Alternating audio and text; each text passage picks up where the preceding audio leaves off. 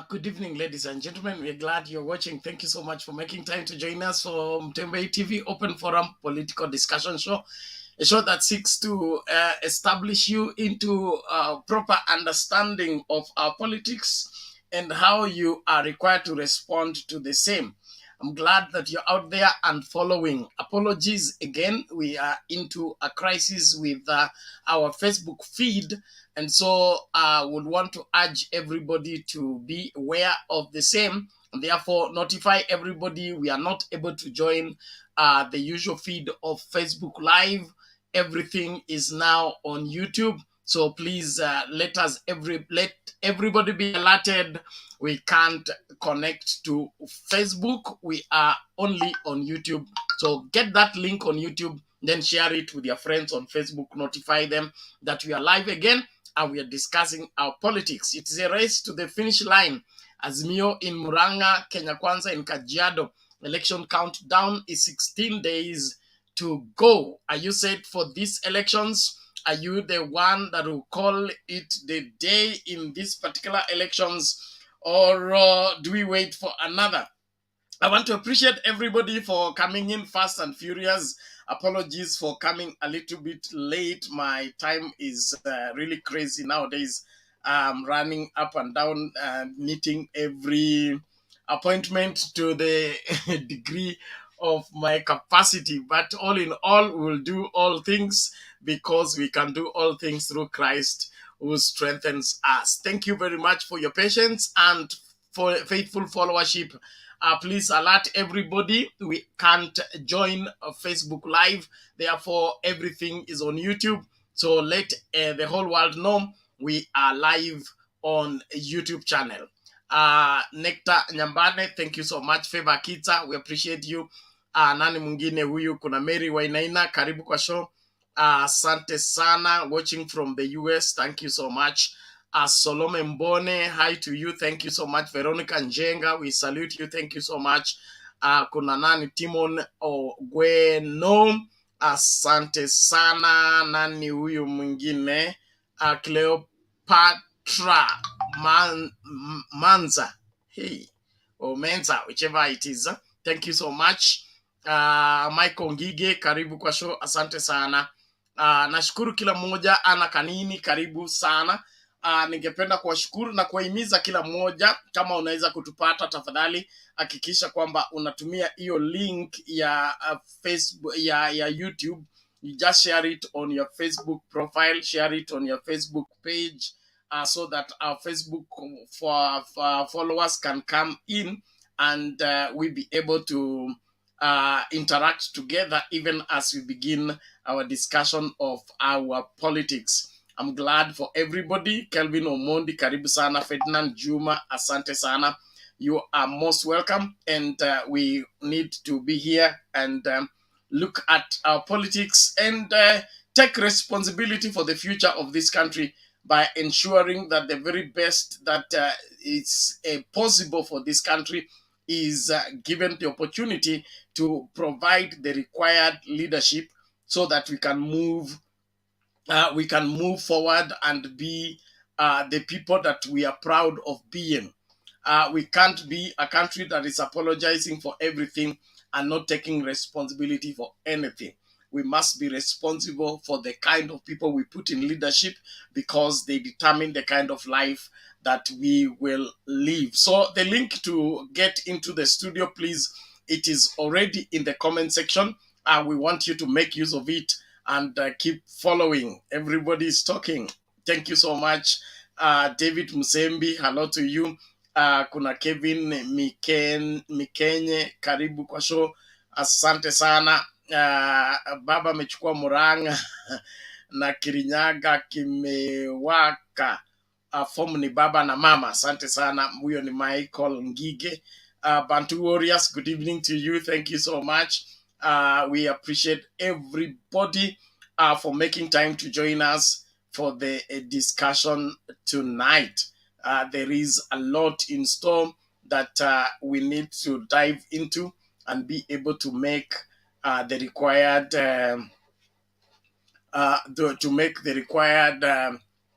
decisions come August 9th. 2022. Usiachwe nyuma. Mambo mengi yanaendelea na wewe lazima uwajibike, kwa sababu katika kuwajibika kwako unasaidia nchi kusonga mbele kwa kuchagua viongozi wanaofaa. Tunasema si bora kiongozi, tunataka kiongozi bora. Yes, tunataka kiongozi bora, kiongozi wa kutegemewa, kiongozi anayeaminika, kiongozi ambaye atafanya mataifa ituheshimu na ituenzi kama watu. Sio kiongozi ambaye atafanya mataifa ianze kutukataa, misaada ikakatwe, na uhusiano wa kimataifa udorore kwa sababu ya kutokuwa na nidhamu. Tunahitaji uongozi ambao utasimamia Kenya kwa ufasaha, kusimamia Kenya kwa haki, kusimamia Kenya kwa ile iliyo ya haki.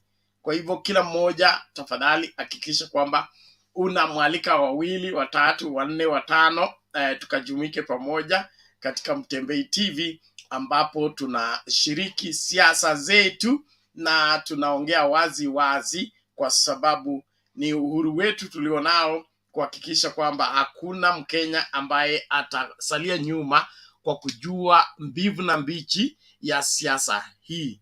Kusiwe na yeyote ambaye atachukuliwa kiholela tu. Lazima kila mmoja amakinike, na huo kumakinifu unatokana na kuwajibika kwetu kama wadau wa nchi hii, kusimama kidede na kuhakikisha kwamba tunafuata yaliyo ya haki na tunafuata yaliyo ya kweli.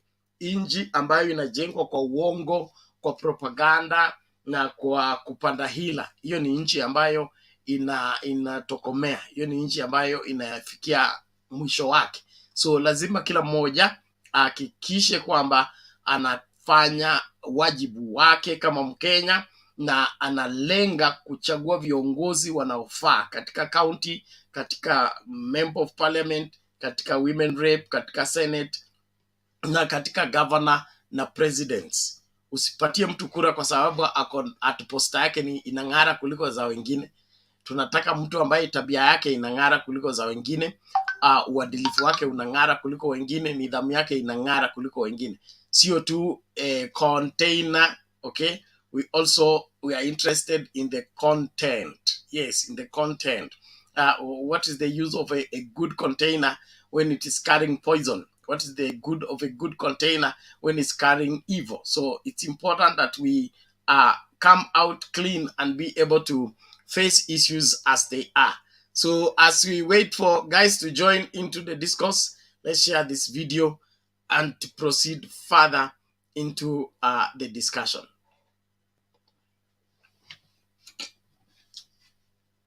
In a subsequent news bulletin. But now, let's go to Kajiado County, where Wiper leader Kalonzo Musyoka has dismissed narrative that he has not been campaigning for Azimio leader Raila Odinga, saying he has been solidifying Odinga's votes across the country. Kalonzo, who toured Kajiado County to drum up support for Odinga and Azimio candidate, says he will continue to campaign for Odinga till he is elected as the 5th president. Kalonzo also campaigned for ODM gubernatorial candidate and incumbent governor Joseph Ole Lenku, while urging residents to ensure Azimio bags more seats.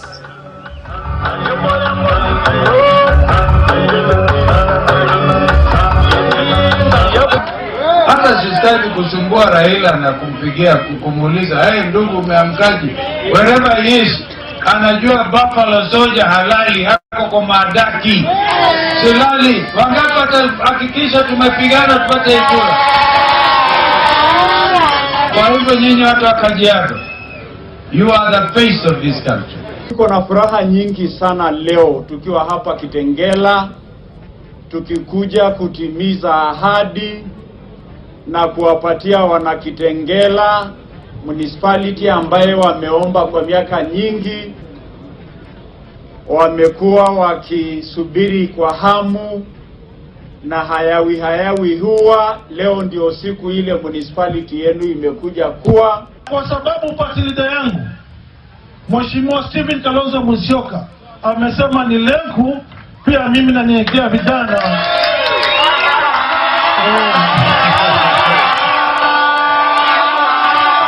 Pia mimi ninanyenyekea na nawapigia magoti vijana wa Kitengela, Kajiado County, tafadhalini. Huyu mheshimiwa Lenku namjua, tulichaguliwa kama gavana pamoja. They say politics is a game of chess.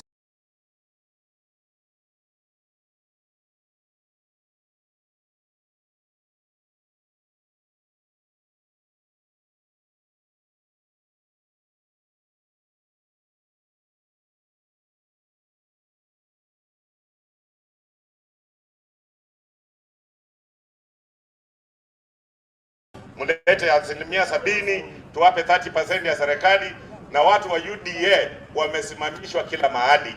Hata Waluya mkipiga kura 100%, kura ya Didmas Baraza, hiyo ni anani direct ya Ruto, atatoa yengine huko chini Bumula, atoe zingine huko Vihiga. Hamwezi kufikisha 70%, impossible. Unaelewa? Kwa sababu kura ya Didmas Baraza haitakuwa ya Wetangula na Musalia, itakuwa ya Ruto UDA. Mnyamo ni bantu wacheri kweli. Mulali, hakuna kitu inaitwa Kenya Kwanza. Tuko na Azimio. Kenya Kwanza, enda kwa ballot paper utafute Kenya Kwanza, au utaipata hapo. Utapata UDA. Mnadanganywa mchana na mnakubali. Hakuna kitu inaitwa coalition hapo. Kama iko coalition, sisi na Wetangula tuliketi. Wetangula ndiye alicraft sheria ya kuhakikisha kama tuko na coalition, tuwe na party ambayo itasimamisha rais na makamu wake, alafu party zingine ziwe under that coalition. Hii coalition mkiangalia kwa ballot paper mtakuta rais UDA, sio Kenya Kwanza. Kwa hivyo hakuna agreement mmesign ambayo iko binding. Mnadanganywa mchana hivi na bantu wacheri basoma. Ambo hakuna mambo ya Kenya Kwanza. Rais ni UDA. Maulire. Na sisi katika Azimio, rais atakuwa kwa Azimio. Maulire. Hizo ndio sababu nasema mubire mbo uno kurire wene ya kubuku, ndio. Nilikuwa na ndugu zangu wawili walikuwa wanasema wanataka kuwa rais. Mimi wakati nilikuwa hapa nilisema mmoja wenu yule atakuwa na nguvu tutamsaidia, si ndio? Lakini tukaendelea tukapika mahali. Mnajua nini ilifanyika? Nikawachwa nimekaa peke yangu. Nikakata kauli, lazima nirudi kwa uongozi wa jamii ya Mrembe, kwa sababu kama zirudi nikisema tu nifanye mambo yangu ya biashara na nisaidie ndugu zangu, inaonekana lengo lao sio kutafuta uongozi, wana lengo lingine tofauti.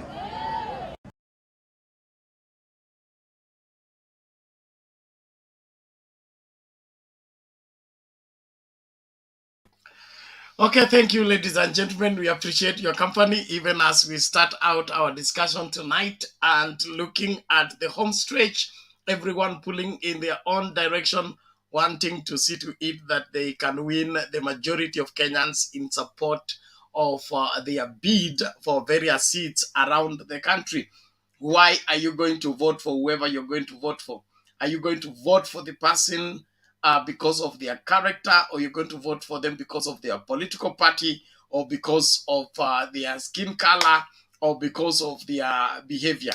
Let us all discuss this in details, even as we urge Kenyans to wise up and take full responsibility of what kind of leadership this country gets in the process of these elections. Thank you, everybody. Thank you, the comment section. Please, let's keep it up. Please, we inform all the people who follow us on Facebook. We've been warning you. We have reached a place. Okay, Facebook has a kind of generated a new crisis. We are not able to connect again for Facebook Live. So everybody wants to follow our program must follow us on YouTube. So everybody, please alert the Facebook team to come to YouTube, and they will be able to get our broadcast. And you're following on YouTube, just copy that link, then share it on your Facebook profile. Alert, guys. So let us all make the difference by inviting as many as we can. Thank you. Nelvin, karibu. Habari ya leo? Hey, asante sana Bernard, mzuri sana. Yes. Nimesema niwajulie hali leo. Asante. Mimi Bernard, Karibu. Bernard nimeanza kukua na wasiwasi. Mimi mathematics hii mathematics tulisikia ilikuwa na tashwishi. Kuna vile iliiba kura milioni 1 Venezuela sijui wapi. Sasa itakuwaje hii ndio inakuja kutusimamia uchaguzi na imekuwa tena na ufisadi Uganda. Ikashindwa kufanya kazi Uganda. Wewe unaona hii Kenya ikielekea mahali pazuri kweli hata tukiongea Bernard? Kenya inaenda wapi? Kenya inaelekea wapi? Hii inaweza kuwa worse than 2007 kwa sababu ya nini? Watu waamke saa 10 kupiga kura. Alafu wakienda kupiga kura tena wanasikia sijio mitambo imekataa kufanya kazi. Ama imeiba kura. Tutakimbilia wapi? Hiyo kitu imenipatia wasiwasi sana. Hata mahali nimelala nikiwa na wasiwasi mingi sana. Hiyo mathematics hiyo, kama Chebukati ni mjanja, I cancel mapema. Ama atoe manual register. Kwa sababu mimi naona Chebukati akienda jela, kwa sababu koti zimeshasema mapema. Uchaguzi ukiwa na dosari watanalify. Sasa ile kitu yenye mimi nashangaa, hao watu kwa sababu kuanzia jana tumeona kina Chebukati, kina Musalia ni kama wako pamoja. Ni kama wako pamoja na IEBC kwa sababu ni kama wameandikwa wamekuwa commission. Kwa sababu unaangalia badala ya IEBC toe statement, hawa ni wanakuja kutoa statement after wale wamwachiliwa kutoka cell. Na Kenya kuna security, na security lazima ifanye kazi Bernard. Kitu kingine leo nimeona huyu Musalia amechoma wakiwa Kajiado. Amesema Musando waambiwe kuhusu Musando na ndugu yangu William wako hapa, na ndio walikuwa na Uhuru. Sasa hata William ameshindwa atafanya nini? Alafu kwa hiyo mkutano hiyo Gashagu ameenda kuongea vibaya kuhusu Raila Amolo Odinga. Nikaona kuna mahali vijana karibu hata watoe mbio, ndio akageuza statement. Lakini mimi Bernard niko na wasiwasi. Wacha niseme ukweli, niko na wasiwasi na hii uchaguzi. Wasiwasi imeanza kupanda kuanzia serikali. Yes, serikali yetu ni mzuri kwa sababu hauwezi ingia holela. Hata saa hii ukitoka hapa uende Uganda, lazima ukiingia huku utaulizwa umetoka wapi, ulikuwa umeenda kufanya nini. Serikali yetu security iko sawa, na watu waache kuchezea security. Nimeona Muranga watu wamekubali. Muranga yote imekubali, naona huko kiwanja hata imejaa. Hata William saa hii juzi amekuwa Muranga hii kujaa. Lakini leo ametukonfirmia ya kwamba tumepata kiongozi na kura tunapata 70% Central Kenya. Lakini sijui inaitwa mathematics ama inaitwa nini, inafaa itolewe mbio kabisa kwa sababu hii inataka kutupatia hofu. Mimi Bernard sina amani kwa roho yangu. Nasikia roho yangu tu inakaa ikistuka na hii kura yangu ni moja. Yes, sijekataa na ni mingi. Hiyo moja na ndio yangu ya mwisho kutupa. Hiyo ndio ya mwisho kuweka kwa debe. Mimi sitawahi piga kura tena. Kwa nini wewe unaenda wapi kwani kule unataka kupiga kura? Kura utapiga tena. Lakini Bernard napiga napiga kura ya mwisho kwa sababu kiongozi yule ambaye naona anaweza saidia nchi yetu, si kunisaidia mimi, ni Raila Amolo Odinga. Aha. Na sasa yeye ni yake ya mwisho, naweka yeye ya mwisho aingie State House, lakini niko na wasiwasi Bernard. Niko na wasiwasi kubwa. Wewe bwana Nelvin, yeye ni baba, okay? Na baba ana watoto. Na mwana wa nyoka ni nyoka. Kwa hivyo relax. Hii nchi haiko, we don't have a banana republic. Wale watu wanajaribu kuleta story ya kuiba kura, watajua kwamba kuna serikali. Unajua kuiba kura sio rahisi vile watu wanafikiria. Na Chebukati hana uwezo wa kuiba kura peke yake. Na kabla uanze kuiba kura lazima uhakikishe kwamba utalindwa. Sasa nani atalinda nani hapa? Kama nyinyi wote ni wahalifu. Anayekuambia umuibie ni mhalifu, wewe mwenyewe ni mhalifu. Alafu mnataka kuibia serikali. Ushaona mtu aenda police station anaenda kuimba, ataenda kuiba gani huko? So hii kitu sio rahisi vile wanasema. Na sababu yao kwa kwanza kuongea hivi, kwanza nashukuru sana Musalia Anaweta na nani Widwani wamejitokeza mapema kutetea nini? IEBC. Inamaanisha wakati kura sasa matokeo imetokea na wame lose, they must not say anything. So walisema IEBC iko sawa. Na walisema kila kitu iko sawa. So hiyo is part of the game. They will have nobody to complain. Hawezi kuita maandamano, hawezi kuteta. Kwa nini walisema Chebukati ako sawa? IEBC iko sawa, register iko nini? Sawa. So for them, let them do their worst. But at the end of the day, they can't get away with it. Why would the government be arresting people who are carrying sticker only? That means the surveillance is due. Na sticker haikuwa nje ya bag, ilikuwa imefichwa ndani ya bag. It was scanned, zoomed. This is not ordinary paper. Kaa kando. Na ikapeanwa anti-terror. Anti-terror uendaki tu huko kwa sababu wewe ni black. Uendaki kwa sababu uchunguzwe vizuri.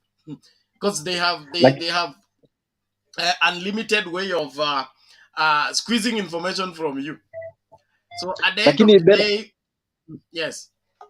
Lakini Bernard, ukiangalia hapa huyo sijui ni Tony Kushigan, sijui ni Mushigan ama nani, ukisikia na ni CEO anahoji ya kwamba kwa media na anasema hii kampuni yao ilitumika kuiba kura milioni 1 Venezuela.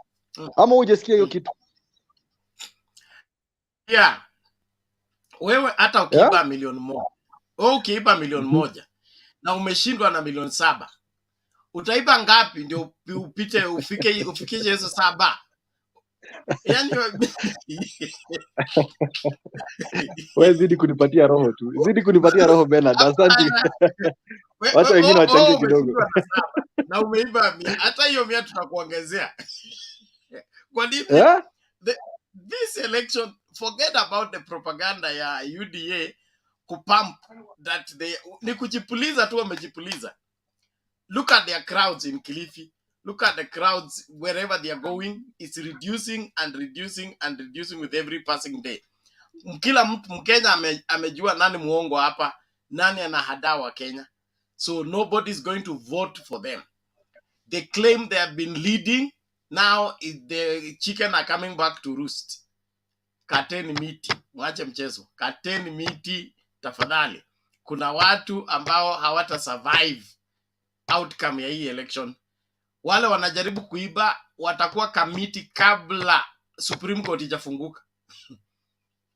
Yaani unapelekwa ile Moi alikuwa anatupeleka Nyat House, okay?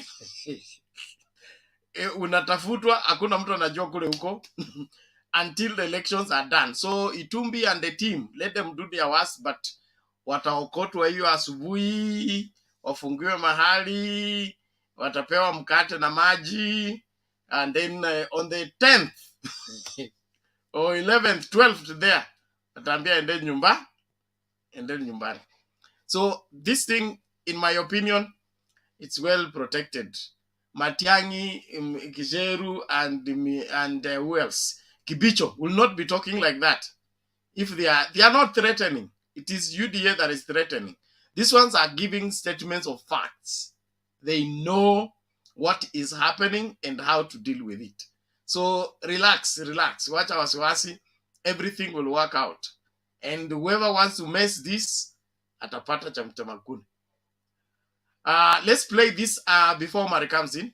Kwanza, let's do this one so that Omar can...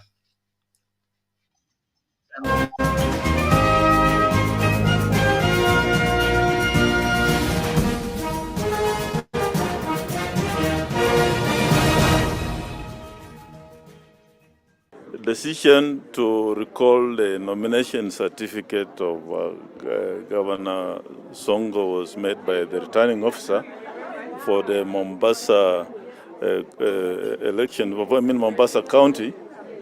That's a decision the returning officer made, and I believe the commission then has provided the way forward. Now, if you talk about an appeal to the East African Court of Justice, we have not been served with that appeal. We have also just seen it in the paper, and I believe then every citizen is entitled to decisions from the court, which will then throw the commission outside its timeline for 9th of August.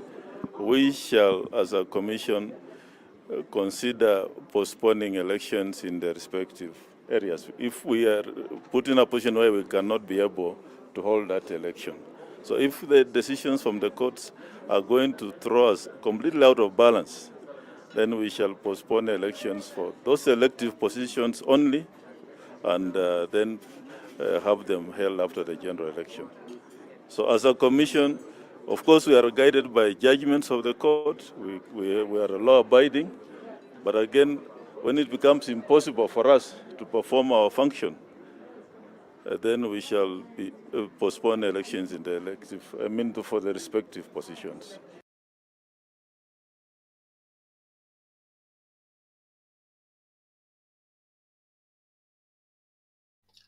Huyu ni Bwana Chepkati. Bwana Omar, karibu. Unasikia hii story vipi?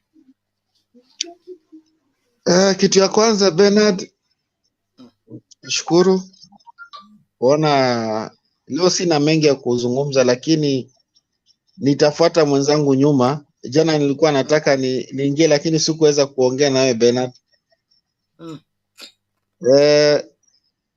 Central tuko sawa, Kalonzo wamejigawa Mombasa huko, Taita Taveta huko, Garisen huko. Kundi nyingine iko Mombasa, Kila Joho. Kuna wale wana kampu Western. Mambo yendi vibaya, inaenda vizuri. Lakini wasiwasi yangu Bernard, nitaunga huyo rafiki yangu mkono. Hata mimi nimeanza kukuwa na wasiwasi Bernard. Okay, tutapatiwa hope, lakini Bernard tusikubali it happen tena, kwa sababu miaka zote tukisupport huyu mzee Bernard, hatulali, tunaenda kukesha kwa line tukigojea results, tunapata results iko vingine Bernard. Bernard, mpaka wengine wanatamani kujinyonga. Watu wana hope serikali ya huyu mzee. Tunaona Bernard, life yetu, maisha yetu tunapatia huyu mzee na madhakarua. Tusikubali happen tena Bernard. Kama una watu hao wakubwa hao Azimio, waambie wachunguze hizo mashini. Wako na intelligence wao, na wako upande mwingine wako na serikali. Wajaribu wachunguze hizo mashini. Watu hao mashini, nasikia kuna picha nimeona wamejaribu kuitafia na nchi 3, Uganda, kuna nchi nyingine na sijui ni nchi gani. Wana cases nyingi Bernard. kwa hizo mashini zao. Kama najua unaweza kucontact watu wa Azimio hao wakubwa, wajaribu wamulike sana IBC macho, kwa sababu hatuna imani kabisa na hatutaki happen tena. Hii ni maisha yetu na hii ni lala salama. Huu mzee akikosa kupata saa hii Bernard hatapata tena maisha yake, na hope tumemwekea na tukikubali hawa watu wachukue serikali watatukanyaga. Hii Kenya itakuwa kama Uganda, na hatutaki ifikie hapo. Itakuwa udikteta itarudi, hata itakuwa zaidi ya Moi, na tutamani ikuwe hivyo Bernard. Kama kuna information wafikishiwa watu wa Azimio wakubwa, wajaribu wafuatilie hizo mashini na wafuatilie kampuni, kwa sababu hatuna imani na Chebukati kabisa. Hii vituko anatufanyia before election ifike Bernard, lazima tuchukue action saa hii. Bila tukisema tuko na serikali, tusitegemee sana serikali. Pia hata sisi lazima tufanye ujuzi wetu to stop. Inaonekana Chebukati hayuko tayari kufanya hii election. Hiyo kwa sasa Bernard niko nayo, sina ingine, lakini tuna hope mambo itakuwa nzuri. Sawa, it's okay. I keep urging us, let's not overread into things. There is a reason for bringing out an expose of a matter. In politics, it's usually two way. One could be prevention. The other one is to warn.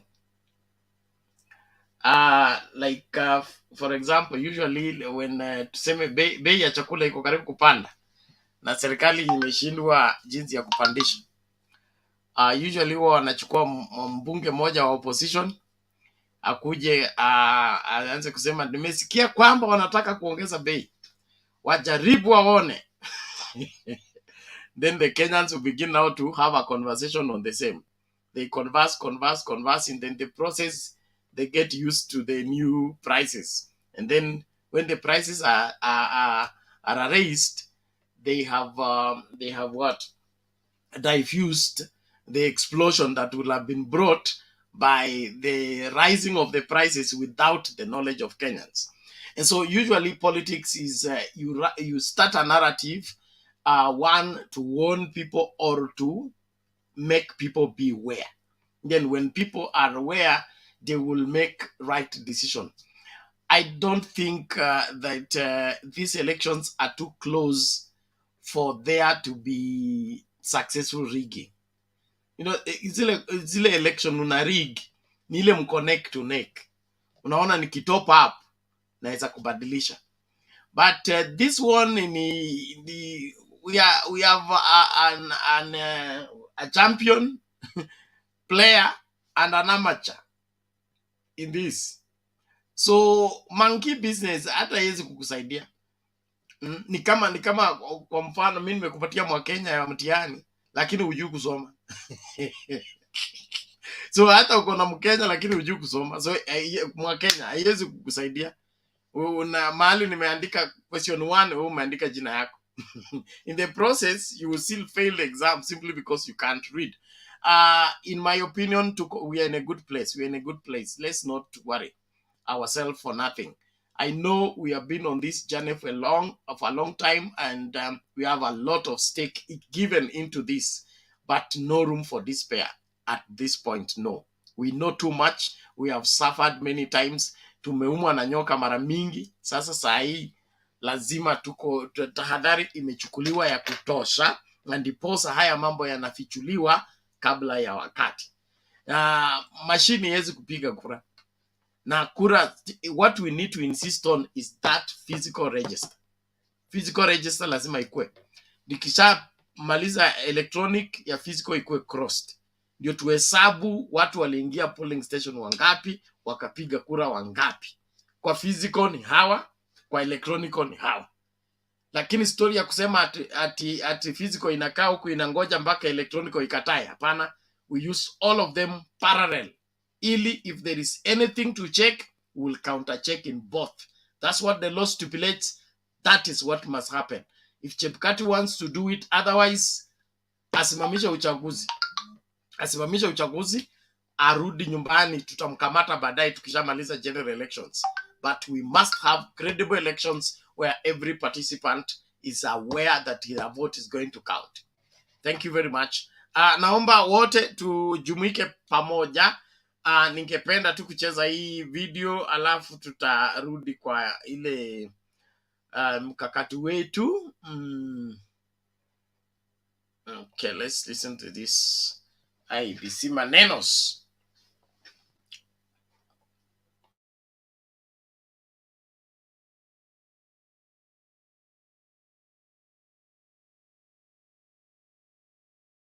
TV Weekendi, lakini nakusihi tusemezane katika mitandao yetu ya kijamii @NTV Kenya @Mwakafrida, hashtag ikiwa ni NTV Weekendi. Mfasiri wa lugha ishara ni David Agondoa. Bamba. Imegonga saa 1 kamili, twende kazi. Ni siku 3 sasa tangu vuta nkuvute baina ya tume huru ya uchaguzi na mipaka nchini IEBC na idara ya polisi kushuhudiwa kuhusu kukamatwa kwa maafisa wa kampuni ya kiteknolojia ya Smartmatic katika uwanja wa ndege wa JKIA kwa madai kwamba walikuwa na vifaa vya uchaguzi. Na mtazamaji, nguvu mpya kikosini. Mwanahabari Ibrahim Karanja anatupa taswira kamili ya hali ilivyo na jinsi hali hii inaweza kuhujumu uchaguzi mkuu wa mwezi ujao. Tofauti baina ya tume huru ya uchaguzi na mipaka IEBC na idara ya polisi siku 3 baada ya kukamatwa na baadaye kuachiliwa huru kwa mfanyikazi wa kampuni ya kiteknolojia ya Smartmatic na maafisa wawili wa IEBC huenda ikaondoa imani ya Wakenya kwa uchaguzi utakaofanyika baada ya siku 16. Idara ya polisi kupitia mitandao ya kijamii ilitangaza kuwa ilimkamata mtu mmoja, raia wa Venezuela, akiingia nchini kupitia uwanja wa ndege wa JKIA akiwa na vifaa vya uchaguzi. Hata hivyo, IEBC imeashiria kuwa licha ya polisi kutangaza kuwa walimwachilia huru raia huyo wa Venezuela pamoja na vifaa alivyokuwa navyo, IEBC imesema kauli hiyo ya polisi si kweli. IEBC kiumbisha hata zaidi imani ya uchaguzi kwa kutangaza kuwa polisi walichukua vipakatalishi vya maafisa hao, kando na kuwashurutisha kuwapa neno siri ya vipakatalishi hivyo. Chebukati akitangaza kuwa sasa utayarifu wa tume hiyo umewekwa katika hali ya wasiwasi. Wachanganuzi wa masuala ya uchaguzi sasa wanasema hali hiyo inayumbisha utayarifu wa uchaguzi na imani ya Wakenya katika uchaguzi. And that fight cannot be held in the public spaces. Because the public then is going to be looking at these things and say, so what are all these things happening? On whose interest are these things happening? And this very close to the elections. So you start casting aspersions as far as issues about the preparations are concerned. And that is not what you want. Maswali zaidi yanaibuka iwapo mikakati ya kusafirisha vifaa vya uchaguzi ilizingatiwa na iwapo IEBC ilistahili kutangaza kuwa vifaa hivyo vilitarajiwa jinsi idara ya polisi ilivyosema. Hata hivyo, IEBC imeitaka idara ya polisi kusita kuwahangaisha maafisa wake huku uchaguzi mkuu ukiendelea kukaribia. I think it was a major breach on the part of IEBC. Notwithstanding what Chebukati is trying to say, I think it is not correct. It was not right, and the doubts are justified. But there are administrative discussions between agencies that they handle at their level. Now, you would expect when those things are violated, then they are settled in the same spaces. But when you bring them out into the public limelight, and then you have a public standoff, like now we are witnessing, it does far more worse than handle or settle the issue. It creates an impression out there that people are not working together. Waziri wa mawasiliano na teknolojia Joe Mosheru aidha ameongeza moto kwenye vuta nkuvute hiyo baada ya kuweka shauku yake dhidi ya hatua hiyo ya IEBC. Kauli ya Mosheru ikizingatiwa kwani tayari ameshatangaza msimamo wake wa kisiasa wa kumuunga mkono Raila Odinga wa Azimio la Umoja. The head of police in this country felt it necessary for him to speak. I think speaks volumes about what is happening behind our scenes. It's one thing to be open. Yes, the security operators, be open about what you're doing. IBC, we want you to be open about what you're doing. But there are certain things that you know if you open them up. It's basically, it's like opening a can of worms, and you're setting out yourself in the public. And there are issues which I think can be handled within the back channels. Ibrahim Karanja, NTV.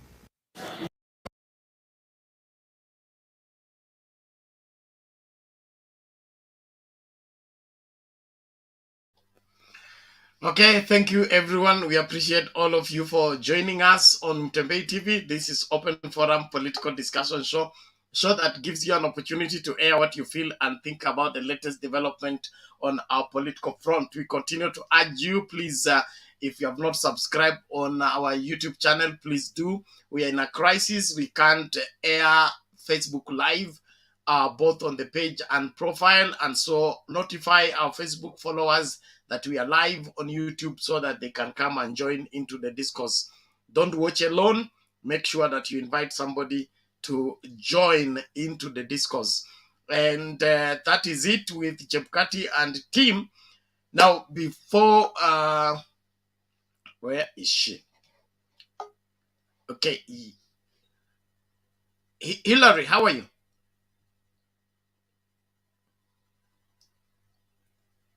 Yes, Bernard, I'm very fine. How are you? I'm okay. Sema maneno. Yes. Fiti sana, habari ya siku mingi. Salama. Wewe are you camouflaging or something? No, ni mtu yeye ananisumbua anajaribu kumtoa hapo. Okay, sawa. Karibu. Asante. Nimeingia kwa sababu nimeona Nelvin na Omar wako na wasiwasi. Wanasema ati wana wasiwasi na hawa watu.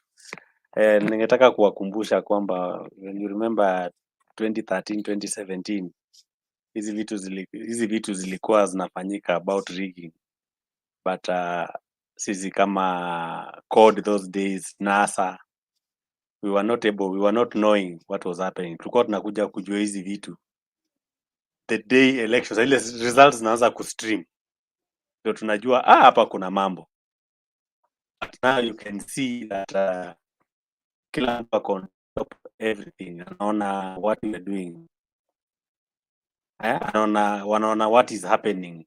So that's why unaona hizi alarms ziko. So me, I'm not worried and you should not be worried, because tayari hao watu wamemulikwa. Chebukati saizi mahali analala, mahali mtu anaongea na yeye, mahali anaenda kwa meeting, anafatwa, anaangaliwa, anamulikwa kabisa.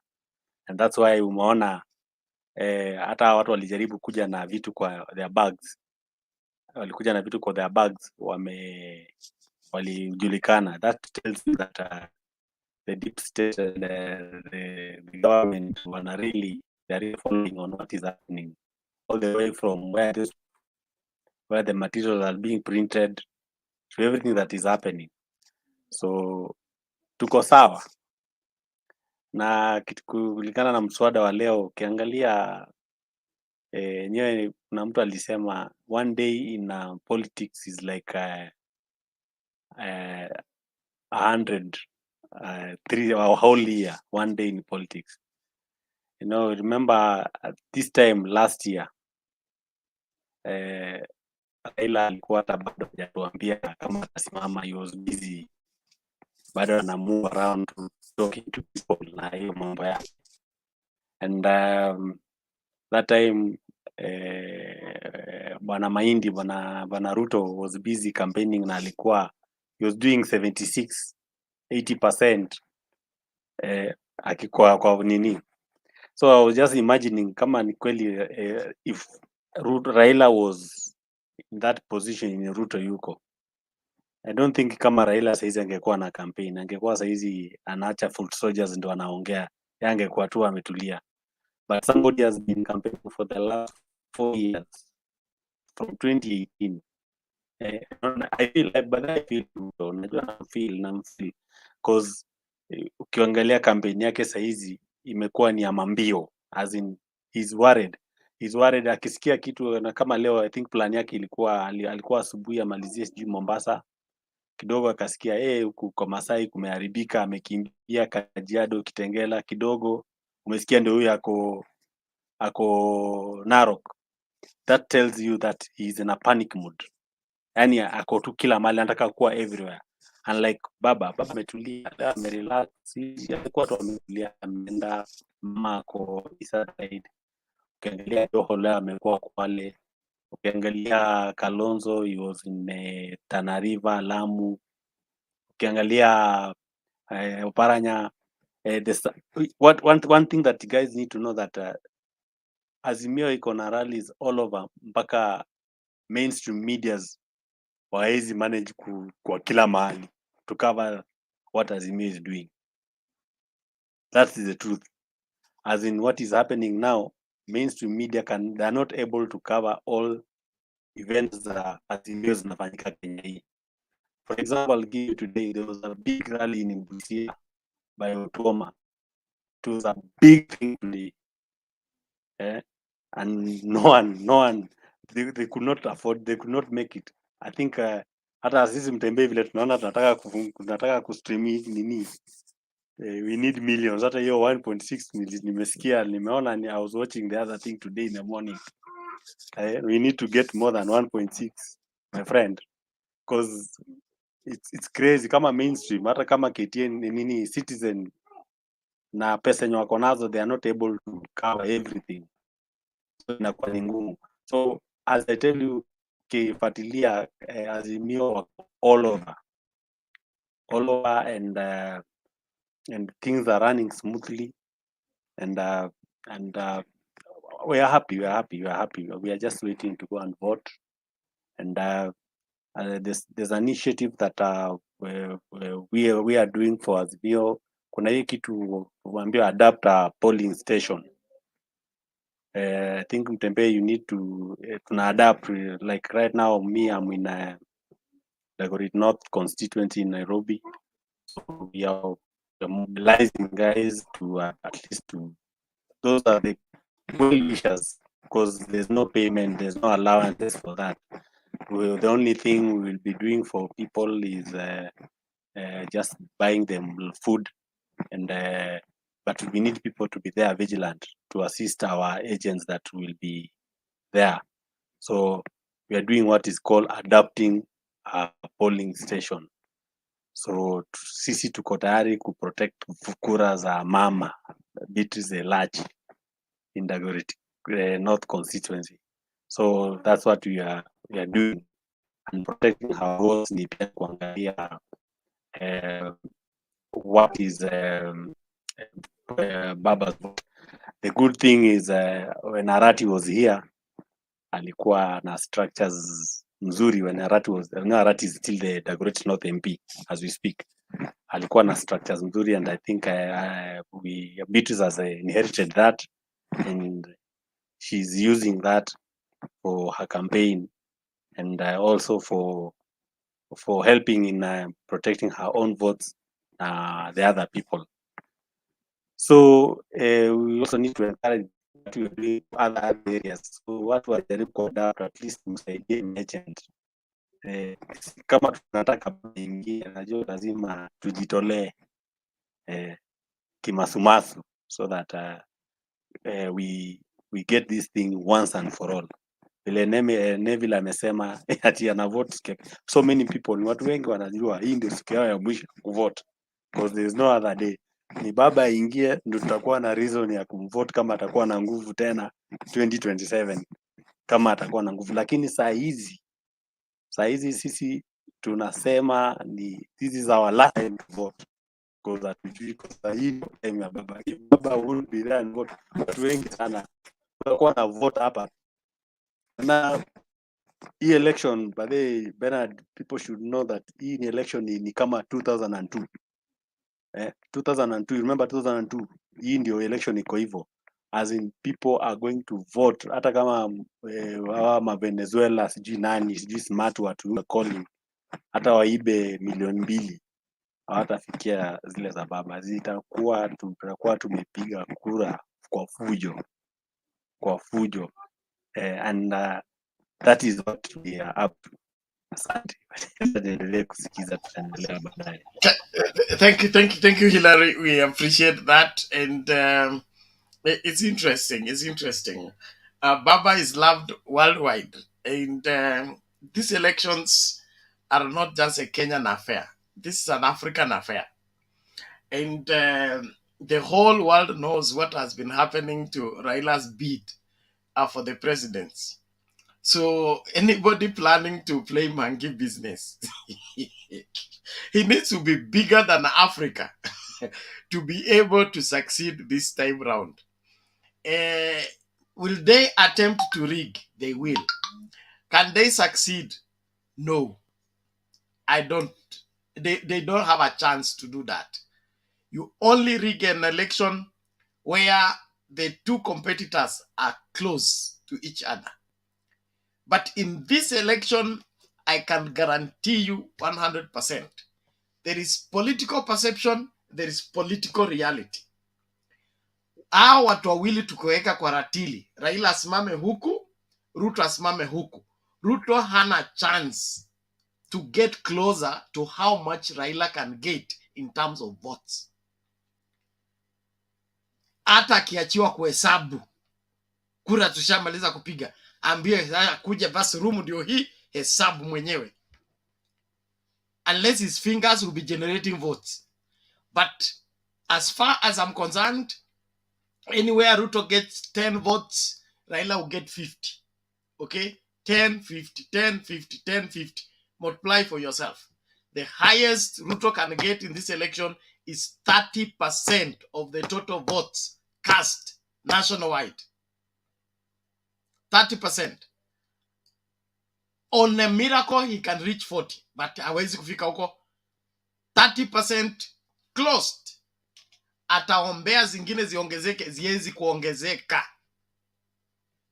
Kwa hivyo tulia hapo. Na story ya security, hiyo Matiang'i ashashughulikia na Kibicho. That is taken care of. Any person saying mwe, ataona kwamba hii nchi ina wenyewe. Na wenyewe ni sisi. Na tuko hapa kuhakikisha kwamba wale wametuharibia uongozi. Because yule mtu anaibanga kura ndo anaharibu uongozi. Sisi tumepigia kura kiongozi mzuri. Wewe unatuletea kiongozi mbaya. Tunaishi miaka mitano tunasafa. Then you want us to celebrate you. Hapana, tutakuescort kamiti. Sisi ndio tutakufungia huko. Kama prison warden wanakuachilia, tunaofunga nao pamoja na wewe. Kwa nini? This is our country and we must redeem it at all cost. So msisumbuane na wao watu wa Kenya Kwanza. Kenya Kwanza hakuna. They know they don't have a chance with this election. They can only look for how to cause a crisis. Can William Ruto cause a crisis in this country to overturn an election? No. Hana capacity, hana kifua cha kutosha. Hizo maneno yake ya mdomo isiwasumbue, hana kifua cha kutosha. Iko tu ndume moja. Ikisema kesho ni holiday, it doesn't need to write prior announcement. Tutakaa kwa nyumba. One person. Every other person follows after that person. If you think you are Raila Odinga, tukutane kwa debe tarehe 9. Hata Chebukati afanye. This is too much. Now let's do this. Najua ni wakati wa mama, lakini ngoja kwanza mami. Nilikuwa nimeruka Anderson. Anderson, nakupatia dakika 2, maliza tafadhali, ndio tupatie kina mama wamalize, ndio turudi sisi. Anderson, mbio mbio tupatie updates. Nilisikia kuna wasiwasi huko nini at Western, mnataka kupatia UDA 40%. Mtu alinikera sana hapa jana akisema namna hiyo. Hebu tuongee vizuri. Mambo bena. Niko poa, sema. Habari za wenzangu Hillary, Mama Selina, Olara, Eliza, Anyumba. Pena mimi niko poa. Huyo mtu alikudanganya. Huku Ruto apate hati ngapi? 40. My friend. Ruto sijui atatoa nguo kwanza ndio apate hata 25. Huyo mtu hawezi fikisha 20. Western. Na kama kura za nini Bungoma zinamdanganya ati akipata nusu, sasa hiyo ndio 40% ya Western. Anajidanganya. Huku ni kunoma. Pesa nazo tunakula. Kama ni 40% ya pesa hiyo tuacha tukula. Lakini kura, baba Ruto atashangaa. hata mwenyewe anajua huku tumefanya kazi. Hizo propaganda zao zenye wanatumianga ndio tumetumia tu kutembeza huku kwa mama vijana. Sasa hizo ndio tunatumia zao. Yale matusi anatusi watu wetu, hayo ndio tunatumia tu kwa kukampeni. Kwa hivyo 40-0 atapata kitu akienda sana 20% Western. Lakini mtu asikudanganya. Wale wanakudanganya wako grao. Sisi tuko huku. Kwa hivyo Bena hapo walikudanganya. Alafu wenzangu wako na wasiwasi na sijui Chebukati, sijui Chebukati ako sawa. Wacha Chebukati afanye kazi yake. So unaona wengine wameshindwa kudeliver 70% Western. Sasa hivi wamekuwa sijui maafisa wa IBC. Unaona? Sasa hata hawana kitu ya kuambia Ruto. Hiyo ni kujitetea. Wanatafuta njia ya kujitetea Ruto asiwaulize hiyo 70. Sasa ndio wamekimbia huko sasa wanajifanya watu wa IBC. Mudavadi hawana kitu wanaweza patia Ruto. Hata Ruto anajua. So watu wasikuwe na wasiwasi. Na kuiba kura si ati unaamuka tu leo na unaiba kura. Huwezi iba hivyo kura. Kwanza za upresident. Kwani ni MCA mnaenda kuiba kura? Lazima ukuwe na connection. Na Ruto anajua connection yenye iko washa separate. Anajua wale watu wanaweza fanya kuwe president waliachana. So kuiba kura si dakika moja unakuja tu na kuiba kura. Kwa hivyo watu wasikuwe na wasiwasi. Ruto kama yeye ni mwanaume, aamuke kesho, aambie watu waende Uhuru Park. Kama yeye ni mwanaume, tuone kama wataenda. Na hakuna mtu, sorry kwa kusema hivyo. Lakini hakuna Mkalenjin anaweza tokezea anaenda maandamano. Hiyo ni uongo. Maandamano ni amuliwa na Mjaluo ba. So asijidanganye, wakati atashindwa tu hivyo. Hao watu wake wataenda tu shambani wakiendelea na kazi. Hakuna mtu ataenda kwa barabara apigwe tear gas. Mbio nazo wako nazo, wanaweza toroka sana maaskari, lakini kwenda maandamano, Ruto atajiendea hata huyo Mudavadi ni muoga, hawezi enda maandamano. Kama hakuenda swearing in ya baba, maandamano ataenda, hawezi. Sehemu kwa huyu mtu anachapwa na mwanamke kila saa huyu Wetangula, hawezi enda maandamano. Kwa hivyo ile kikosi yake yote ni ya waoga. Kwa hivyo Ruto atashindwa mapema. Na venye Bena umesema, unajua kama mimi nimeanza kupiga kura 2007. Kama kuna timu rahisi tumepatana nayo ni Ruto. Wakati nilisikia Ruto ako kwa ballot paper, nilijua huyo tushamalizana naye. Ruto tutamshinda na milioni 8. Waja sapa 8. Huyo jamaa hata hakuna kitu atasema. Atatafuta njia ya kwenda kotini lakini atashindwa. Kwa hivyo watu wasikuwe na wasiwasi na Ruto. Ruto bado. Ruto angepewa mtu kama labda Joho, hiyo ndio sasa klasi yake. Lakini Raila, mtu wa kushinda Raila kura hapa Kenya bado hako amezaliwa. Kwa hivyo mtu msijali na Ruto. Kwanza tunampepeta Western, apepetwe Nairobi, apepetwe Coast. Huko kwenye anasema stronghold yake tunakula 50. Huko Central tunakula 50-50. Ndio ajue hana kitu. Na akifikisha milioni 6-7 atakuwa mwanaume. Haizi pita hapo. Kwa hivyo watu wasikuwe na wasiwasi naye. Alafu watu wa Azimio tufanye kazi. Tumalizie hizi kura ziingie kwa kikapu. Ndio tumshinde vizuri. Nataka tumpige na kura zingine mpaka hata mwenyewe akikaa kwa nyumba anaambia Rejo, hapa nimepigwa. Hii ni kupigwa, nimepigwa. Hata jitokeza siku ya kutangaza mshindi, hautasikia sauti ya Ruto. Kwa hivyo ni hiyo Bena, tuko pamoja. Okay, asante sana Bwana Anderson, we appreciate that. And then nitakutafuta kwa simu, tuna mchoro fulani nataka tuchore huko Western ili tuweze kujua yale yanayojiri moja kwa moja. So I'll find you, I have your phone number. The rest, thank you so much for your continued followership and support. Please alert our Facebook followers. Nilikuwa nawaambia hapa, aiwi itakuwa watu wa Facebook wameleta kizaazaa tena. So please kila mtu akuje YouTube ndio aweze kupata matangazo yetu moja kwa moja bila kusumbuliwa. So chukua hiyo link, share huko kwa Facebook or groups, Facebook profile, alert watu wako kwa WhatsApp. You just share the WhatsApp, say join the debate here, live debate here, and then get people to join. so that they can follow. I'll play a video and then a video that I will later, before Mama Selina comes in. I said that Raila Odinga is bigger than Kenya. Listen to this. Watch this closely.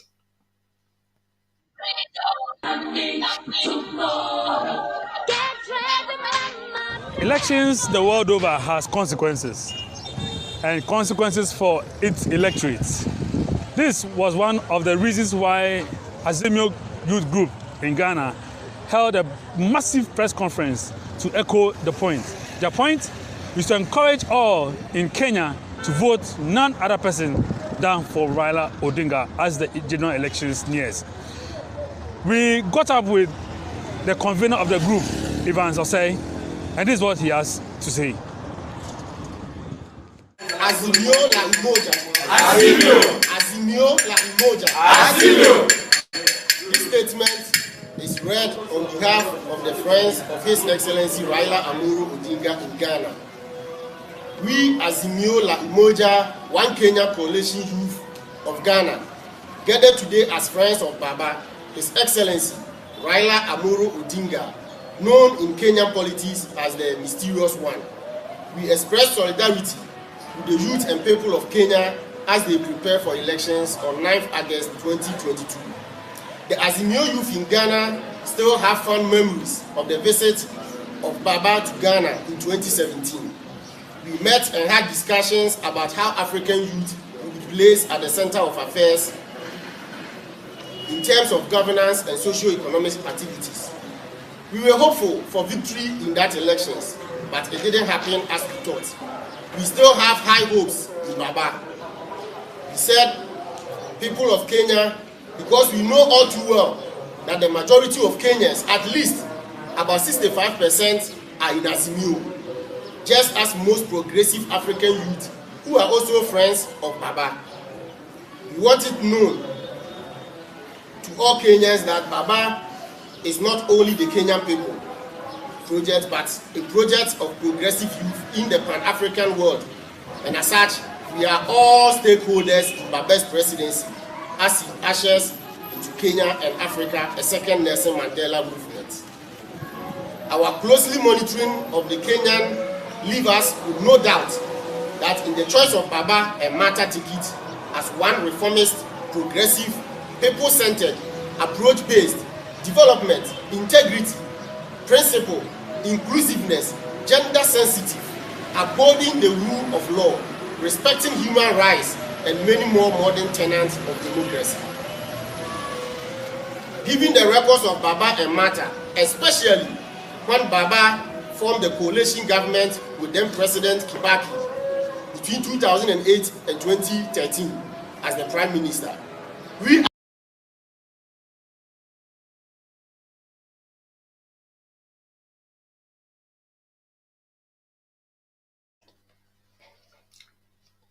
Aya, mlete video ile wa Afrika wamesema kuhusu Ruto, tuone. Tuletee video tuone kama iko.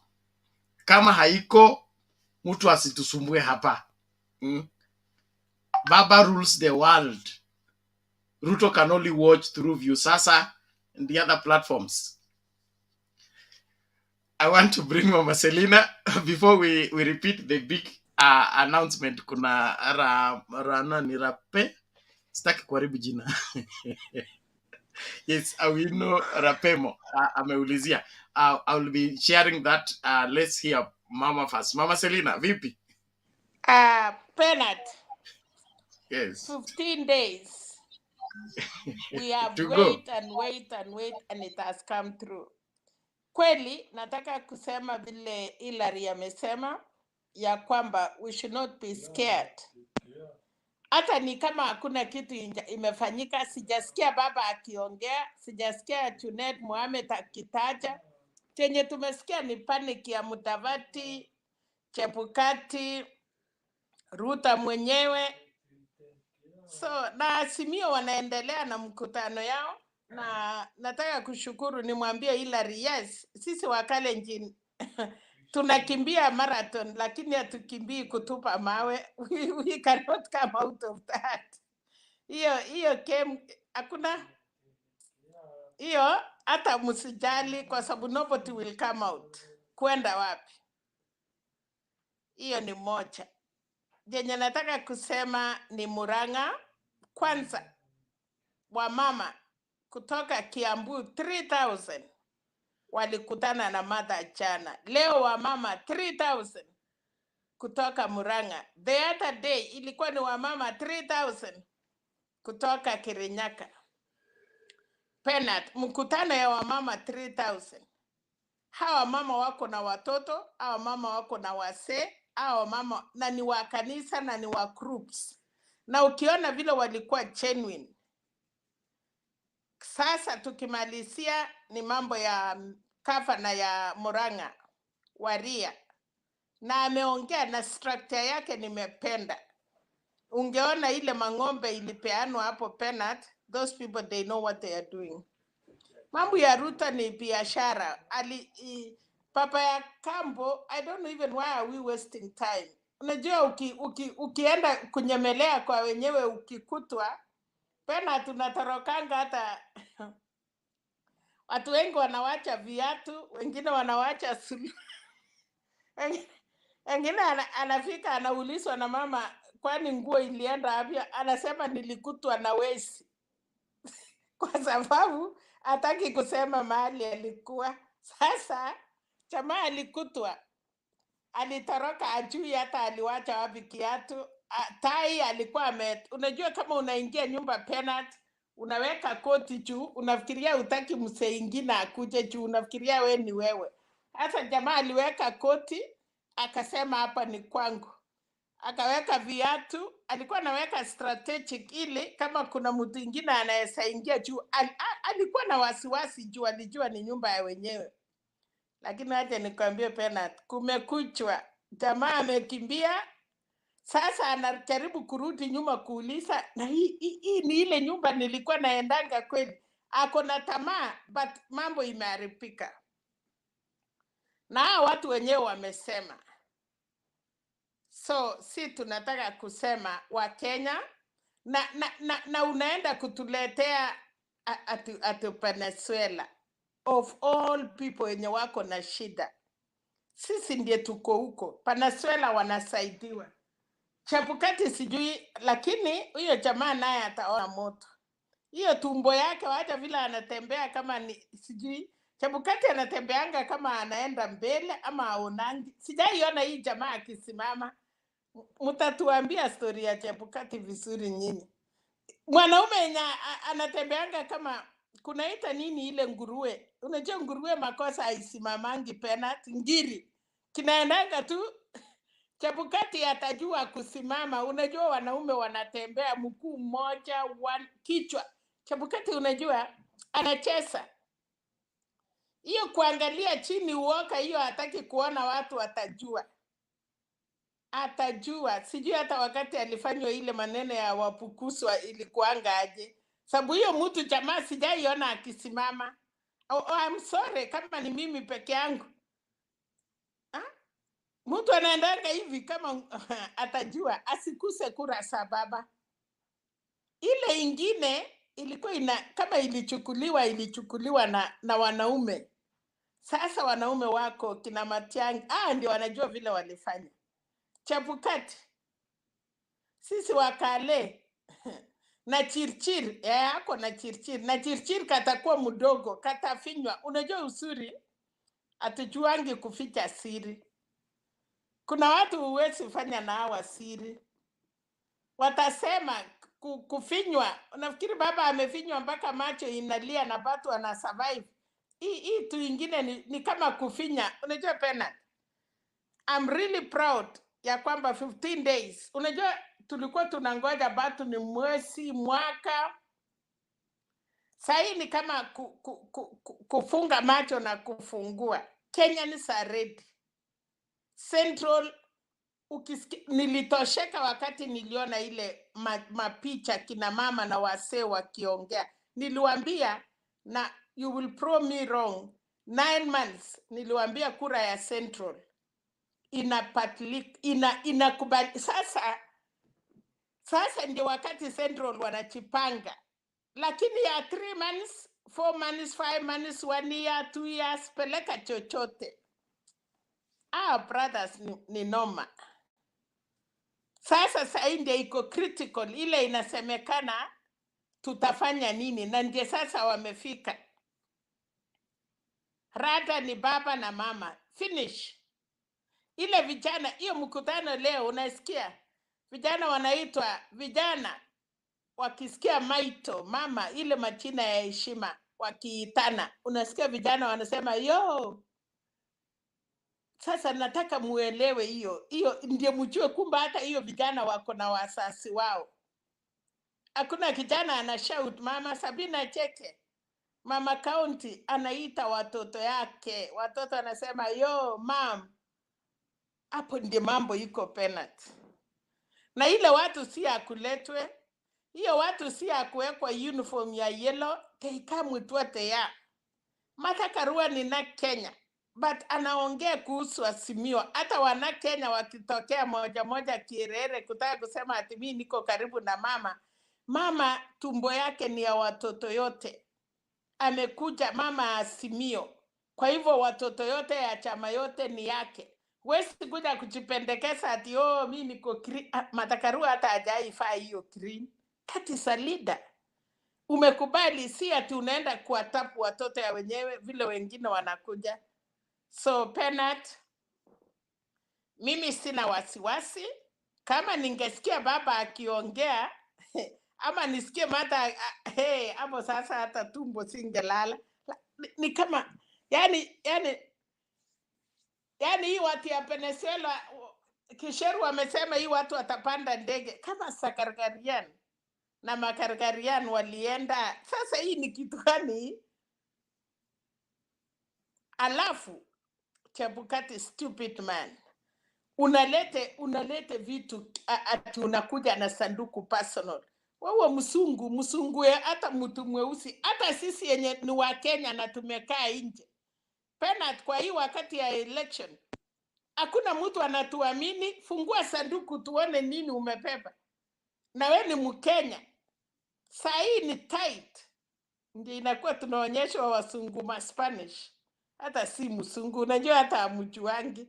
Venezuela huko. Wapi Mkenya Spain? Hiyo ni watu yake. Si wasungu, msungu ni mchamani. Msungu ni huku mahali wana huku. Kini mnaenda kutuambia watu wenye wanaitwa ma Spanish. Spanish wameipa nini ya naitwa nini ile madawa.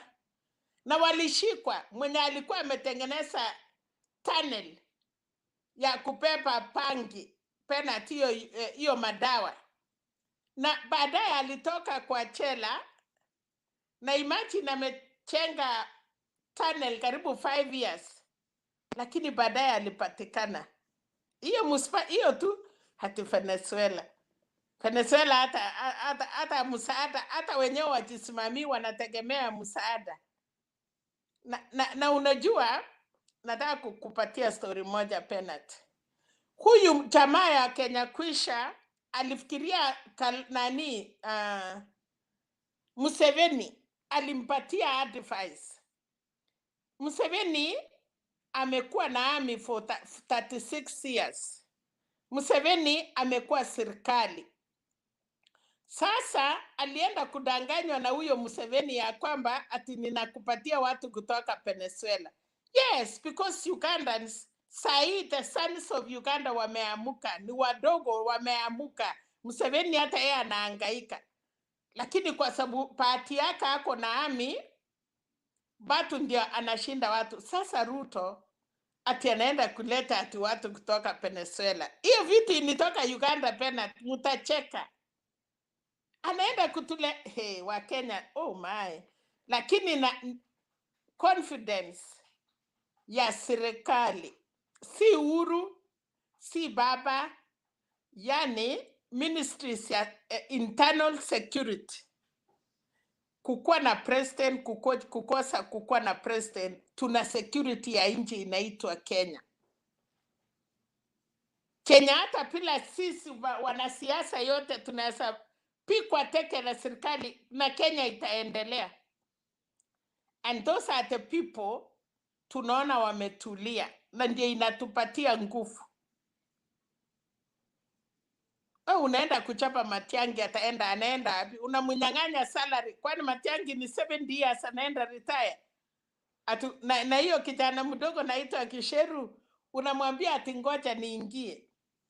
Ruto walipigia kelele mtu anaitwa ya Interpol, ule Mumeru. Kinoti ndiye anashikilia Bernard. Amina Abdalla, yani sasa hii jamaa, Kenya ndiye tuko kwa dunia. We are leading there. Yani unalalamikia nani? You cannot even call Kinoti. Umwambie baba, Kenya iko aje? Hii vitu itashikwa Bernard, kura tutamaliza. Na nataka kuambia Hillary, hata hiyo 4 million unaongea, unajua saa ile watu wanajua unaenda kuanguka, hakuna mtu anataka kuingia simu na wewe. Ulisikia aliongea na Kikale, alisema mkichimba shimo msichimbe mrefu, na yeye sasa hiyo mrefu alichimba ndiye ataingia mwenyewe.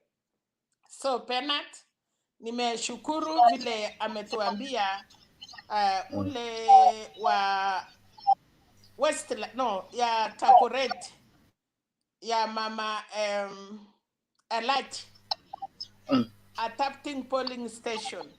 That is very important. Hiyo ndio vitu tunataka kusikia saa hii. Watu ya Mombasa, kila mahali mtu anasema nimeadapt polling station, watu anasema hiyo ndio vitu tunataka kusikia. As for now, how do we assist our agents?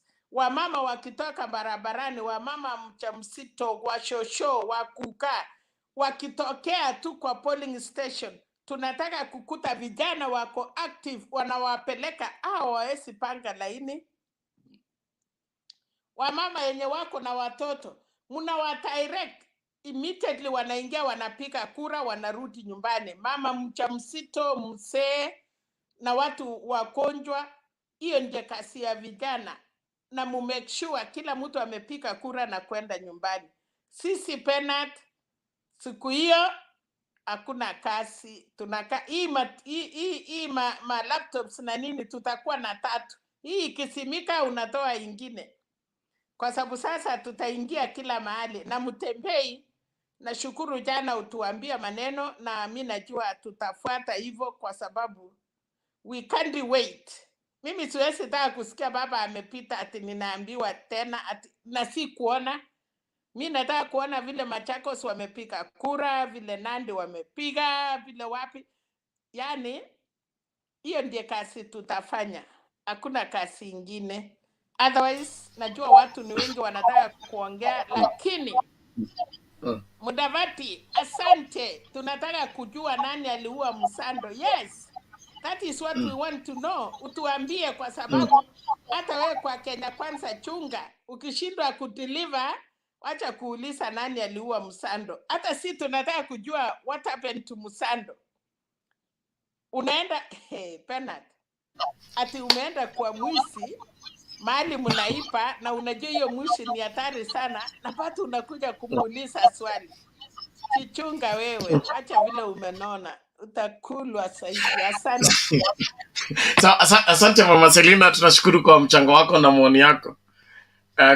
Kuna story ile tulikuwa tunasoma shule kitambo, ile ya standard 3, ile ya mama alikuwa anapalilia, alafu anaitwa nani, hyena alikuwa anafukuzwa na wawindaji.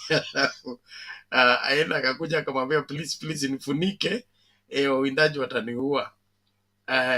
So huyo mama akamfunika na takataka, alafu wawindaji wakakuja mpaka hapo, wakufuata miguu, nakuta hyena ameingia hapa. Mbona umeona hyena? Hapana sijaona. Kweli hujaiona? Wawindaji wakaenda tena, wakarudi wakafuata track, ikifika kwa hiyo mahali huyo mama anapalilia, miguu zinapotelea hapo. No, una hakika hujaona hyena mahali popote? Sema hapana. Nasema wakati tutaenda tusisikie nduru ati unatuita, tutaenda kabisa. So wawindaji wakaenda tena, akaenda akauliza hyena, naambiwa kwamba utanikula. Ati hao wawindaji wanasema nisipowaambia mko wapi watakuua. Utaniua. Hyena akamwambia usijali, siwezi kukukula lakini nifunike tu. So wawindaji wakakuja tena mara ya mwisho, akamuuliza mama, uwezi tuambie ukweli, umeona hyena mahali hapa? Sema hapana. Basi wakaenda kabisa, na hyena alipoona wameenda kabisa na kavamia huyo mama na akamkula. Hiyo ni story ya shule. So ukianza kuficha maovu hayo maovu yatakukula wewe. And that is why as Kenyans we must wake up and realize that it's our responsibility to ensure that we do what we are required to do to secure this country. Don't hand the country to people who have questionable character, simple and pure. Kutoka kwa MCA, kwa MP, kwa senator, kwa governor. Kama mtu ako na questionable character, asipewe public office. Simple and pure. Hawezi kuchukua mkondo uweke chini ya mikono ya fisi, uambie fisi we ndio pastor, chunga hii kondoo please. Tumekuwa anoint, umekubali kuwa pastor, na lakini ni fisi, na haya chunga kondoo. Utakuta kondoo zote zimeenda. Kwa nini? It is in the nature of hyena to feed on kondoo. Mafuta ile unamwaka juu ya hyena haiwezi kubadilisha hyena ndani. Na simaanishi mtu yeyote, I'm just saying that the nature of the hyena is to feed on the goat. You can't leave them in the same house and expect them to respect each other. It doesn't work that way. So as Kenyans, tupevuke. Now, naomba tusonge mbele, tafadhali tuanze kulinda muda. Masaa yanayoyoma. And I just want to bring us, to remind you that Mtembei TV, we're having issues with Facebook first and foremost. I've been warning you about that. Facebook Live is not going through, and we have been trying to sort that. The whole day is not working. That is why we're encouraging everybody to follow us on YouTube. And then due to all those hiccups we've been suffering, we have been consulting on how we can get Mtembei TV carried on local TV stations so that Washosho or Shago can watch without issues. So we've gotten the feedback from our consultant. He has given us the minimum figure that if we are able to raise within 10 days, he will be able to set up the system for us, and then we'll carry our content on Signet, and anybody with Signet around the country will be able to get the broadcast like we are doing right now. And so we are appealing to everybody, well-wishers around the country, to rally together with us the way we do it, the Mtembei family. You send whatever you can, and we put together. The least amount we are told by our consultant is 1.6, just to start us off. It is not to run for the whole year. It just start off and be able to pay for the first month or something. Then from there, we'll be building up. So I want to appeal to everybody who loves Mtembei TV and wants to see Mtembei TV on the big screen, kwa nyumba, badala ya shosho anze kuscroll na kutafuta kipindi gani iko current, because Mtembei tunafanyanga kwa YouTube 100 videos per day. So you can't get which one is current, which one is past and all that. But you can get the broadcast directly. So tunataka kila mtu come on this. So I want you to listen out to this. After that, I'm going to share the link that you can use. You can donate via PayPal, you can donate via Lip and M-Pesa, and you can send your M-Pesa amount. I'll be giving you the details of the numbers to use. And more than that, we are also appealing to those that want to be investors. This is now a new avenue of Mtembei TV. Now we have Mtembei TV online, then there will be Mtembei TV local station, where I will be doing local content and broadcasting usual news and the other things, family programs, religious programs, and all that. So that's another avenue. So if you want to be part of that, and you have some money somewhere you can use to be an investor, we also we are inviting that, and we have charged the responsibility. Some of us will be handling that. So kama unataka kuja kama investor, njoo. Kama unataka kuja kama sponsor, njoo. Kama unataka kuja kama mtu wa kutupika cheki ili tusonge mbele, tafadhali. Kila mtu akifanya ya kwake, itawezekana. Si inawezekana? So tafadhali mambo ni kama hayo. So listen out to this as we move to the next person to make their submission.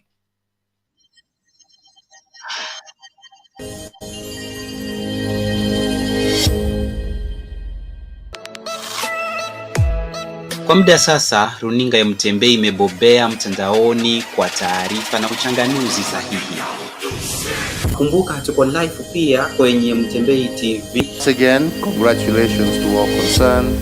Thank you Mitsubishi for your trust and confidence in Kenya. Wengi wameipokea na kuienzi.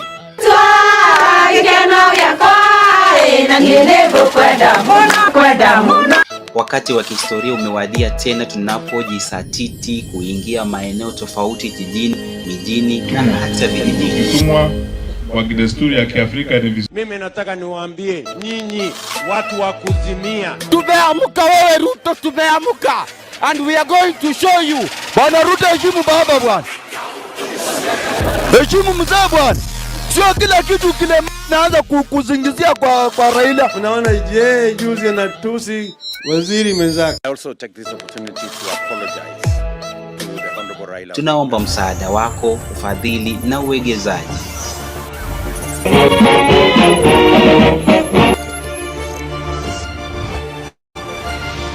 I have decided to wait the wananchi's verdict in the forthcoming general election.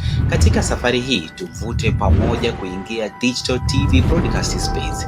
Give us wings to reach every home locally as we do internationally.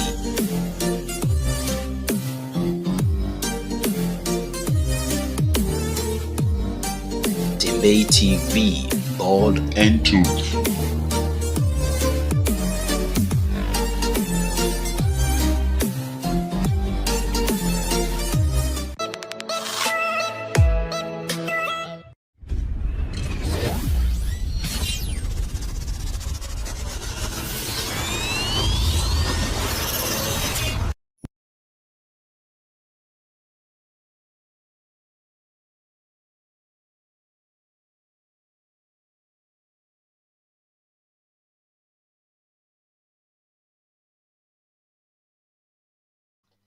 Okay, mambo ni kama hayo na I'll be sharing the numbers to use to make your contribution. Please let's do that as we do and reach out to as many people as you can to help us get this done. We want to be up and running before the day for elections if everything works according to plan.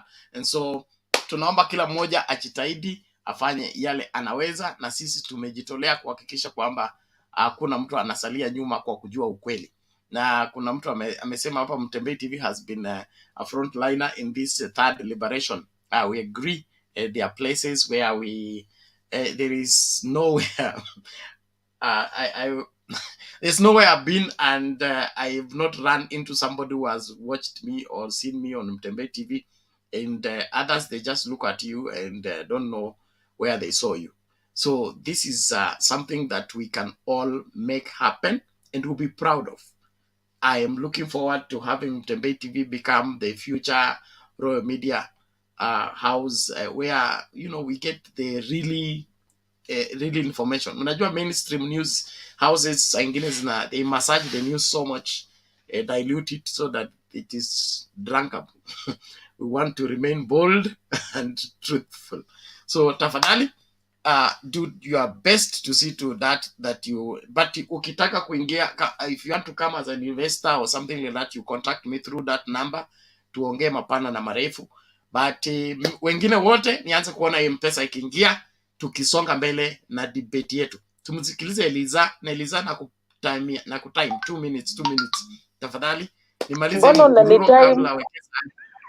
Mimi na kutime kwa sababu ni saa ngapi? It's 11:15.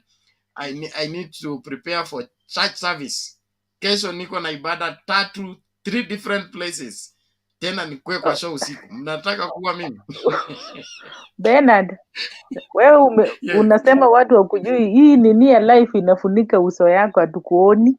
Tunaona tu shingo, hatuoni uso. Sasa siwezi itoa. Bado urudishe kiti chini. So nashukuru Mungu, nimekuwa nasumbukana nikitaka kuingia, network inanisumbua. Nawasalimia nyinyi nyote usiku hii wa leo. Mama Selina, nakutafutanga tuongee, sikupati. Okay. Tutakutana tu. Okay.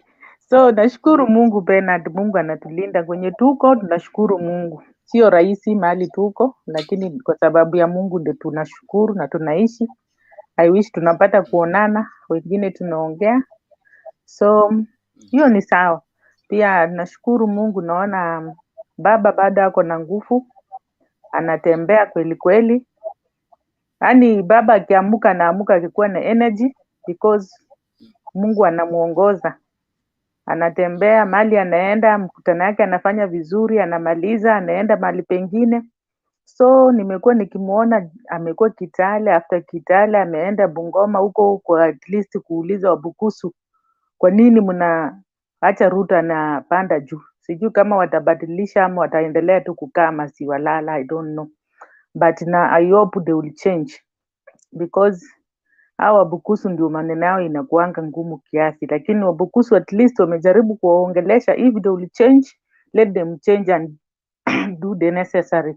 So mi nashukuru vile kampeni ya baba inaendelea, anaendelea vizuri. Hawa wanauza ajenda yao, wanatafuta kura, so wacha waendelee hivyo. Kila mahali watu wa Azimio wameamuka, hakuna mtu analala. So sina malalamishi kwa upande wa watu wa Azimio, na kuwapatie tu nguvu na tuendelee kuwaombea ili hii election iwe mzuri. Kitu yenye nataka kuongea upande ya maneno ya IEBC Chebukati, as vile Mama Selina amesema, enyewe Chebukati akai kama mtu. Unajua hata mimi ni mwanamke, lakini nikisimama pale kwa TV nitaangalia macho hivi mpaka mtu anione the way I'm serious. Chebukati is not serious. Chebukati asifanye watu wakuje wamwage damu. Chebukati, let Chebukati be serious. Awache hii maneno yake ya kuongea hivi. Kitu kama for example, kitu kama hiyo stickers. Stickers ni kitu yenye mtu atapanda ndege kutoka Venezuela anakuja Kenya. Kama ni stickers na anabebea kwa bag, that is the parcel you just send it. Kama misigo inakuja inachukuliwa. How comes this person is coming kwa bag amebeba? Chebukati, let watu wa IEBC wakae serious because people are watching them. Government even they are watching them. Now this time there is no rigging because the other time wakati rigging ilikuanga, unajua ukifanya rigging lazima usaidiwe na serikali, lakini saa hii chochote kila mahali macho iko kwa mipaka zote, mipaka ya Uganda, mipaka gani, kila mtu saa hii serikali imekaa macho. Ukijaribu kujifanya unapita, unashikwa. Umeingiaje hapa, hii ni nini umebebwa?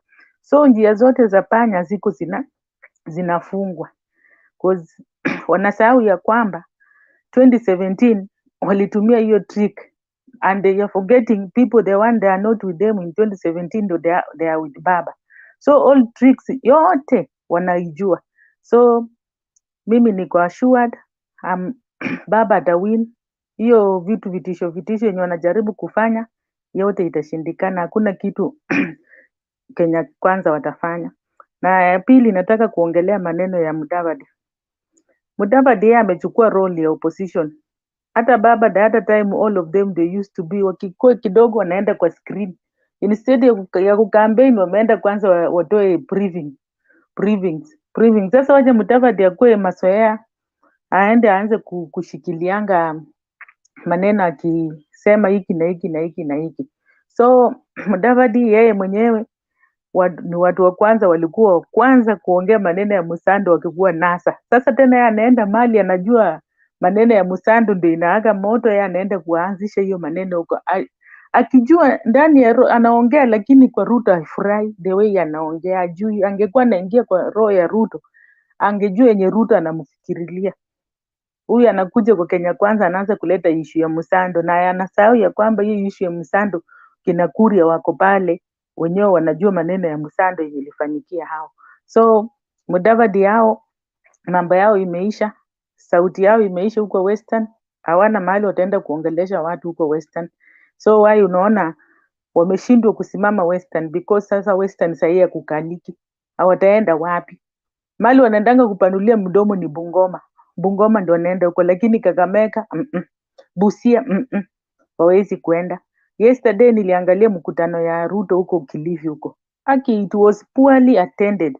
Hakuna watu na wewe unashinda ukipiga mdomo. Tayari watu wamejua ukora ya Ruto hakuna mahali anaenda. Wacha yeye, nilisema wacha akaambenie, kama ni kina Aisha Juma aende awashike mkono huko akiwafanyia kampeni, atafute viti. Kama watu watakubali kuupatia watu wa UDA, watu nao waangalie ni watu gani wanawapatia. Sisi tunaomba watu watupatie wabunge wazuri, watupatie magavanas wazuri, watupatie ma MCA, women reps, wale wenye watamajeshi ya baba. Hatutaki watu waangushe baba.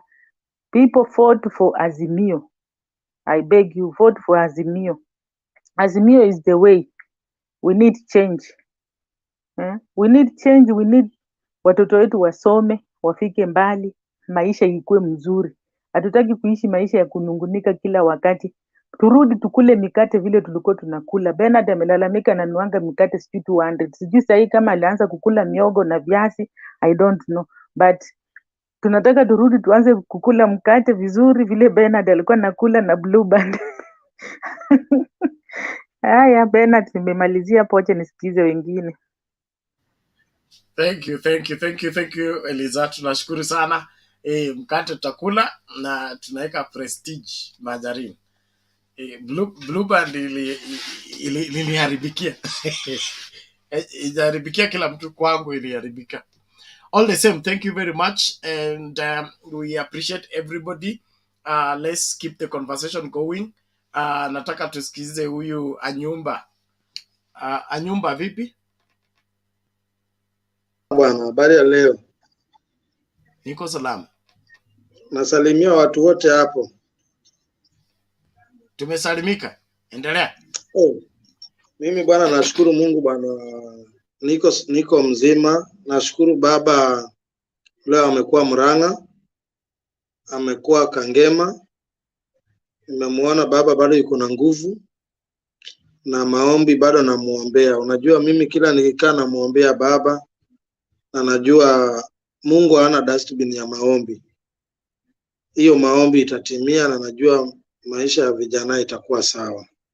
Na hata wamama ambao maisha yao haiko sawa, baba akiingia maisha yao itakuwa sawa. Nikiongea kuhusu huyu mtu anaitwa Chebukati, unajua watu wa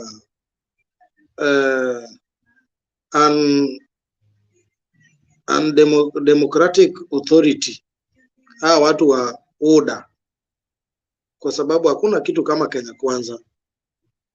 Kenya Kwanza ile walidanganya Mudavadi na Watengula na hiyo grupu ya huyu kijana Alfred Mutua kuwa kuna kitu kama Kenya Kwanza. Kuna Kenya Kwanza ni UDA, na UDA ni chama ya Ruto. Ndio maana Ruto alikuwa anafikiria akishinda urais atatawala hao watu vile yeye mwenyewe ndio anataka. Sasa aliona mambo imebadilika. Saa hii anashinda tu akiongea vibaya, mara anatusi watu. Juzi ametusi Ngilu. Sasa unashindwa mtu mwenye anataka kuongoza, kwa nini wewe unaenda na matusi?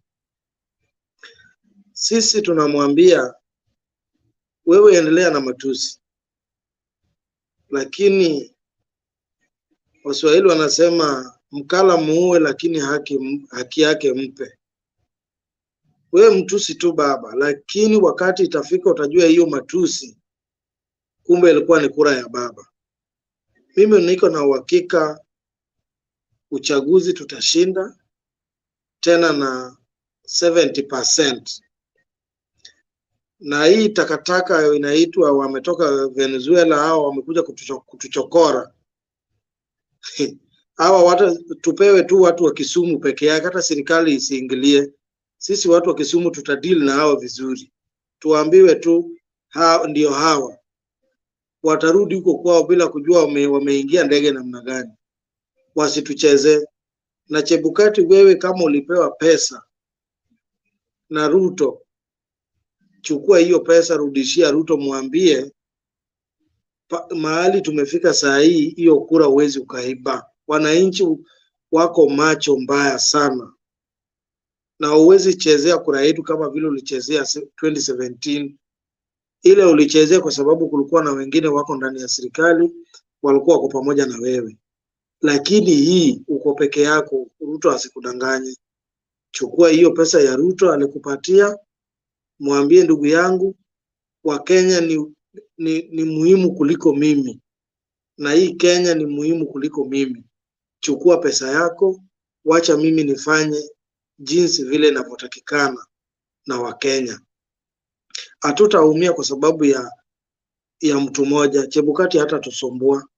Kwa hivyo hiyo maneno yake hata sisi hatuumizi akili. Yeye afanye rigging vile atafanya, lakini mwisho atangaze baba ndio mshindi. So yeye afanye tu vitu zake vile anavyotaka.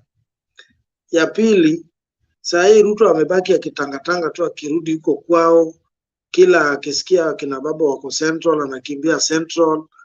Ana agenda maalum ya kueleza Wakenya, kwa sababu hakuna vile wewe tulikuweka hapo miaka 10 ulishindwa kutimiza ahadi ya wale Wakenya walikuwa wamekutuma kufanya. Kazi yako ilikuwa ni kuiba.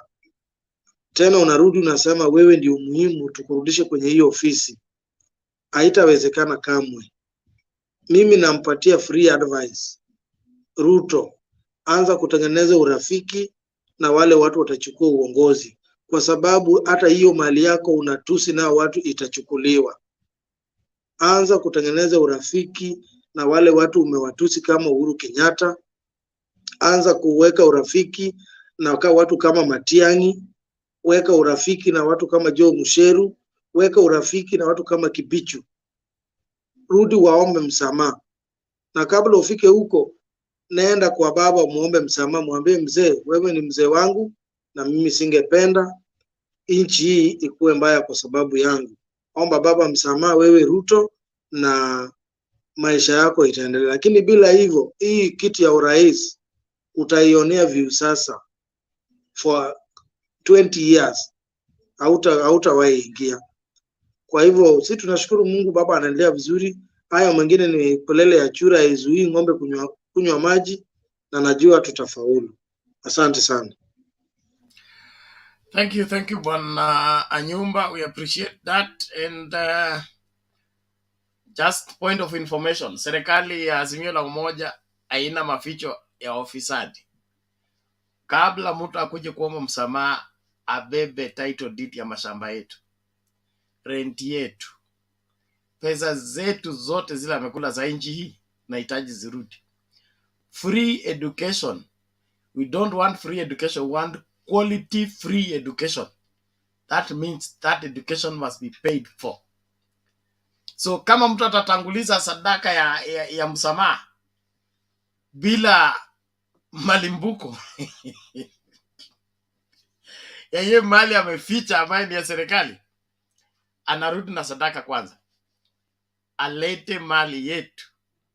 So no hiding place for people who have cut corrupt deals and now they want to get in the government. Remember the NAC government started on a very good footing.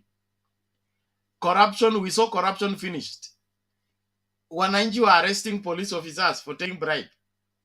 Then suddenly Anglo-leasing happened. And as soon as Anglo-leasing happened, the war. Naona Eliza anataka kusema kitu.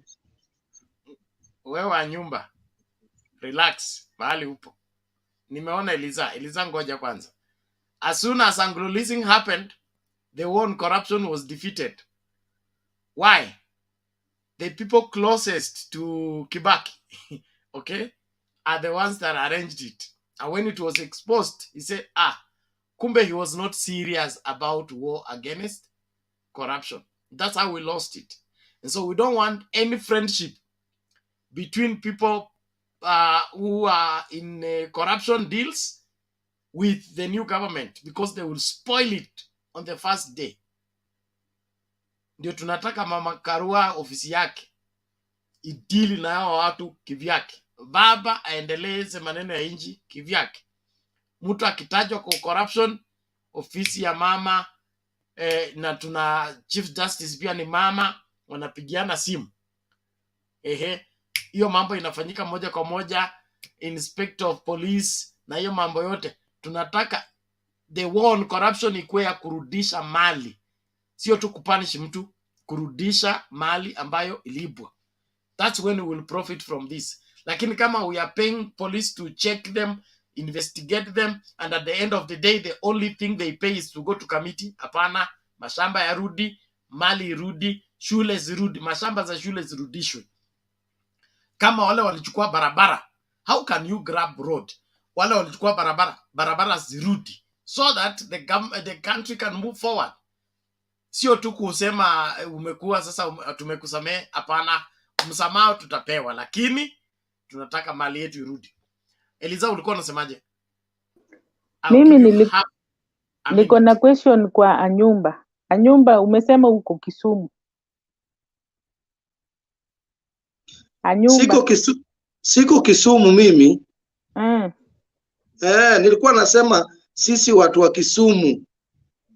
Okay. Kama tupewe hao. Sasa wewe kama ni mtu wa Kisumu na wewe vile ni Mjaluo. Sasa unajua sisi vile tuko na tunataka support ya Wajaluo 100% nyuma ya baba. Hiyo maneno yenye watu wanasema huko Kisumu. Unajua sasa saa hizi nyinyi ndio presidential. Mnafaa kukua mna act kama president. Tangazeni watu watoke kwa nyumba, wasilale tu wakisema baba amepita. Unajua hiyo maringo ya Wajaluo kiasi tena pia wanasema tayari sisi ni president. Watoke wafanye kazi, wapitishe 100%. We need this one in Nyanza. Because people tuna cry because of baba. Na unapata Wajaluo ndio wanatulete down because mnajaribu kuleta hiyo kijaluo ndani. Hey, baba tayari ni president. No. Let people vote for baba. Tell them. I have voted almost 3 times. I voted for Kibaki 202. That was my first vote. Then another one on 207. I voted for Raila. 2013, I voted for Raila. 2017, I voted for Raila. I normally vote in Mombasa. I don't vote in Kisumu. Okay, no problem. So long as Jaluo is Jaluo. I want these things of Jaluo. Unajua? Wana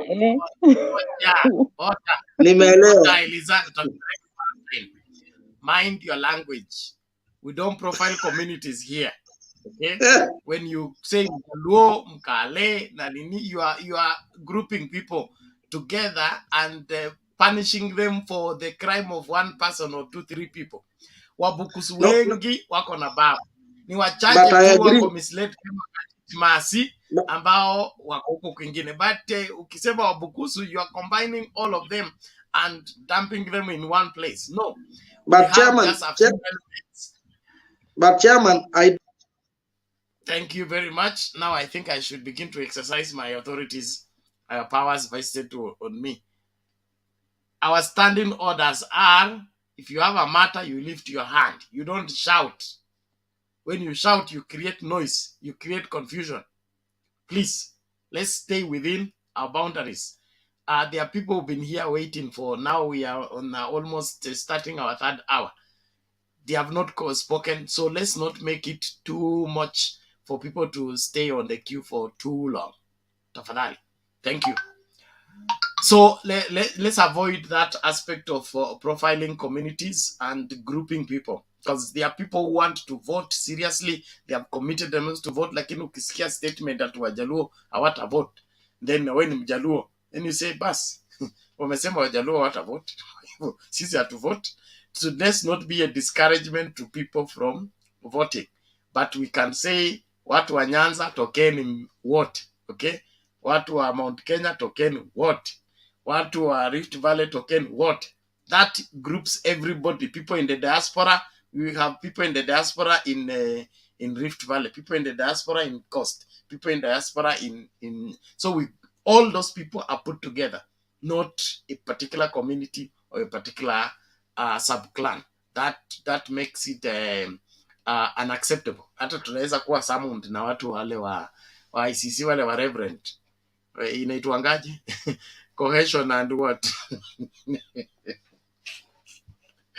So please let's mind that. I just wanted to make that clear. Thank you very much. Bwana Olara, dakika yako mbili. Asante sana Bwana Bernard. Leo is a cool day, sitaki kuongea mengi, lakini nimeangalia you made a very big announcement hapa, tutaenda kwenye local TVs. There's contribution to go on, and there's investors to come in. Is it an IOP or what? Are you going through the IOP or you are going through private channels? I didn't understand this investment part of it. Lakini I think it's a direct, it's a good improvement, because we are not here just for elections. We are here beyond that. And the intellectual capacity that you have gathered around this channel is something that should be envied, because here is real wananchi speaking, real talks. People like me, I cannot be a national citizen anywhere else, but through your channel, I'm able to view my layman view. And if it's hard, it's good. And if it's good, it's good for everyone. Talking about the Chebukati issue, I don't think Chebukati is acting on a vacuum. It's only that vacuum is being sucked. Some air has been taken out so that he can come back to his real senses. And the more we still poking on Chebukati, we are poking for the current administration. Because literally, if he did a mistake and the current administration went to the term, so there's no other point of poking more on Chebukati if the current administration went to the term.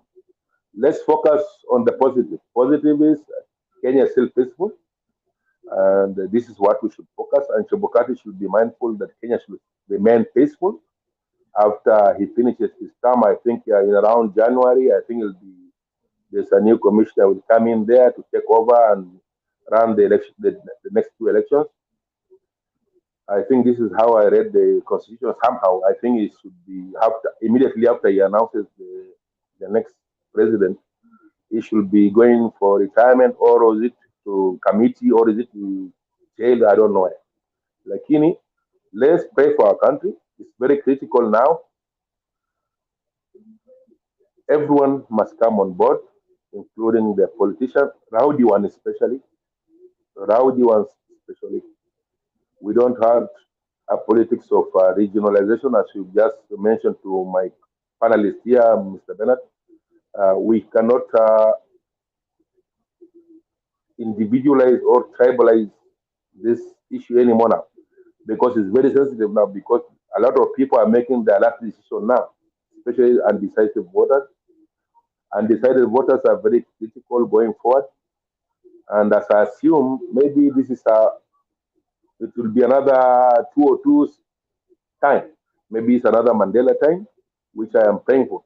So, Mr. Bernard, as I conclude, I just want you to just explain more how the investor will come into supporting the TV.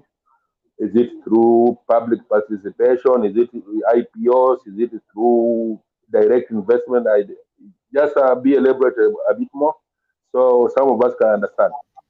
Asanteni sana na wasalimia wote wa panelists. Enjoy your time. Okay, thank you, Bwana Olara. We appreciate that. And on the investor aspect, that is handled outside our public channel, because that is a vested interest group that is different from the general public approach. And so, like, that's why I said, if you're interested as an investor, you contact me directly. We'll have a meeting with those interested in investment. That's when we'll be giving you the other details on how you can come in, which slot can you get, percentage in terms of percentage and all that. But as at now, we're just making that general public appeal for everybody to make their contribution. But if you're interested to come in as an investor, you contact me on that number, alafu tutapanga mkutano wa investor wote, tuongee mapana na marefu, alafu tukishakubaliana tutasonga mbele, because we are here to see to it that we build up a serious media house that is able to propel us into the next generation by securing the past, the present, and the future.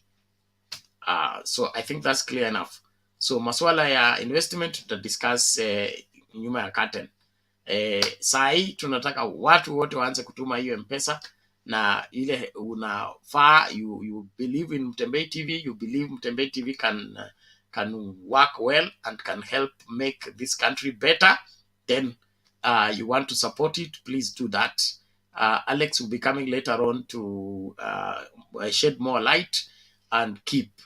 In fact, if you want to understand the investment part of Mtembei TV, the people charged with that responsibility is Alex and Keep. That's why I don't want to share that, but all that will be done separately and not here. So we want all the people who want to be investors, you apply specifically kwangu, unanipigia simu ndio nakuweka kwa hiyo group, then tutakuwa na conference ya kila mtu, alafu kila mtu atatoa maoni yake, na kutokana kwa hiyo conference tutaamua mbivu na mbichi, lakini kile tunaomba ni to be on air as soon as possible.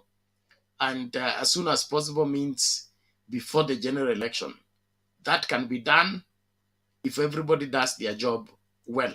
Kuna mtu alifanya hesabu hapa jana akisema kila mtu akitoa 1,600, we only need 1,000 people. We have 588 people viewing.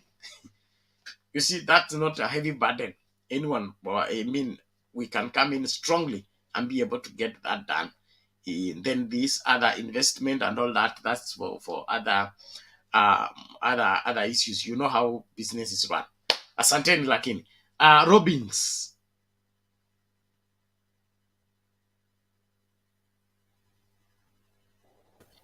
Bernard. Yes.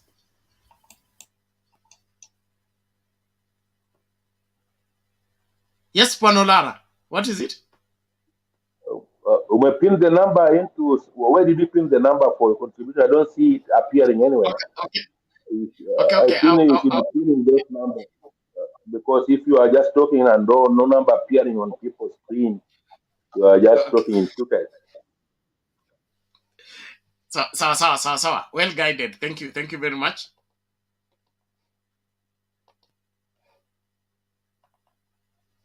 Okay, carry on, Robbins. Yes, Bernard. Thank you for this opportunity, and other participants. Good evening. Good evening to you. Nafikiri yangu today I'll really be very brief. I have two items to talk about. I agreed with Olara and Eliza that we should be very positive and encouraging each other to Azimio towards this last home stretch. But as much as we talk about positivity, pia tukiona kitu shida along lazima tuiseme. So me yangu I really want to address issue ya IBC na issue ya Smartmatic. Kitu kwanza IBC, I remember 2017 we had about 40,883 polling stations. And from reliable sources tunasikia saizi kuna 46,203 polling stations. The over 6,000 polling stations have not been gazetted. And they are already unknown to the IBC. Kuna mtu anajua mahali ziko, nobody knows where the polling stations are. And I believe the political parties would really like to know so that they can send maybe their agents like Azimio, hizo 6,000 polling stations, tunataka kujua ziko wapi so that we can send our agent. Another thing, I find IBC kuna kitu inaficha. IBC kuna kitu inaficha. And najiuliza what they really want to do with the 6,000 extra polling stations ambao wame create. I believe this is a fertile ground for votes manipulation.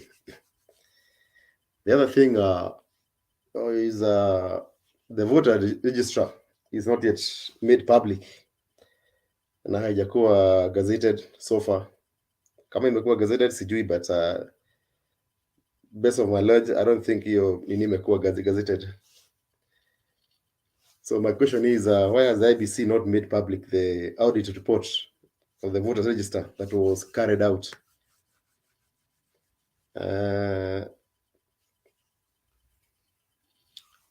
I remember a few weeks ago, kulikuwa na allegations that some names were moved from one polling station to the other, and so far, these guys have never given us an explanation as to why that was ever done. So, to me, I believe IBC is really out to give us confusion. Jamaa anaitwa Marijan na Chebukati. Mambo yao mimi sijui kabisa. So the other thing nakumbuka jana, sijui ni jana maana juzi, Chebukati aliandika a protest letter wakati majamaa wa Venezuela walishikwa, and akisema all the staff are being harassed, but the tone ya hiyo letter was so political. Personally, I find the ABC is in agreement with Ruto in most of issues that have been coming forth. IBC, anytime kukuwa na issue, IBC huwa na language yake na Kenya Kwanza inakuwaga in tandem. So my conclusion naona kama easy new polling stations are meant for rigging elections, according to me. The other thing nitaka kuongea ni about is Smartmatic. These three guys who are arrested at the airport. Right now, we have evidence that this Smartmatic company, in 2017, the company admitted that the electronic system had been manipulated. Now the Venezuelan to a tune of about 1 million votes. Na hiyo ndio kitu ilifanya Venezuela hiyo time voting yao ikakuwa imeleta shida. 2016, the same company, their staff were found criminally liable kwa kuinterfere na data in Philippines. And the last one was in Uganda. The Smartmatic gadgets zilifail. The really Adi Waganda had to resolve back to manual register. And I remember a few weeks ago when IBC Marijan na jamaa anaitwa Chebukati wakati waliitwa, although that day precisely Marijan alikuwa anaongea sana. Kuna mtu aliulizwa na akaulizwa ama walifanya due diligence before contracting this company. Jamaa akasema alikuwa amefanya due diligence, but now you already have evidence that this company is not really. Na mahali pia nimeona online kuna jamaa anaitwa Antonio Mugika, huyo ni Smartmatic CEO, they admit that the Venezuelan elections were manipulated in 2017. So mimi ndakubaliana like with what Eliza said. Chebukati should get a little bit serious. These last days akuwe serious kidogo. Ajue we are really watching. We are really watching moves zake. Because I'm very sure if the government, hawa jamaa watatu, before even they came to the airport, I'm very sure lazima serikali ilikuwa imedeploy intelligence. These guys, I'm very sure they were being followed. So one thing I know is that much as serikali inafanya biti yake, but Chebukati should up his game. That's according to me. So So nafikiri the other person ambaye alikuwa afuate, I think me I'm done with my submission. So the other person can come in.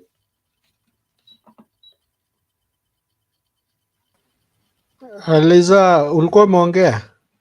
Maybe Vincent ndiye afuatilie Robin. Whoever, Vincent ama Joshua, Mark ama Eric. And then Vincent. Vincent, sawa basi. Okay. Yes, hello. Habari zenyu panelists. Nimefurahi kuwa hapa. Let me just to follow on whatever Robinson have said. Absent today, there was this, I don't know whether you watched this, Professor Mutai Nguni. It's called Damaging Ignorance. Today, he made a very, very interesting video about mathematics vis-a-vis with the IBC officials and what has happened from the other side of Venezuela, Uganda. There are a lot of contradiction, and it was a very, very sad, very sad of affairs. But all the same, it's only here in Kenya. It only can only happen. Two players, one of and a protect referee. How can you protect a referee in a match that's supposed to be played? A referee is supposed to be very, very much in depth of game. Lakini unaona mtu IBC kusema kitu au anaenda kuongea kwa niaba ya IBC. Au ndo protect wanataka si IBC. But what give me solace is that I normally watch Raila's body language na Uru's body language.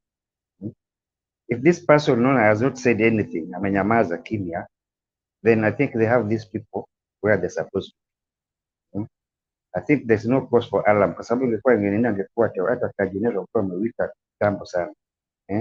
But it's like trying to push Ruto in a corner whereby ile result ikitoka, my friend, na uko na protect IBC, you want to go back tena kusema no IBC imenirika kama whatever, because you are the one who made a press conference ufanya nini, if they are making a mistake unawafuati nini, unawatetea.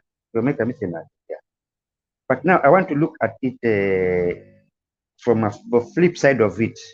I've been wondering, Bernard, how have Ruto managed, despite the lies, managed to keep Mudavadi, Wetangula, David Ndi, all these people into hook? I know Atoki.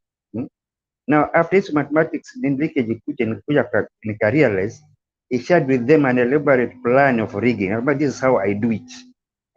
You people msijali, Mudavadi usijali kitu tunachukua. This is how we are going to do it. So they believed it. Akasema, okay, kama ni hivi, ejalishi hata kama ni numbers ama kuna numbers. Tuashwe kitu, anaenda kuiba. But now the thing is now, vitu zinaanza kuwa dismantled one by one, systematically. You Uhuru said, it is going to be effective, it's going to be swift and effective. And we are seeing it. Swift and effective, pole tu, unachapa tu, you are just being dismantled one by one. One by one. You get it. Sasa hizi all of a sudden anasema ati alinyang'anywa, what do you call it, ati passwords, siji laptop, siji nini, sensitive things that they cannot hold and relate to how. Hiyo laptop alitoka nao kwa country akenda fanya nao. What kitu gani kama beba hizo disk kutoka nao kuingia country.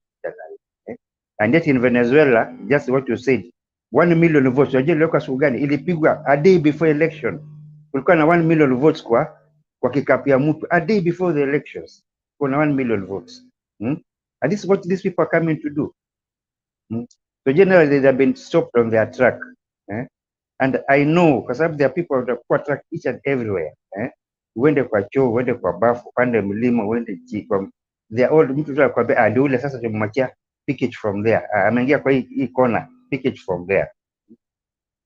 So far so good. Mangala mambo yafanyikana mwa Muranga. Acha chukua tu mdogo mdogo 2, 3, 10 votes hiyo counts a lot. But kwa hii IBC Chebukati, I don't know. But again pia Chebukati, what I know is like Ifia sije bango la 2013 na 2017 election. Na najua akitoka pale mtu mwingine kama Raila akiingia, then chuma chake kimotoni. So it's time to side na Ruto ile sasa by the time hata pengine God forbid utakuwa president, you won't be prosecuted. Unaona, ataenda tu hivyo, ataenda tu hivyo, akaritai gizani polepole bila. So I think that is what anajaribu kufanya hizi mchezo anacheza nazo. But the thing is messing with a very bad person. Chebukati knows Raila very well. They should ask for Uhuru and Kibaki. They are messing with a very bad person. And Ruto is a very small person to Raila. Ruto si mtu anaweza kosa riot popote apart from maybe Eldoret. Sasa mtu atiketi kifanyika kitu hata for example another table kutoka kwa barabara atunaenda kupiga nini, atuenda riot. No, we can't. So that's all I can say. Asante sana Msavena.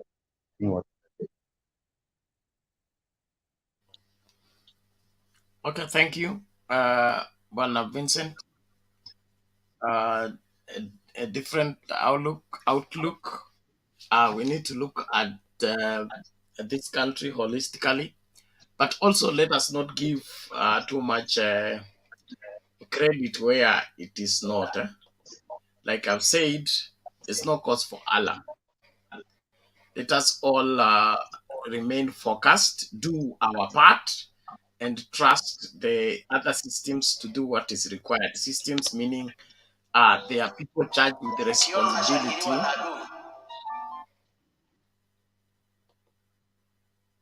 Okay.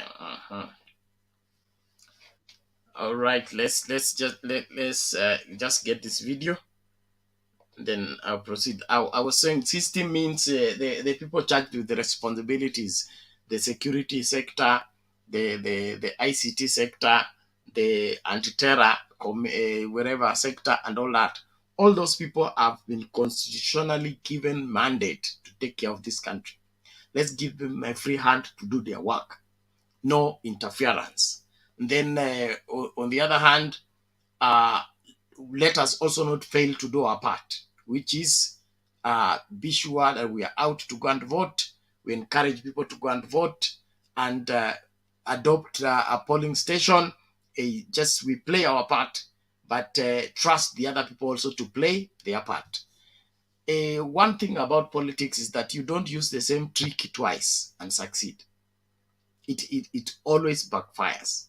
So if the 2017 election was rigged through extra polling station, and then you come and create extra polling station in 2022, and you want to use the same trick to do the madness you did in 2017, we'll catch you very early in the morning.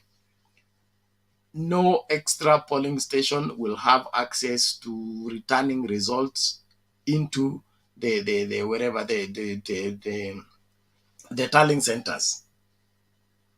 Watafungiwa huko na wale ambao wanakubali kuwa huko ndani au ndio watabebwa na hizo. Ndio hizo passwords zilichukuliwa jana.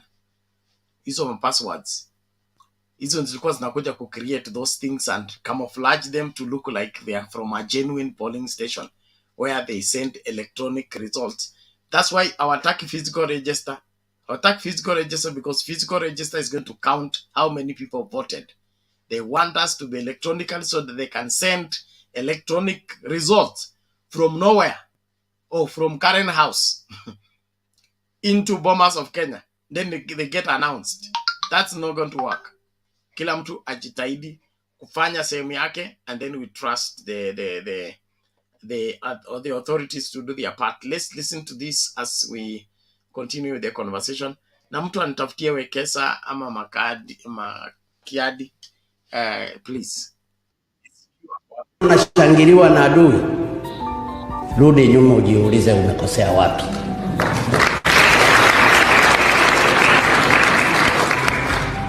Ukiona unasemwa na adui, umejua umewatwanga.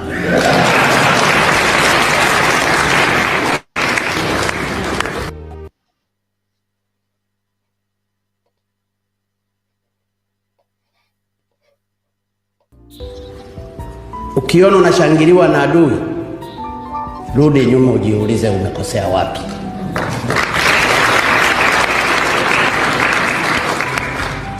Ukiona unasemwa na adui, umejua umewatwanga.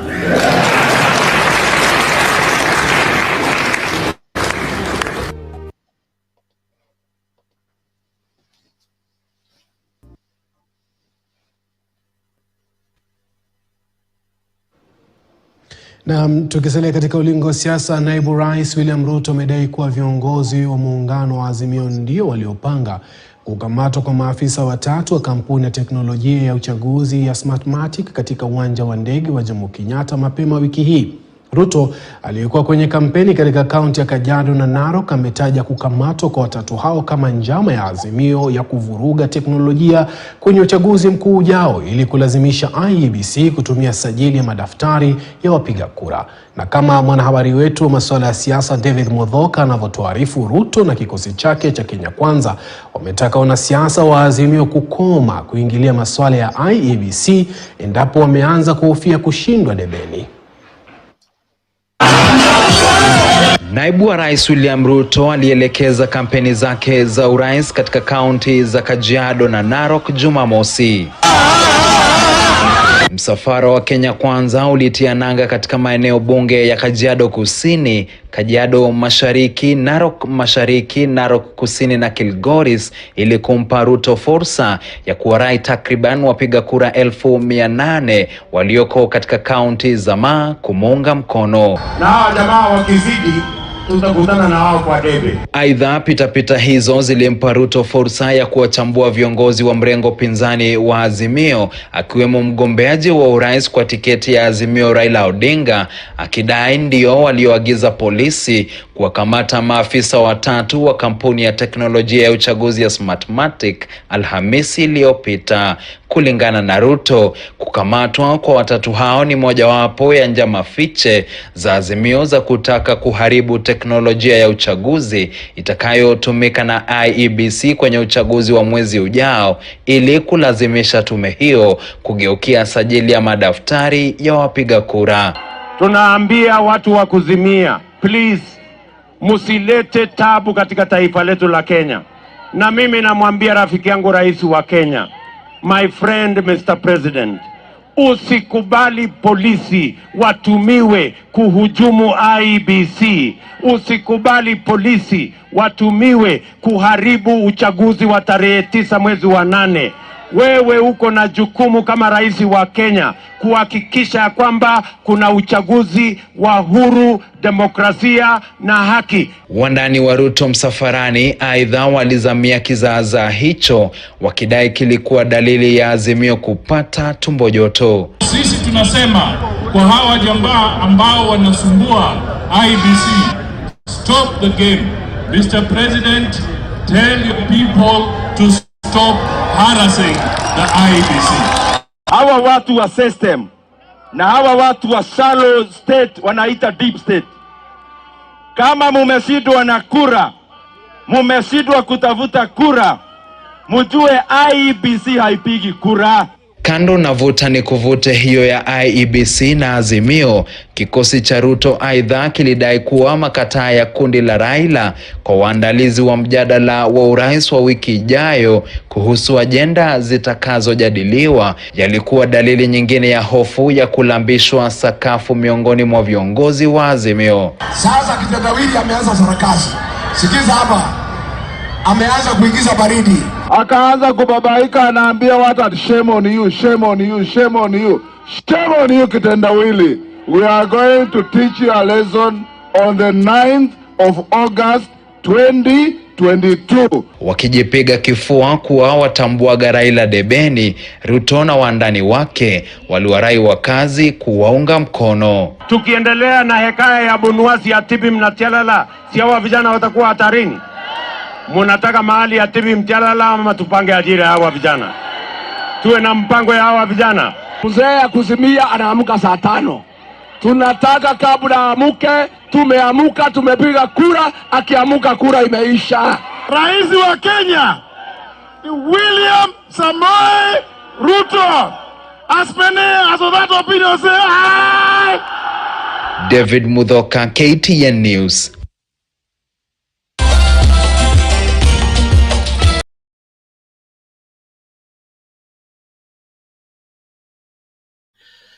Hata Speaker wa National Assembly amechanganyikiwa. Anapaswa kuanza kusema I put a proposition. I put the question. Not to tell us who the president is and then we respond by I. All the same, there are games being played. I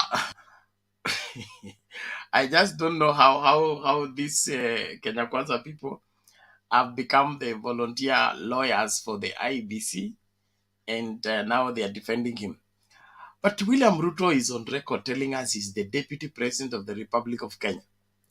He's the man who has constant briefings from the intelligence. So between Raila Odinga and William Ruto, who can call the police and tell them to go to Jomo Kenyatta and arrest somebody? I leave that for you to judge. Let's listen to Mike. Ngoja kwanza, before Mike, Boni has been on and off. Boni vipi? Salama sana, Mr. Bernard. Good evening, everyone. Good morning from Nairobi. Morning. It's morning. Yeah, it's morning actually from Nairobi. Personally, yes. I think, Mr. Bernard, this issue of those guys, is it from Venezuela or where, being arrested, it happened during the NASA time. There are some guys who are coming to manage was it the tallying center for NASA or what, the 2017 election, but they were deported. So this thing is not a new thing to during election time, Kenya. Number two, I think where Azimio is now, I don't know, I can put it this way, maybe where Azimio is failing is to counter some issues. Number one, when William Ruto said that there's 1 million voters wamekuwa transferred to another polling station, what did the Azimio team did? They could have asked Mr. Ruto, how did you know? They asked Chebukati the other day, and Chebukati referred the same question to the Azimio team to tell them to Mr. Ruto to ask. He replied to media. Maybe the media asked Mr. Ruto. So there's something going on somewhere which people don't know. And if Azimio doesn't wake up from where they are, they should leave the comfort zone. Let them be eager. Kila mtu akuwe na ile tamaa ya kuwa na kiti. That's how they will. But if they keep on sitting on comfort zone, it will be difficult. It will be difficult, and I can predict it will be more difficult because lazima tuwe na, people need to have that eagerness ya kutaka kitu. So those are the things I can mention, because I can give some other guys time to go on. But that's what from where I sit, I think there's something cooking. There's something, but people need to be very worried, and people need to fuatilia, watu wafuatilie wajue what is going on behind the scenes. Thank you.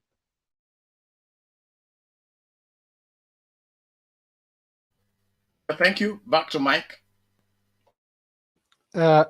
Thank you, Bernard. Good evening, all. Personally, I want to start by saying, and I'm not contradicting Boni, is to say I'm not a worried man, and we need not to be worried. The mere fact that you woke up and you are told 3 Venezuelans were arrested by police tells you somebody is aware of what is happening. You and me wouldn't have known had the IG not have come out and told us so. But just to give you a background of Kenya, you know, Kenya is not an ordinary country in Africa. Our National Intelligence Services, which was formerly Special Branch, and of which I have privy to some of the friends who work there, is one of the most highly trained agents in Africa. Actually, it is ranked as top 3. Maybe it could be South Africa could be the best, and one other country, it could be either Egypt or another country. But Kenya stands out as the 3rd most well-trained and well-equipped intelligence service in Africa, and among the best in the world. And these people are trained by the Mossad's, the British intelligence agencies, and the Americans agencies.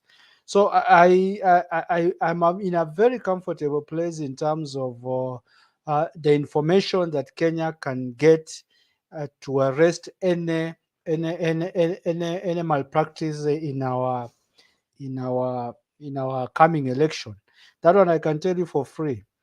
And it is even better that the government is now on the right side of history. The government has come out to say through the ICT Minister Mcheru that we shall protect the votes. And by saying so, people misunderstood and misconstrued that statement to mean we shall rig. He basically meant that the systems will be protected from manipulation and malpractices. Mucheru didn't say he was going to steal. Protecting, when somebody tells you, I'm going to protect my car, does it mean he's going to steal the car? It just means that that car will not be vandalized or it will not be broken into. It doesn't mean he's going to take it somewhere else. So I'm in a position where I'm very comfortable. And the person of Raila is also a system in himself. Raila is a system in himself because a few years back, the man came to national TV and told us 2 Armenians are in the country, and he was able to produce photocopies of their passports. Kenyans just woke up to information that they didn't know. And true to that word, the Armenians came out and they actually had been seconded to the police service with titles of Inspector General. The purpose and the mission up to now has never been told. I want to tell you and the panelists and Kenyans that there will be no malpractices in this coming election. What we are seeing is the revelation. The public is just being told on how much the government is 10 steps ahead of any evil agenda against this country. The other way would have been for the IG to do it secretly. We wouldn't have known. But we are being told publicly so that we know what is going on behind the scene. It should not create fear, but instead it should create confidence in us that the machinery, the systems are way ahead of the intended malpractice that had been plotted by people. And I still want to believe that Chebukati is a victim in this game. He's being caught off guard. If you remember Kivitu, the former and the late IBC chairman, he came and told Kenyans that he doesn't even know who won because he was caught in between things that were happening behind the scene. So Chebukati could not be planning to rig election, but he's being caught in activities that he was not aware of. I don't want to give that tag of to Chebukati that he's part of the people planning to rig. Chebukati, to me, I want to give him that benefit of doubt until something comes out that directly points him to that aspect of rigging. Bernard, to finish on the issue of the campaigns as we move to the final stage. The strategy of Azimio has really made Ruto run like a headless chicken. The multi-pronged approach, the offensive multi-pronged approach will make some of you dear people like Mudavadi lose weight very, very fast. You having campaigns in Mombasa, Western, Mount Kenya, Narok, and other places at the same time. And all these rallies are not small rallies. They are not mini rallies, but they are mega rallies. I can tell you for free, Mudavadi cannot call for a rally in Kakamega unless he's accompanied by Ruto because he doesn't have the muscle, not financial, but even political muscle to pull a crowd unless he goes to a market on a market day and takes advantage of mamas who have gone to sell chicken to create a crowd. So I think the strategy in the last minutes is working well for Azimio. The multi-pronged approach of sending the full soldiers in all corners of Kenya to pass over the good message that real change is coming. So I'm in a very comfortable place, Bernard. I want to tell the panelists that we should be very, very comfortable. What is happening means that things that would have happened have been arrested before they could happen. Thank you, Bernard.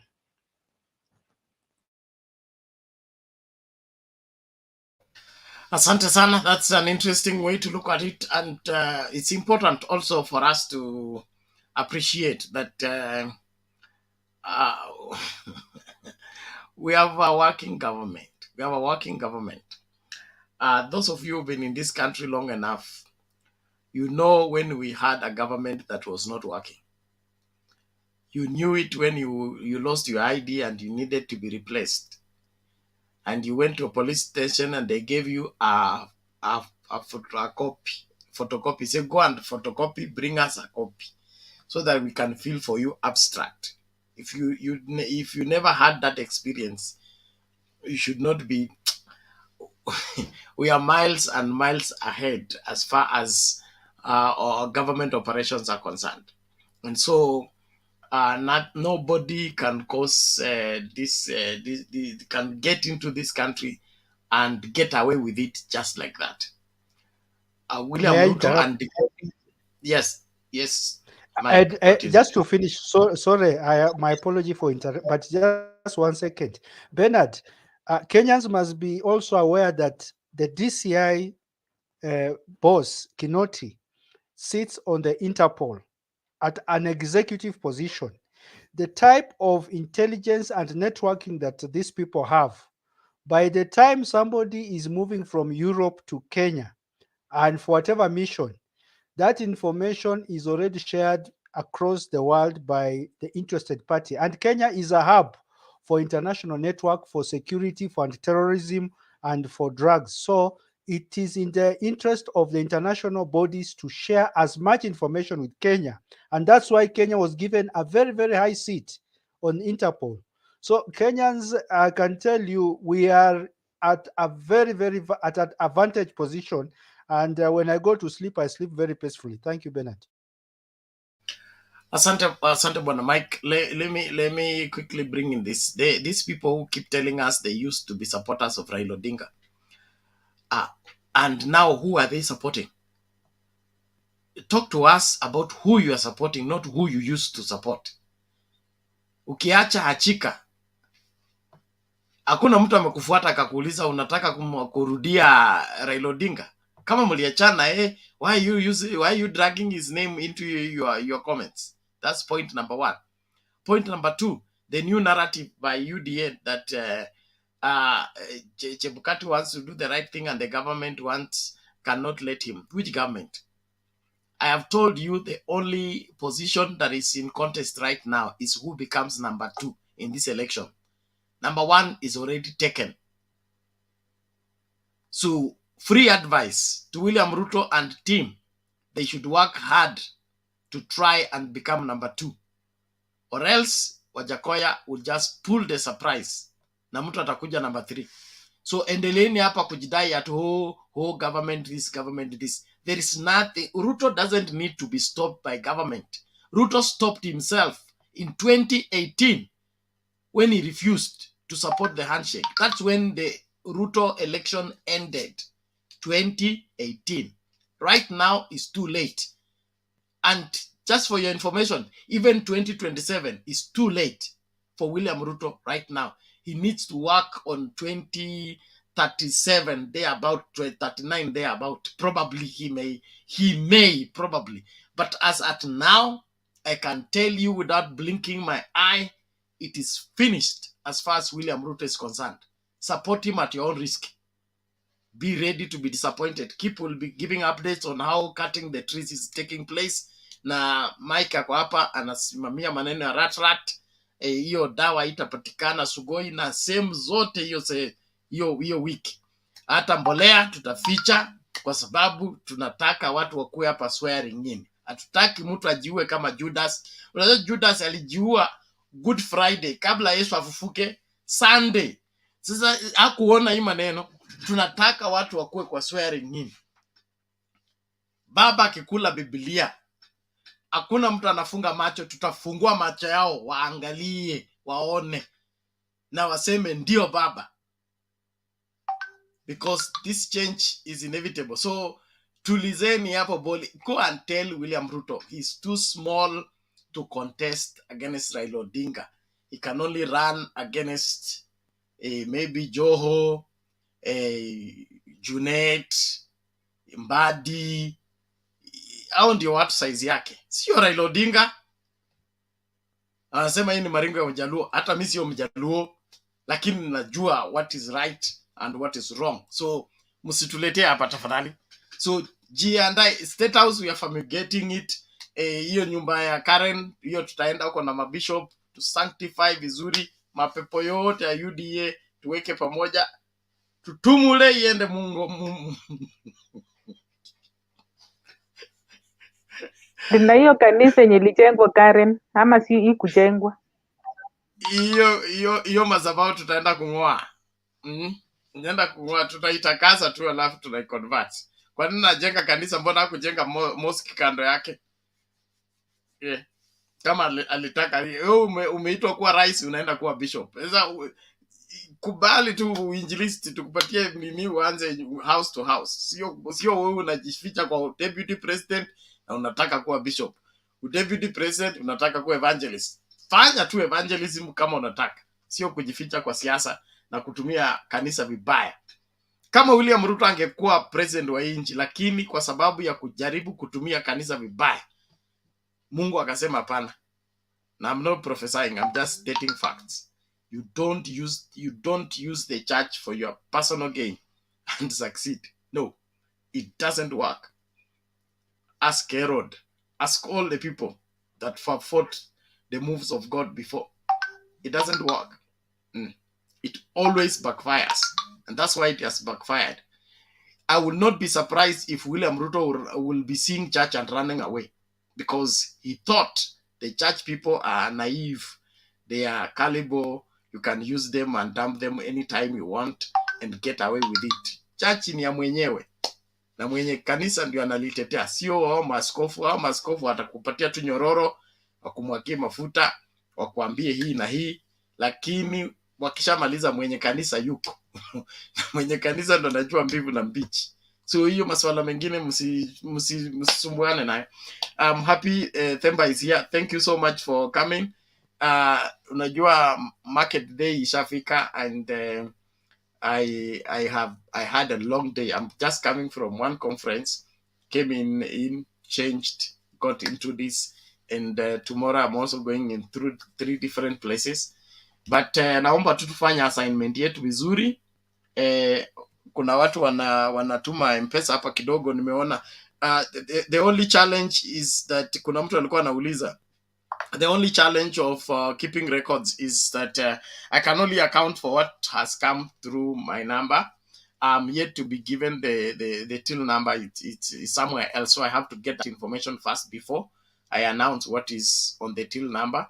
And then the PayPal, of course, that goes to directly. So there is an email that is countering the people who are contributing through PayPal.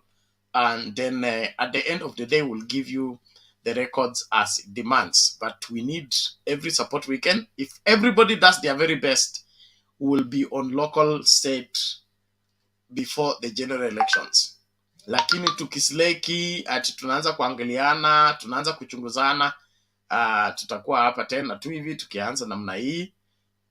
Now mark you, we are not on Facebook, and Facebook, the way they are smelling, they may not give us room there again for some time. So please, kama uja subscribe kwa YouTube, fanya hivyo. Na YouTube ndio tutakuwa hapa sasa permanently. So mtu mzoeni YouTube, and then we will expand to the local set. Kama umechoka kuangalia YouTube, unaweza kuangalia kwa local set, alafu tuendelee. So tusaidiane, tufanye yale ambayo tunapaswa kufanya. Thank you for those who are sending in their contribution.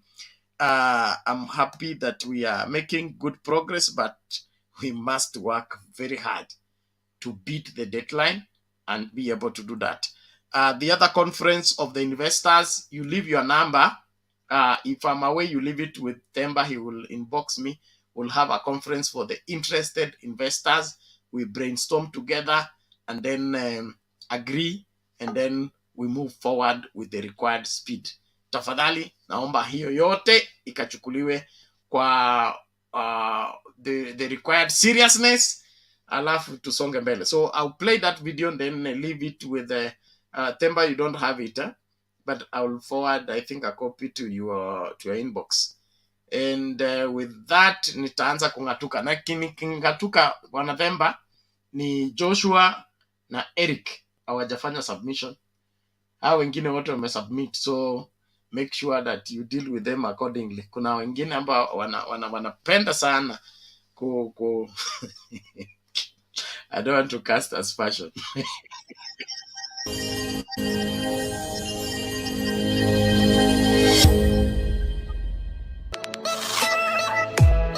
Kwa muda sasa, runinga ya Mtembei imebobea mtandaoni kwa taarifa na uchanganuzi sahihi. Kumbuka tuko live pia kwenye Mtembei TV. Again, congratulations to all concerned. Thank you Mitsubishi for your trust and confidence in Kenya. Wengi wameipokea na kuienzi.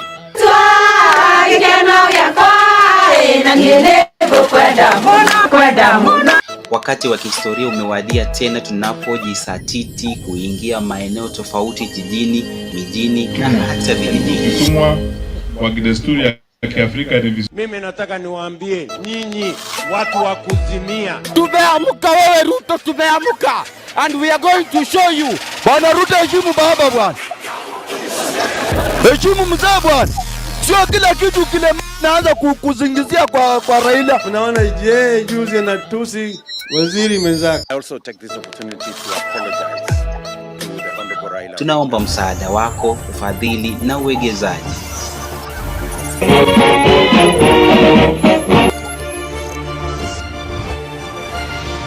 I have decided to wait the wananchi's verdict in the forthcoming general election. Katika safari hii tuvute pamoja kuingia digital TV broadcasting space. Give us wings to reach every home locally as we do internationally.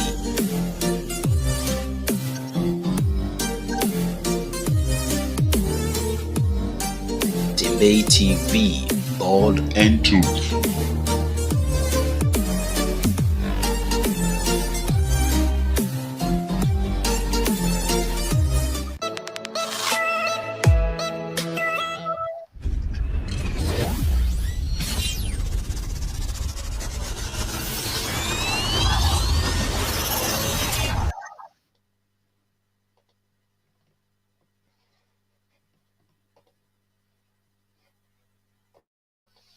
Okay, welcome Bwana Temba. You can now bring in Joshua and continue from where I left. I appreciate everybody. Please, let's keep it here and work hard. Keep inviting guys and subscribe. Kama hutaki kukosa program yetu, subscribe. Hii story ya wewe kuja unajificha hapa, unaangalia, unatoroka. Sisi tumekuwa hapa for this is our 10th month. Our pregnancy has gone through gestation period. We are about to deliver. So let's be here. Let's work hard. And God bless you. See you later. So you can forward the video to in the group chat so that we can be playing it as we finish. Na Bernard, pole.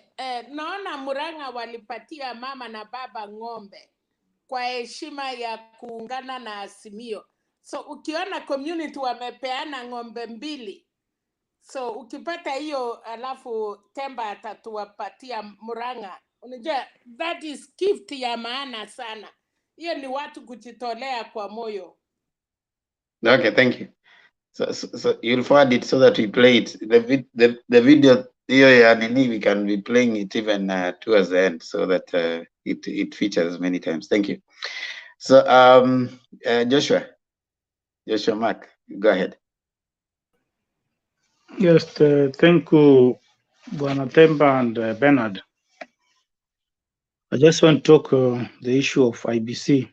I know we are not worried, but we are concerned about what's happening. Because up to now, Chebukati has not come clear and said, what were these people doing here in Kenya? The question that you need to come clear and tell Kenyans what was really happening. Number one, this is an election of another country, which is a very sensitive election. Election is a very sensitive thing in a country. How can a foreigners just walk with our election materials in their personal belonging, and then as Kenya just relax and say that they're coming to check on the system? I don't know what. Secondly, if you have a guest or a visitor coming from another country, it's a prudent as a guest, as a host, to welcome the guest in your home. But what surprised us that when this arrived, it was one person who arrived. The remaining two are already in the country. And then this one guy who arrived, if it was prudent, then we could have seen any official of IBC in the airport receiving the guest, and then it could have been welcome like someone else been contracted from Smartmatic. But we realized that he was arrested. We didn't have any IBC official to defend this guy. And from the information, the two guys, after they heard that their colleague has been arrested, they went there to try and to argue with the authority. That's where they were arrested. So already the two already in Kenya from the information, and the one who arrived with materials, it was one guy. So the question that still remains, what were they doing here in Kenya? Why was there no communication that there are some guests who are coming, while one guy is coming? Yeah, because if even the ballot who arrived here in Kenya, there was some information that the ballots already arrived. So why could the IBC come out and say that we have some seekers are coming and they want to receive them? And the question that still linger in the mind of Kenyans, why would this person carry these serious election materials as a personal belonging? So sometimes we are not worried, but these are things that worry Kenyans, and we have so many questions because in the previous election, Baby Pendo died. There's so many people who died and lost their life. We are not ready again to lose a life because of election.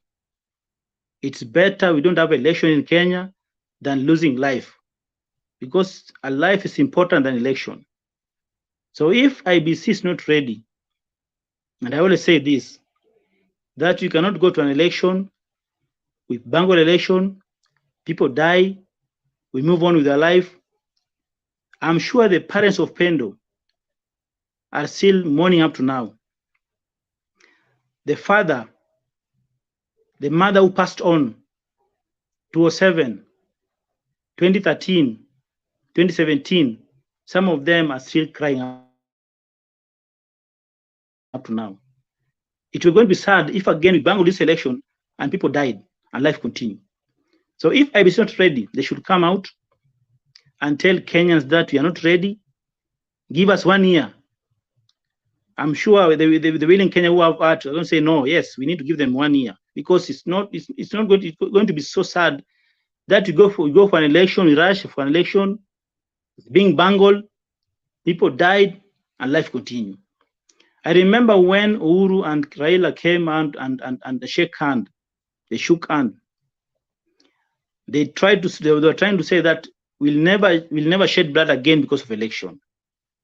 So if this election is not going to be free and fair, it's better we stop it and wait for another day, because it's going to be very sad if we are going to lose another life.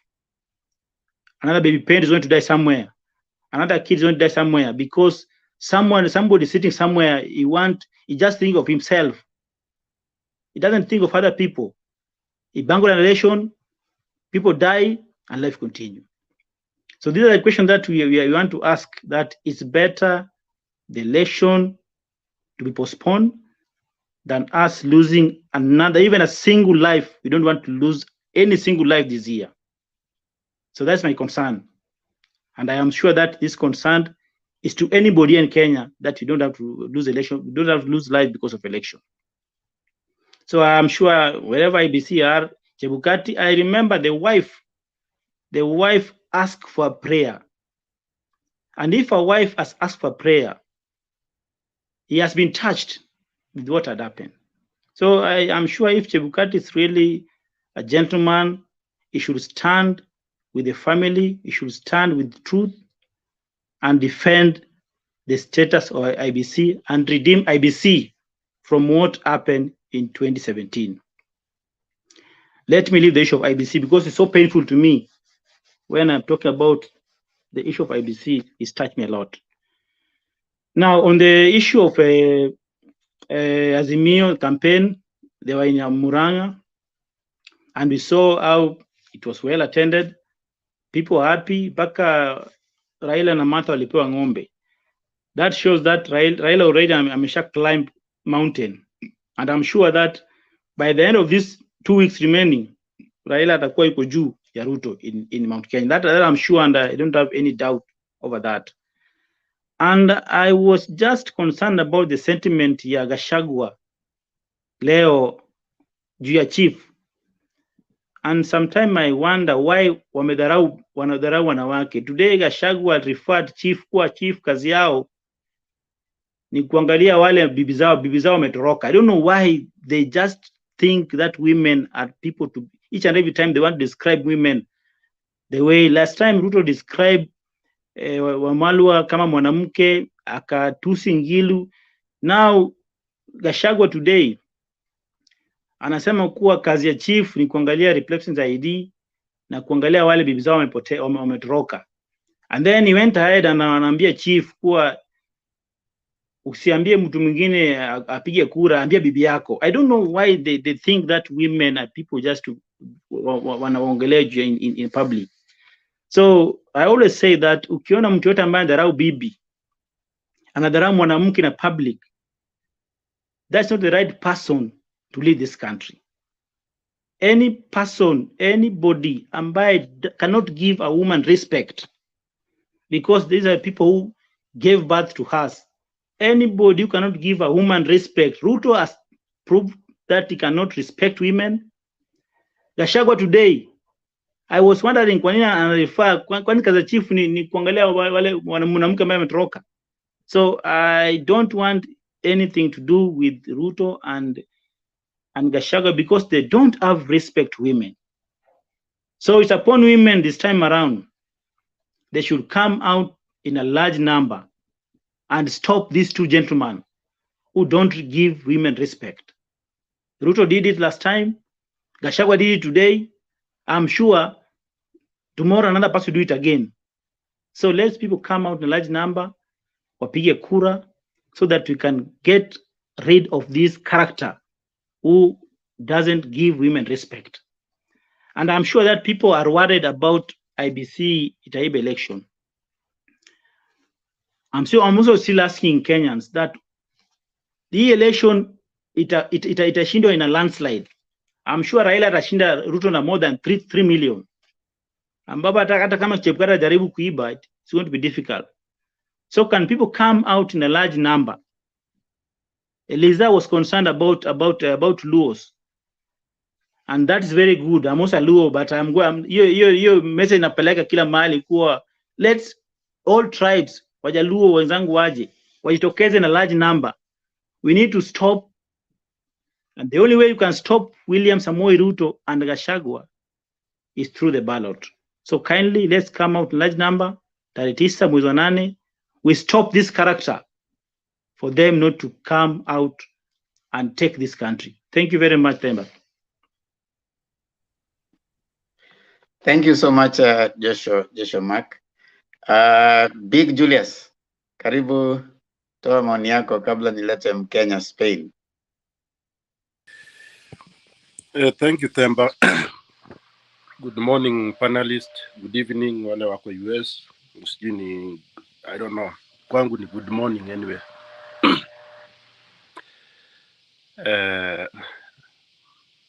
Eliza, long time. How are you? last time ulikuwa unaniingilia ati mimi ni wa UDA sababu nilikuwa nimevaa t-shirt ya kala. Hata UDA hawezi kunikubali. Anyway, thank you Demba for this wonderful time. I'm grateful. Nimeamuka poa. Nimekuwa na homa the last 1 week, lakini I'm getting better and better each day. Najua sometimes nikiangalia naangaliaka kidogo rallies za UDA na I get so tired very easily. Siwezi angalia more than 2 seconds. Kuna video, I think we played that video. Nani Bernard played that video. Jamaa, yani speaker anaongea ni kama, yani unaonanga ule mtu amechapa. He's not himself. He's not that person that we know. He's not that lawyer. He's something else. That's why sometimes it's very difficult to know what is wrong. What happens when someone joins UDA? Really?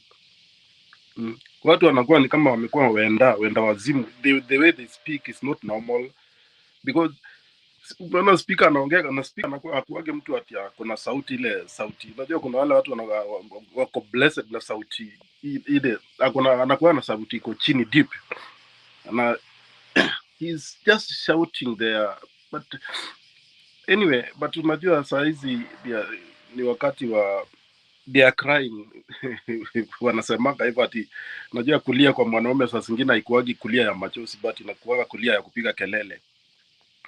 Na and so I think they are crying because the way things are going, they don't have any, because ujanja wanajaribu kufanya wanapatikana. Like, I mean, it's very hard to be a UDA person trying to win election through backdoor, because definitely they are trying to use a backdoor, not to, because all of a sudden they are becoming the lawyers for IEBC. And why are they defending IEBC? Why are they defending IEBC? Is it that it's a collaboration? They are I mean, walikuwa na collab wamefanya. I mean, you know, it doesn't make any sense, Themba, surely. Because sasa kama mtu amekuja amepatikana na materials za IEBC, na huyu mtu sio Mkenya, na huyu mtu sio IEBC, hata kama angekuwa Mkenya na kuna vitu za IEBC materials, lazima serikali itataka kujua unapeleka wapi, and you are not the staff of IEBC. Na kama IEBC basi walikuwa na hiyo mpango ya huyu mtu kuleta, wangekuwa ameleta ripoti wa report waandike barua attachment. I mean, kufanya kazi kisheria vizuri tu, and they know that. I think them yesterday I was listening mwisho sikuingia, lakini nilikuwa nasikiza, and somebody made a very good point. We should also have one way of, you know, IBC wanafanyanga kazi yao kwa siri. In private, nobody knows what they are doing, and they are using public money. Hiyo pesa sio ya mfuko yao. So I think it's a good time that now the coming government of Baba and Mama, they have to make a program that the IBC should put whatever they are doing online, so that everybody will read about it and understand what they are doing. Because they are mambo yao inakuwa tu private. Tunashtukia tu ati ballot boxes zimekuja. Tunashtukia, yani we don't know what they are doing. It's like, of course they are independent, but the independence doesn't go beyond, because the money they are getting to run their independence and their job is from the government. So they have also to disclose what they are doing. I mean, because if they are doing something right, why are they hiding whatever they are doing? Because, for example, kwa kampuni, kama unaenda kufanya shopping, si una nini, lazima kampuni ijue unaenda kufanya shopping ya kampuni. So at times, kusema kweli, there are things that we are doing very locally, and we have to understand now Kenya is not that Kenya people think. ya zamani. We have, this is a new Kenya where people are so educated. They are so connected. Surely they are so connected. Hata kama ukifanya ukora gani, they will know. So I think it's the high time that IBC, now for now, maybe let them do whatever they are doing, but for the next government, that's my wish, that at least kuwe they put what they are doing online, the tender they are giving, even something which is open, so that the people and the media can interrogate. For example, if they are giving me a tender to print papers, so that the media and everyone, all of you, can interrogate me. Who am I? What capacity do I have? Have I ever done something like that before? Because these things these tenders were being given in private. That's why now, just recently, people have come to understand that, in Venezuela, Uganda, if these things were online before they give out the tender, and immediately after they give them the tender, we could have scrutinized and understood that this company is qualified to get this tender, and we get their downs and ups. Lakini hazo unajua wanafanya tu kitu kisirisiri, unakuja kujua the last minute. Saa hizi unajua we have only 14 something days, ama ni siku ngapi zimebaki? About 16 days. So really, Themba, I think that part, I think the next government need to be very serious about that, so that this, unajua hii ukora ya kuingiza extra inaitwaje, zile waliingizaga, that is how they do it, because they are doing things in private. Anyway, let me finish about that and talk about Muranga. Muranga was good, and unajua sisi kwa Kimasai, Themba ni kupatia ng'ombe, there is no any other friend like you. Sijui kama Themba kwenu nyinyi mnakuaga na hiyo, lakini kwetu sisi kwa Kimasai, ukipea mtu ng'ombe, nikikupea Themba ng'ombe, hata tunaitananga by the way jina ya ng'ombe, like kama ng'ombe ni ya kike, kuna vile tunaitana mimi na wewe, and I cannot cross your line. I cannot cross your line. Nikikuja hata saa zile nimekasirika, saa zile napigana na mtu, Themba ukuje na nimekupatia ng'ombe, uniite jina yangu, ile jina sasa ya ng'ombe tumepeana, I cannot do anything. I have to go back, because there is that big respect. That's an African culture. So kuna some things, because I think the young people doesn't understand the meaning of kupatia ng'ombe. Kwani ng'ombe ni nini? Ng'ombe ni kawaida tu. It has a very deep meaning inside it. Ng'ombe ni kitu ya muhimu sana katika African culture. We believe that ng'ombe, unajua ng'ombe ndio inaletaga waadui. Ng'ombe makes people fight to death, and ng'ombe can make relations, because for example, ukitaka kuoa unapeleka boma fulani ng'ombe, unachukua msichana unapeana ng'ombe. Dari, unajua hiyo dari kuagi ati umenunua msichana. Inakuaga umenunua the relationship between your family and the other family. You exchanged the relationship. So hiyo ishara ya baba na mata kupewa ng'ombe, it was for me, it was something. I felt good about it, and I hope that the amount, because let us just move the way we are moving. But again, Themba, I don't know, but I'm always asking this question. I'm not sure if the secretariat always getting our concerns about our IBC. I'm not sure, but anyway, all is going well. Our campaign is doing well. I'm not worried. We are just concerned. I'm not worried. By the way, I'm not worried about IBC's rigging election, but I'm just concerned. But all in all, I'm really happy about the Azimio campaign. Thank you, Themba. Thank you so much, Big Julius. Kuna mtu anasema ati kwetu tunapeana kuku. Hiyo ni Muluya. Okay, acha tusikize Mkenya Spain, alafu tusikie, I think ni question Mike alikuwa nayo. Mkenya Spain, karibu, toa maoni yako. Thank you, Mr. Themba. Long time. How are you? And my fellow. I'm well, Mkenya Spain. Okay. Just to the point. I did watch the full of the Muranga speech, which they made when they were there. But I can say I can support my colleague here who has said that when you give someone a cow or whatever or a bull, that's a sign of that relationship that you want to that bond which is in between two. So I think that's good from our brothers from Mount Kenya. And also I think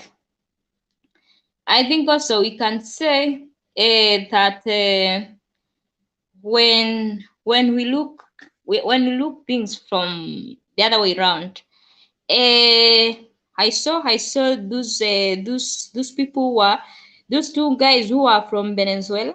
I think those who follow news, they know how Venezuela is at this moment, how it started, and we know the type of government they have there.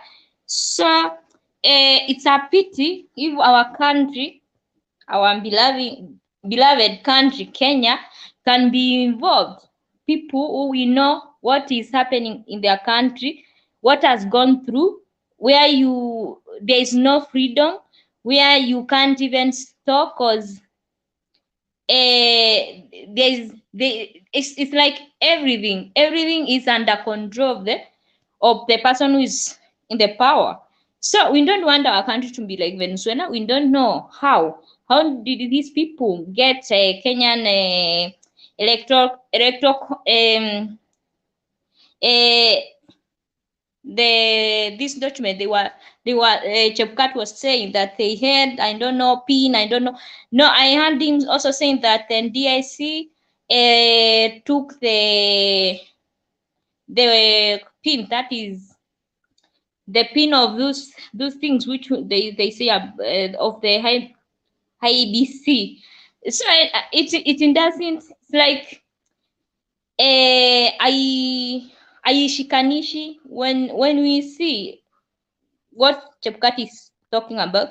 These guys from Venezuela, what they are saying, there is something which is not adding up.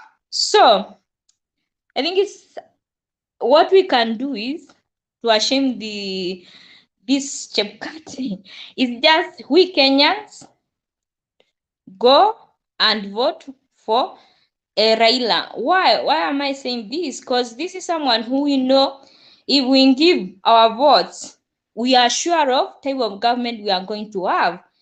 Let no one promise you heaven when you know very well you will not have that heaven.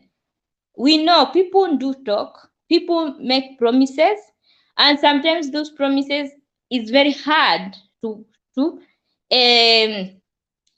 complete. So what I can say is let us not vote because someone has promised us this and that, or something is saying that I will do this, kazi ni kazi. But if kazi is kazi, why are they going around asking for people to go and vote for them? Kwa nini wao wasifanye hiyo kazi? Wanasema kazi ni kazi. Kwa nini yeye asitoke aanze kusukuma hiyo wheelbarrow, ananiambia mimi niende nikasukume? We have to think twice. We have to think why this person is telling me to push wheelbarrow na yeye ananunua the most expensive type of vehicle that we have in the world. Kwa nini yeye asikusukume hiyo wheelbarrow aende akiitisha nayo our vote? Because a leader, we say a leader is an example. It's like we have those figures, those we say this person can be a public figure, so that has, when we are talking about this person, we can imitate, we can have a good example from him or from her. So we need people we can, at least we can look what they are, how they do, and imitate what they do. Or we can go far when we have them in power. The other day, I listened the debate of the vice and the vice president. Those are candidates. I was surprised. Mi sijui how people there look things.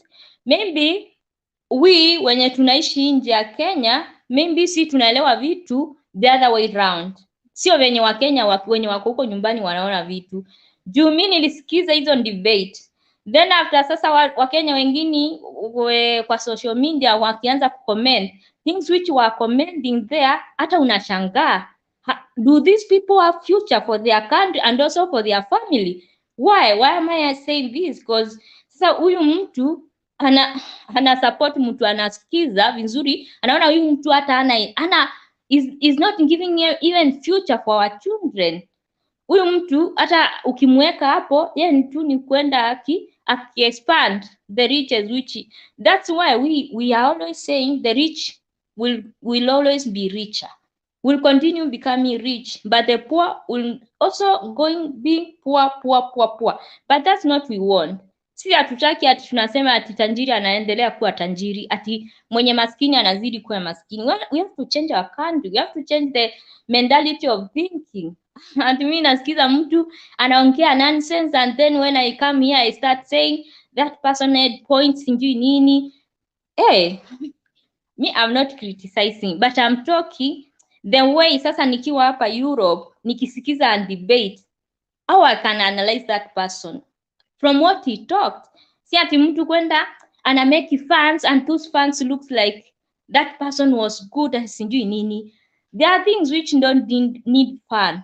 Ati nakuja, I'm not dramatizing. When we are electing our leaders, hizo si mambo ya drama.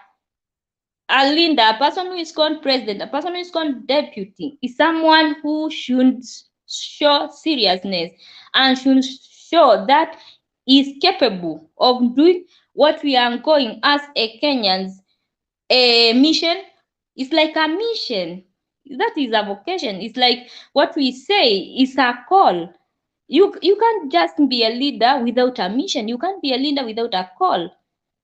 And sometimes I just listen when people insulting others they are clapping their hands. That's showing how far we had to be called first world, and that's why wanzungu sisi wanatuita that one country. Hiyo kitu inauma sana ukisikia ati that one country, but mi saa zingine naelewa njuu mzungu akisikiza vitu zingine, si we comment like we clap hands because someone is insulting other person, and that person we want to give our votes. How with this person sasa akikuwa president, si atatutu sisi wote and nothing you can do. Tutazidi tu kulalamika tena for another 5 years. Na saa zingine unajua mtu anaweza kaingia changes the constitution, hata tunasema hawezi akachange nini. When you are in power you can do anything. So let us, we Kenyans, think twice, and when we go and cast our votes, let us not cast for someone because not I want to revenge. Remember when our president, that is Uhuru Kenyatta, will retire, yeye ataenda nyumbani kwake, yeye amekusanya pesa yake, he has a lot of money, yeye atakuwa amestareka, wakati sisi tutakuwa tunaenda pale unanunua maziwa 500 Kenyan shilling. Hapo ndipo utanjua you never revenge to Uhuru Muigai Kenyatta. You revenge on your own life and your own family and your own children. So guys, let us vote wisely as Kenyans. Let us vote for someone who can take our Kenya where we want to be. Let us not vote for people who will just go there and enlarge their pockets. Juu kuna watu wengine saizi hata wameanza kutengeneza mifuko mzuri. Juu when we vote for them, wao tu wanaenda tu wanachukua mali yetu na that's all. So guys, let us vote wisely. That's what I can say. We Kenyans, let us vote wisely. Thank you. Thank you so much, Mkenya Spain. Before I bring on Mike, I want to just make a comment. There is also Brian Cedric. I'll bring you just after I make the answer after Mike, then Mr. K, then I'll bring Olara. Now, I want to say, just make one comment as far as the debate is concerned. There's a reason as to why a debate is held towards the last days. Now, a very strategic team will not go there to a debate to try and say the same things they have been telling the people who are already supporting them. A strategic team, when polls have been done, there's a particular number that is released of undecided voters. Now, the undecided voters are people who have listened to UDA drama for 4 years or 10 years, but they are yet to make their decision. They have listened to Azimio for all this time. They are yet to make a decision. Now, this opportunity is normally that time that you have to say something that is going to sway this voter to your side. Now, you don't add any value to your team when in that opportunity you have been given, you used to say the same things you have been saying for 4 years, which have not convinced this undecided voter. You used to attack, Uhuru Kenyatta, like Gachagua did. I mean, so that you can come out as a winner, yet you're supposed to be convincing. There's a person who is listening to you. There's a person who is in this audience who will be watching this debate, who has not made up his mind, in spite of you talking about these things for the last 4, 5, 6 years. The person has not made up his mind. It was not the first time that Gachagua was accusing the president. They've been doing that in all the rallies. But there's a person, when they do the polls, there's an undecided voter. So how do you convince an undecided voter? Now, the undecided voter is the person who will have time to even, if it is in Kenya, in spite of the bad economic time, they can still afford bundles. They can still afford Wi-Fi. They can still afford to watch TV for 1 hour to look at you. Now, this person is automatically, you can guess, is someone who has education level, probably high school and above, and is probably a graduate, someone who is going to reason, not be moved by emotions.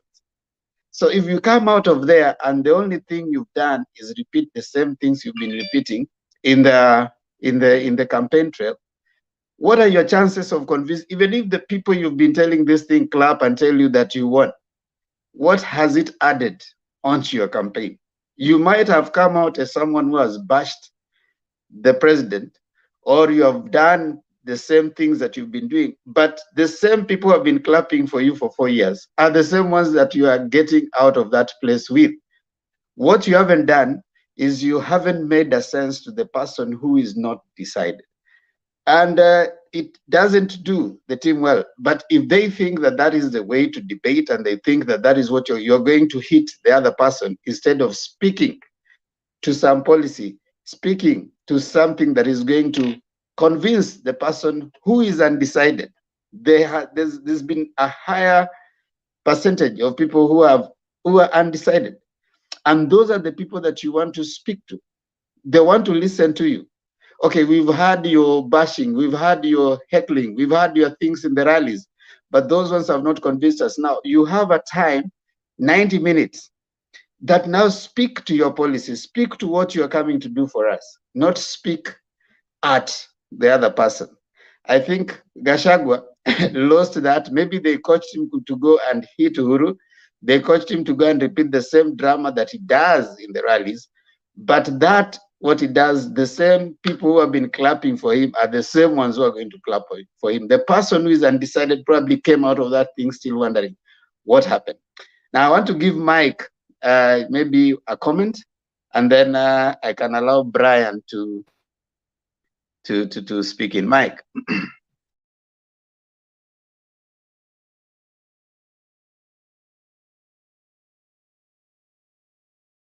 Mike, you're still muted. Thank you, Themba. What you've just said were also my sentiments. You see, Tempa, when you present your CV to an organization and then you are given an opportunity to attend for an interview, it will be very stupid of you to start reciting what you have written in your CV, that I went to school in this place. What people are looking for are things outside what they cannot read on that paper. And for you to recite the same things you have written is to waste an opportunity to sell yourself to your to employer to be. So that is what, as I agree with you, is what Gachagua is doing. He is reciting what he has been reciting outside the interview room. But to go to my point, which I observed as I was speaking, I said a while ago that I don't lose sleep because of what is happening, not necessarily because of that things are not, there are no issues. The thing I said, or I want to repeat, is that we have real issues, but I think this time around, what we are calling the system, or rather the government or the agencies, are very much awake and alert. Just to show you that I'm equally concerned is Themba. When I had a journalist ask, is it called Marjan or Marian, whether he did due diligence, he told the panelists that he went and got a report from them. Themba, is due diligence going to the same person you are supposed to get a background check on? Due diligence is going outside an independent body to get independent information about that organization. You cannot come to me and do due diligence on myself, and then I give you a report, and then I tell you I am this good, and you come back to Kenya and tell Kenyans that they gave me a report. That is not, and this guy has 7 degrees. How can you call that due diligence? That is what I wanted to say, Themba, before I forgot. Thank you. Thank you so much, and welcome, Wekesa. Big Julius, you'll make a comment, and then Wekesa, Brian, Cedric has not talked, Mr. K, and Andrew. So you can take it over from there. I had just stepped in a little bit to allow Bernard to go and rest, but Wekesa is here to take you through. Mimi nakujanga baadaye jioni. Wekesa, endelea. Then before end, Yes. I want your comment on this. Huh? Yes, sir.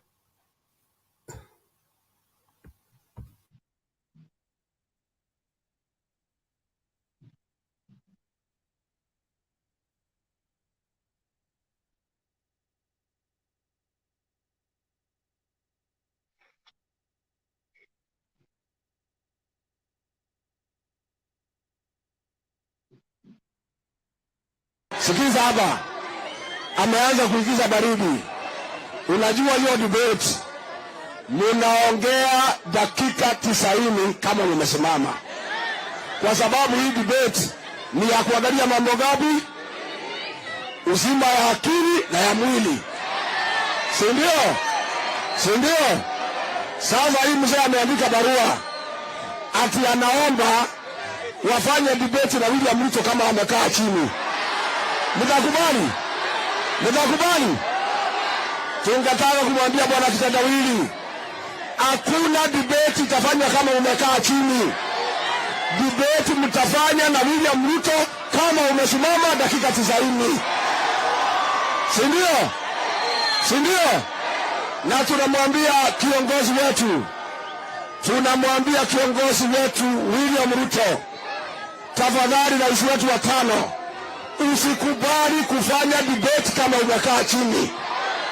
Tunataka wewe usimame, kitendawili asimame dakika 90, tujue ni nani anaweza ongoza Kenya. Tunakubaliana? Tumepitisha hiyo? Lakini akiinsist lazima akae chini, William Ruto asimame. Ndio Wakenya waone ni nani anaweza kuongoza nani. Lakini nyinyi mkipima, hiyo mzee anaweza simama dakika 90? Anaweza? Haya, mambo ya tatu na ya mwisho.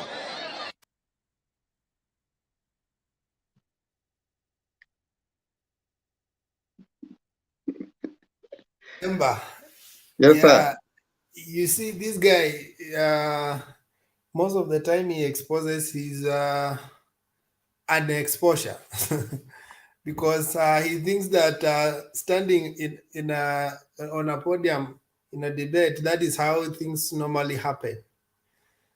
He doesn't know that in US there are normally 3 presidential debates, and each debate takes a different posture.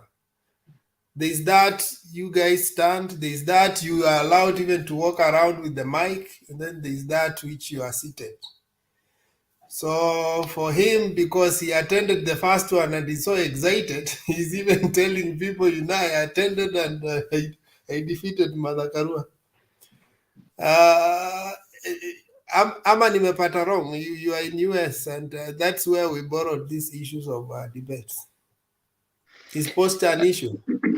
You know, that's a good comment. I'll just make a very brief. He was, first of all, fundamentally wrong to suggest that the debate wants to test if you can stand. I mean, you can be able to be fit for 90 minutes. Fitness is not judged at the debate. It is none of the issues that is being judged at the debate. Your ability to stand for 90 minutes is not anything that is judged. You have even fitness of the mind is not judged at the debate. You know, we come in to judge the policies of the people who are coming to power. So I listened to that, and basically, you remember we said give Gachagua the mic. It is in the same forum that he also accused the sub chiefs and the chiefs. So you see, even he's carrying the idea of standing for 90 minutes as something that was being tested. So it tells you the kind of the level of thinking in Kenya Kwanza. If it's going to be informed by such kind of mediocre reasoning, when he stands up and he says that to simuliona nimeshinda kwa debate, probably the same people now, listen, the same people that you remember in his debating, he was asked that how do you make your money? He said that Kenyans are giving me the money. And then later he's asked, and then in the follow-up, he says that Kenyans have no money. Their pockets are empty. Now, in the same statement, you are saying that Kenyans are giving me money to campaign, and the same statement you are saying Kenyans have no money in their pockets. You see, confusion galore. So in as far as this issue of standing or sitting, it shows you the lack of awareness in their level, and probably for him, he thinks that that is what is endearing him to his master, Ruto, and he thinks that his people want to hear that. And as you can know, all of us know Gachagua, the propaganda machine. That is what he does. So I would suggest that I had avoided. It's good you brought it up, but I'd avoided that because what better do you expect from Gachagua, who his best level of introduction was that I don't take alcohol. There is only much you can expect from him.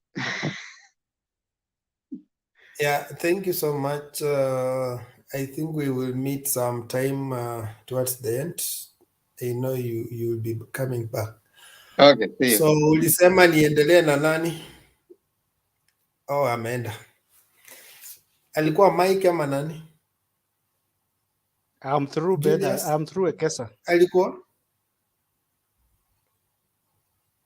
Nani hajaongea kwanza? Mimi nilikuwa na swali. Maswali. Nani hajaongeza? Brian? Andrew? Okay, so wacha bado sijaongea, kamera inaleta shida. Okay, uko wapi? I'm only seeing the clouds. The light, my camera ilikuwa simu. I usually use the phone, but it may crack kidogo. But that is not a problem. I think you can hear me loudly. Yeah. Let me allow Julius. Is it a comment or a question before we move on? I just had a question. about the debate. I wanted someone to clarify to me. For example, Gashagwa used, or I mean, called the president's name, Uhuru Kenyatta's name, many times. And I was wondering, is it okay for the media, because to allow like somebody who's not on the debate to be discussed? That was confusing me a little bit. If I can remember, I don't know why they missed that, because for Gideon, when he commented that Uhuru wanted to make Gideon the DP, Smart said that because he's not here, we cannot discuss that issue. But then he forgot and allowed him to discuss Uhuru in every issue, and yeah, like some people counted and saying 17 times. So I think that was a little bit laxity in terms of those who are moderating. You don't allow someone who's away to be a punching bag. In fact, that debate was between Kashakwa and the phantom Uhuru, the imaginary Uhuru, the Uhuru that is not there. Yeah, it was wrong. So because Wekesa, it's not only in that debate. Actually, I can see even the discussion on TV stations like KTN, Citizen.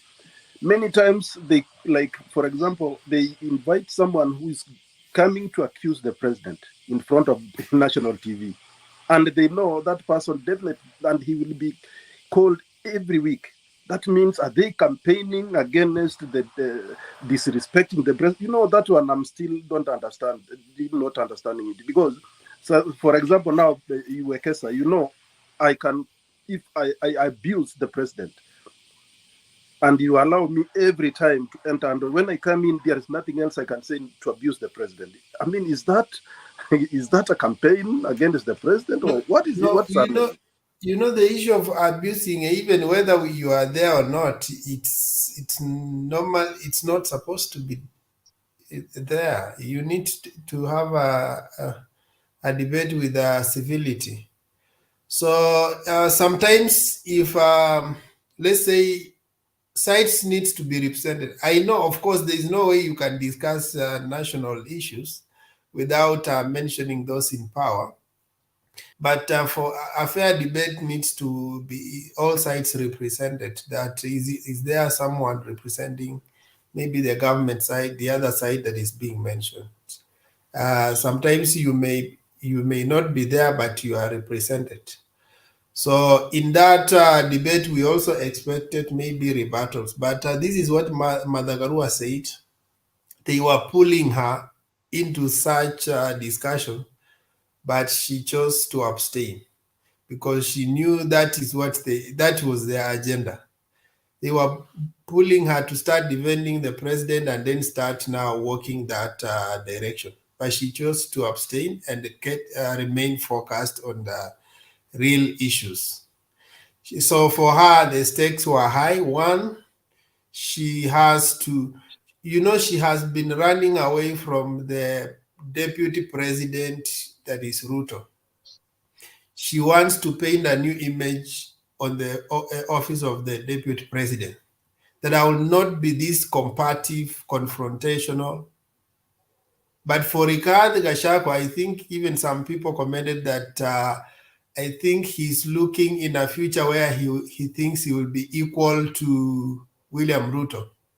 That's why when he was asked that deputy president role, and he answered in a very casual way, that there's nothing like we will not have fights. William and I will be very busy. He was putting himself on the same pedestal like his presidential candidate. That is a question that we're testing your loyalty and your role as the number two. But he answered as if they were co-presidents, equal partners. That is what is in the mind of Gachagua. the way he talks, and I know Ruto ashajua, this guy, this is who he is. But for now, he cannot say because that is what his focus just to get votes first. But in the mind of Kashagwa, he wants to be a co-president with William Ruto. And when you look at the people he normally address, he will talk about the chiefs, he will talk about the police, you see. That is his world. And you see the role of DO, I think somehow it's a small, DOs are small presidents. You know, they are extensions of the president.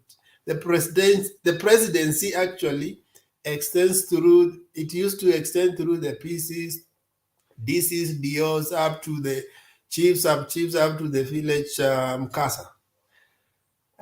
So that is how he has grown up, and that is how he sees his world of leadership.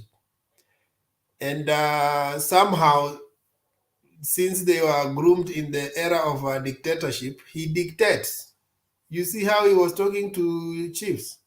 Mwende mwambie mabibi zenu, you cannot come here to ask us for votes. That is who he is. By the way, for the last 2 weeks, alikuwa amekuwa trained to speak well just because of the debate. Now that is over, he came out of the shell and started speaking the real Kashago. We were saying that Nyang'anyo Mike. That is how he was speaking today. The real man that needs to avoid the mic. So it was, I was going to who? Was it Brian? Brian, then we go to Kamau, and then Andrew. Okay, thanks. Wekesa, Mama Selina, Mike, Julius, Andrew, and Mr. K. Good evening, good morning.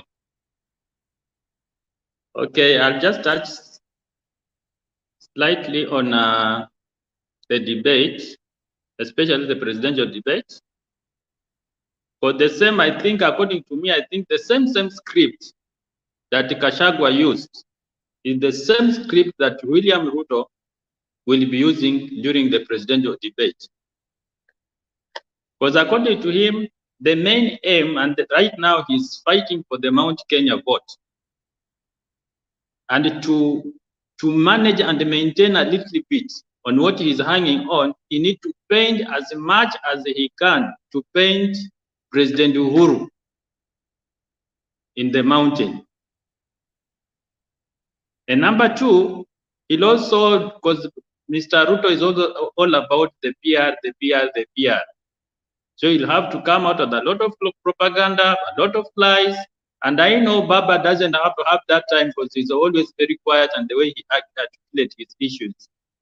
Baba will be there to articulate issues, the real issues that Kenyans are facing, while Ruto will be there for the PR and maybe for the sympathy vote. And I'm sure even the ICC issue, ICC cases and the issues around that ICC, he'll also come up with it for the sympathy vote. Another thing I think Ruto will come with it is this handshake, because he wants to look like he was the one who was outlined from the government, and his face maybe he's suffering because of the handshake, so that people can feel sympathy for him. Those are the things that Ruto is going to come out with him. And my proposal, I thought maybe, to me, my view was if Wajaka or all candidates, presidential candidates, the 4 presidential candidates, were to debate at the same time, at least that would have worked well, because the other 2 will be also fighting for the PR, at least to make a name. So there will be encountering and rebattling some of the Ruto's lies, as Baba concentrate on articulating the real issues. Going back to the IBC, I don't know what to say. But the IBC, we have a lot of questions that we really need to get from the Chebukati. and he has been always running away from the questions. The same things that are happening. Baba raised these questions, like 7 questions, I think 7 questions, and he has never responded to any question up to now. It's mathematics. It has never worked anywhere. Starting from Venezuela, Filipino, then Uganda. In Venezuela, we are having Venezuela. The results were inflated by almost 1 million. That Ruto is telling us that we are missing from what? From the register. Exact figure was inflated in what? In Venezuela. And this, the same figure is what Ruto told us it was missing from the registrar. So I don't know how it works out. I don't know. Then I think I'll also touch a bit about the Bungoma politics, and the case I think you know more about it. Bungoma politics, Baba is not doing bad, he's doing well, because we have Wangamati and Kenny Lusaka. There's that two governors who are having it tough. Wangamati, during his tenure, he only developed the urban part of Bungoma.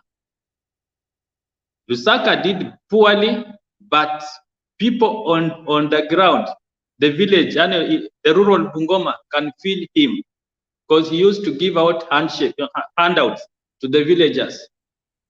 So when you come back to the urban part of Bungoma, they'll support Baba, almost 100%. But when you go to the rural, they are not feeling the development that Wangamati has done for the last 5 years, because he only concentrated on urban Bungoma. So that's where we have a lot of competition, the village part of it. The village Bungoma, rural Bungoma, but not urban Bungoma.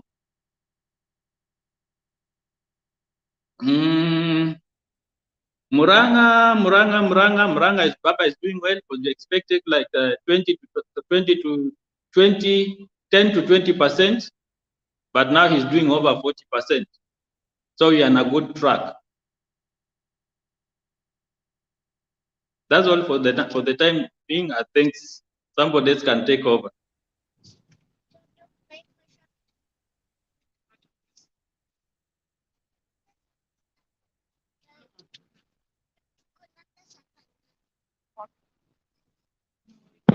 Is that is Wekesa frozen? Jumaine inakuja. Wekesa.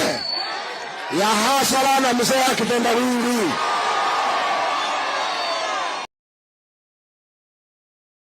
Sorry, I've put a wrong video. How are you, Alex? No, I'm fine, Wekesa. Yeah. I thought you were frozen. You're welcome. Asante sana, nashukuru. Mtu akikabili kuwaje? Uhuru alimchagua Fred Matiang'i ICT Tokisi. James Macharia wa Inaina Mkikuyu Health. Amina Mohamed siku zile Foreign Affairs Msomali. Aden Mohamed Industrialization Msomali. Anweguru Devolution Kikuyu. Rachel Omamo Defense Luo. Michael Kamau Transport Kikuyu. Jacob Kaimenyi Education Meru. Judy Wahungu Environment Luya. Hassan Wario Sports Borana. Najib Balala Mining Swahili. Charity Ngilu Lanzi Kamba. Joseph Olelenku Interior Masai. Dan Kazungu Mining Mgiriama. Hatusikize Ruto. Kabineti yake. Uhuru akamwambia haya tumeunda serikali, haya mwenzangu na leta majina yako. Sikiza kimbunga hiki. Henry Kerotich Treasurer Kalenjin. Davis Chirchir Energy Kalenjin. Phyllis Chepkosgei East Africa Corporation Kalenjin. Felix Kosgei Agriculture Kalenjin. Halafu katoka Farida Karoni Kalenjin. Charles Kateri Kalenjin. Simon Chelugui Kalenjin. Willie Betty Kalenjin. Umesikia mtu wa pwani hapa, kuna Mbajuni hapa, Mpokomo, Mtaita, Mmijikenda, Mwarabu, Mswahili, Makonde, Jaluo, Kikuyu, Mkisiri, Mmeru. This man hajawa rais ukabilani huu, akikae itakuwaje? Ndio nasema hapa, Mwenyezi Mungu anasema kwenye Qur'ani, inna Allaha la yughayyiru ma biqaumi hata yughayyiru ma bi anfusihim.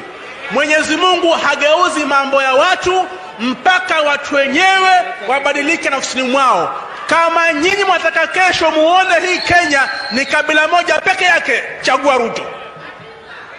Lakini ukitaka usawa kabisa, huyu mzee huyu hana ukabila, huyu mzee.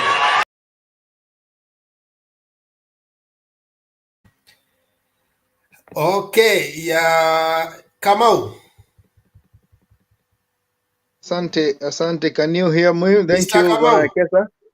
Unanipata? Mr. Kamau, tribalism is bad, but hegemony is even worse than tribalism. Where Yes. certain particular groups of people remain in power and they think that they are entitled to lead others and others are supposed to be followers.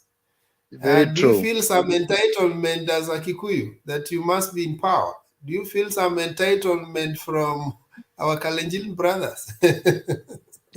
I think a time has come, and this thing, Mr. Uhuru Kenyatta had spoken in the funeral of the mother of Musalia Mudavadi. Time has come that the leadership of this country should go around other communities. Why? Because other communities are part and parcel of Kenya. They are equally educated and capable to lead this country. And I think this thing, people thinking they have a political birthright to be in government forever, it should stop. And particularly now, the Kikuyus and the Kalenjin should now pave ways to other people to lead Kenya. Because I say that because, I'm actually, and Mama Selina is here. She is one of a million Kalenjin people you admire because she looks at everything objectively, of which many other people, like for example, tomorrow there is a rally at Kapkatet, I think, grounds. And the funny thing is that there are people who are sleeping there in the cold while their leader is in the blanket or inside the blanket at Karen.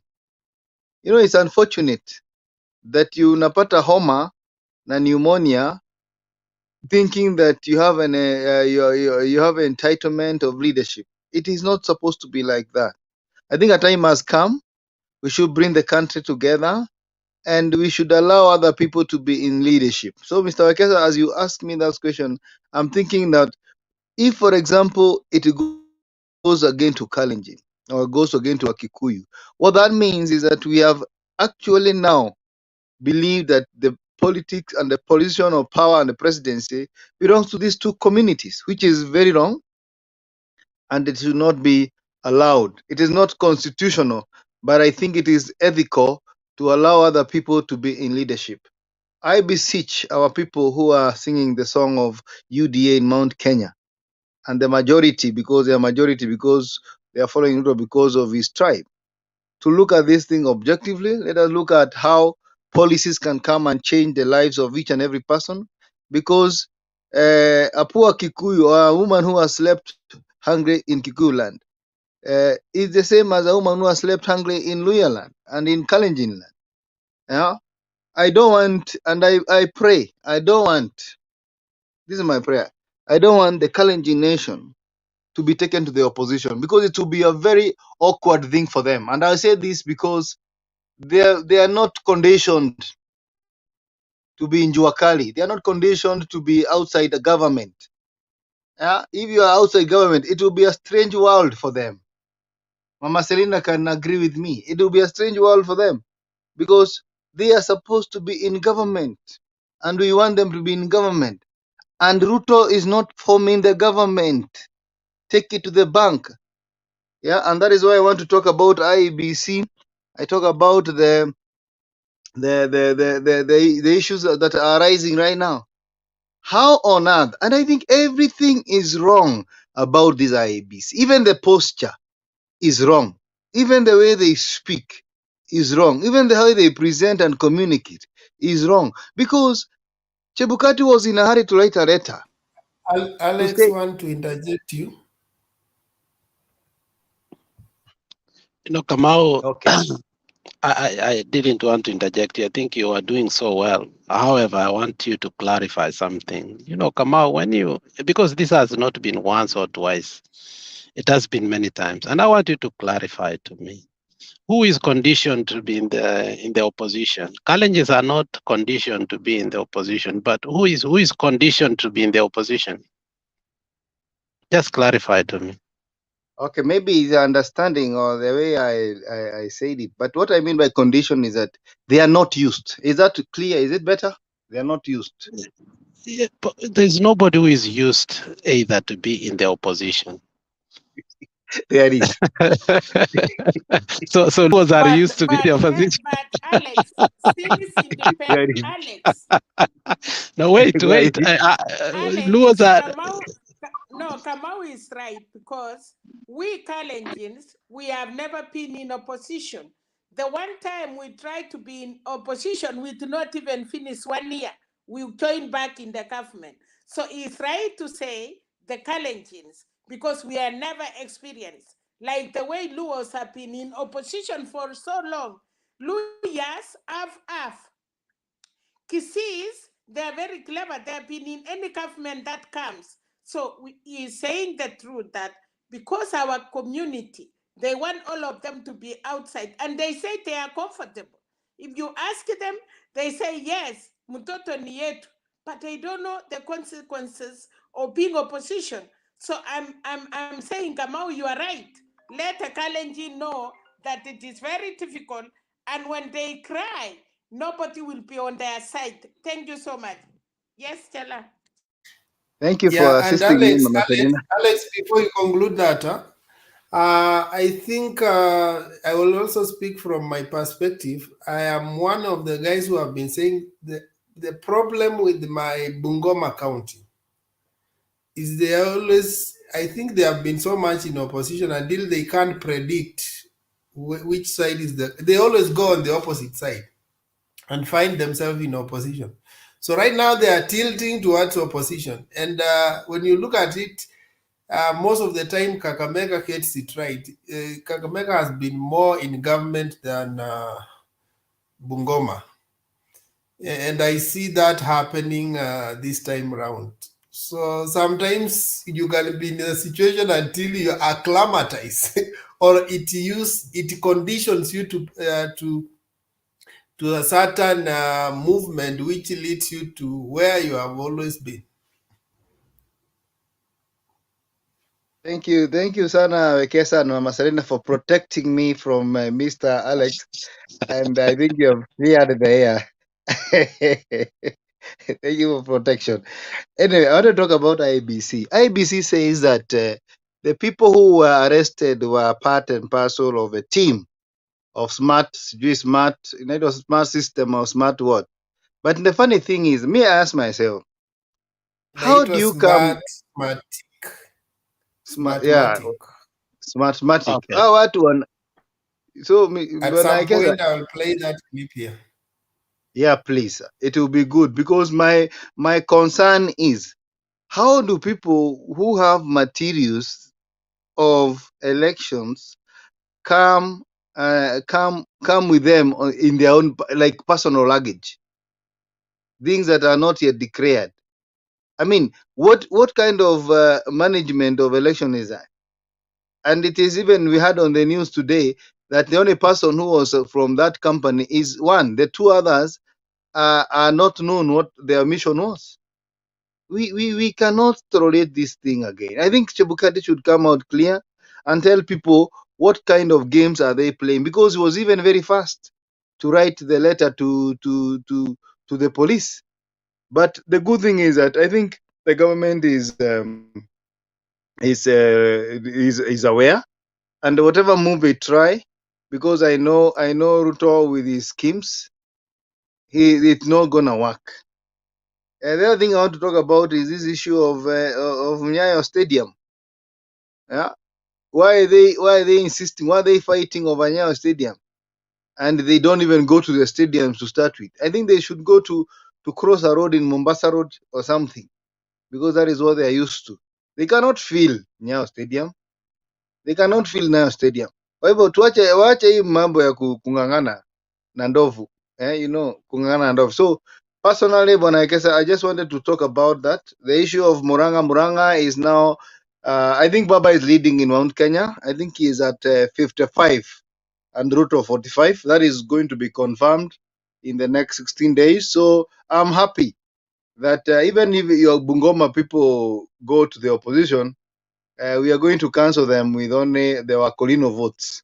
The Wakolino votes will be enough to make Baba the fifth president of a republic of Kenya. They Today, are not going fully. Wacha bila ananikula hapa kichwa, anasema Wekesa Bungoma gave Uhuru 30% in 2017. Stop that narrative that they don't vote for Raila. I didn't say that. We didn't say that. We said that when you look at the history of Bungoma, we have been more in opposition than in government. And here it is interpreted that the more votes you give to a particular candidate, that's where you belong. I did not say that they normally give 100% to government or opposition, but sometimes they lean. When you look at 2005, when the whole nation was Katiba orange, Bungoma stood with Kibaki. Very strange. It was the only county that time we didn't have counties, but it was the only district that stood with Kibaki, and the rest of Western was orange. So one of the things I like them because they can make independent decisions. I'm only speaking that to assuage them to tilt towards the right direction, because we're going to form government. We have been with Raila so long, we can't afford to leave him when he's becoming president. And some of us who are speaking are from Bungoma and are always supporting Raila, so I'm not even biased, because those are my people, my mother, my father, my brothers, my sisters, my cousins. Majority of them are voting for Baba, even if they are 45%, because Ruto the highest, I think Raila talked about 51. So if we still have 49 voting for Baba, is a good figure. So I'm not saying that they can't do that. I'm asking them to give Baba 80%, because they have served with Baba for quite a long period. Can I play this before I bring in the next person, kindly? I had not finished, but I guess I was to talk about the spouses of senators. Welcome to Damaging Ignorance. Damaging ignorance is important because whoever controls your language of discourse controls your reality. Every story has two sides to it. On this show, we challenge the dominant discourse of the weak. We challenge the dominant discourse not because our side is right, but because the other side is wrong. We offer you the actual position of things, and we are rarely wrong. And even when we are wrong, it is because we do not choose to be right. Today we will put Chebukati and his incompetent CEO on trial in the court of public opinion. And the charge will be about contracting Smartmatic as a company that will electronically transmit the votes on August 9th. Our charge is simple. Chebukati and his CEO Marjan Hussein Marjar are either incompetent or smooth criminals. And this is why I say so. In August 2017, the CEO of Smartmatic admitted that their electronic system had manipulated the Venezuela election to the tune of 1 million votes. It is on record. In 2016, Smartmatic officials were found criminally liable for interfering with data in the Philippines election. The officials were charged. And in Uganda, the smartmatic system failed during an election, and they had to resort to the manual register. Today, this company is the one to run August 9th transmission of election results. And the question in my mind is this: if Smartmatic has such a history of failure, why contract them? And if the Supreme Court nullified the 2017 election partly because of irregularities in the transmission of results, why contract a company with a record of manipulation and irregularities? Is Chebukati setting us up for a nullification of the 2022 general election? We will pose the questions and provide the evidence. Then the verdict will be yours.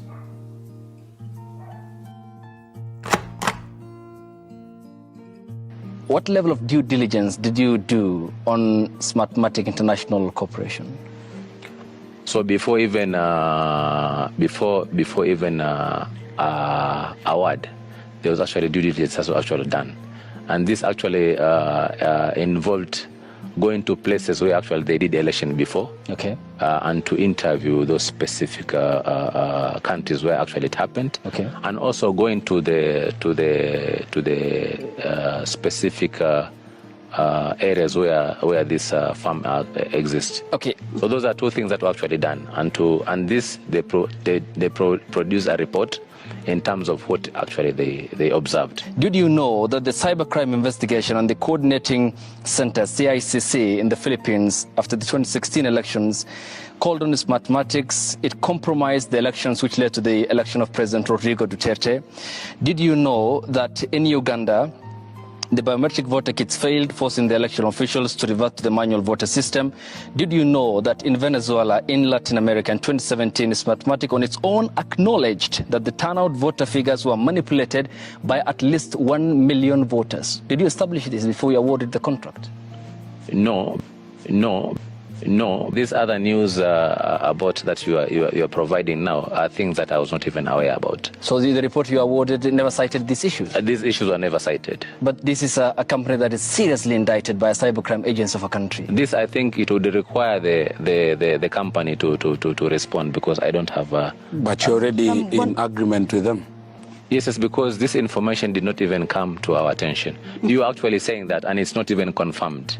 This probably will be based on information that you've been able to search maybe from the internet and the rest. And I think it would be proper at this particular time if this question can be actually directed to the respective company for them. No.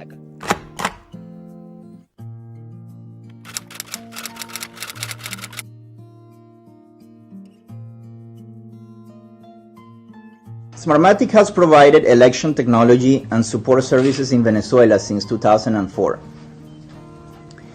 Even in moments of deep political conflict and division, we have been satisfied that the voting process and the count has been completely accurate. It is therefore with the deepest regret that we have to report that the turnout numbers on Sunday, 30th of July, for the Constituent Assembly in Venezuela were tampered with.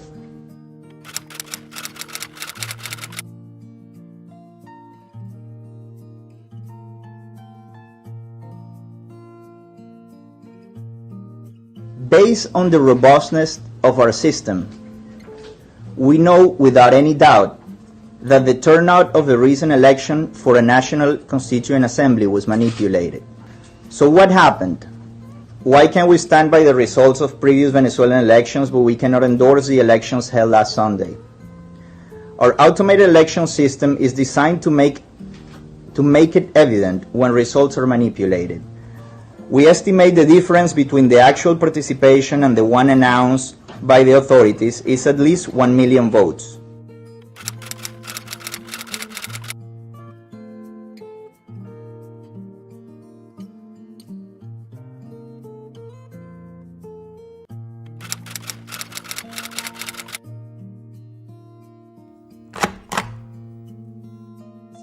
Did you know that the Cybercrime Investigation and the Coordinating Center, CICC, in the Philippines after the 2016 elections called on its mathematics? It compromised the elections which led to the election of President Rodrigo Duterte? No. The Department of Justice finds Smartmatic and some personnel of the Commission on Elections criminally liable under the Cybercrime Prevention Act in connection with the May 2016 elections. Monokson explains why. The Justice Department has found a probable cause to charge Smartmatic and COMELEC personnel for violation of the Cybercrime Prevention Act for script change during the national elections in May 2016.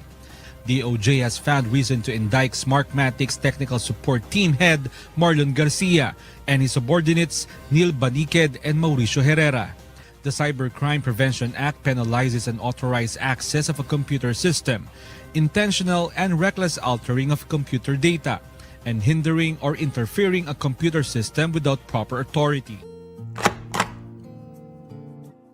So what you're saying, what you're telling us is that the server is the one that dictates whether it will accept the message or not, irrespective of the time being used by the sender.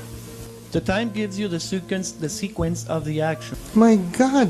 Sir, your assurance was that anything that happens between 7 a.m. and 7 p.m. would be reflected as 7 a.m. to 7 p.m. I didn't know that 7 a.m. to 7 p.m. could be moved to 10 in the evening.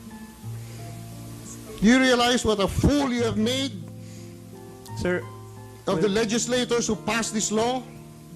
I understand, sir. With all due respect, it's an unforeseen situation. It's one unforeseen.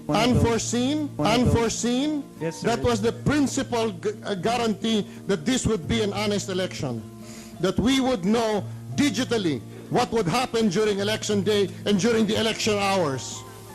You had us standing here guaranteeing to the public and the world that even if fraud is committed, we would be able to trace it.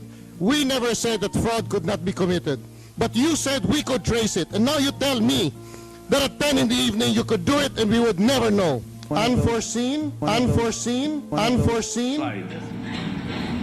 As you can see, a transmission activity was captured as early as May 8, 2016, one day before the election, the voting. As you can see, a transmission activity was captured as early as May 8, 2016, one day before the election, the voting. The early transmission activity continued until May 9, 2016, in the morning, prior to the official conduct of the elections. I'm with you, but to the Majority Floor Leader. I am with you to stop the awarding of the election paraphernalia as well as the counting machines to Smartmatic, because there have been several elections already wherein they have not answered satisfactorily the questions of electoral fraud. I would like to advise COMELEC now, hindi ko na lang hintayin, dispose of that Smartmatic and look for a new one that is free of fraud. Now I will end with a question to William Ruto. It may appear unrelated, but in an election all things are related. Ruto told us that 1 million votes had been manipulated from the server that houses the voter register. I'll not ask him how he knew about it, or if it was true or the usual lies. But the unrelated thing that bothered me was the 1 million votes and how they were manipulated in our servers. If in the Philippines some results were transmitted one day before the election, anything is possible. The question in my mind, therefore, is this. If Smartmatic could manipulate results in Venezuela to the tune of 1 million votes, is there a relationship between this and the 1 million votes that William Ruto said were manipulated in our servers? What is the similarity here? And I ask this question because if Smartmatic does not deliver on this election, will have a nullification, and the election could go on until April 2023 or even beyond. What was my point here? After watching the cases of Venezuela and Philippines, I have no faith in Smartmatic. And the question we must ask is whether Chebukati and Marjan, who say Marjan, are smooth criminals or downright incompetent. And the verdict on this question is yours.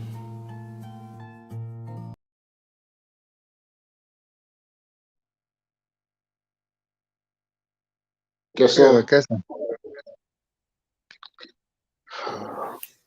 we are in problems, This is eh? terrible. Eh?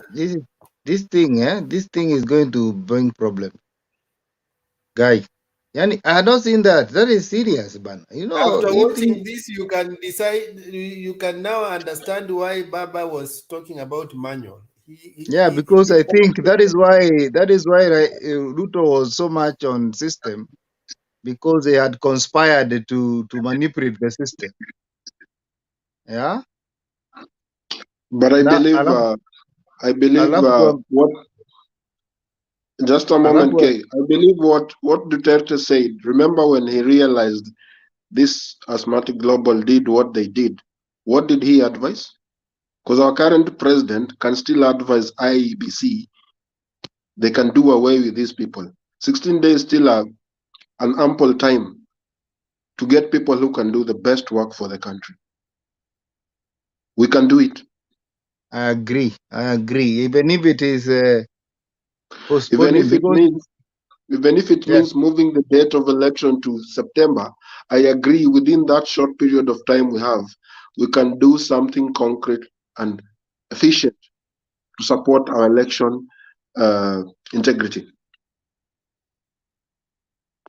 there is something smelling. I'm telling you, you wake up and smell the coffee. This man can burn the country in seconds, and we need to be very careful, because it's not that he is not aware.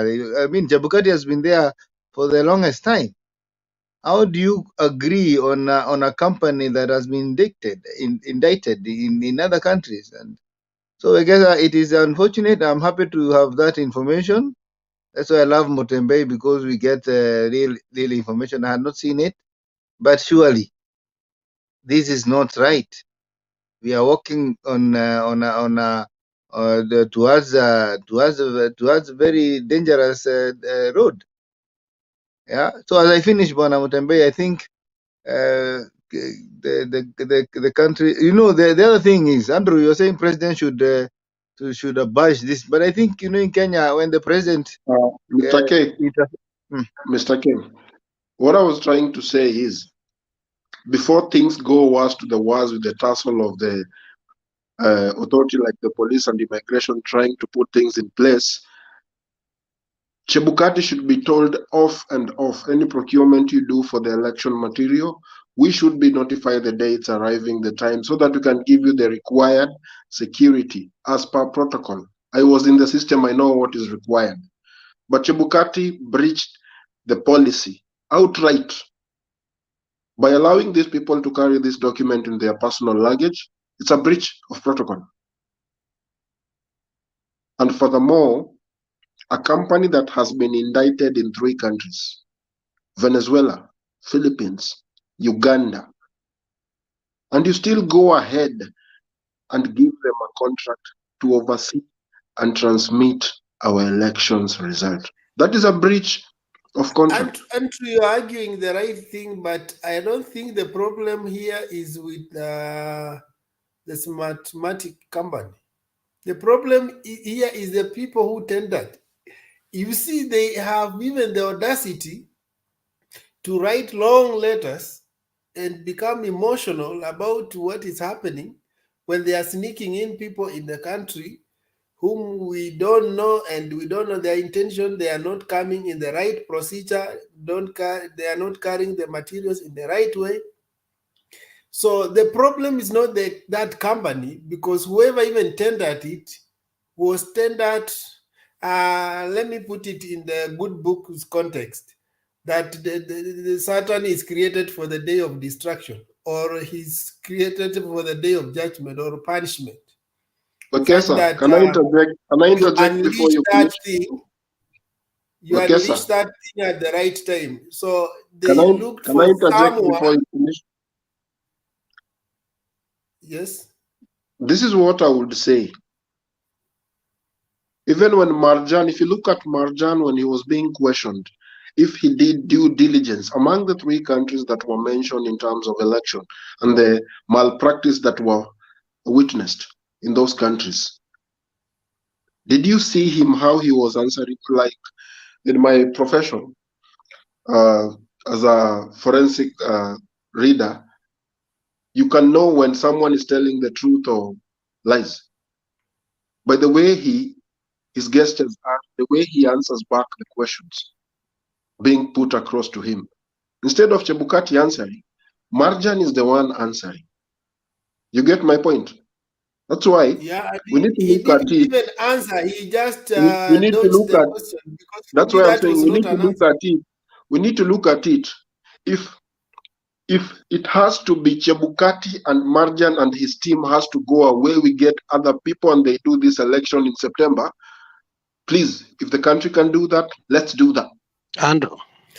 But now, okay, Alex, before you Wait. come in, the process now is we are going through the right process. They had to identify some flaws like those the way those guys came in, okay? You know, you don't just wake up and dismiss people. You have to identify flaws and then you use that case to articulate what you want to do. Alex, what do you want to say? And then we allow Kamau to conclude. Look, my observation is this is not the only blunder that has been done by IBC. From the onset, there is nothing that IBC has done right. When we go back to 2017 election, it was all about the due process. BBI, it was all about the due process. We like it or not, when we are going again, this is the creation of Chebukati is a pretext of contestation again. I mean, whatever happens, whoever wins, there is a stage that have been set that everything was basically legal. Therefore, it's easier. There is no question. We are going to the Supreme Court, okay, because of the process, okay? Chebukati has never followed the due process. So what he's doing is arming Ruto because Ruto is going to lose. So he's basically arming Ruto, giving him an opportunity to go to the Supreme Court. That is what he's doing. Because Chebukati realizes the forces are too difficult for him. From the onset, you have to acknowledge that Chebukati was a sold out cabal. Chebukati is a UDA guy, totally. Chebukati is not the IBC director or chairman anyway. Chebukati is a UDA guy. Everybody knows that. Now, even the wife said, pray for my husband. I don't know why you could go to a meeting and start saying people should pray for your husband because he has a difficult job. And yet the husband says he's up to the task. I mean, that is very shallow. But this is my take, and it's a personal take. You may disagree with me or not. You may disagree with me or not. From what I have researched, the 2002 election, it could have been easier for Moi to decide, and we announce Ruto. We announce Uhuru as the president. But because Moi had the neck of a giraffe, he understood that his wealth and his future, his children, his community, it's going to be so difficult for him. So he allowed democracy to thrive. After all, whoever that was taking over, it was not a reform ticket the way Martha Karua said. It was a continuation of Kanu regime. As Martha Karua has come to confirm that yes, we had a regime change, but it was not a reform. So Kanu has ruled us even after all this time around. This is the first time that Kanu is going to get out of power. Now, this is my take. In 2007, we did not have election. In 2013, we did not have election. In 2017, we did not have election. And I'm talking about presidential. Now, from what you have seen, in 2013, after the blunder that was made, Moha went and did a very good, investigative journalism of ugaidi wa kura, something like that. You can go check it out. On 8th minute, Raila is sitting somewhere. He has been called by SK Macharia, and they agree to meet somewhere in the hotel, which was Nairobi Club Hotel. When they get there, Raila gets there first, and then Moha Nani comes later. SK Macharia. SK Macharia enters the room. Raila is alone. He says, "Congratulations, you have won the election." He tells him even the numbers that he won the election. But he tells him, "But I'm sorry, you are not going to be the president. This evening, we are going to swear Kibaki." You have three options. Either you accept that Kibaki has won. Secondly, either you go to court, or the best option that I can give you is that you set up a coalition government with him with an agreement that he will support you in 2013. Okay? That is Raila saying what happened. And then when Raila being Raila said, "No, let me go and sleep over it." You see, for those who have stolen, when they hear that you're going to sleep over it, they are worried. So the worst came to it, and you know what happened. So what I'm saying is this. We have heard it over and over. Uhuru has said it. Kimemia has said it. The people who are in power have said it. We will not hand power to Ruto. Election is not voting. Election is the fight for power. Whatever that you see we do during election is a conduit of what you think that happens. But really, in it, the fight for power is real beyond your vote. Your vote never counted in 2013, 2007, 2017. Take it to the bank. Your vote never counted in as much as you want.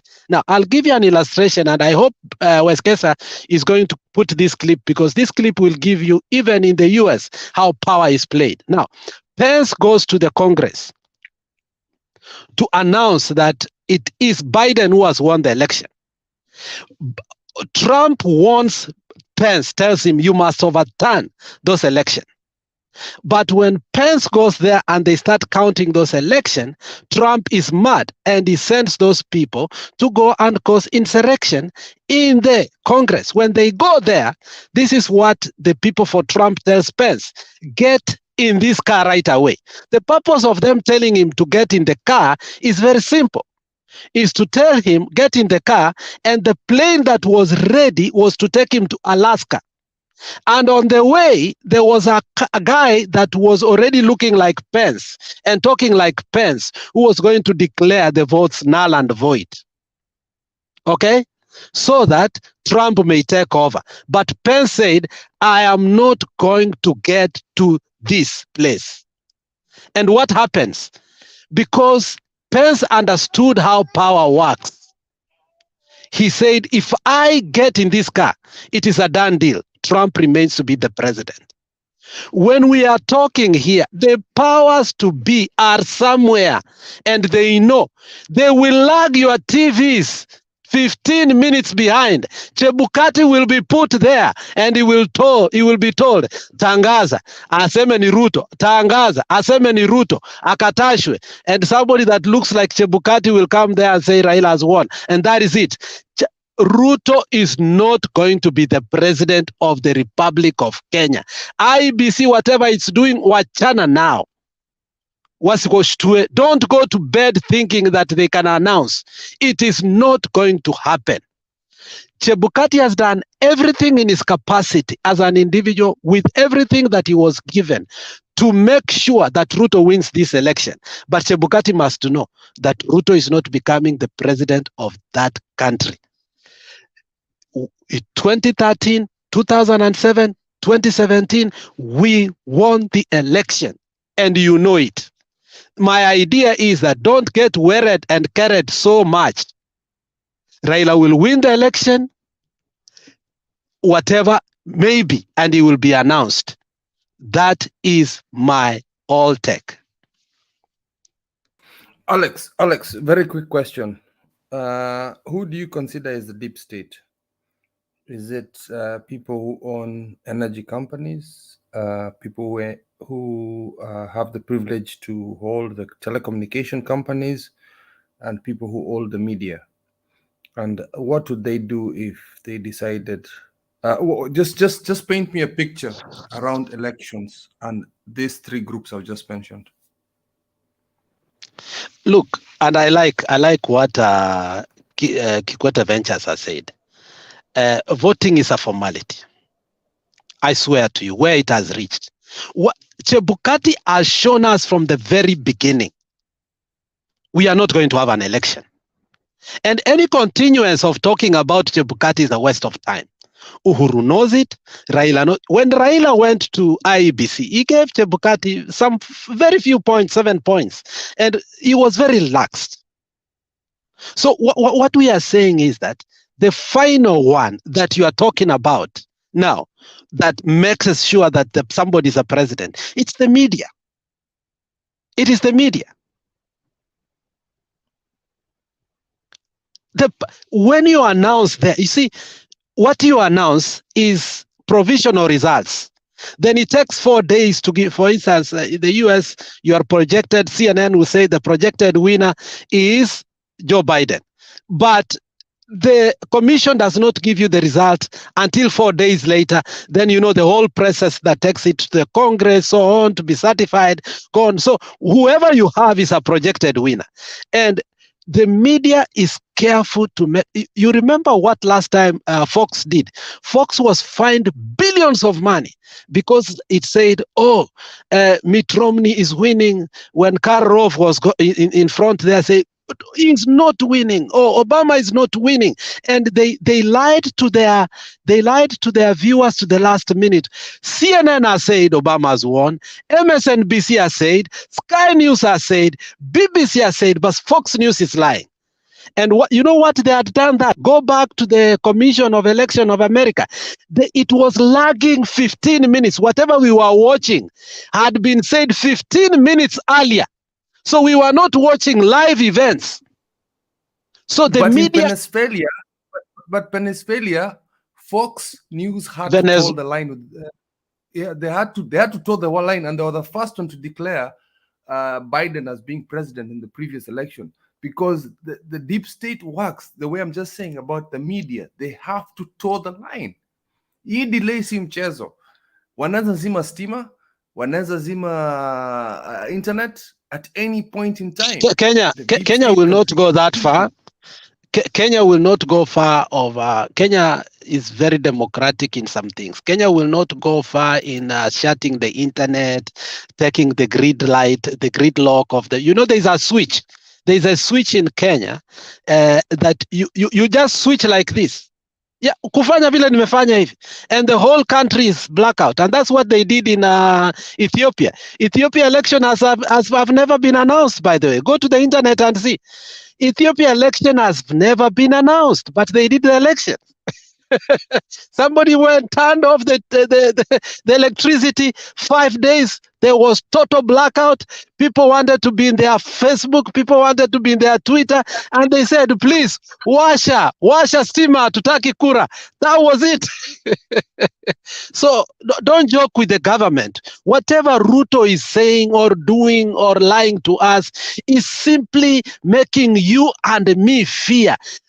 The state is different from the government. And let me tell you, if you watch Herman Manyora, and I want you to listen to me very well, and I want you to go back, and whoever that listened to Herman Manyora, I think Herman Manyora put it very well. He said this: at this point, there are two things Kenyans must differentiate: power and authority. He said, all power has been given to Raila.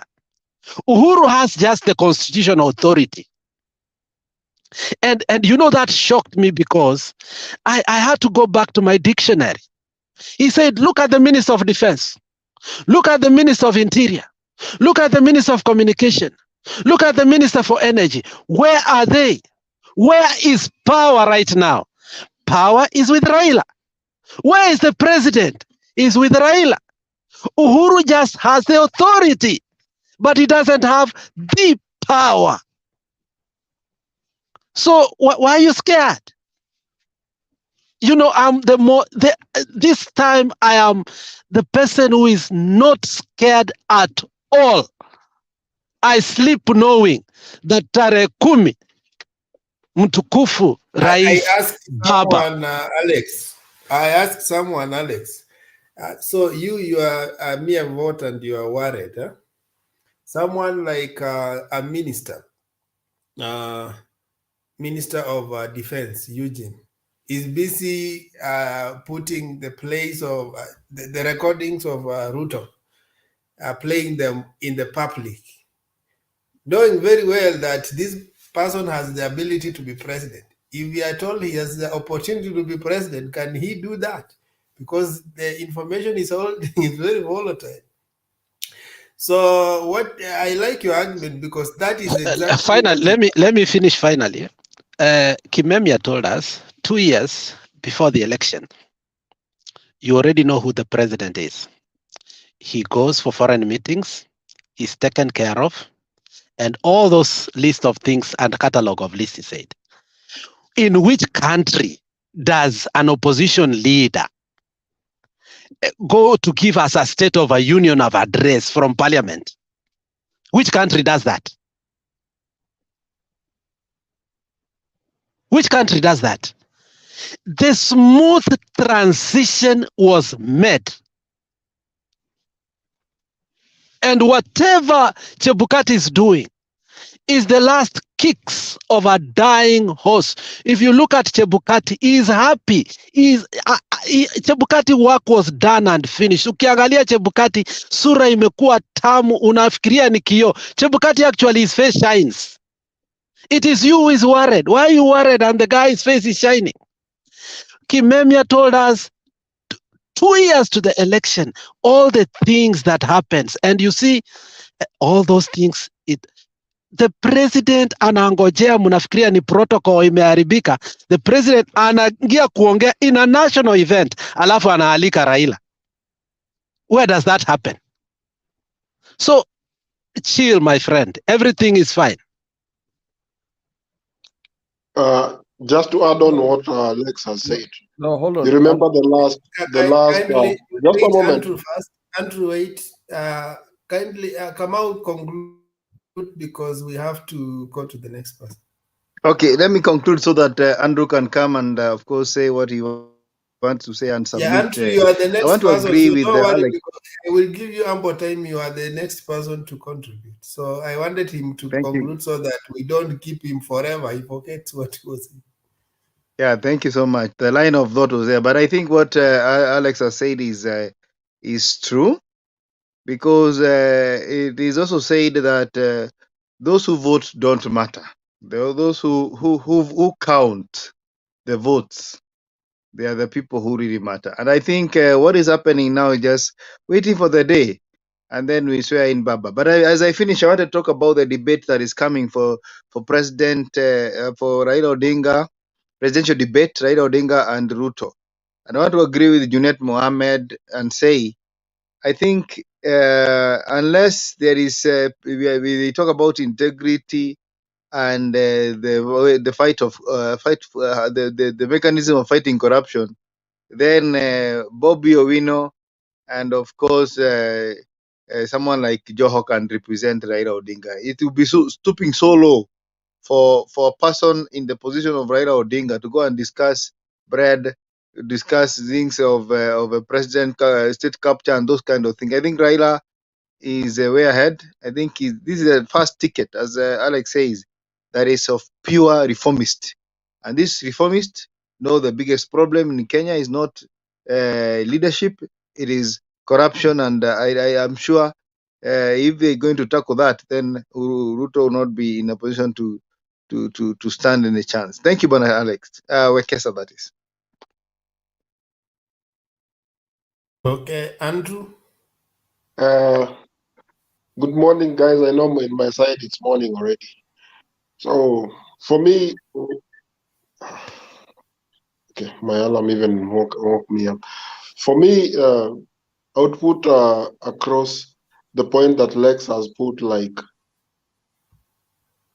the moment we start getting worried as a voter, and the moment a minister who is in government is freely open up and even accusing the vice president point blank without fear of contradiction, that's where we fall short of ourselves.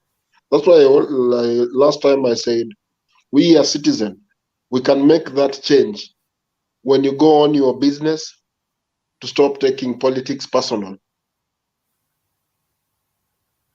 Coming back on the issue of Chebukati and this election, Chebukati is relaxed. As Wekesa, you've said, his face is shining. Whatever he's doing it just as a formality, because he knows who will be announced. No matter how Ruto tries to push in things for him to win, the government will still work against him winning, because he's not the one preferred to sit on that seat. And the reformist ticket is the Rarua ticket. So everyone is already camping back to Azimio. Look at Central. Those heyday days when Ruto was enjoying the best good things of Central are over for him.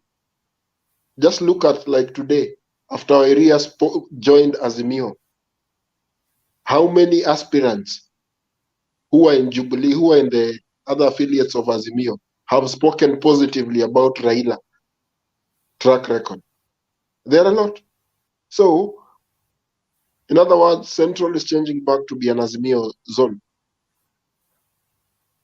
And UDA is losing on its part.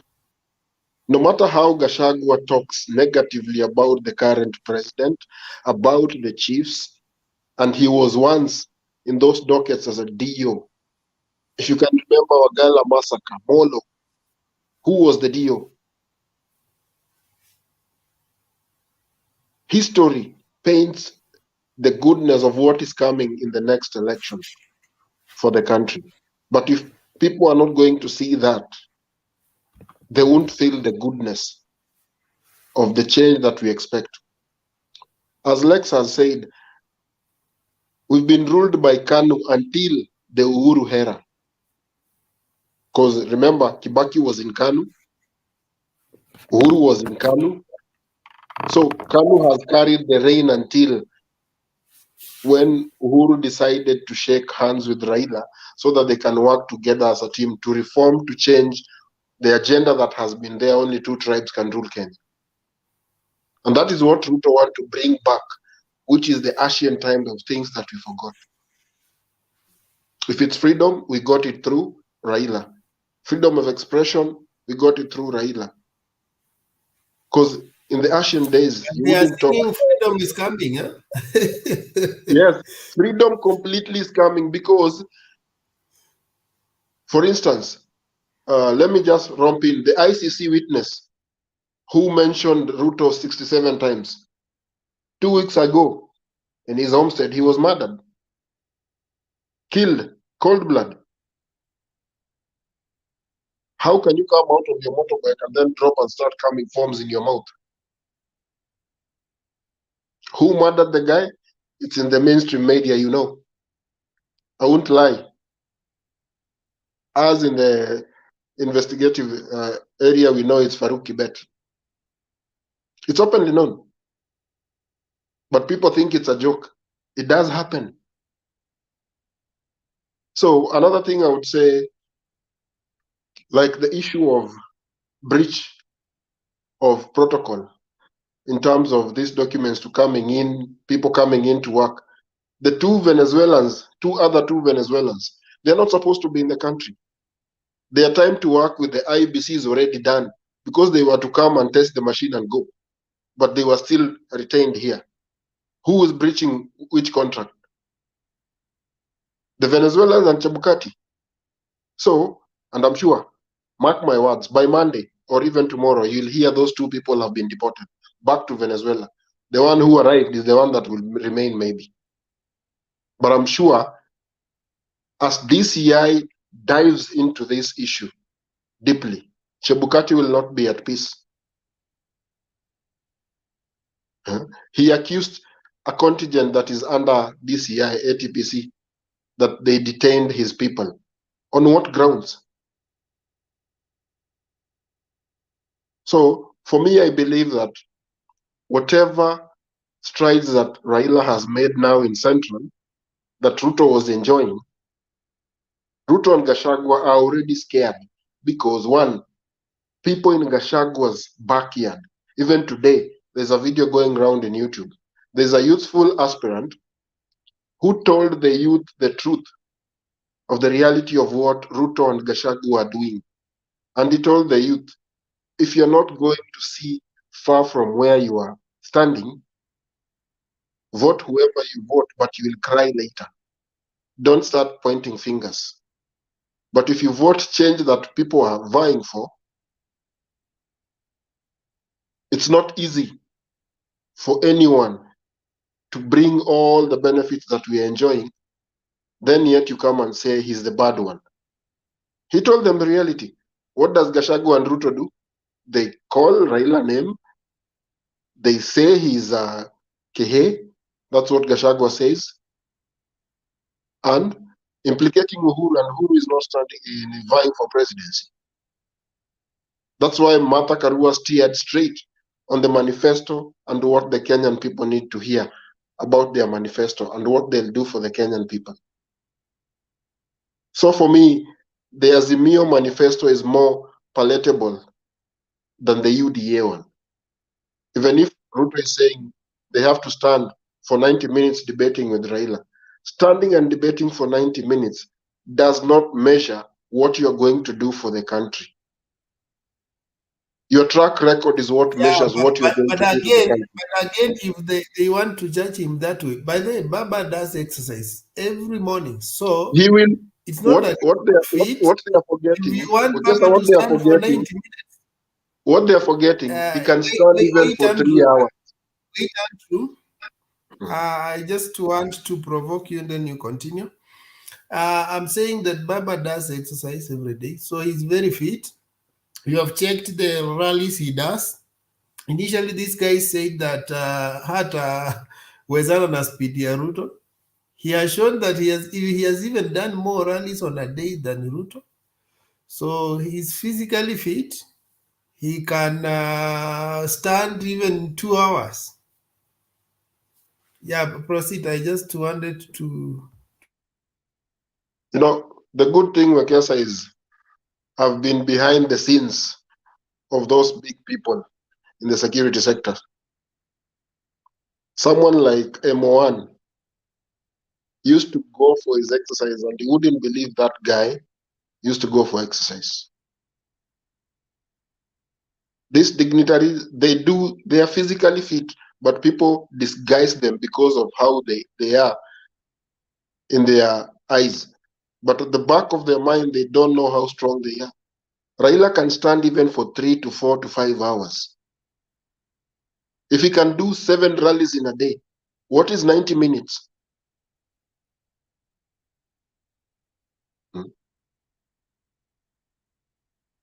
The hard question that Mutahi Ngunyi asked on the video that you showed, I watch Fourth Estate every day before I go to office and before I sleep. The simple question that he asked, how did Ruto know 1 million voters were removed from the list? That is a question that the country should ask itself. Whatever they are doing to infiltrate for him to be in power, it is impossible, it will not work. And Lex dictated very clearly. There are 4 ministries. Ministry of Interior, Eugene Omalo's ministry, Mushero's ministry, and Minister for Energy's ministry. Those 4 ministries, they are the backbone of this election. Uhuru is just there to give orders. But the real power is with those 4 people. So for me, I think people, we are in the right direction, but it's people to see where we are heading. How far have we come? Because if I compare 2007 post-election, how the country was damaged, and the much time we took to regain to be where we are, it's a lot. Give a case like in Sri Lanka. What is happening in Sri Lanka is where we would be if things were continuing being like what they were.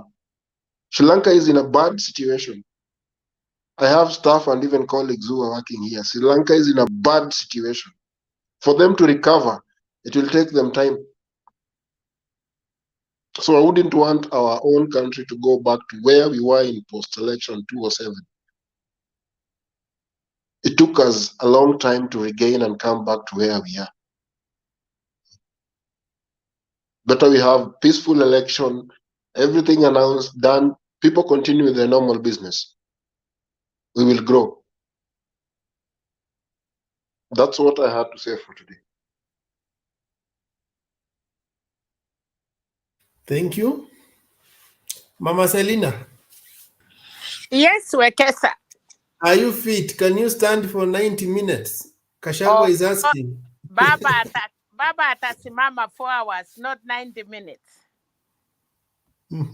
These people are choking. Kuna kitu Alex amesema ya siku ile, wacha turudi nyuma kidogo Wekesa. We Kenyans, we forget. Siku ile Raila na Uhuru walikuja White House, wakakuwa na breakfast kulete baba. Unajua baba alisomea Russia, unajua baba ni mtu ya Germany. So these white people walikuwa na waogopa baba sana. Okay. So wakati walikuja White House, walikuja State Department, wakakuwa dinner, wakakula breakfast. That is the day baba alikuwa recognized na ilipangwa, because unajua Kenya, security ya dunia, Americans wanategemea Kenya. Everything ya Western wana control. Kenya ndiye iko setback ya kucontrol Middle East, kucontrol everywhere kwa sababu ya Marines yenye siko kwa Mombasa. Alafu tuko na Air Force hapo Karen. Now tell me, your man alikuwa hapa America corridors akisema wameingia State House na ikalik. Ilikuwa ni opposite, walienda kupita mahali. Kwa nini Kenya tunasahau? How can the international community hand over the country to somebody they don't trust? Hiyo ni moja. Ya pili, Wekesa, sahi mkubwa ya jeshi na nani? Otieno Orowino or something. Uhuru alipatia Raila akamwambia baba, huyu ni mtu yako, because ukienda kukua amri mkuu wa jeshi, kila mtu anaandiwa over, lazima akuwe na prepared na mtu yake. Tell me, this my man, this my Kalenjin tribe man, do we have even anybody kwa hiyo rangi ya serikali kubwa? No. So serikali imechipanga. Nataka muniambie ule mkubwa wa nchi kafu ama wapi ndiye alipatiwa serikali na Uhuru. So now baba is prepared. Hakuna vile nchi itakuja kuandiwa hapa ati kwa sababu mumepiga kura. Kwanza mpaka Britain waone kama hiyo mtu ni sawa. Selina, anaitwa Omolo. Head wa Air Force. Head wa Air Force. Alikuwa mkubwa wa Air Force. Yes. Na huyo ndiye sasa amepata.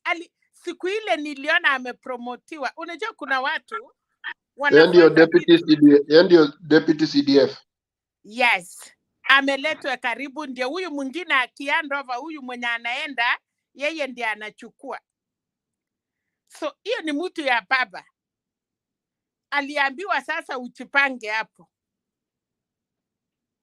Kuna watu wanaongeanga sana pena. We are talking about hivi tu kidogo kidogo. You cannot be the principal. Uwezi kama Ruto ukweli angeandiwa over na Uhuru.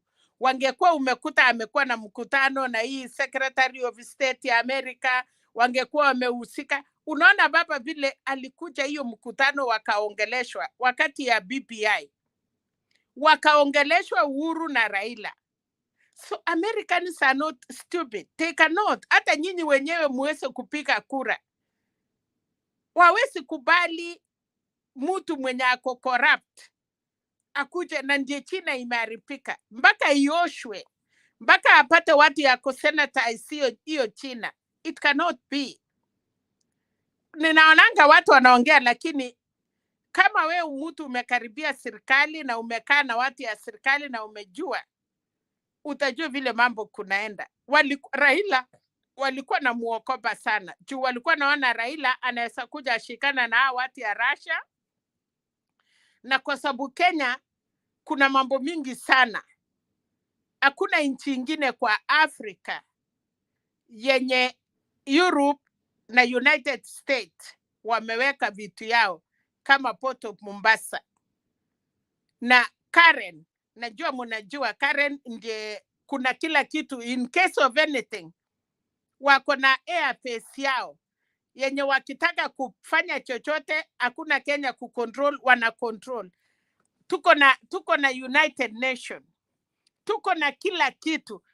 Hey, wa Kenya, mimi baba alishachukua hiyo kitu kitambo. Ni formalities tunatafuta, na tunatafuta members of parliament, otherwise in security wise, alafu na relationship kwa alafu mtu ana haiwezekani. So nilikuwa nataka kusupport Pena Tapo na kusema muangalie na muniambie, kwa sababu naona Andrew ama nani, yes Andrew, unajua sana. Hebu niambie kama tuko na Mkenya hata moja, Mkalenjin hata moja kwa system. Hakuna. Ndio uliona baba akiwa Marakwet. Acha nikujibu Selina. Yes. Unajua in the protocol of government ama appointments za serikali, hata kwa polisi, si ati napewanga tu mtu hivi hivi. No. You are vetted from your immediate boss. Inaenda kwa boss wa huyo anakuvet. Boss wa huyo anakuvet, anapatia mkubwa yake, inatoka kwa RC, sasa hiyo anaitwa RC, ndio inaenda headquarter kama RC ameweka kidole. Isipopitia hapo ndio ifike huko juu, wachukue na zile zingine zimeletwa, waone huyu amemerit, track record yake iko aje, file yake iko aje. It's the same protocol that we are using here where I am. And in security, there are things people don't consider. They don't. Unaona kama Kimayo. Huyo Kimayo alikuwa inspector of police. Baba atamrutisha. Huyo jamaa ataruti kazi. Kwa sababu he was well trained sharpshooter, na alikuwa kwa Moi, na akaruti akakuwa inspector general of police. Huyo mtu alitoka, lakini baba kulingana na vile nimeona, na juzi niliona vile baba alikuwa Elgeyo Marakwet, na kuna siku alikuwa ameuliza akasema, how could you waste a person that he has been trained, very well trained, anaenda kutubwa huko apotee msituni. Huyo Kimayo, I'm assuring you guys, baba akiunda serikali mtapata yeye amerudi, ndiye akuja train. Si akuje sasa train askari vizuri. One thing people forget, anyone wearing a regalia uniform, police, AP, GSU, and the 3 branches of military plus Coast Guard, outside Kenya, once you flaunt one of your certificates hivi, and you're coming from Kenya, you are given a respect that people don't believe why you're being given that respect. Our training curriculum in the forces is totally different. It's British, Israel, UK, and US related, because we do cross-training with these countries, and they are the most mightier in weaponry, in all these other wars. So we have an advantage, like GSUs.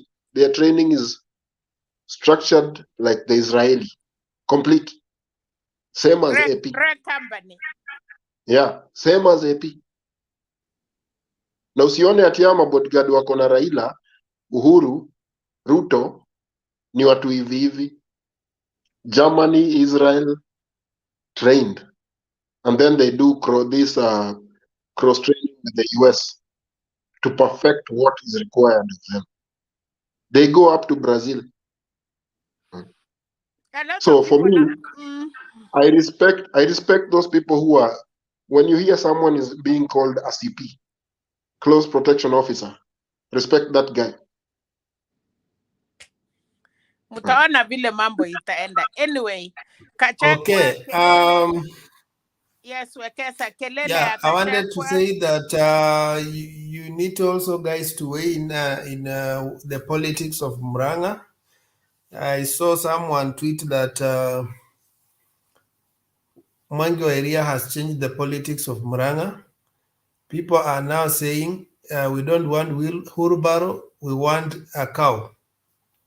Baba said that every home now which need to be supported with 6K, they will get 6K plus 1 cow.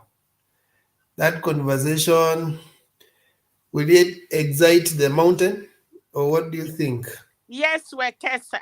Hiyo Waria wakati aliongea. Anyway, wakati Peter Kenneth, wakati Waria alikuja, ulifikiria hakuna watu kwa kiwanja? And he said, watu 30,000 wako hapa. Grupi hii nimewapangia hii. Grupi hii tumepanga hii. Grupi hii mambo ya maziwa. Grupi hii, na wakasema hiyo story ya ng'ombe. Na today in Muranga hiyo walipatia mama na baba. Hata sijaona hiyo ng'ombe yote mbili ni ya white na iko na dots ya baba ilikuwa ni white with small dots ya black. The same na ya Martha Karua. Na baba adopt kwa Azimio program yenye Mwangi Waria alikuwa nayo, na hiyo ndiye angekuwa nayo wakati alikuwa naomba presidential campaign yake. Na baba alikubaliana kwa sababu families kupeana 6,000 na ng'ombe, that is very important. Kwa sababu pesa inaisha, lakini ng'ombe utakamia watoto. Haya, aliongea mambo ya KCC ilo wametengeneza, na akasema alikuwa anapatiwa pesa ya county na anatransfer hiyo pesa kutengeneza mambo yao na baba. So mkutano ya Muranga, it is real. Na Waria alisema, don't see Martha Karua mufikiria ako peke yake. We are behind Martha Karua, which means Central Kenya wamekubaliana na uongozi wa Martha Karua, and the men of Muranga and Central wako behind uongozi wa Martha Karua. Na hata history ya Ruto haikusemwa. They don't want even to waste the time because alikuanga na vijana, na ulisikia leo vijana Wekesa walikuwa wakiulizwa na mama, ulisikia wanaambiwa Maito, ulisikia ile sauti hiyo vijana, wacha kelele, kuitika wakiongeleshwa, walikuwa naitika ile mwito ya Kikuyu. Unajua kuna, ninaweza sema Wekesa, kama wewe kijana yangu unasema nini, sema, unaona? Lakini kuna vile tena mama yako akukuita, uwezi mwambia mama yako nini ama sema, unaitika unaitika na heshima. Oh wow, that is good. Look those cows. Unaona? So wakati niliona vijana, hiyo mama ya Muranga akiwaita vijana wanaitika hiyo Maito, hiyo ni respect yenye, wacha ile walikuwa na shout. Asante sana. So now see those cows. Unaona Penat, Wekesa. Ukiangalia hiyo mkutano. Mama Selina. Yes. Mama Wekesa, tafuta kuna video clip, one of the aspirant from Central ameongea na vijana for like 1.5 hours akiwaambia history and what they should do to achieve. Iko kwa YouTube. I watched it before I came online.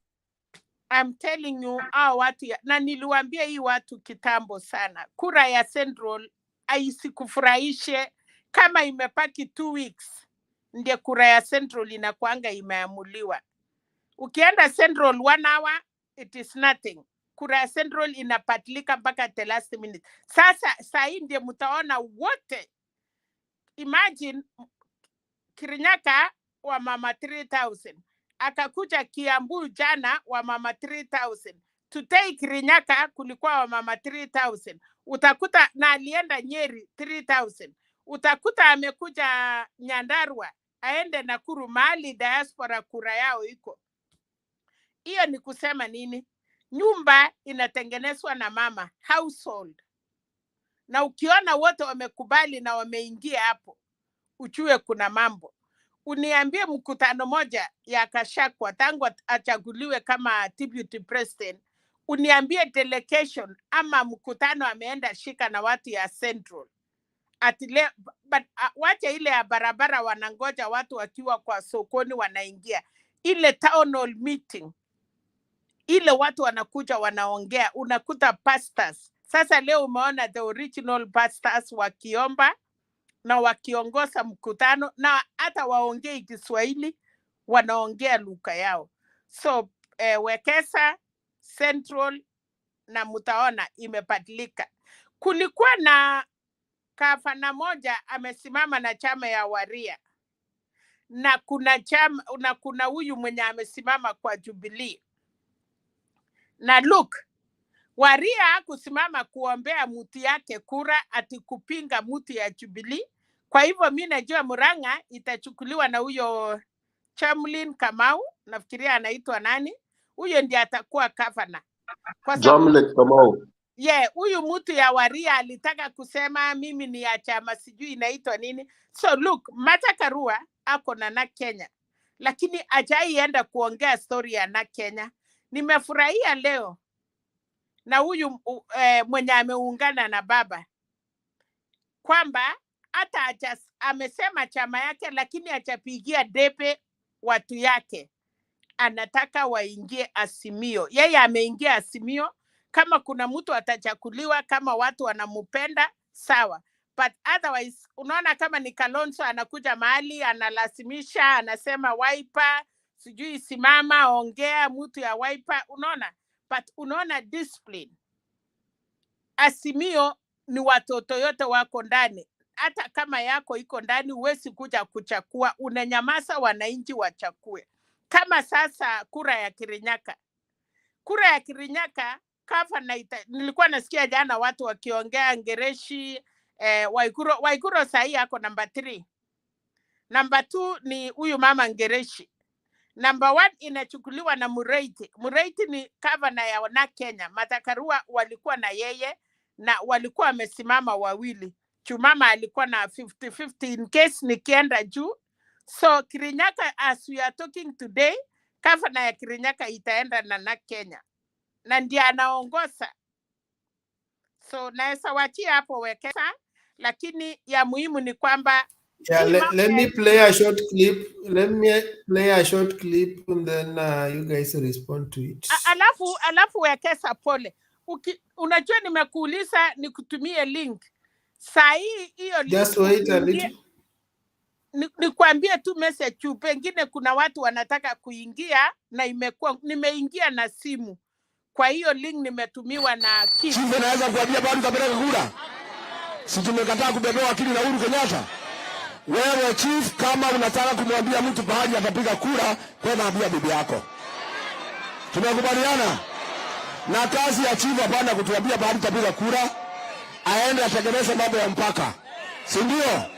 Atuandikie barua ya kitambulisho. Kama bibi ya mtu ametoroka, tafuta bibi urudishie mwenyewe. Sio ndio kazi ya chief? Nikuambia mambo ya kura.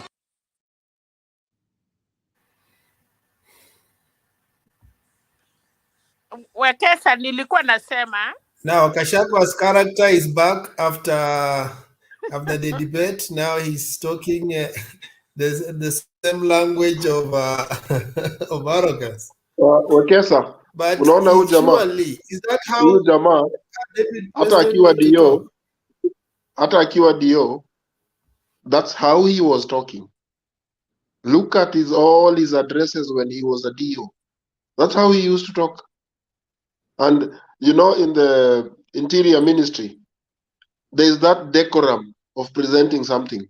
Kama umenotice tangu Matiang'i ya take over, umeona hata ma-OCS ama wakubwa wa polisi vile wana present issues zao.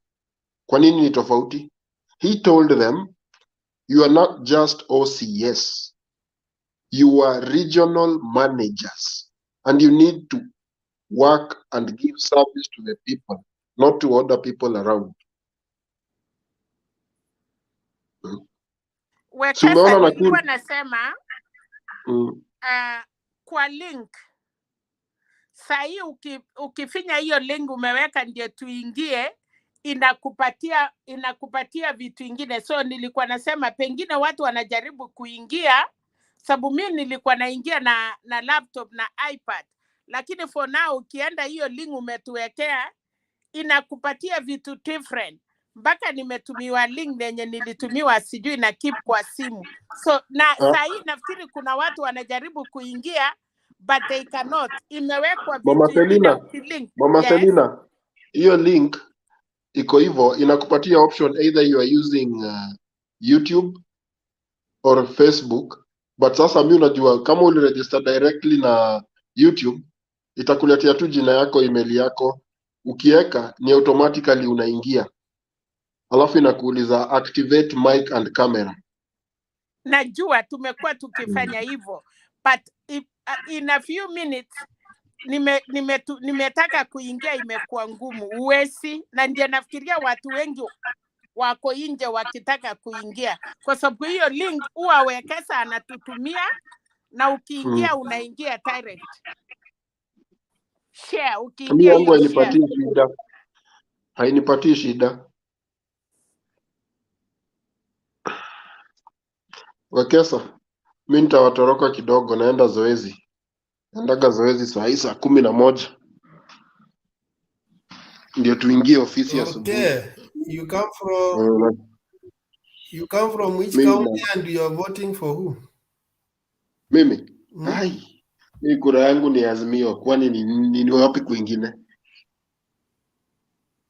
Kakamega County. Governor ni Baraza. Mumias ndio hiyo. Baba alisema Mumias ianze kunguruma, ndio hiyo imeanza kunguruma. Itaguruma. Hata hiyo kesi nani anaitwaje? Aspirant wa UDA alipeleka kotini ati nini ifungwe. Mumias ifungwe. Hiyo haingetoboa hiyo kesi. Wakulima lazima warudishiwe haki yao. Baba akisema Moshi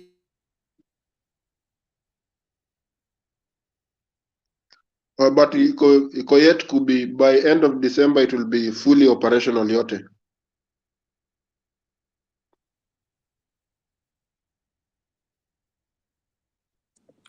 Naona Chekindu be anajaribu kuingia hata yeye. Wekesa, kuna shida, utatusaidia. Watu wanatusikia. Chekindu be has been coming wakati na muadi na drop.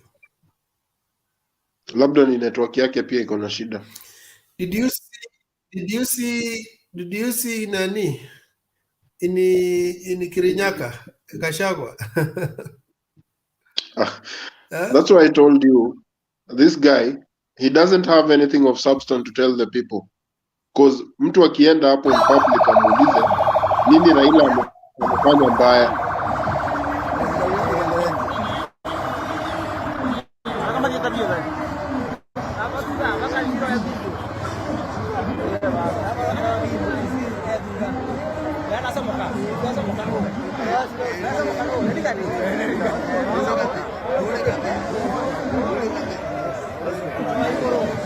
Anapita na watu hata hawana shughuli yako na Iguru.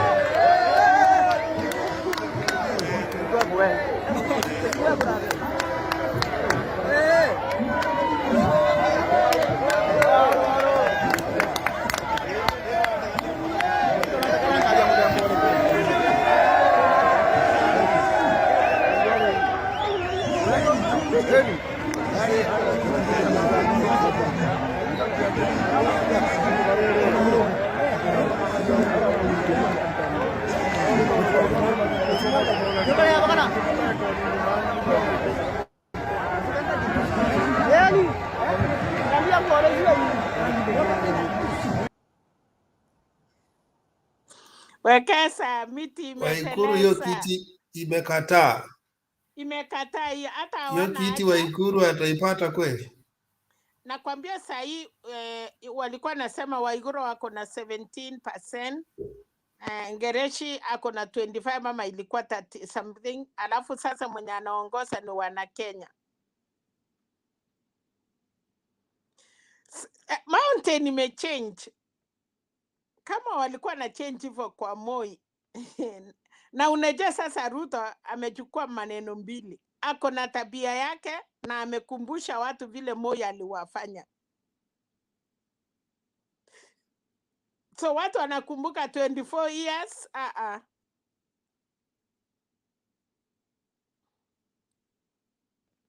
Naona Cheka amekuja, wacha atuambie yeye ndiye anatoka, anajua mambo ya huko.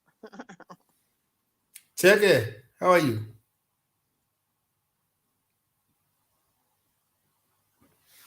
How are you, Mr. Cheke? And mute first.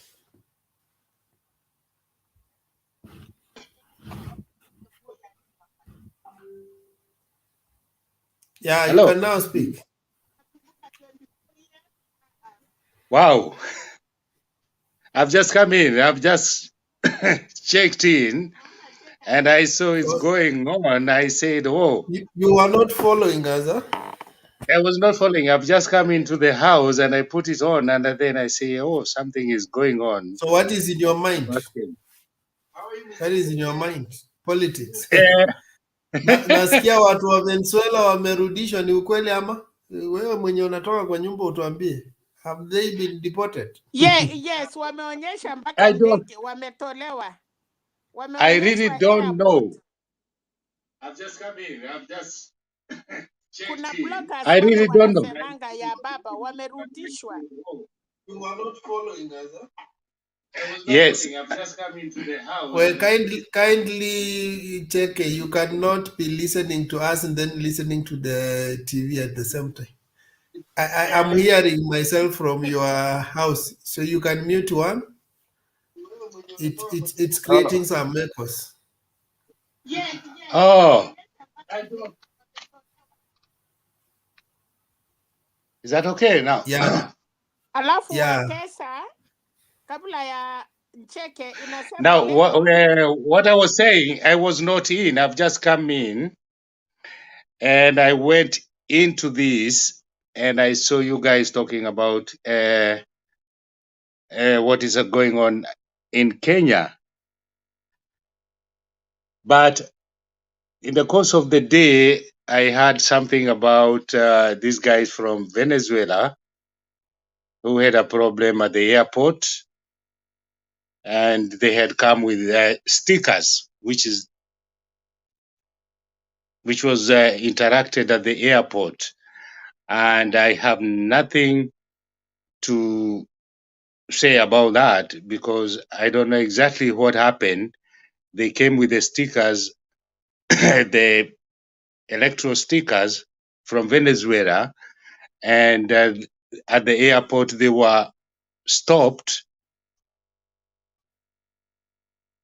in the checking.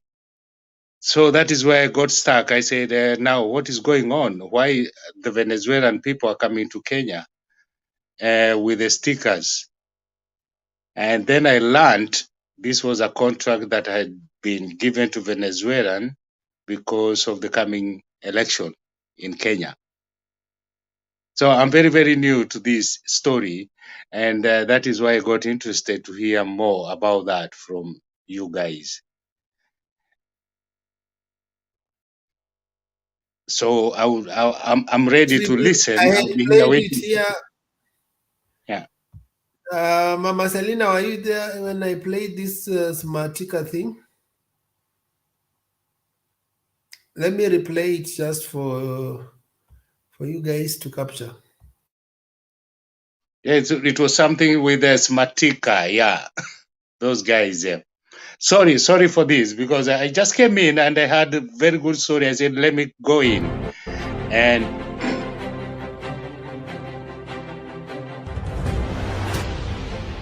welcome to Damaging Ignorance. Damaging ignorance is important because whoever controls your language of discourse controls your reality. Every story has two sides to it. On this show, we challenge the dominant discourse of the weak. We challenge the dominant discourse not because our side is right, but because the other side is wrong. We offer you the actual position of things, and we are rarely wrong. And even when we are wrong, it is because we do not choose to be right. Today we will put Chebukati and his incompetent CEO on trial in the court of public opinion. And the charge will be about contracting Smartmatic as a company that will electronically transmit the votes on August 9th. Our charge is simple. Chebukati and his CEO Marjan Hussein Marjar are either incompetent or smooth criminals. And this is why I say so. In August 2017, the CEO of Smartmatic admitted that their electronic system had manipulated the Venezuela election to the tune of 1 million votes. It is on record. In 2016, Smartmatic officials were found criminally liable for interfering with data in the Philippines election. The officials were charged, and in Uganda, the Smartmatic system failed during an election, and they had to resort to the manual register.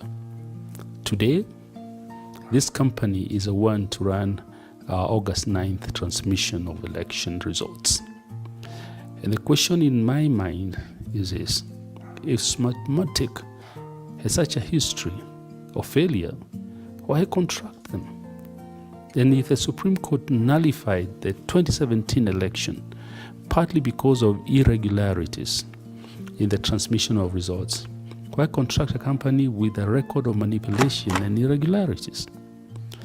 Is Chebukati setting us up for a nullification of the 2022 general election?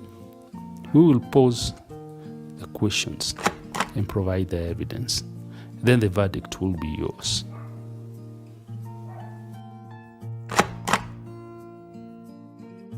What level of due diligence did you do on Smartmatic International Corporation? So before even award, there was actually due diligence that was actually done, and this actually involved going to places where actually they did election before, okay, and to interview those specific countries where actually it happened, okay, and also going to the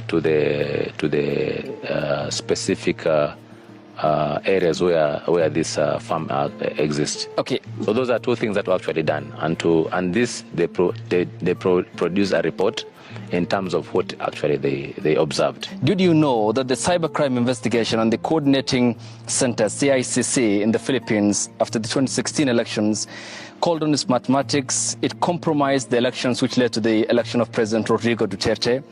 Did you know that in Uganda, the biometric voter kits failed, forcing the election officials to revert to the manual voter system? Did you know that in Venezuela, in Latin America in 2017, Smartmatic on its own acknowledged that the turnout voter figures were manipulated by at least 1 million voters? Did you establish this before you awarded the contract? No.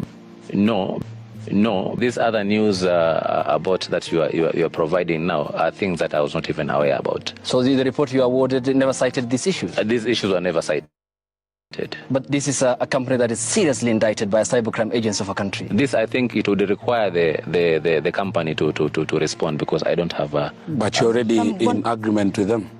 Yes, it's because this information did not even come to our attention. You're actually saying that, and it's not even confirmed. This probably will be based on information that you've been able to search maybe from the internet and the rest. And I think it would be proper at this particular time if this question can be actually directed to the respective company for them. No.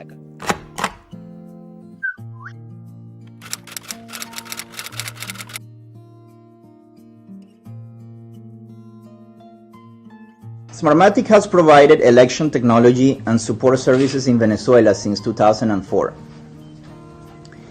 Even in moments of deep political conflict and division, we have been satisfied that the voting process and the count has been completely accurate.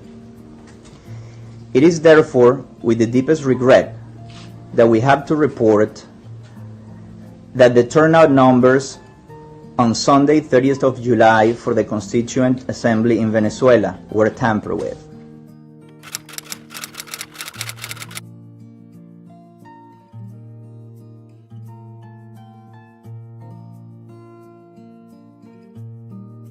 Based on the robustness of our system, we know without any doubt that the turnout of the recent election for a National Constituent Assembly was manipulated. So what happened? Why can we stand by the results of previous Venezuelan elections, but we cannot endorse the elections held last Sunday? Our automated election system is designed to make it evident when results are manipulated. We estimate the difference between the actual participation and the one announced by the authorities is at least 1 million votes.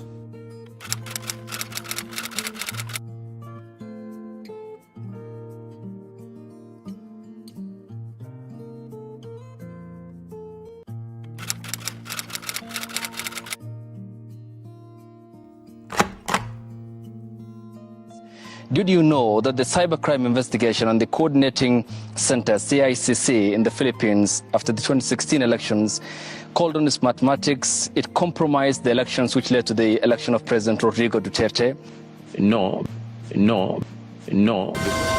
The Department of Justice finds Smartmatic and some personnel of the Commission on Elections criminally liable under the Cybercrime Prevention Act in connection with the May 2016 elections. Monokson explains why. The Justice Department has found a probable cause to charge Smartmatic and COMELEC personnel for violation of the Cybercrime Prevention Act for script change during the national elections in May 2016. DOJ has found reason to indict Smartmatic's technical support team head Marlon Garcia and his subordinates Neil Baniked and Mauricio Herrera. The Cybercrime Prevention Act penalizes unauthorized access of a computer system, intentional and reckless altering of computer data, and hindering or interfering a computer system without proper authority. So what you're saying, what you're telling us is that the server is the one that dictates whether it will accept the message or not, irrespective of the time being used by the sender.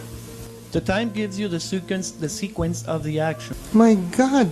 Sir, your assurance was that anything that happens between 7 a.m. and 7 p.m. would be reflected as 7 a.m. to 7 p.m. I didn't know that 7 a.m. to 7 p.m. could be moved to 10 in the evening. Do you realize what a fool you have made, sir, of the legislators who passed this law? I understand, sir. With all due respect, it's an unforeseen situation. It's one unforeseen.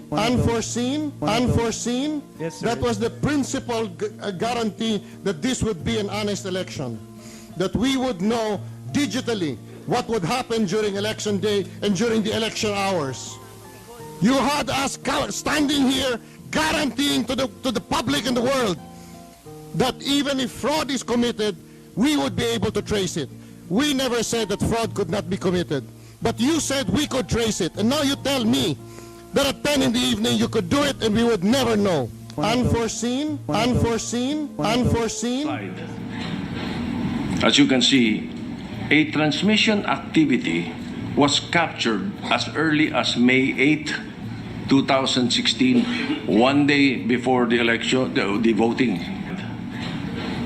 As you can see, a transmission activity was captured as early as May 8, 2016, one day before the election, the voting. The early transmission activity continued until May 9, 2016, in the morning, prior to the official conduct of the elections. I'm with you, but to the Majority Floor Leader, I am with you to stop the awarding of the election paraphernalia as well as the counting machines to Smartmatic, because there have been several elections already wherein they have not answered satisfactorily the questions of electoral fraud. I would like to advise COMELEC now, hindi ko na lang hintayin dispose of that Startmatic and look for a new one that is free of fraud. Now I will end with a question to William Ruto. It may appear unrelated, but in an election, all things are related. Ruto told us that 1 million votes had been manipulated from the server that houses the voter register. I'll not ask him how he knew about it, or if it was true or the usual lies. But the unrelated thing that bothered me was the 1 million votes and how they were manipulated in our servers. If in the Philippines some results were transmitted one day before the election, anything is possible. The question in my mind, therefore, is this. If Smartmatic could manipulate results in Venezuela to the tune of 1 million votes, is there a relationship between this and the 1 million votes that William Ruto said were manipulated in our servers? What is the similarity here? And I ask this question because if Smartmatic does not deliver on this election, we'll have a nullification, and the election could go on until April 2023 or even beyond. What's my point here? After watching the cases of Venezuela and Philippines, I have no faith in Smartmatic. And the question we must ask is whether Chebukati and Marjan, who say Marjan, are smooth criminals or downright incompetent. And the verdict on this question is yours.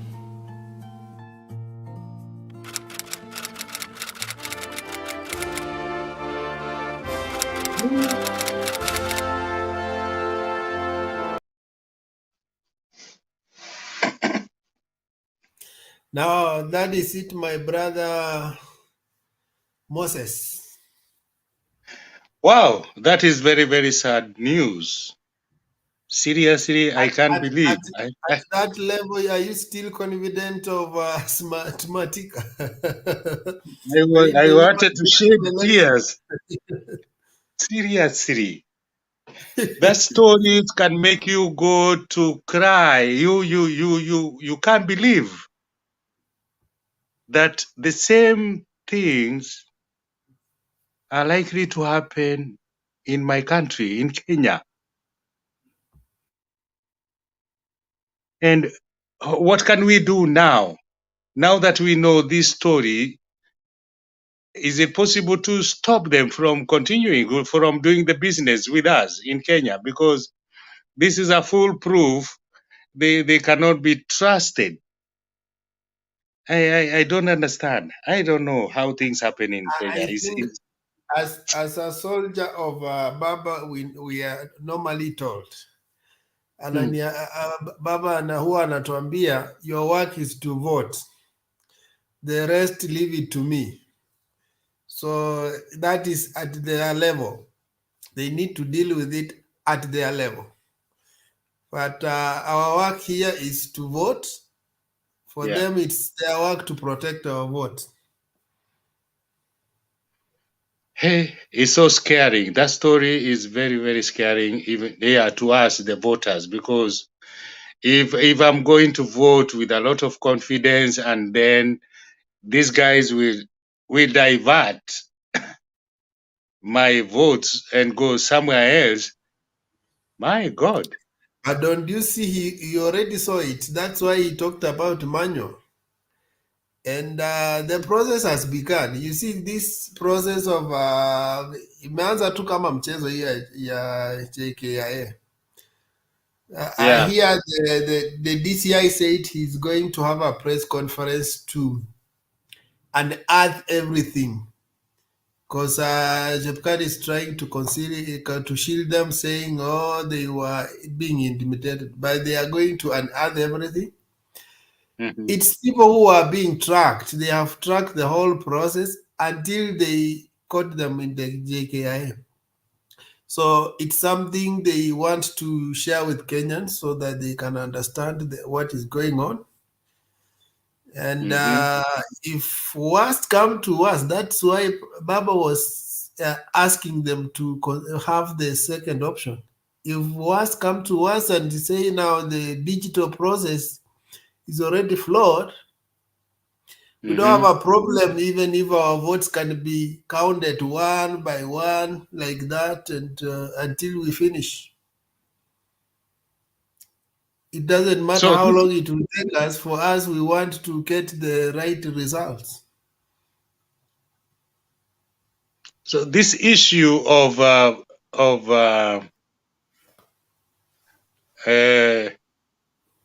digital voting, because like here, I voted twice actually here in UK, and I have no problem when I go there. They check my name, they see it there, then they give me whatever. I go into the booth there and I vote.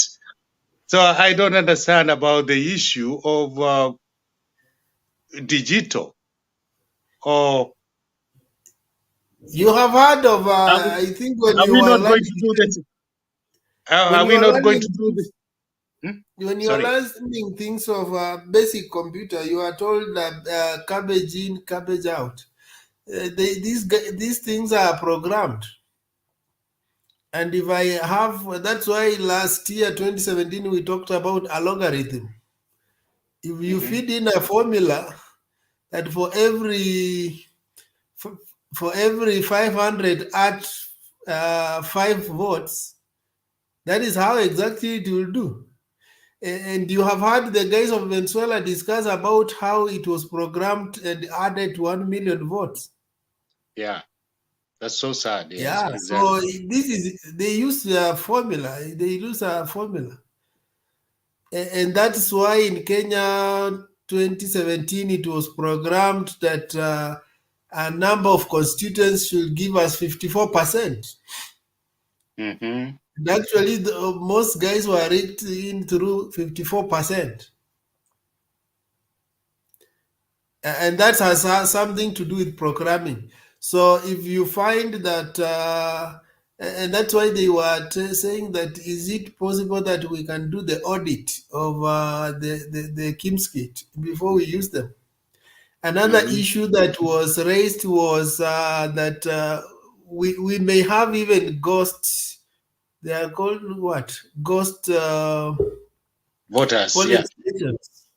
Polling stations that we may not know where they are. There are so many gray areas that IEBC has not shared, and they are leaving us with doubt on what exactly they want us to achieve in this upcoming election. I think ghost polling station, someone talked about it here. In 2017, I spoke at a forum in the year 2016 where I said the 2017 elections will end in a stalemate, and the telltale signs were there. Today, I'll tell you, if those signs were there in 2017, today they are worse. The commission is the most incompetent commission that ever sat at Anniversary Towers, worse than even the commission of Kivuitu. Professor says that we're in the labor ward and the baby must be delivered. But we've had so many instances where the baby was never delivered. Or if a baby is delivered, it's a stillbirth. What IEBC is setting us up is failure. If today we are sitting today here, if I asked all the 5 of us who has seen the official voter register, the 22 million voter register for this election, none of us have seen it. I last applied last week, we got the register for 2017. We are being told that, and the register is the primary entry point to any election. The ballot paper is the currency of the election, but the entry point is the register. The second point, you are being told you'll vote at your polling stations. IEBC has increased the number of polling stations by almost 10,000, between 10 to 16,000. I think it's around 10,000 from 2017. At the same time, they've only increased the number of registered voters by 3 million. Where are these new polling stations? How many ghost polling stations do we have? No one knows. How? Because if it was just the 3 million, the number of polling stations should have increased at most by 6,000, of which, let's say 4,000 to cater for the exactly 700 per polling station. Then the extra are for those polling stations where the numbers don't add up to 7,000. They can't be more than 2,000. So why is IEBC increasing the polling station by more than 10,000? And they are not informing members of the public and the political players where these polling stations are located. It is a fool who does the same thing twice and expect a different result. Okay. IEBC's failures of 2017 are worse today than they were then. Okay. And you've seen it even in the manner in which they've handled the dispute processes. Done in a way meant to undermine the actualization of the franchise of the candidates and the voters. And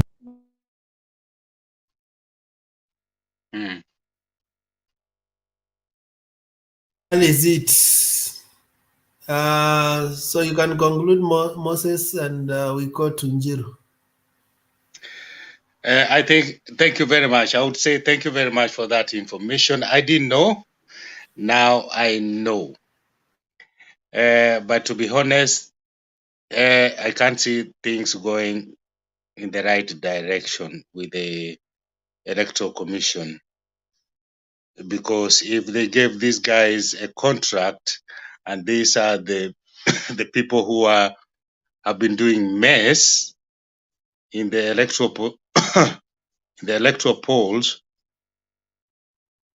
actually in their own country and also in abroad, I don't think they can be trusted. I don't know. I don't know how we are going to control them to make sure that they don't mess us up. Because to be honest, if it has happened in their own country,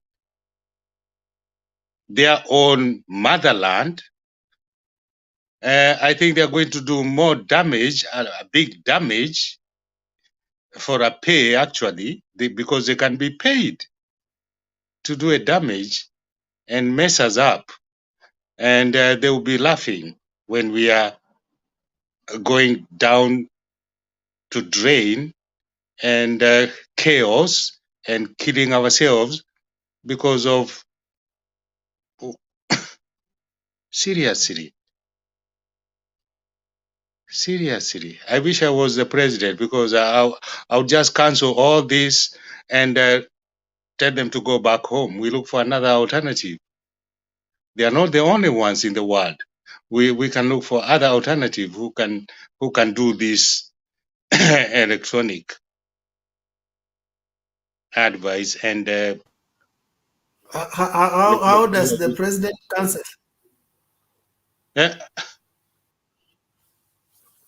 Who does the tendering? I mean, we have the president. Why do we have the president? Okay, we have all those institutions, but at the end of the day, we have the president. Maybe he can say something. He doesn't have to keep quiet. He should say something, and this will will trigger. Is just triggering a button. He doesn't have to do it himself, but it's just to say this is wrong. By saying, then the other he will get support from other machineries. Because if he keeps quiet and he knows it's not good. Now let me ask you: why do you say the president is quiet and his people are on duty? If they have already impounded the people who are coming to the nation with materials without the consent, hiyo ni serikali moja. It doesn't have to be him. It's not a one-man show. It's just allowing the process to flow in the right direction. Unless you are saying that every little thing that happens, it's president who must be doing it. He has his foot soldiers everywhere. Exactly. That's right. He doesn't have to do it, but he has to support them. He has to support them, like the way I saw he did with the UNGA. Yeah, there was a big problem with the UNGA, and he came in and he supported them, and he did, and an action was taken, and now we are seeing positive results. That's what I mean. Now with this issue of these guys getting the contract, he should have come out and say he doesn't support it. He cannot stop it, but he does not support it. And then the machinery, whoever who are concerned, they can come and talk about it like he did with those people. You understand what I mean? I think you are setting up the president. Politically, that doesn't happen like that, because you have to consider there are also politics around the tendering process. And that's why most political players tend to keep off. And if you are a politician trying to meddle in tendering process, They are going to say they want to extend his term. Be careful. even if you have to do it, you do it with a long hand. You have to use third, fourth, 50, 60 party. You cannot be traced. But if you come out strongly that I want my friend, even when you see Raila trying to disengage himself from Uhuru, they are saying is his project. What if he came direct and said that I want to procure this and this? My friend, that is not how politics work. What I'm thinking is when you are the head of the house, you are the boss. Well, who is the president? He's the head of the house. Everybody is looking at him, hearing what he's going to say, and following his direction. That's what I mean. If he has seen something, this is not good, he's not going to do it, but he can say it. He can say, he has a mouth to speak, and people will hear. Yeah, but he is not supposed to do anything. But he can shout and say, "Oh, I don't like that." I'm sorry, but that is the last resort. You cannot begin with the president in such an issue. Okay, let me give Njiru an opportunity to comment. That's cool. Thank you very much. Okay. Njiru. Yeah. Thank you, Bwana. And you help me moderate, hata mi nitakuja ku give my submission. Sijaongea. Okay, ni sawa. So I appreciate your time here. And I want to greet everyone with here. Nasalimia Wekesa, Alex, Mama Serena, Moses, and Kusel. So I appreciate what we are doing here. But let me begin by responding to Moses Chege a little bit. Uhuru will not directly respond to this question, because you can remember there is a direct war between Uhuru and Ruto. So anytime and you can also see there is a lot of politicization of many Uhuru actions which has done. So to the extent, even when he is going to do a project, the government in opposition is trying to claim that he is using those projects to try and make Raila Odinga get glory in them. So if Uhuru comes out now and talks about the wows in IBC, it will be catastrophic, because the opposition in government will start claiming that the president wants to manipulate the election to favor, in quotes, a said project. So we need to know the level in which UDA has politicized the office of presidency. It has left the president not able to make a statement, especially in very contentious issues, and mostly concerning the election. So we need to understand that one is very important. But leaving alone that aside, what are we learning from here? I have seen the interview of those guys. I have seen Majan. This is my takeaway. First of all, when somebody is asked a question and he uses 3 no's from speech point of view, speech analysis, like for example, when you ask somebody something, you either say no or yes. But when you ask somebody something and he's saying no, no, no, what is the meaning of that? From the speech point of view, it is trying to mean that you want to give too much confidence in your answer. It's a way of giving too much confidence to your answer. Even if it's a lie. Jiro. Yes? Jiro. Let me just for a disclaimer in that this it's a video made by Nguni. So part of it has been just done that to emphasize the point. The same way you remember the other video done for Kashagwa, and they say it, he spoke about Uhuru 1,600 times. It was not true. It was just done to dramatize it and to emphasize the point. So that those parts were repeated just to emphasize the point. It's not like they were doing that. Okay, just for fine. clarity. Thank you. Okay, that there's no problem about that. So let me explain what I've gotten from that video. Number one, he is asked if he did due diligence about that company, and then he tries to claim, yeah, yes, we did, blah blah blah. Then the guy who asked that question now discuss the issues which this company has been involved in. So either this guy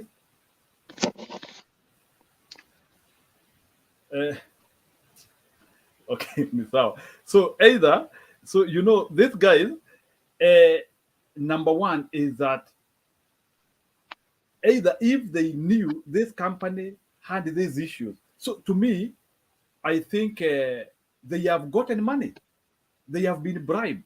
That is my confirmation, because the only way in which a company which has issues, and I know some of these contentious issues, I know even people like Akina Chebukati, these big companies, even on a Google, those things about Philippines, the issues about Huko Kwao, the issues about Uganda, they could have gotten it, even from the procurement point of view. But, bribes can make you a blind man. In a large scale, a bribe can make you a blind man. A bribe can make you do something which is not sane. So what I'm trying to say here is that, number one, this company, in all the elections they have done, all, not some, there is no any single election. Now, based on track record, there is no any single election they have delivered. And even the management of the company, they have even accepted. So the question which I'm asking myself is, why is Chebukati and the team not requesting, maybe if it is IBC or whoever, or even that company, they give Kenyans a status report? We know these people have been procured, and it is not easy to change them when the election is 16 days to come. So they will continue the job. But how can Chebukati show us that through a status report, through media consultative meetings, where both the two teams, that is Azimio and Kenya Kwanza on the other end, they try to interrogate? Because now I know Azimio has now good technology gurus. Kenya Kwanza, they have good technology gurus. Why can't this smart tech get our technology gurus try to now examine their system as areas? Now we look at the algorithm, we look at how the system look like, how the system reports data, the output of the system. Why can't this smart tech get involved through a status report from either side, whereby both Azimio and Kenya Kwanza, they tell us that we are satisfied with this company? This is what I'm seeing. I'm now seeing an election which might have errors in large scale if we continue the way we are continuing. You can imagine the presidential election fails to conclude. Much of the governor elections, we get issues. So you can imagine ending up with a contested presidential election, ending up with like close to 20 governor contested elections, some MP seats there, contestation. So meaning that we can go to the extent of spending election money twice, because I'm not sure, just from the methodology, the election can be nullified even if you are a winner. That is one thing which, just by having a company which is bogus, and they mishandle the election, the Chief Justice has a capacity to nullify the election, meaning that the 60 billion we have initially invested with Chebukati will go to a waste. And then we will have to look for another 60 billion because we have an election which did not conclude and the procedures look in grace. So that is why when I look at this whole situation and this story, I'm just seeing a place where we might have some teams which are not effectively prepared for August 9. They want us to mishandle the election so that the election can get nullified and they get an extra of 60 days so that they can campaign properly. Because somehow they might have sensed defeat and they do not want this election to be conclusive. And this is my question. And that's why, like, for example, Bonachege, I want also to confirm to you. One thing which I can tell you is that both Azimio, now the difference between the Raila Odinga of today and the Raila Odinga of 2017, it is that now Raila Odinga, some of the many things which were happening in the government, Raila Odinga, somehow he might have been annexed or he was not getting information. But right now, both Raila Odinga and Ruto, they are aware of us. They are aware of us with what is happening in the government. And to a large extent, Raila Odinga has more details of what is happening in the government. So it means if the election has to be mishandled right now, both Raila Odinga and Ruto will be aware because all of them are sharing some factions within the government. So you will realize that within the system, Ruto has a section. He could be having a third, or maybe he could be having a fifth of the system, the one we call system. Maybe Raila Odinga has the other portion. So that is why right now, it is very difficult to steal the election from Raila Odinga. For Ruto, I don't know. But right now, that's why even you are seeing these things are getting exposed, even as. So, in other words, what I'm trying to tell you is that whatever the happening is showing here, it is showing a Raila Odinga who has an eyesight of the engine. And somebody like me, I'm very happy. Because like in 2017 and 2013, monkey business happened and it was not brought to the media.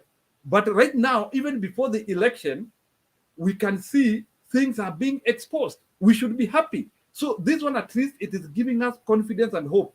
And some of the people like me who support Raila Odinga, it is showing me that now Raila Odinga has his eyes looking correctly. So meaning that even if you want to steal the election, it has to be extremely out of this world concepts and methodology if you have to do it. But you cannot just use the crude methods, the old methods they have been using, because they are known. The methods of stealing the Kenyan elections are known. They are usual. They are the same methods which they have been passing them from regime to regime. I don't want to go to the details of that. So it has been an orchestrated system which is known. And Raila Odinga now is aware of it. So you might want to steal Raila Odinga votes now, but it will be very difficult. Even if you steal votes for Raila Odinga will be capable of demonstrating how his votes were stolen. So that's why I'm saying the best way for Chebukati to do, give Kenyans a credible election. Why do you want this election to be stolen?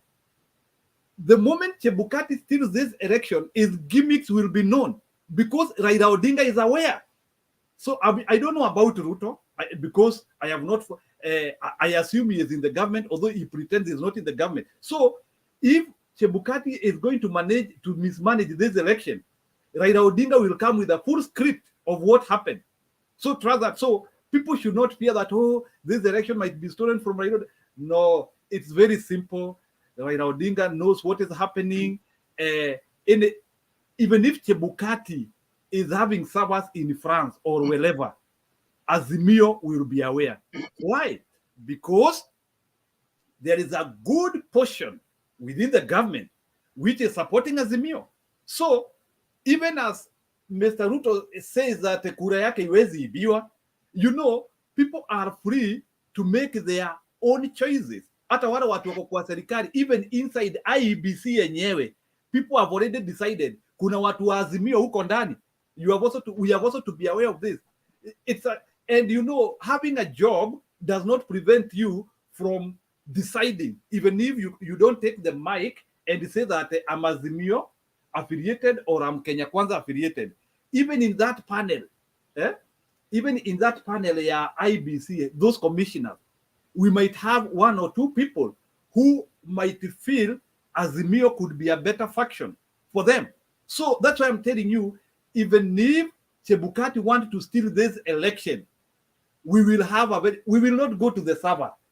Atutafika huko. The 2017 one was a bit hidden, but right now, if they steal the election, haitakuwa ta story ya server. It will just be a one script. We have somebody like George. There is this guru East African data handlers, a very good guy who I know. He is very well advanced on those issues. So, and both Azimio and Kenya Kwanza, we are having IT gurus, and this election will be manipulated at the level of IT. And because in Kenya Kwanza they have gurus, in Azimio sasa ni pwagu na pwaguzi sasa. And when there is a pwagu and a pwaguzi, the only way to dilute the stalemate is doing the right thing. Sababu yule unataka kuibia hata yeye anaangalia. So it is just something whereby both guys are very advanced in this thing. So Ruto na Raila wako ndani ya hii kitu. So the only thing Chebukati needs to do here is give us a credible election. Sababu uwezi ibia Ruto na uwezi ibia Raila at the moment, because miguu yao yote iko ndani. So me, that's why I'm saying Chebukati aache kutusungusha, because, and that's why I'm not happy with Chebukati. Chebukati should be a strong man na atokeze, because I don't understand all these bias ako nayo. And to me, nimekuwa nikimonitor Chebukati, and Chebukati is a bit biased to Mr. Ruto, and it is unfortunate. Sijui mimi amelipwa pesa ngapi, and I do not think there is any bribe which amounts for Kenyans having free and fair election. And remember, how Chebukati handles this election, it will even determine our peace after election. Remember, there are people who can even start having demonstrations because of the election, because of how the results will get announced. Sisi ile kitu tunataka uchaguzi ya Kenya ifanywe kama vile inafanyangwa India. In India, it is very simple. India, you go for the election, within 6 hours, tabulation imeisha na story imeisha. Over 800 million voters have already decided. Kenya, a country with only 22 million voters, want to conclude the election in a week. Those are the issues. So the story is very, tukimaliza uchaguzi hiyo Tuesday, if it will be a Tuesday, tukimaliza uchaguzi by 7 p.m. wakifunga polling station, by midnight we should be knowing the president. By asubuhi, in the morning, people are mourning. In the morning, people are mourning.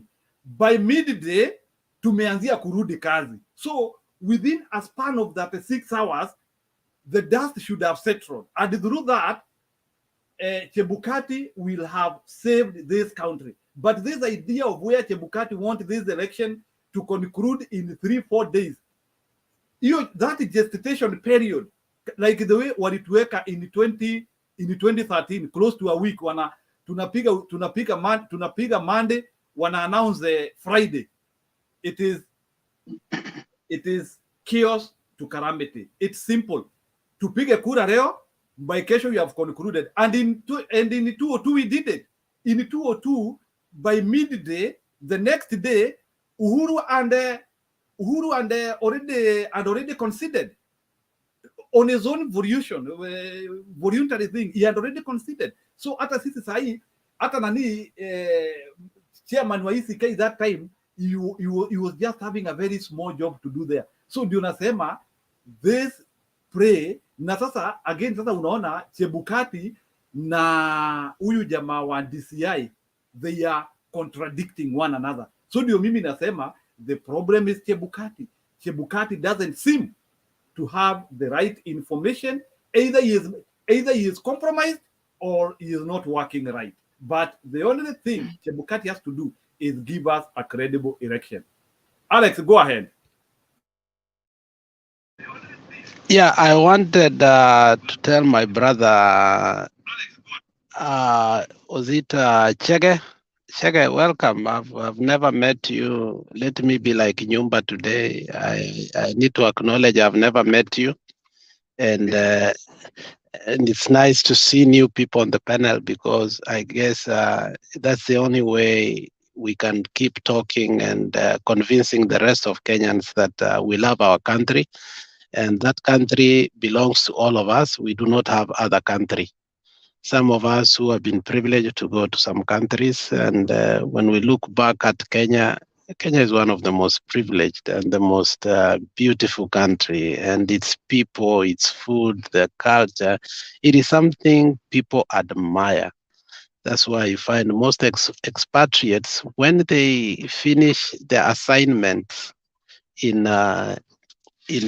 Kenya, they end up marrying and kutafuta makaratasi. They marry our Kikuyu beautiful women, our Masai, and they start processing papers. And we still give them, because Kenya is beautiful. Anyway, what Chega wanted to let you know is the forces of retrogressive are the beneficiaries of the new order. In 2002, when we did a regime change, unfortunately, Kibaki became the president, or fortunately, but he was not among the people who fought for second liberation. In 2013, Uhuru and Ruto took the presidency. Unfortunately, at some point, Uhuru almost started supporting the no campaign, remember, but at some point he realized no, and he left Ruto alone. And that is the paradox of all this. When we changed from ECK, Electoral Commission of Kenya, remember it was through the 2010 constitution that we elevated ourselves from Electoral Commission of Kenya to IEBC. It was a constitutional mandate for us to get from Electoral Commission of Kenya, and we added a new word, which was independent. Now, we were happy with that word independent, but that word independent has become now our biggest problem. Our biggest problem now has become the word independent.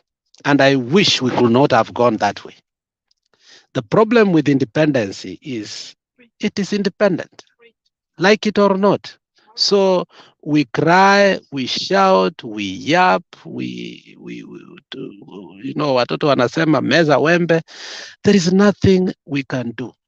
The so-called Independent Electoral and Boundary Commission is far away from us. The person who takes the, well, there is no question, we must give it. Even the other day, talking about money, you know, Chebukati made me laugh the other day. He said, adding one candidate to presidential candidate will cost us 973 million. I don't know if you saw that. And that person wants to be in the ballot box. I don't know. I mean, some people are really sick. You know, this guy, I think, is really sick. He wants to be in the ballot box so that we can spend 1 billion, and he knows very well he's not going to win. But anyway. Yeah, sorry to cut you short. Because you brought a very nice story of becoming from where we came, EEAC, and then we came to independent. And that word independent means they have to depend on themselves. So they are independent, they are running themselves, their own affair. But my question is, where do they get the money? Do they have their own money independently? They can get their own money from somewhere independently, or they have to be given money by somebody to run their independence. Obviously, all monies on behalf of us is collected by IRS, given it to the government, and that government, through which is a finance bill. Recently, Yatani gave us a finance bill, and that finance bill, you know, whatever Yatani gives us is not the true budget. That's called a finance bill that goes to parliament and debated, and therefore the people who actually give us a budget is not Yatani. It is the parliament. So parliament gives money to IEBC. So it's not independent. It can It never is be independent.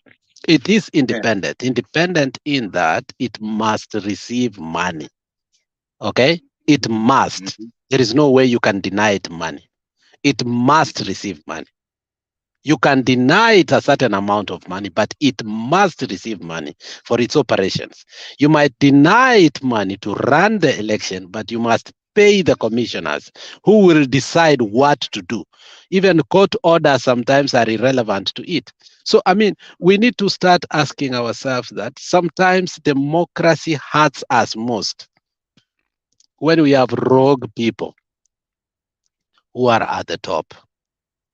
The way we fought for an independent electoral commission, we did not know today, with its independence, it will be more worse than Chesoni running electoral commission of Kenya. We did not see Chesoni becoming this rogue or any other prior commissioner who was running the election. The person who has become most insidious, openly, defiantly, is Chebukati. And truth be said, and nobody can hide, both from sides you can know that, Chebukati has completely not followed the procedure. Whether Azimio wins or whether Kenya Kwanza wins or UDA, each has a case. When they go to court, the process, since 2017 was about the process, the BBI was about the process. So the process has become a gateway or a conduit which you can go to the Supreme Court and nullify an election, unfortunately. So Chebukati is not doing this unintentionally. Chebukati is doing it intentionally. And sometimes I have my own reason. Chebukati knows that the buck falls on him. Yes, he did whatever he did throughout on behalf of somebody, but he's culpable because he's the only lawyer. Because the laws, when we amended the law, we said we need one lawyer in the commission so that in case there is a problem, that lawyer is culpable. And the lawyer is who? Chebukati. So the others can be exonerated, but Chebukati can never be exonerated from everything that happened.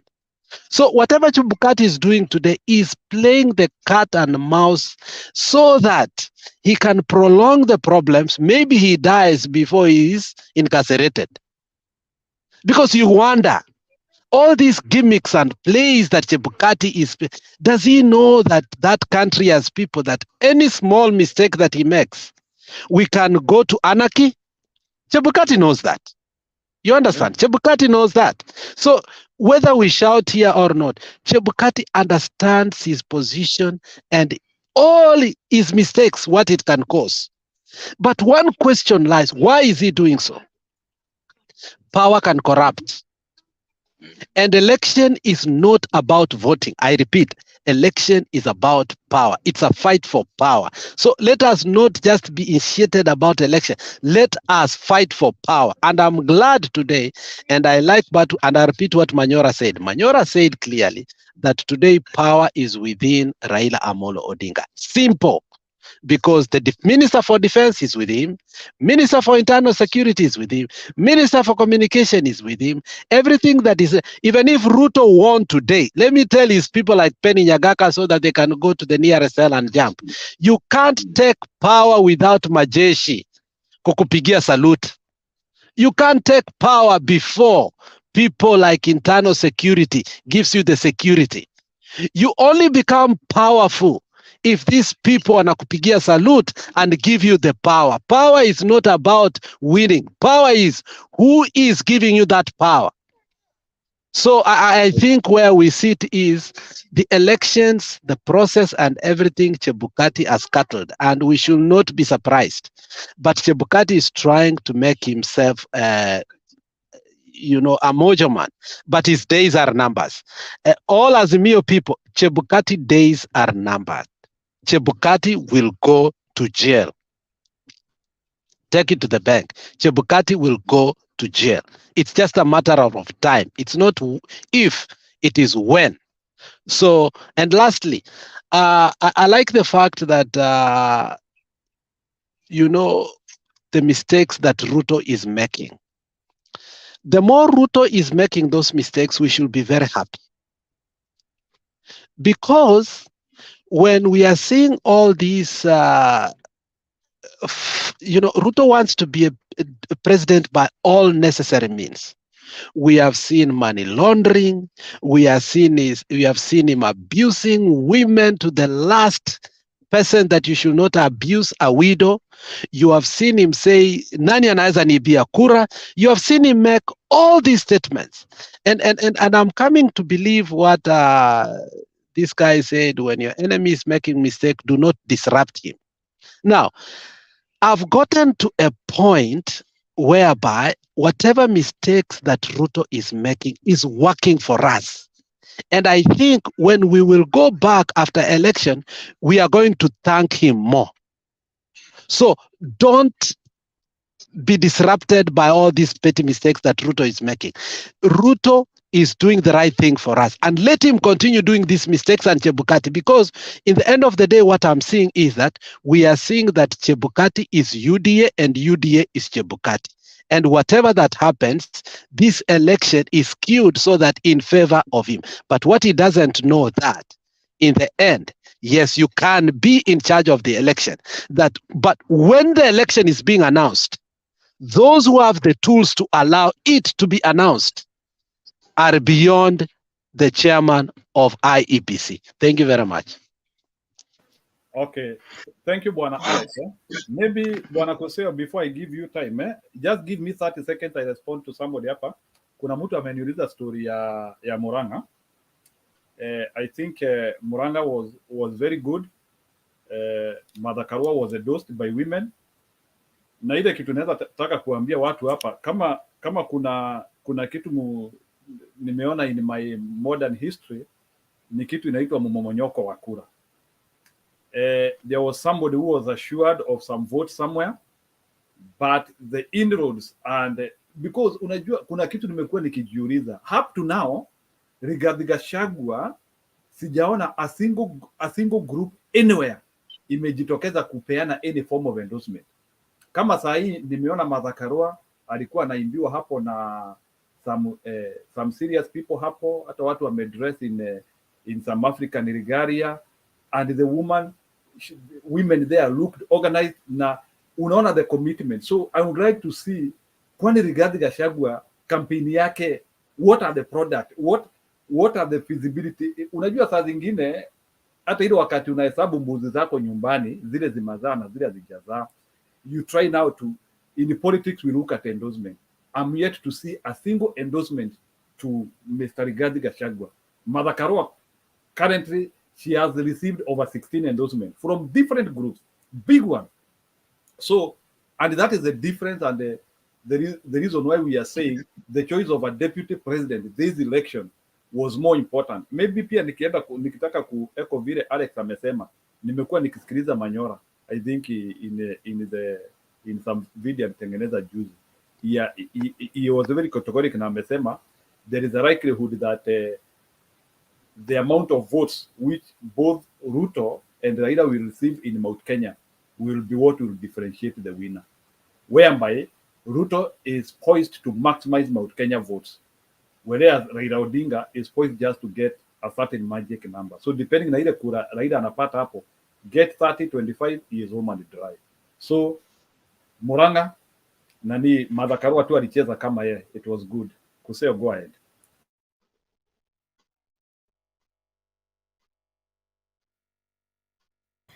Yes, Njiro, how are you? I'm seeing, is it Moses? The other fellows are absent. Yes.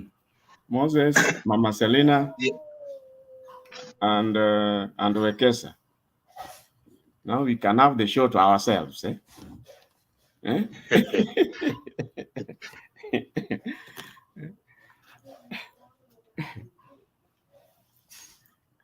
Where do we start? This race, the race is just becoming... na IBC. Unajua wewe ni commissioner huko IBC. Unaweza anza na IBC tu. Kosea, wacha kujifanya. Anza na IBC. Let me start with IBC so that I don't get interruption before the people who would interrupt me come. You know something, Giru, something which Kenyans and most of people tend to forget. Most people go yapping when things go wrong during elections. But after yapping, even when we yapped and the matter went to the Supreme Court, and the decision, whatever decision was made, this thing so-called postmortem, very few people do postmortem exactly to find out how did things happen if elections were rigged. I wonder how many people even come on this panel and understand how the elections were rigged. They don't seem to understand. And that is why you see Chebukati doing a misstep once, and some people find that very, very serious. And some are already concluding, hey, we are headed back to where we came from. Not necessarily. You see this election electronic system, election systems. These things are all over the world. And very rarely, as I heard you mention, places like India, ask yourself, you know, India is very well known for some of these systems. Most of the gurus actually who do these things come from India. Now, the few examples which have been played here elaborately are where things went wrong. I remember, I think the same system we used in 2013 was also used in Ghana. And I think it was one of the, on record, one of the few that have been so issues-free.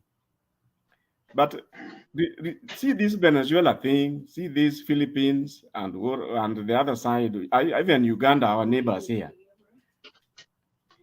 What exactly went wrong? It's not exactly the system. These are the crooked managers. You see, somebody once said that when you are using computer systems, you put garbage in, you just expect to get back garbage out. It is as simple as that. You see, when people go manipulating, for example, in Venezuela, they may manipulate the turnout.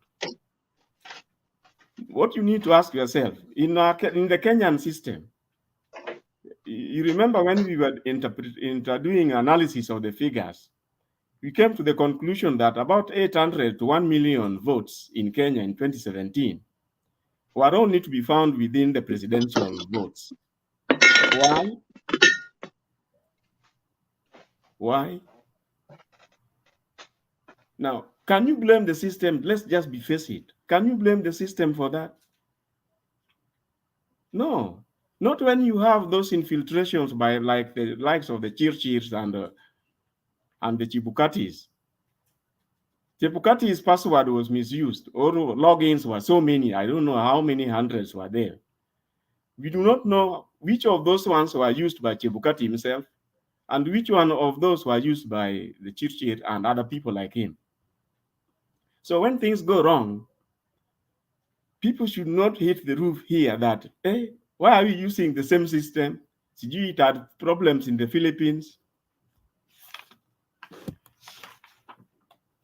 In the Philippines, the cyber crime investigators found out that the system was compromised in several stages, several ways. Now, if you compromise the system through the people who are managing it, why on earth would you blame the system? That is running away from the real problem. That is running away from the real problem. Something which Kenyans needs to come up to speed with is that the issue of 2022, as far as Ruto is concerned, started way back immediately after 2013. And the reason why he was able to do that so easily is because of this other private arrangement in the previous government, which was about this 50-50 idea. The 50-50 idea. Now, I saw you play, I don't know whether it was Ekesa or somebody, who played a clip there, trying to demonstrate how unfair and how misused the 50-50 approach had happened. Now, what you are forgetting is that this 50-50 thing was not just in cabinet.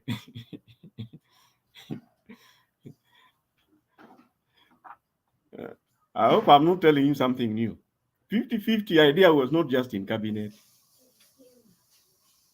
It was all over the place.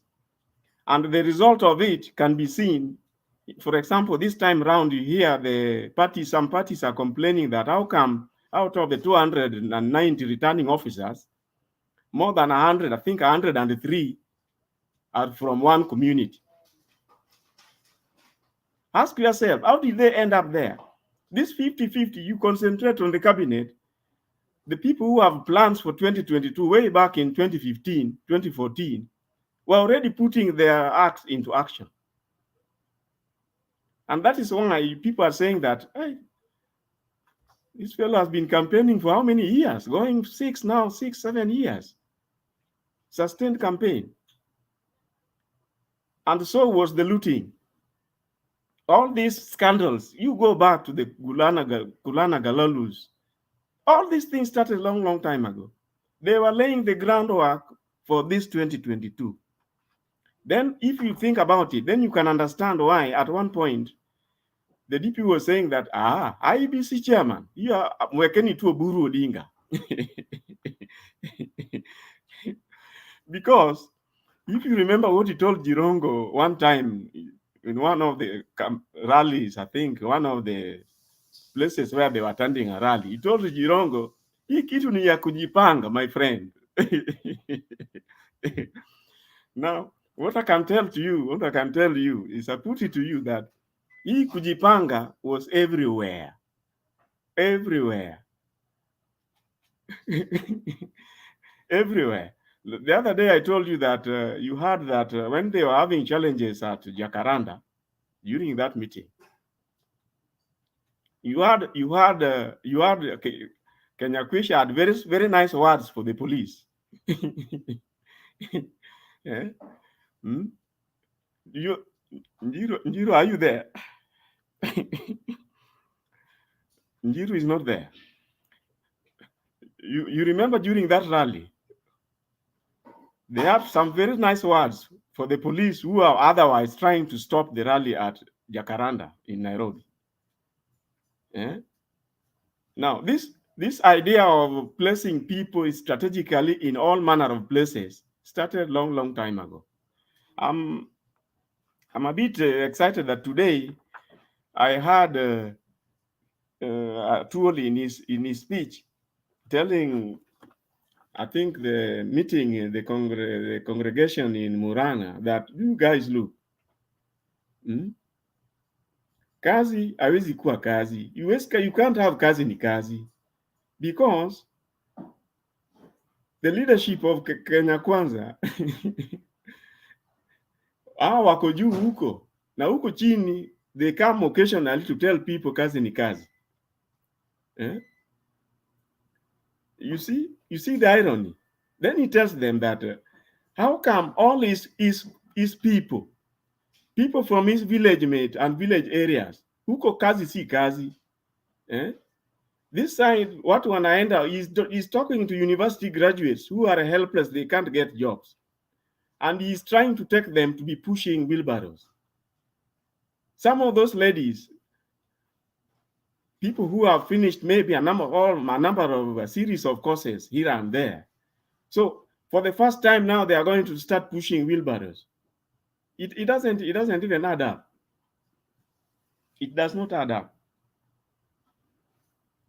I had actually asking the crowd that watoto wake wako wapi?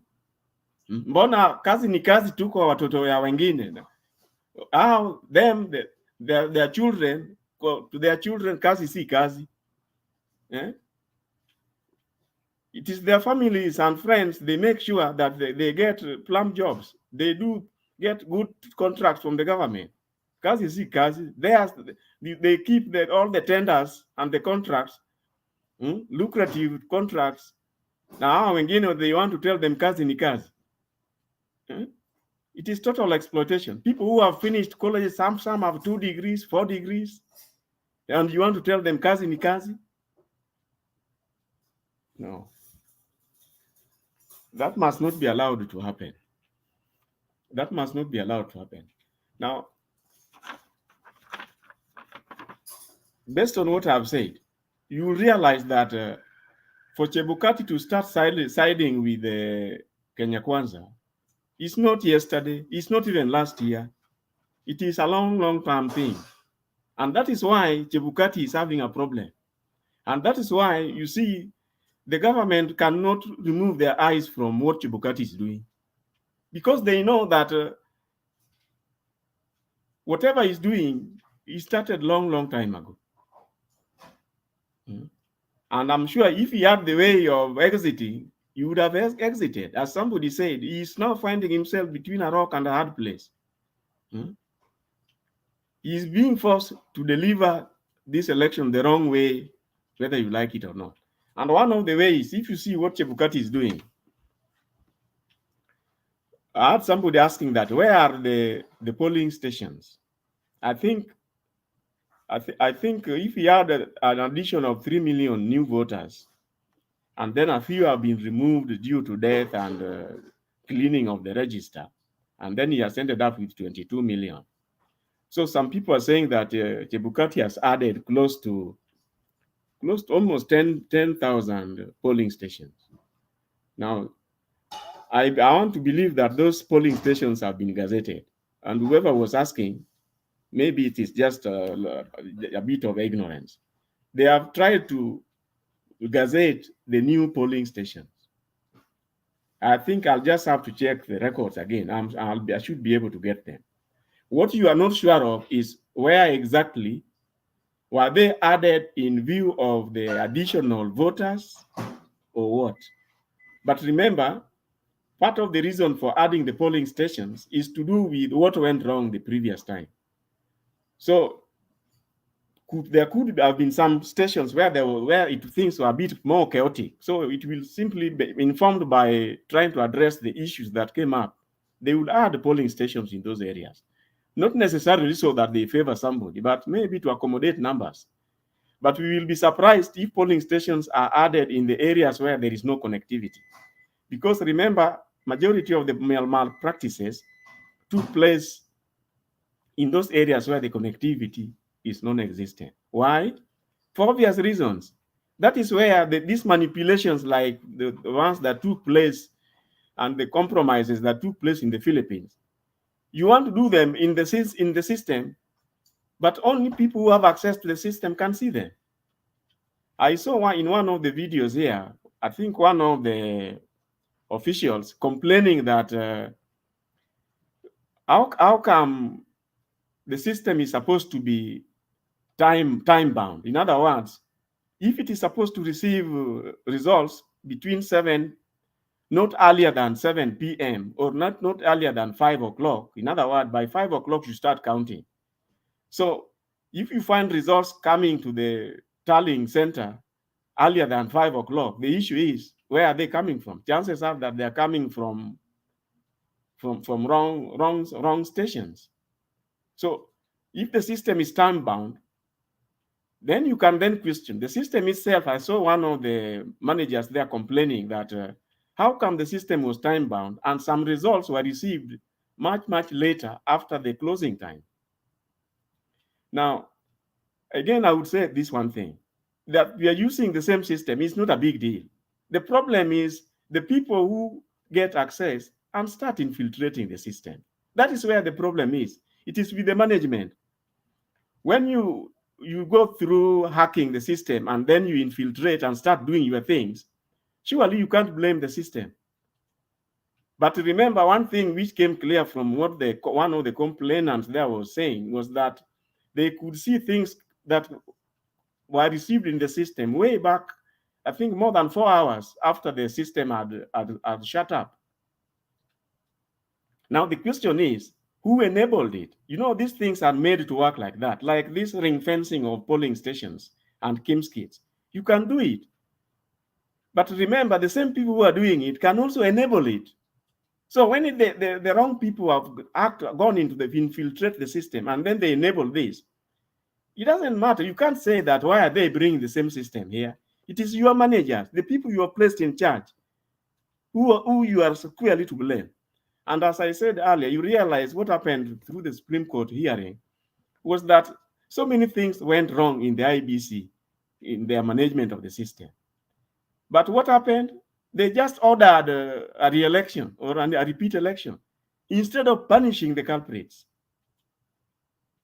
Up to today, Chebukati has never paid for the bungling of the elections, which was clearly more than 90% placed in the doorsteps of IBC.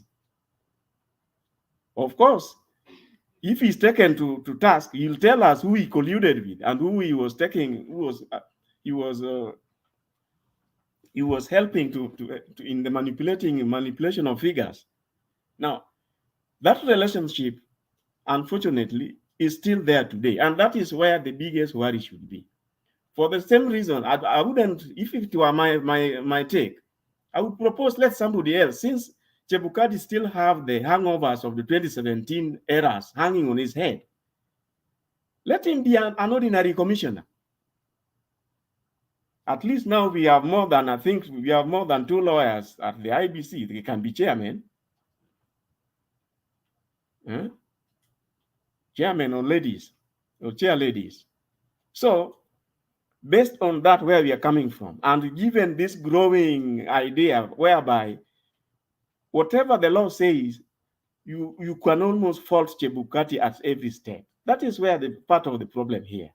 Now, you are left wondering, like I think one of the panelists here said earlier, is Chebukati deliberately setting this thing so that whoever would choose to go to the Supreme Court will have sufficient grounds and to convince the Supreme Court to nullify the elections?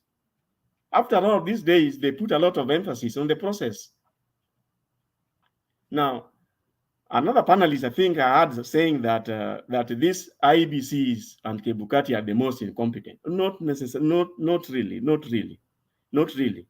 And as I said earlier, remember, the DP told you one time that wacha Oburu Odinga kwe chairman ya IBC tuone. In other words, he knows where he has invested. As far as I'm concerned, his investment is in the secretariat. No wonder during the recent illegal transfers, you realize some 5 people, after he had complained, when IBC checked their staff, they found out the people who are responsible, the 5, they were put aside. They were not in the commission, they were in the secretariat. So that tells you, and as I told you, this 50-50 which started in 2013, all sectors of management, of administration, public service, have got that 50-50. Then you can imagine, even in the police force, he will have his people. All over, you name them. He will have his people. And at one point here, I did point out that one of their strategy is to buy the opponent. We can buy Njiru. He's still even on the Azimio side, but he knows where he will go. When he goes to parliament, you may be surprised when they start telling you that, he's in 160 MPs strong. So you try to count, you don't see them. What we didn't get is that a number of these people, like the people of the Nyali MP and whoever, these are people who had been bought and they were on the other side. So a number of people, you remember during the passing of the political parties bill, who supported the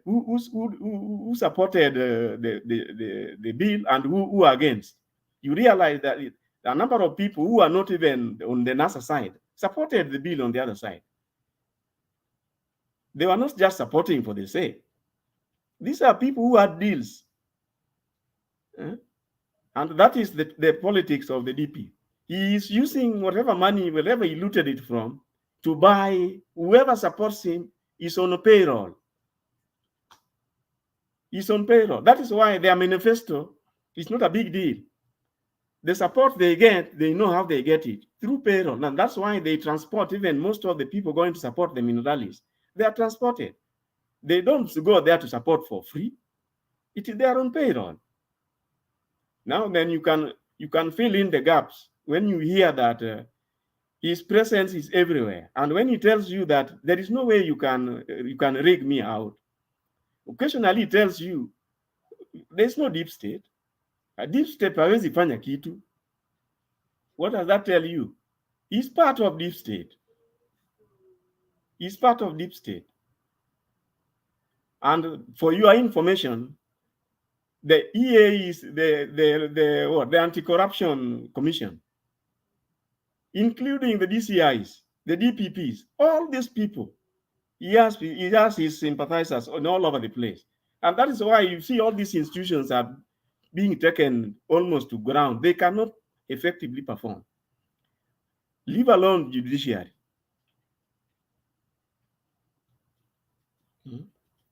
He can almost, if you take a case to the judiciary, he'll almost predict for you the outcome before the case is heard.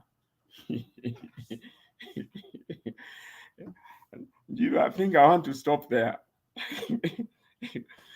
Okay. Brian seems to be having a hata hujataka kuongea story ya Muranga leo, but hiyo utapeana tu second round, eh? No, I'm coming. See, I'm just giving a break so that yeah, sawa. So no, Bwana Brian, sababu utaongea after Joshua, just wait, tutauliza maswali baadaye. Wacha Joshua. Unless maybe kama Joshua, have you done your I'll tu alafu we keep to give Joshua time so that I can pick it. Okay, sawa. No, okay. I had already submitted, but I just wanted to, Jose is giving us a lot of fear. I'm giving you a lot of fear, and you are the one who was saying that negative. It's like you are the one who was saying that Chebukati is incompetent. Yeah, he is. He's between a rock and a hard place. But when we talk about, but the time he was having maybe between 2013 and now, okay, Ruto had a bigger chance, 50-50 in the government. And Not right now, government. also all over the place, not in the government. I've just said all over the place. All over the place, including even the ambassadors. All over the place. So what might be the solution for the kind of situation you're having at this time? Because this is a national security issue. Especially the elections. Very sensitive. The solution is what the government is doing. Keep watching Chebukati. No inch. You don't put your eyes off Chebukati. Because remember, whatever can go wrong cannot go wrong without input from IEBC. That is why I started by saying that you see what happened in Venezuela, Philippines, Uganda. The same managers of the system are the ones who are responsible for what went wrong. It is not the system. So is it a possibility? Okay. Is there any possibility of the same two? We have two guys, the two Venezuelans who came yesterday. One is working with this mathematics company. One of them, but the two are not working with the company, and we're here is like they're here illegally. I don't know whether they are deported or not deported. What might be their work, their main mission? No, those people are okay. You see, IEBC is independent. When it comes to procurement, especially human resources, that is entirely up to them. What you want from them is to deliver the elections. Now, there are certain protocols and security features which must be followed. By abusing them is how these election managers have been able to corrupt things. That is what is happening. That is what is happening. You see, like now, they were supposed to, like somebody mentioned here yesterday, they were supposed to have released the entire 22 million voter register to the stakeholders. They have not. They have not. I've seen people, stakeholders are complaining. They are yet to do that.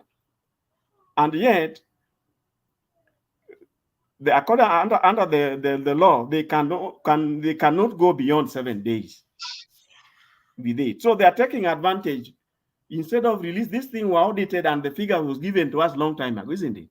So what is happening? What is happening? Remember, they need to load the kits.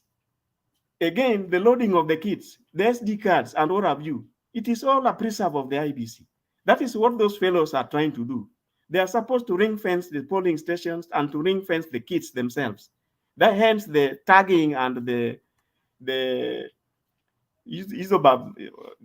commissioner was saying the Mabandiko, those ones they were trying to put there. That is how they are trying to ensure that they program a particular kit in a certain way so that you can't use it in a different polling station where it was not initially planned for. If everything is planned like that as should be, then things will go right. But then remember, we do not know where the magic 1,111 polling stations, which do not have the 3G and 4G and the connectivity is going to be a challenge. Then remember something, this time round, there is no sending of texts like, say, Brian, I'm a part of 2000. No, we are going to be sending images. Now, you remember Chebukati had said that those images, even the media, they'll be allowed to do their own tallying. They can receive the images from every polling station and then they do the additions and then they can project the results. Now, for the IBC, this is going to be program-based. It is not going, somebody is not going to start extracting the image, whatever, let's say 7,000 on the image sent to import it onto the computer. No, they are going to be using programs. And I'm sure that involves a lot of investment also in the system. So I'm not so sure whether the media companies or the tallying parties who want to do parallel will have to go through that extent to install appropriate programs to do that for them. Now, something which should worry you is that, was it yesterday, Chebukati was saying that in the last few by-elections, they have come to realize, I know he was referring to Kenya Kwanza, that some people have tallying systems which are far much faster than the IBC system. In other words, once the results are relayed to them, they are able to come out with the winner or the loser maybe within an hour, when IBC will be taking 2 hours. So he was trying to prepare us that you be prepared for that. And I can see a situation whereby the moment the results start coming from the polling stations, you may well find that Kenya Kwisha are already telling you that in this and this, the winner is this. In this and this, the winner is this. You go on waiting for IBC projections. They'll be slowly coming. Why? Remember, they want to double check whatever before they project for you anything. They are trying to insist on a number of double checking at Bomas. So they are trying to prepare psychologically that get ready for that delay. So I don't know how things will be when you have Kenya Kwisha quickly, within a very short time, they have told you whatever the results are. So you are waiting to hear the IBC side, and it is taking time. You know, if they are not careful, that can also create a lot of tension. And bickering. Then you start people saying that, hey, what happened this? So you must end up with people starting to complain about this is not right, this is not right. So you are likely to have a series of issues being raised of irregularities or rigging claims all over the place if they are not careful. They must be on top of things.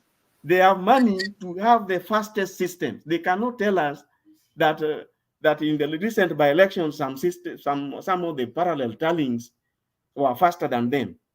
That is not fair. Sorry. There's another worry. Okay, there's this worry. I don't know whether, because Raila also asked them, and they didn't respond on it, about the voting process. Are we going to vote after identification, maybe having an electronic identification? I'll give you the voting. Then at the same time, we have a voter register so that the two work hand in hand.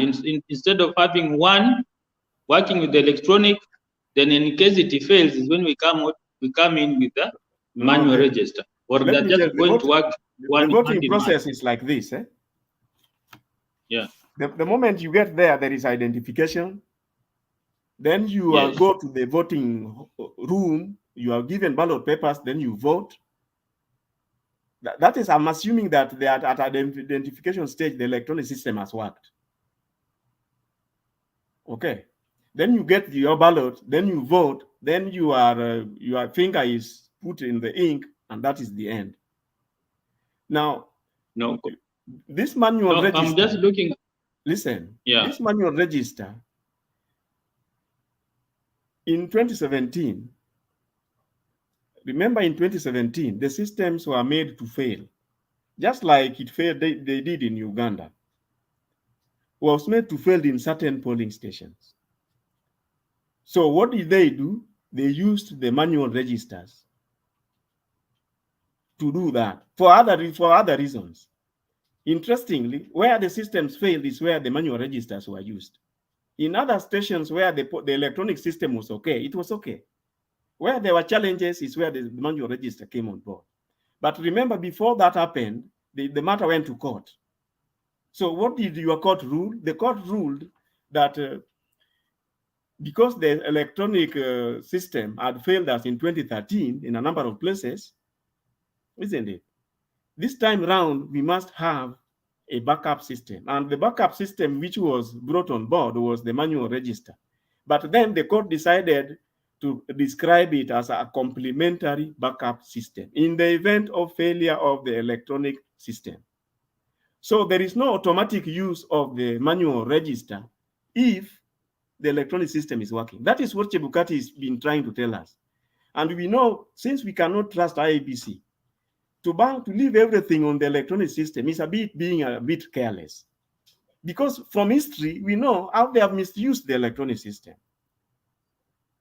The best way to verify the electronic system functionality is to have the manual system side by side, because at least with the manual system, our agents and everybody else who are doing election monitoring would be able to see something which they can put a comment on or disagree with or agree with. The electronic identification is a completely an opaque blackout for non-IBC people. And there lies the problem, given the friendship which Chebukati enjoys with the Kenyakwans. And that is why the government can't put their eye out with these fellows walking in with stickers in their private bags. Then they immediately, the Kenyakwans, even before Chebukati complains, Kenyakwans is already defending them. What do they know that we don't? So personally, at one point I was suggesting here that since Chebukati had agreed, listen, since Chebukati had agreed that he's going to have consultations with the stakeholders, we want to convince him that for fairness, for everybody's comfort, the manual registers should be used side by side along the electronic register, side by side, because so that we are all comfortable and we'll have confidence on what's happening in the other side. But remember, since it is not in law, we just have to persuade him or put pressure on him. Otherwise, if he chooses that, why should I use it if the electronic is working? He can get away with it because the law allows him to do that. Thank you. Okay, so thank you for that. Maybe I want to respond to one person hapa. There is somebody, maybe from my opinion, kuna mtu anasema hapa the government is trying to intimidate IBC. I disagree with that. What is happening is that IBC has failed to do the right thing, and that is why unakuta kuna hizi side shows. Then kuna mtu ako hapa anasema sijui Ruto will get so many votes in Mount Kenya nini. I wanted to tell him Ruto from early this year, he has been on a negative incline. He is losing votes daily from Mount Kenya. Hata saa hii zinaendelea kupotea. And up to until now, the hizo 16 days zimebaki, he is continuing to lose and lose and lose and lose and lose. If he cannot maintain or he kama hana uwezo wa to stabilize the loss, he is not going to get. So the idea of saying that at Ruto only needs 67 from Mount Kenya, to me is a lie. He needs over 95. Otherwise, it's goose is cooked. So, Bwana Joshua. Yes, how are you, Jill? Yes, I think the issue of IBC is coming serious, and we are concerned about what IBC is doing. There's so many things that are put opaque. You know, IBC, they should be updating and give us the update each and every time. We should be seeing this thing regularly in the TV. They can put a program even after news. They update people what is the progress, even after 2 days. And then when we're hearing after 1 week, should they doing daily? That's the update. Actually, Joshua, you know, one of IBC's roles is civic. Is it voter education or civic education? It's like it's a role they are not playing. Yes, thank you, Guze. And I think this election is even worse than the other election, because I remember the time Msando was murdered. He was just from the studio, and he was updating people of how the process of what is going to take place. And I remember watching him that day afternoon. He promised that there will be no rigging that election. I remember Msando promised that very well, that he don't think that. He was even asked that, do you think this election is going to be rigged? He said, no, this election will not be rigged. And the same day on Friday, it disappeared. So this time I'm seeing this a bit different, because there's no that update. We are only getting suckers. You know, with these 3 Venezuela who came in Kenya, the IBC ought to have updated the stakeholders that we have three individuals coming. We need to give them security, because issue of elections is a very sensitive issue.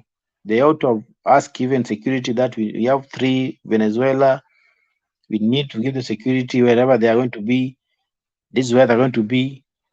What they're coming to do here is A, B, C, D. But now it is so shameful that these people, I heard that the 2 already were in the country, and the one who was caught with these stickers is the one who arrived. So the 2 were coming to assist or to try to plead the government, the people security were there that allowed them, and then they also arrested. So they ought to have already told the stakeholders concerned that we have 1 guy is coming. Already you have 2 in the country. This one is coming, but even you ought to have declared these stickers. You know, when you're coming in the luggage, you ought to have not that the time the security they're being checking your luggage when they're finding these stickers. So even I will see they ought to have told them that they're coming, but that guy is coming with stickers. But now it's so shameful that he was caught. And I said this thing, that assume your visitor is coming, your guest is coming, he doesn't know your home. The best and prudent thing is you need to welcome this person. You need to wait him by the gate, receive him. But there was no even a single IBC official who was there at JKA. So this thing just happened that there were, by the time they were doing checkup, is when they realized that these people had these stickers. Stickers is not just something simple like that. This is election materials. And the election is a very sensitive thing in a country. You cannot joke with election. And then to make matter worse, why was it carrying these things in a personal luggage? This thing could have even come with a parcel, like a parcel, separately. And then they're being received here, like the way the ballot are being received. But now this person is carried in a personal luggage. So it's not clear about this thing, and they're trying to run up and down. And it's good that, unfortunately, that the government is aware of this, and we are expecting more of this. And to me, I'm not certain, even thinking that whatever Ruto was crying that that is 1 million supporters stronghold were transferred. I think that was just a propaganda. Maybe the government already realized what they have done. Maybe it was just the Ruto people are doing this thing, and they already realized that. And we were told, Ruto, can you run to the media and say that your stronghold has been transferred, so that to foolish Kenyans? I think to me, I just think that I don't think that maybe is stronghold or transfer, but I think they were caught, and will say that, can you rush very fast and claim this, so that when in case somebody is coming, you will say that it's me who raised the alarm. Because I remember even Chebukati was asked, how did Ruto knew that his 1 million voters were transferred? The only thing that they say that, can you ask Ruto?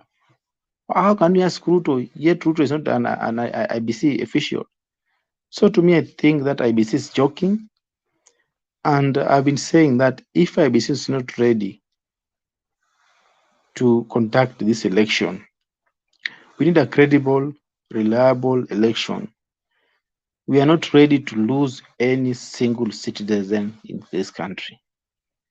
We cannot, each and every year, we are losing our kids, we are losing our mothers, we are losing our brothers, our fathers because of election. It's better we stop this election, so that we tell IBC that, IBC, can you prepare yourself? Can you be ready? And then come back. Because you cannot just go to an election and things are just like this. They're going to bungle this election. I'm telling you, this election will be worse than 2017 if they're not careful. Because already things are coming out, things that are worrying, and people are now charged.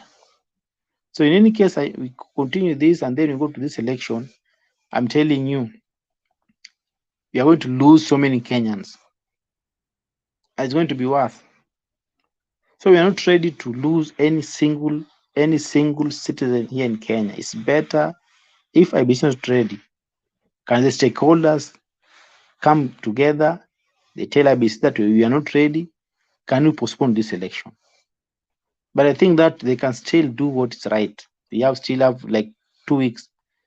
IBC should come out and redeem themselves, because we cannot each and every time we are losing the life of our fellow Kenyans because of someone who is sitting somewhere who is selfish. Maybe he has received a bribery, just selfish. He wants to make sure that he received this, and then that doesn't even care for 45 million Kenyans. How are they going to be? So Chebukati, I think he should write something right. And I said this, and I've been saying that I'll only talk and trust IBC after election.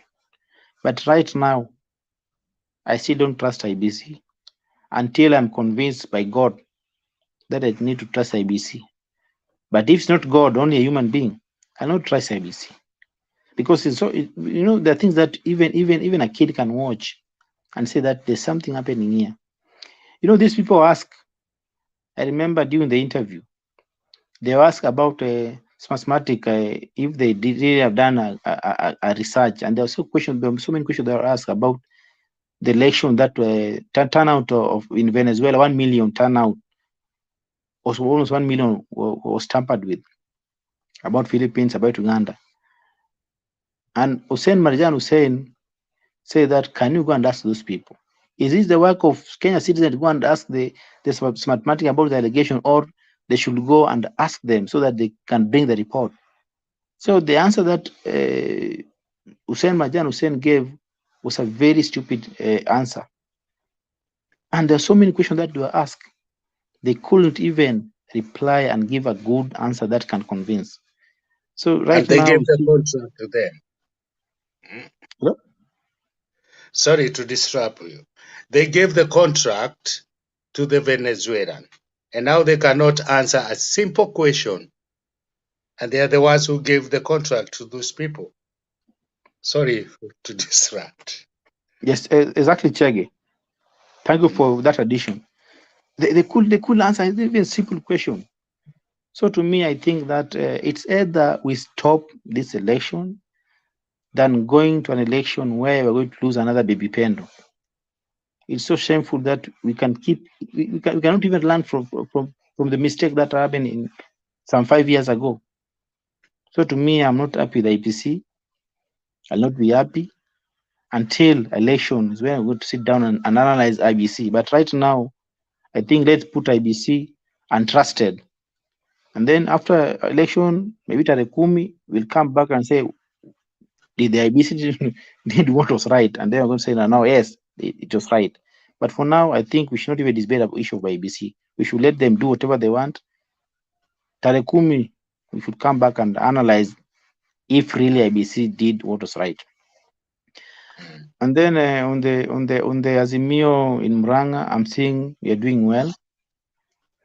KK was in Kajiado complaining each and every time, and they are defending. You know, sometimes you wonder, even why should IBC? Why should Kenya Kwanza defend IBC?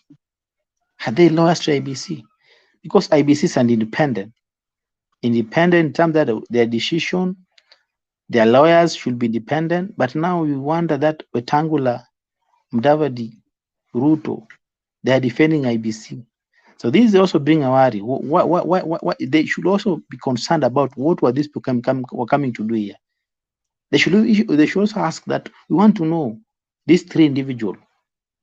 What was their role in this election? Actually, they should be helping the government to find out, that problem, to solve that problem of these stickers coming in somebody's personal luggage. They should be helping the government to sort that problem out, but not to attack the people who are concerned with the luggage handling. Yeah, that is security. Part of it has got nothing to do with the government. It's a security, and that is also an institution that is independent, just like IEBC. So these people were doing their own job as an independent. They were doing their job, whatever they do every day, concerning security issue. So when I hear now the Kenya Kwanza are coming to ask question, I fail to understand why they cannot support instead of asking questions.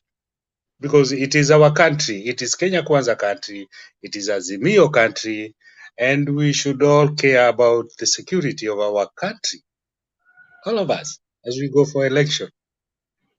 So I don't understand. Sorry to disrupt. Sorry. No problem, Moses. So I think that whatever they in their rallies is just punching on Raila, Mutokitandawili. They're already panic. And I heard also yesterday Gachagua was saying that kazi ya chief ni kubadilisha ID na kutafuta wanawake ambao wametoroka, bibi ambao wametoroka, which I don't know why they were really diminishing our chiefs. No, the chief need dignity. They need to be respected. They're also human being. How can you say kazi yao? Women. Yeah, even our women, you know, sometimes they are also declaring our women kuwa wanawake ni watu kutoroka tu. You know, sometimes women are sure to kutoroka the way he's claiming kuwa wanawake wanatoroka tu. Those are kind of the utterances that when we hear somebody saying kuwa wanawake wanatoroka, wanashika watafuta wanawake ambao wametoroka. You know, we don't have to tarnish our women as if ni watu wa kutoroka tu in their marriages. So those are things that Gachagua can say. I don't know why Gachagua thinks that chiefs are being harassed, police are being harassed. Last time I claimed kuwa polisi watapewa pesa mzuri, wachukue kitu kubwa, wachane kitu ndogo hii. So the way they are diminishing police and chiefs. Chiefs are not kids. You cannot say kuwa usiambie watu mahali wapige kura, enda ambia bibi yako. You see, there are some words even hata Malala huyo governor huyo anapigania kiti cha governor, si alifanya hivyo kwa polisi pia. Yes. Malala na Gachagua, they are all in the same basket. So to me, I think that the best thing we can do, I know Raila is going to win this election by big margin. Let's come out, should not be discouraged kuwa IBC wanafanya ukora. No, kuna watu wanasema kama ni hivi, there's no need of me going to vote. Come out large number, we vote. Raila beat Ruto with almost 3 million margin. Itakuwa kazi ngumu sana kutafuta ukora.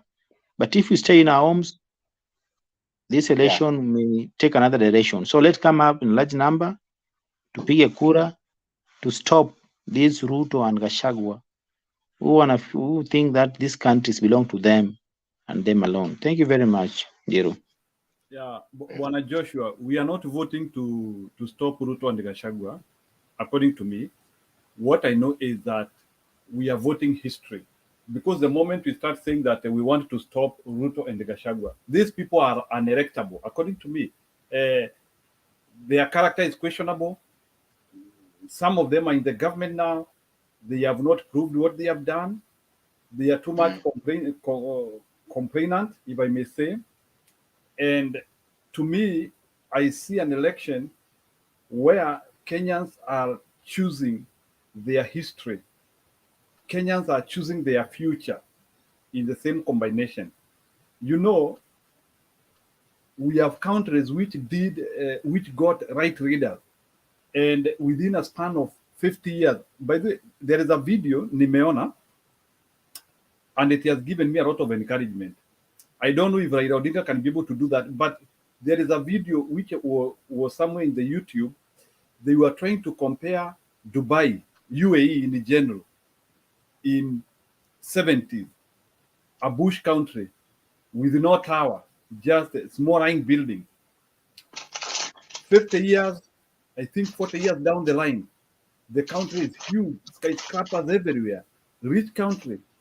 They have attracted investment. They have literally what? The country is massive. And the commentator of that video was saying it was not about money, it was just about the quality of the leaders which that country chose. Even as Kenya, we have just not gotten the right leaders who we need. We have so many resources. We have iron ore. We have big lakes. We have many freshwater lakes. We have good rivers. We are not a polluted country. We just need to kick off. But because of choosing leaders who do not have a vision, we are still stranded with our backwardness. So I think the issue is not about rejecting Ruto. That one is out of question. He has no qualities, according to me. What I'm saying is I want to vote history. I want to vote my future. And if I can be able to secure that future from Mr. Raila Odinga, I'm ready. And also, let's face it, there is so much injustice which has been done in Kenya, even in electoral process and in so many other forms. And what we are saying is that we don't want that electoral injustice to continue. And if Ruto wants a better Kenya, he should also be pushing for a free and fair election. So I wonder even why we want these monkey businesses to happen. If Ruto is that good candidate, why is he not committing himself into a free and fair election? Lazima hata anataka kuingia kwa the monkey business, and also he wants to contaminate our election. So let's have a free and fair election. Azimio want a free and fair election. Even Ruto himself, let him commit. No one like me, I don't want a rigged president. I don't want it.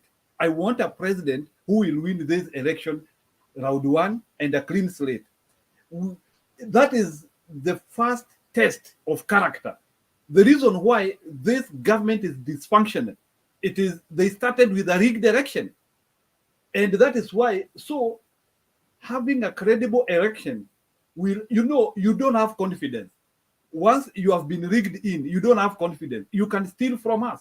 So hata sisi watu wa Azimio, or some of us who are supporting Azimio, ningeomba tu, let's push for a credible election. If Raila will be voted in credibly, it will work. But if monkey business itatumika hapo, he will start the same circus. He will not be committed to anything. So let's not fall into this play. And I can tell you people, some of the things why Mr. Kibaki had got some credibility. It is what we did in 02. 02, the election was clean, it was good. And Mr. Kibaki, at least there are some milestone tunaweza pima. Lakini hii ya Uhuru na Ruto, sababu hatujui kile kilitendeka, but in large scale ni kuiba waliiba. That is why we are in this issue. We are in this bad issue.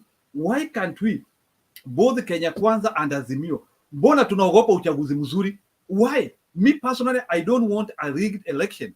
I'm confident Raila can win this thing without anyone's help, for God's sake. So bwana huyu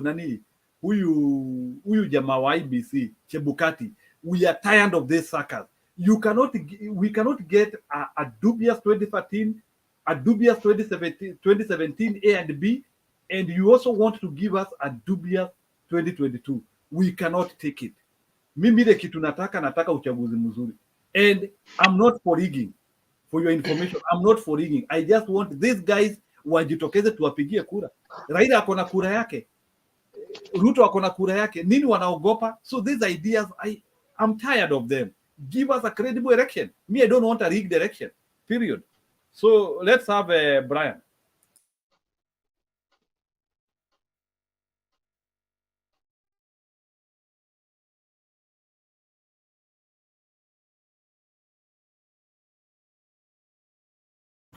You are muted. Unmute, Brian. Okay.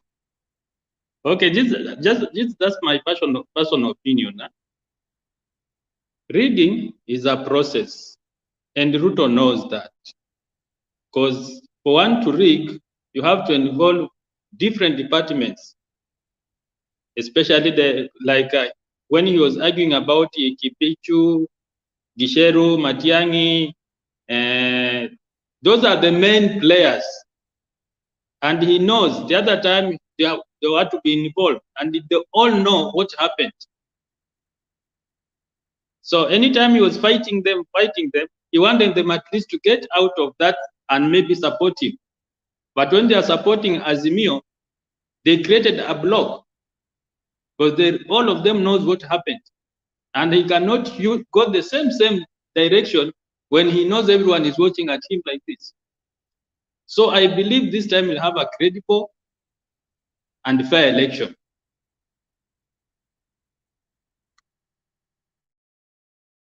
Okay.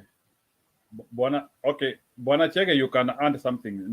Najua you, before I bring Kuseo, I think you can add something on that issues of IBC. Are you comfortable with IBC, or what is your thought?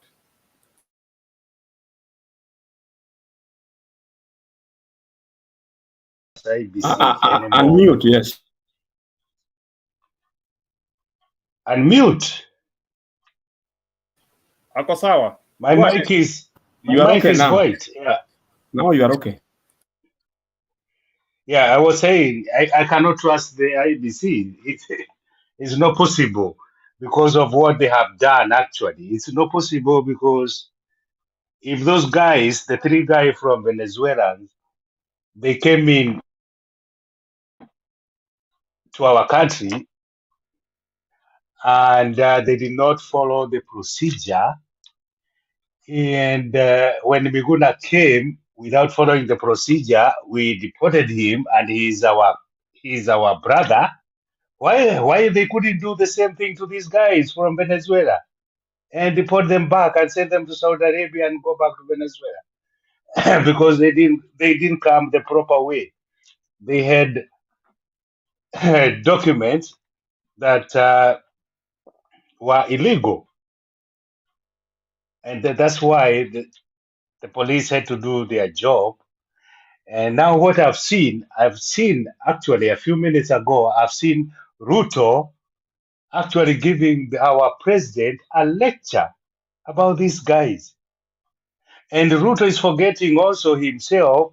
He went to the airport and he was denied. He could not go outside the country.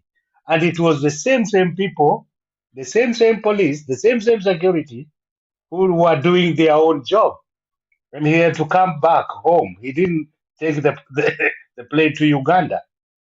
So I don't understand Ruto, who is our vice president, and he's still earning the money. We are still paying him, and he's letting the country down.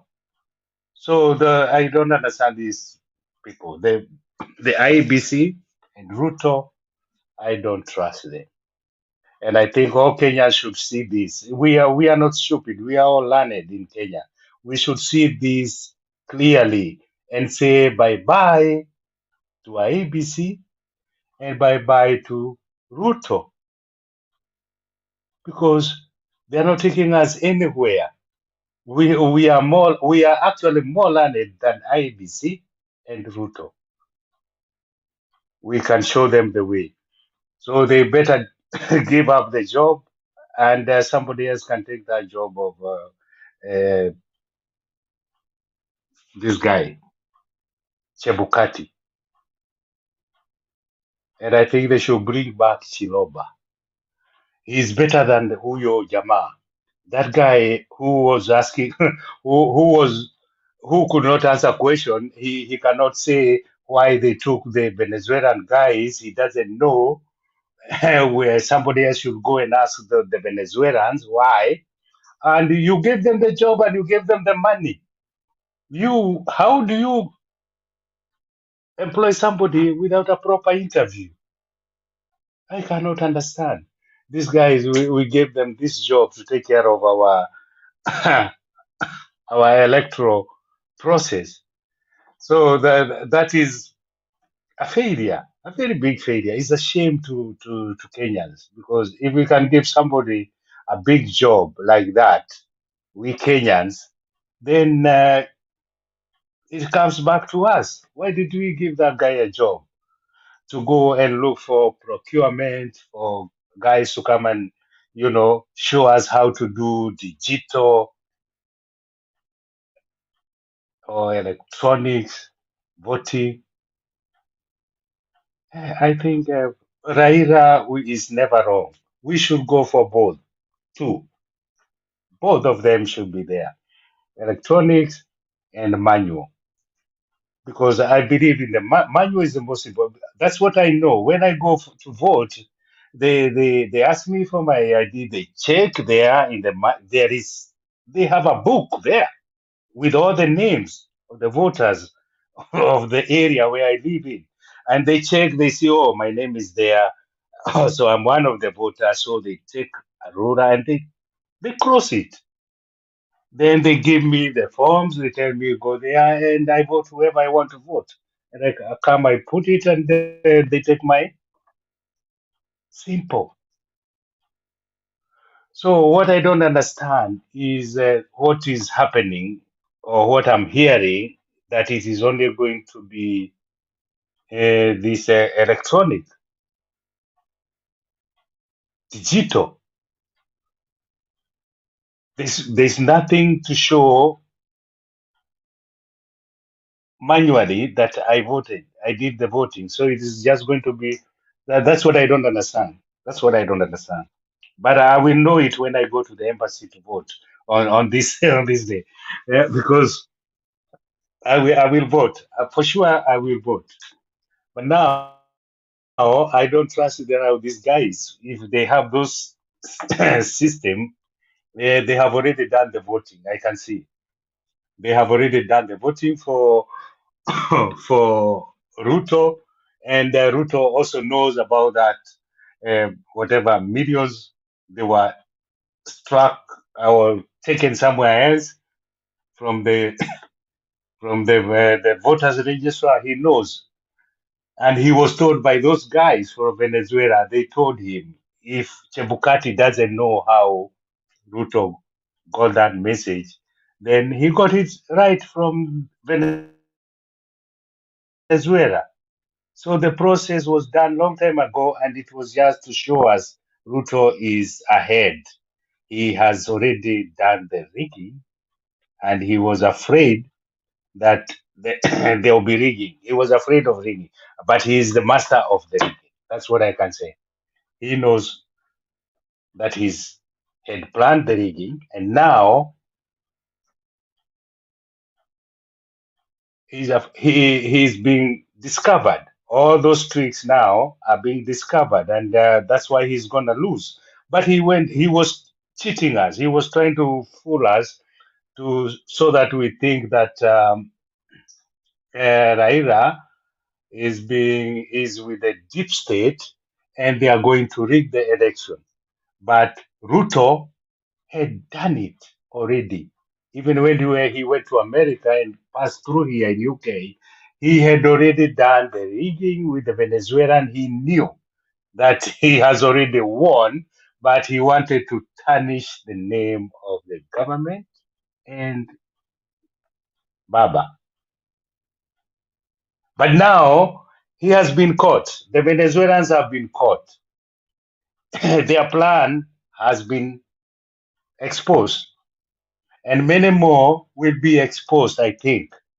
So that's why I have confidence now. I feel for sure Raila will win, because Ruto's style of winning was actually what he was complaining against.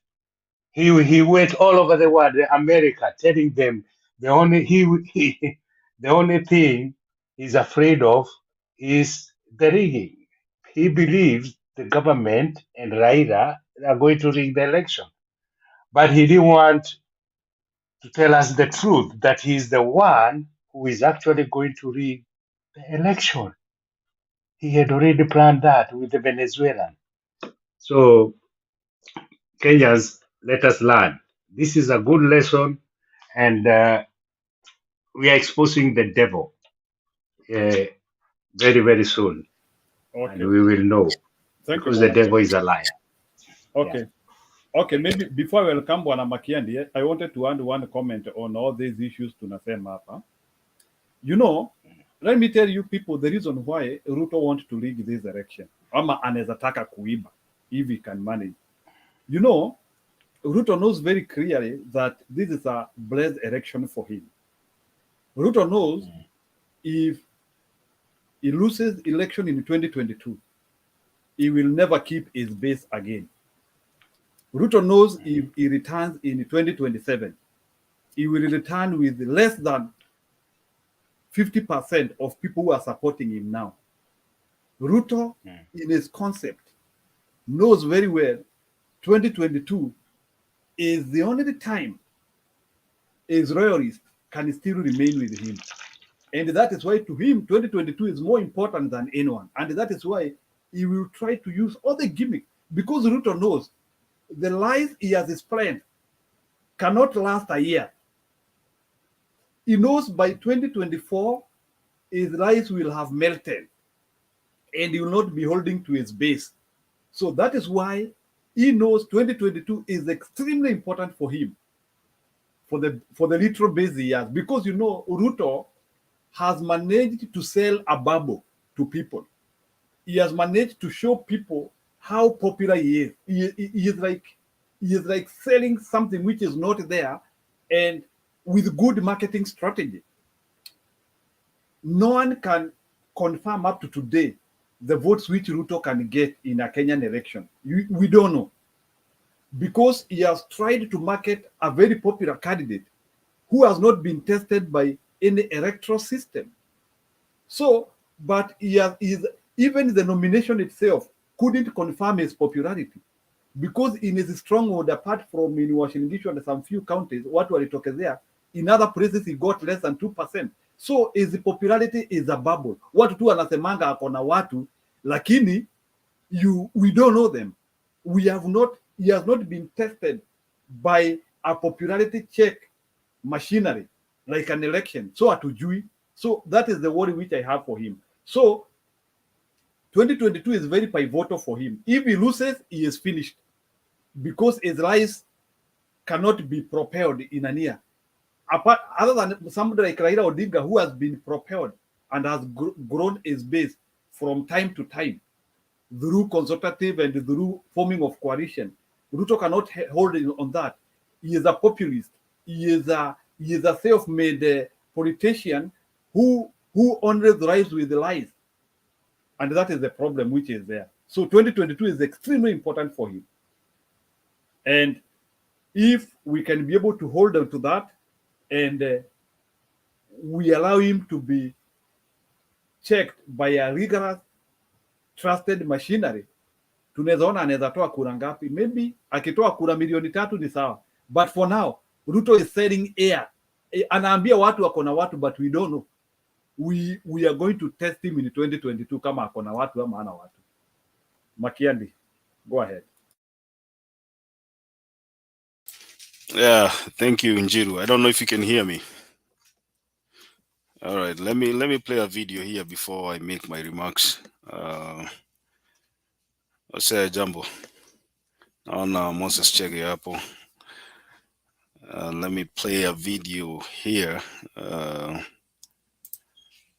I don't know why it keeps on coming back to where we were yesterday. Kamili za NTV Weekendi, lakini nakusihi tusemezane katika mitandao yetu ya kijamii @NTV Kenya, @Mwakafrida, hashtag ikiwa ni NTV Weekendi. Mfasiri wa lugha ishara ni David Agondoa. Bamba. Imegonga saa 1 kamili, twende kazi.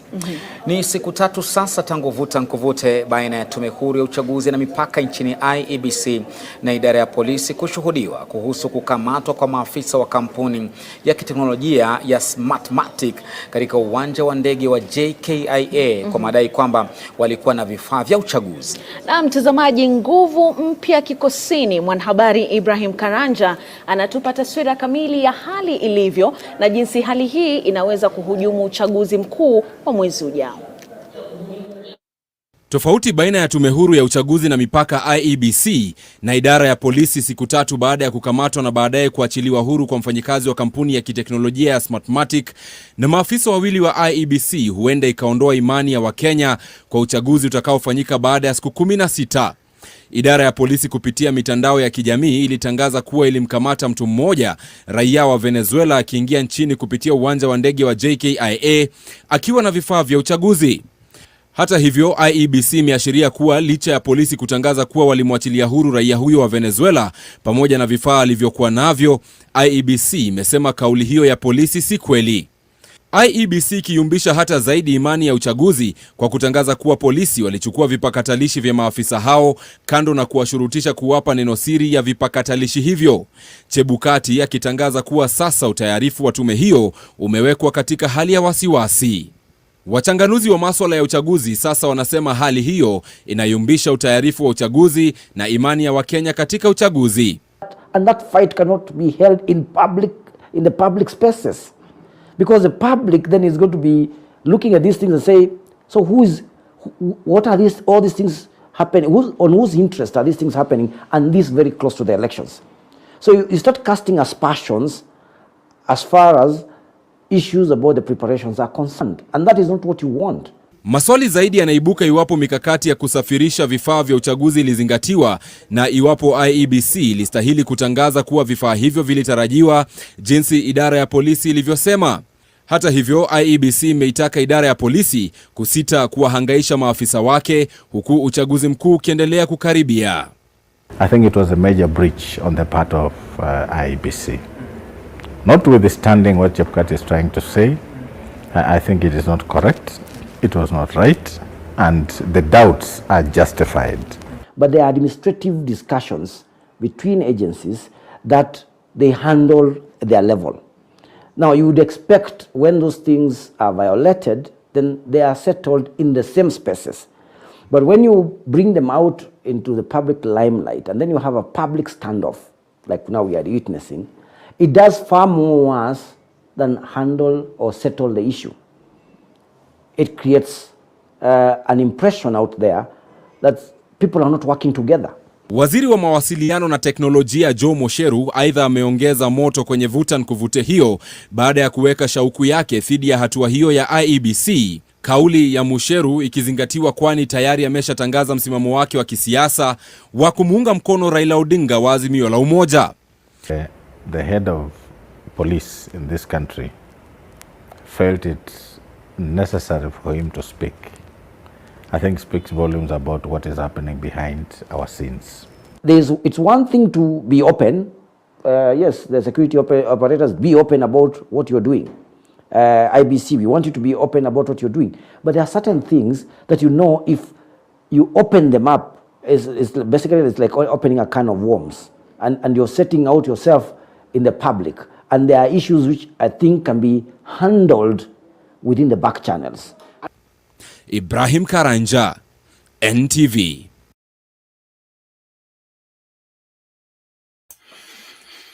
Yeah, I think I want to open my remarks by this video that we've just watched here.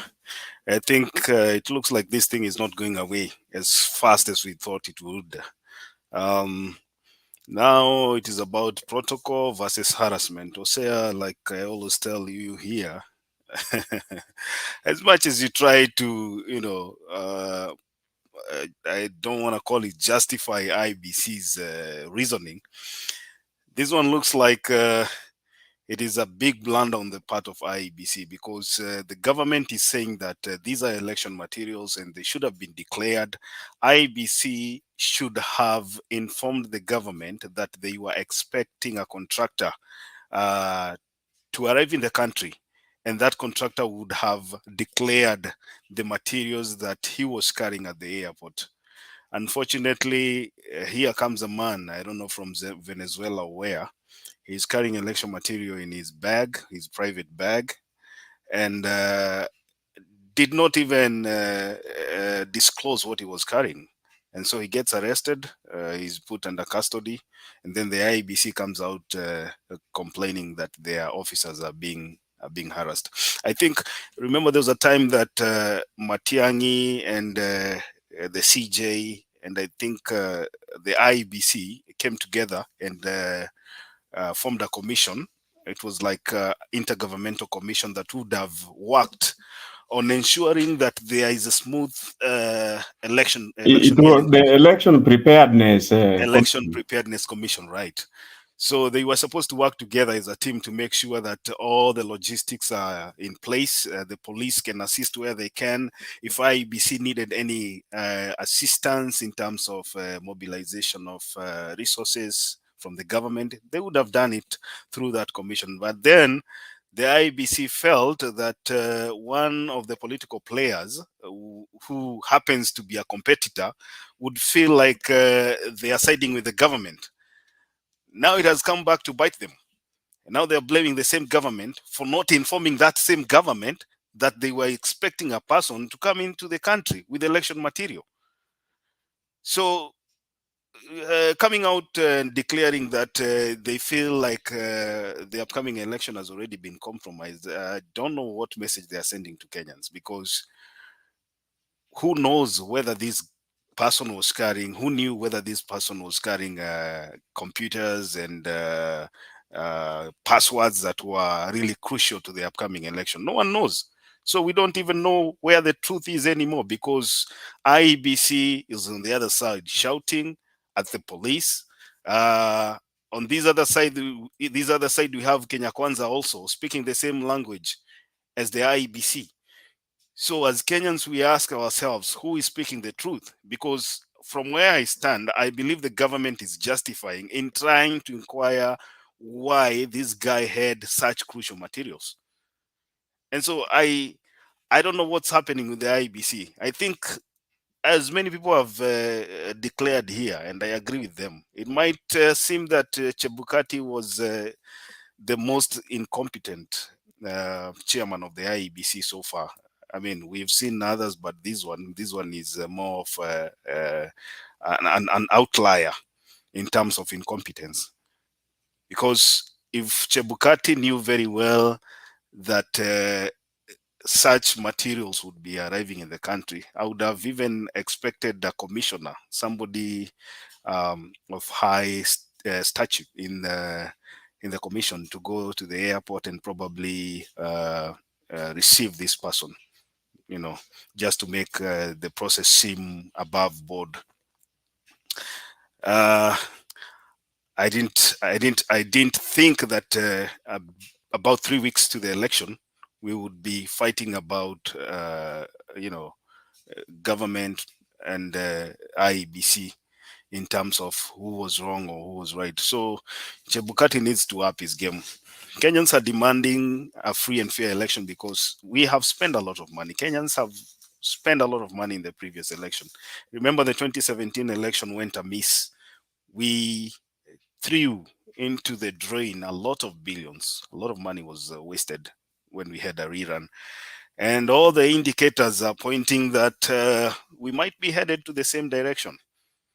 We might be headed to the same direction. As much as we want to say that the election will be free and fair, the process also has been brought into question. And so mahali Chebukati yako wakati anatoa press conferences akiongea akisema kwamba serikali inawahadaa ama inawahangaisha wafanyikazi wa IEBC, inaonyesha kwamba hata yeye mwenyewe hajui ile kitu anafanya. I hope he will put his house in order, because we expect nothing less than an election that will be free, fair, and justifiable. An election that can be traced from the ballot box to the IEBC headquarters Sterling Center. That is the election that Kenyans are asking for, and we have paid for that. We are not begging him to deliver a credible election. We are asking, we are demanding as Kenyans that Chebukati delivers a credible election, because we've paid for that. Other thing I want to say, I think it was a good day for Azimio today in Muranga. I was happy. I mean, looking back in to 2017 and the way Raila Odinga struggled to climb the so-called mountain, I'm looking at the meetings that they are holding right now with a lot of confidence. It's not a must that we get the 50% plus, or maybe flip the mountain against Ruto, but also we've seen the numbers here. Remember when we were talking about almost 1,000 votes in Nyandarua from the 2017 election, and there's another county, I can't remember if it was Laikipia, that was 4,000 only.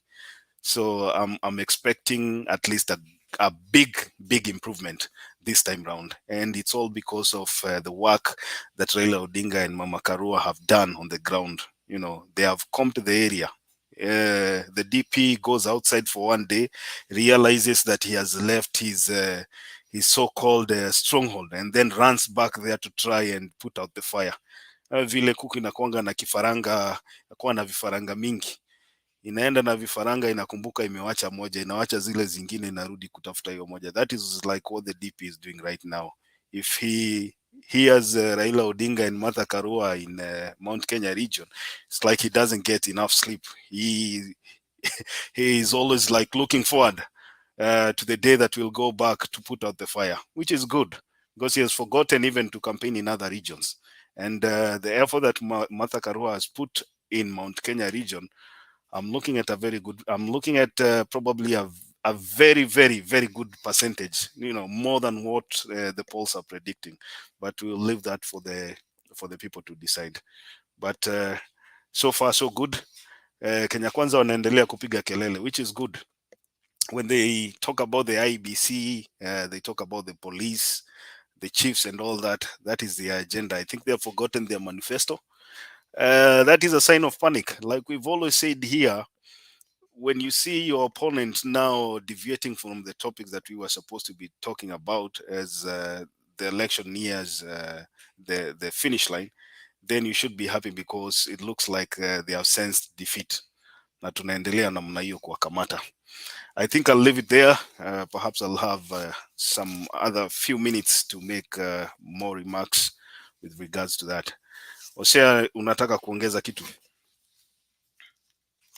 Yeah, I wanted to add just one thing. You see, like now, this issue that started, let me say hi to Themba there. And Moses, you were here earlier. and Njiru, Themba, Njiru, and Moses.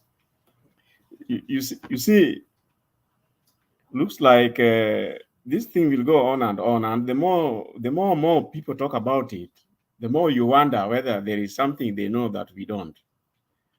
You see, like now, so many people are trying to come out to the defense of IEBC, and some are saying that they are being intimidated.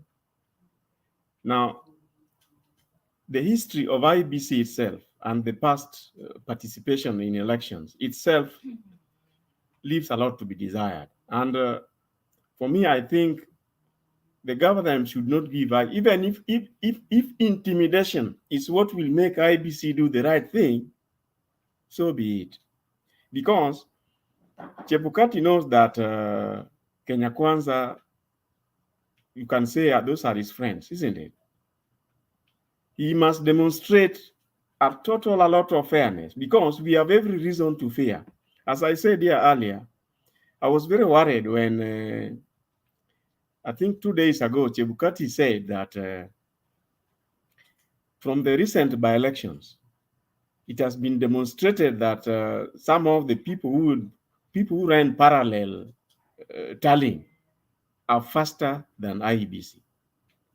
And that he was like preparing us psychologically that do not get surprised when during the tallying, some of the tallying institutions and parties release results or quote present results ahead of IEBC. Exactly what he is saying. As far as I'm concerned, IEBC have got all the necessary resources to have the fastest, unmatched, completely unmatched tallying system. The electronic system must be ahead of everyone else. If the moment they allow other smaller bodies to start quoting winners and losers here and there ahead of them, you can imagine that is going to create a lot of tension, and it's going to be might easily become unmanageable. Can easily become unmanageable. You may find some people starting to talk about rigging way before even IEBC declares who the winners are. That they have to find a way out to manage. I don't know how Chebukati is going to manage that, but he has to be very careful. I do not know what he meant by saying that it has been shown that some people have faster electronic tallying centers, so systems, than IEBC. How can he say that? It's unacceptable, and it must not be allowed to happen. Now, these fellows who are coming arriving in Kenya, now I believe they have the necessary papers in terms of working in Kenya. Now, our main concern is election material, which is meant for IEBC. Even if they were coming through whatever means, they should be addressed to IEBC so that they are received by the IEBC.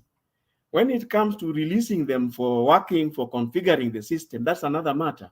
They should then be released from IEBC, because we expect IEBC to verify what is coming in, to confirm that if there were so many stickers, have we received all the stickers? Which stickers have we received? You cannot sneak them in through another system. They are not recorded anywhere as even having arrived. How come? Now, there is the so-called Project Implementation Committee at IEBC. What is its work? If even receiving the election material, they didn't bother to go and receive. So that in terms of transparency and being open to gain the public confidence, as I said yesterday, Chebukati knows he has to earn that confidence. Now, he just keeps goofing this way, that way, losing it even more. It is not right. Now, by the end of the day, whoever will go to court will have so much to put before the Supreme Court. And don't be surprised if they start saying, well, if they violated this, they violated that. This gazettement of polling stations and the release of the 22 million register We were told the auditing was done and we were told now we are 22.1. What is still holding IEBC from giving this to the stakeholders? What are they doing with the register? It is not right. They want to go to the very last day to give us the people, the register as per polling station, which by now at least should be with Kenyans, so that those who want to go take a walk there and go and see if their names are ideally in that polling station, they should be able to do so. Well, there are so many gaps which seem to be self-created, and that is really worrying. But if me, I'm happy that the government is, I can say the government iko macho. They say the arms of, like Temba said, the arms of, is it the arms of the government are long? Eh?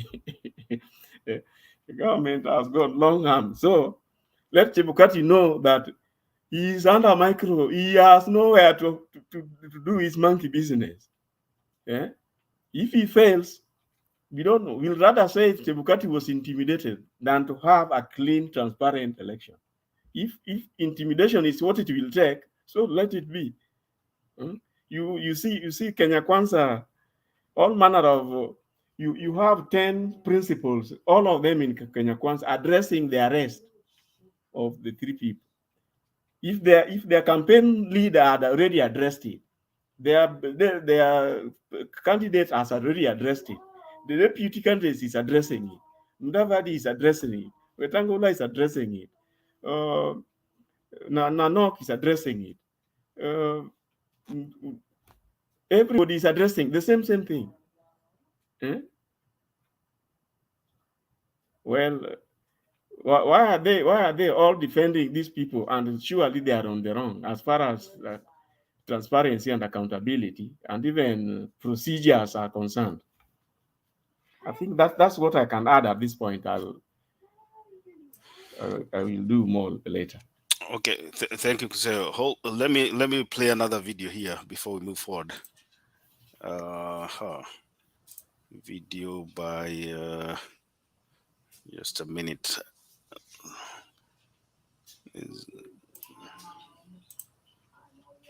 Campaign trail, Deputy President William Ruto has now accused opponents in the Azimio camp of being behind this week's arrest of 3 employees of Starmatic International, which is the company contracted by IEBC to supply election technology at JKIA. Now, Ruto has stamped the arrest as choreographed, a plan to interfere with the use of technology in next month's election in a bid to force the IEBC to use a manual register. And as David Modoka reports, Ruto and his allies who traversed the Mar region on Saturday hit out at Azimio presidential candidate Raila Odinga over the arrest, claiming that the Odinga camp has already sensed defeat in the August polls. Deputy President William Ruto took his presidential campaigns to Kajiado and Narok counties on Saturday.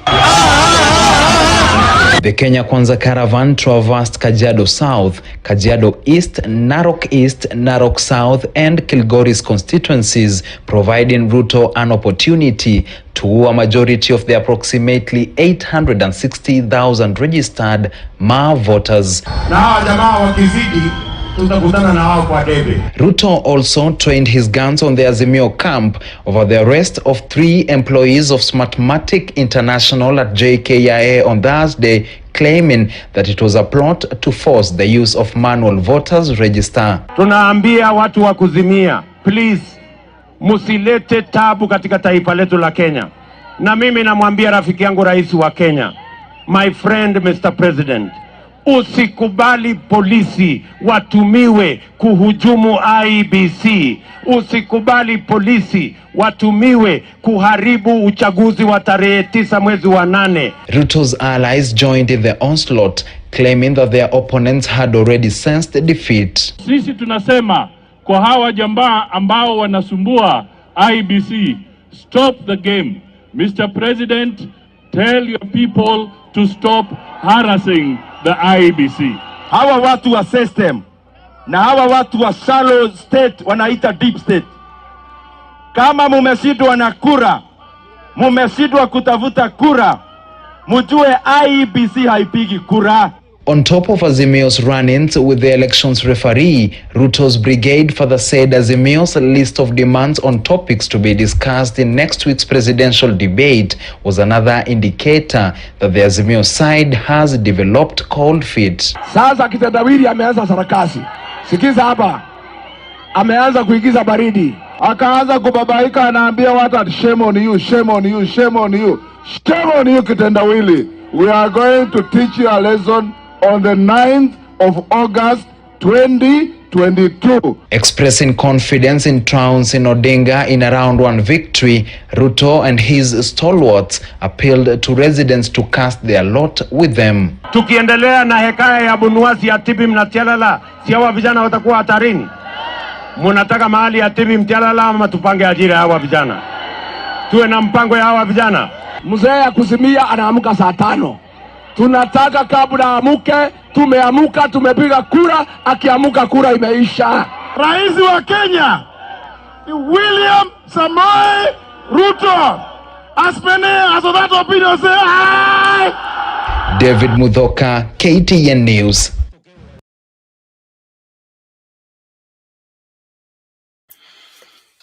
Haya, habari ndio hiyo. Hawa jamaa wameonekana sasa, au ndio wanatetea wale watu wanakamatwa airport na vifaa za IBC, wakisema serikali ina plan kurig election.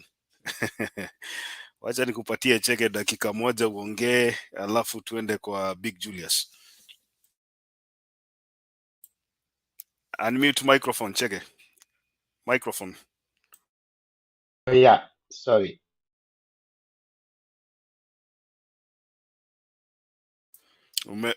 Umemute tena. Umemute tena. Sawa. Nafikiri iko sawa, yeah. Yeah. Ndio nilikuwa nasema hawa jamaa hata hawajui wanasema nini. Wamepotea because hiyo ni kitu point blank, kila mtu anaona. Na Ruto amekasirika. Ukiona akimsomea mkubwa wake president ambaye anasemaga ni boss wake,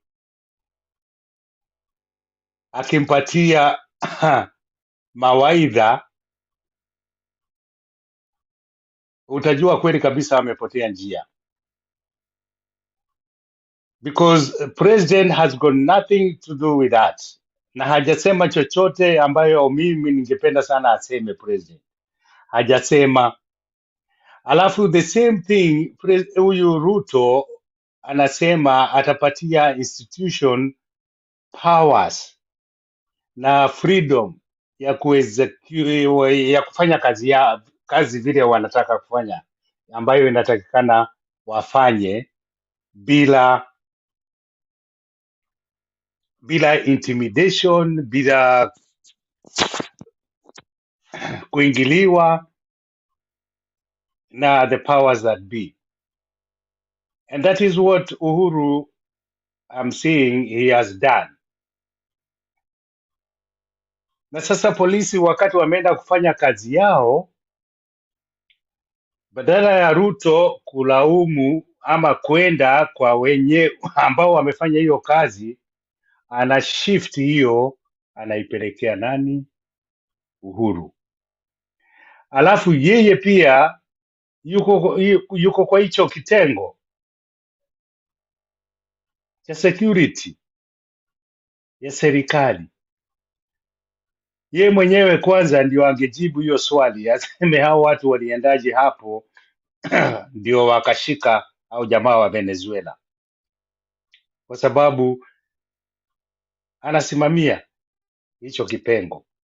Anajua hakuna kitu kinaweza fanyika bila yeye kujua.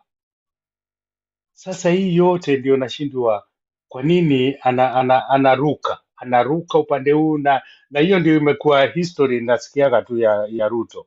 Leo ako hivi, kesho ako hivi, yeye uanga kigeugeu. na hiyo wimbo ya kigeugeu inatakana aimbiwe sana. Kigeugeu, kuna jamaa aliimba hiyo wimbo ya kigeugeu na nafikiri ina fit Ruto sana because haeleweki. Na sasa kama huyo ndio jamaa watu wanampigia debe ya kuwe president, basi Kenya itaonekana ni nchi ya watu vigeugeu, hatujulikani tunaenda wapi, alafu maendeleo itakuwa haina njia kwa sababu itakuwa ni maendeleo ya vigeugeu. Kwa hivyo hiyo video niliona Ruto ndani kabisa, nikamuona Ruto ni nani, ndio nikajua hapa tunapotea. Hakuna mahali Ruto atapeleka Kenya. He's just there for his own good. Ni hayo tu ningependa kusema kwa sasa. Thank you very much. Aya, Julius Papa.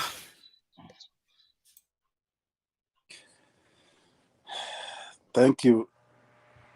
Richie, naona umenirudishia jina na nilikuambia juzi nilinyang'anywa hiyo jina. Bado kuna kesi kotini. Imekwama kwa ulimi, pole Big Julius. Imekwama kwa ulimi, ni sawa tu Big Julius. Hii Big na Papa zinanichanganya lakini sawa. Nilikuwa nimezoea moja sawa. What you do, Julius? What you do?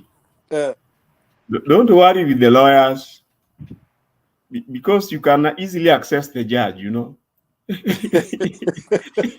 Don't spend money on a lawyer. Itabidi urudi default mode, eh? That's the division Kenya for you. Anyway, unajua ndugu yangu Chege, hiyo unasema aliimba kigeugeu wako na Ruto.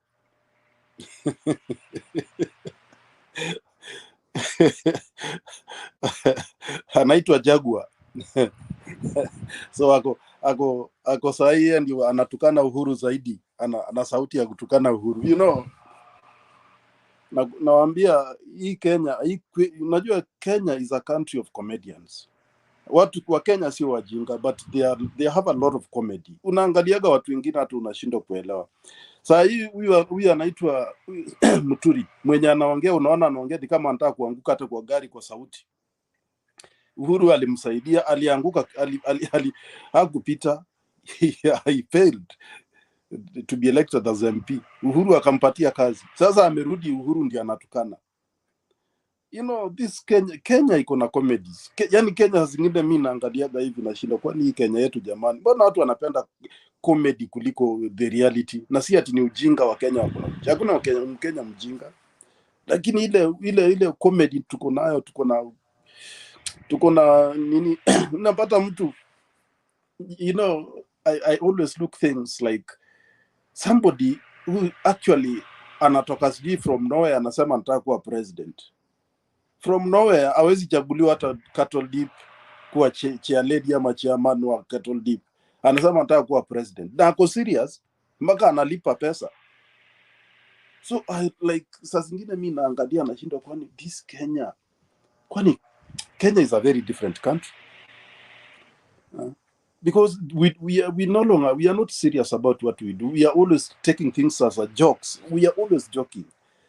But one thing I can tell all of you is that Kenya, there is no stupid person. There are no stupid. We don't have stupidity, but we have comedy. We like comedy a lot. Makiadi, your friend anataka kuwa president na ako UK. Ajai hata sijui ni lini alikuwa mwisho Kenya. Anataka kuwa president wa Kenya na ako UK. Can you imagine?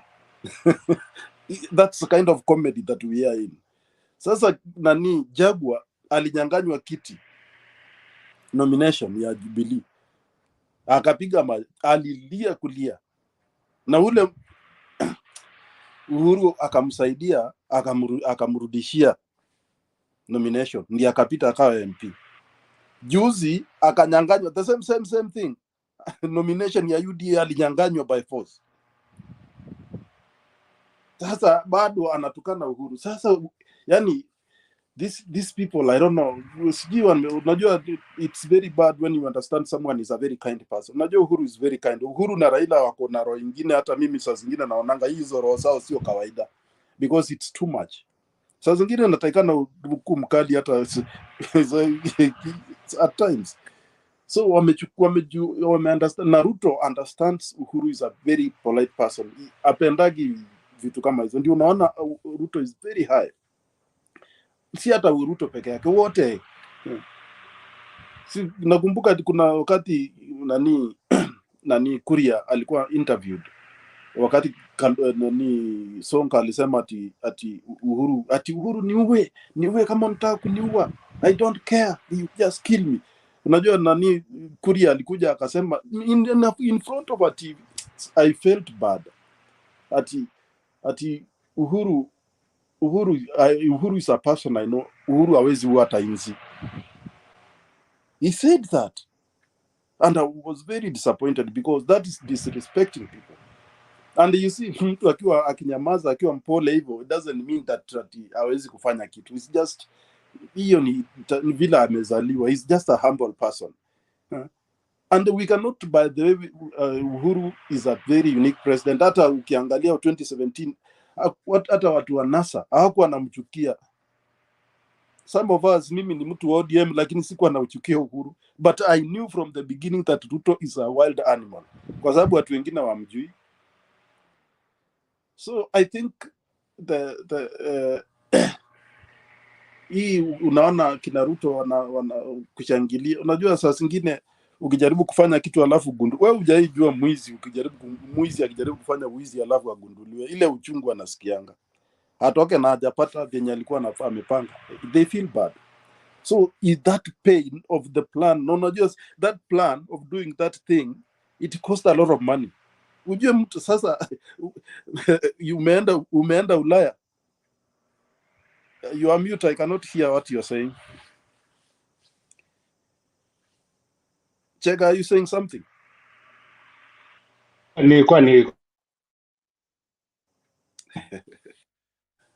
Anasema, unajua umesema kitu kizuri sana. Umesema kitu kizuri. Moses alisema kuhusu Uhuru kwamba hawezi kuua hata inzi. And mimi nikaichukulia hiyo positive statement, kwa sababu Uhuru hata wakati ule kulitokea historia kwamba Ruto alikuwa karibu ampige kofi, Uhuru yeye alisema hata anaweza mpatia upande huu mwingine apige kofi, because yeye he is a peaceful man.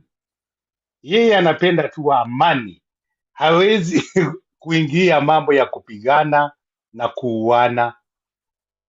Na hapo ndio nikaona Ruto kweli ni muuaji, he is a killer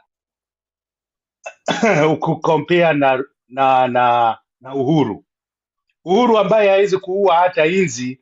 Ni kumaanisha kwamba Moses vile alikuwa anataka kumaanisha ni kwamba Uhuru hawezi pigana, hapendi kupigana, alafu ikakuwa justified.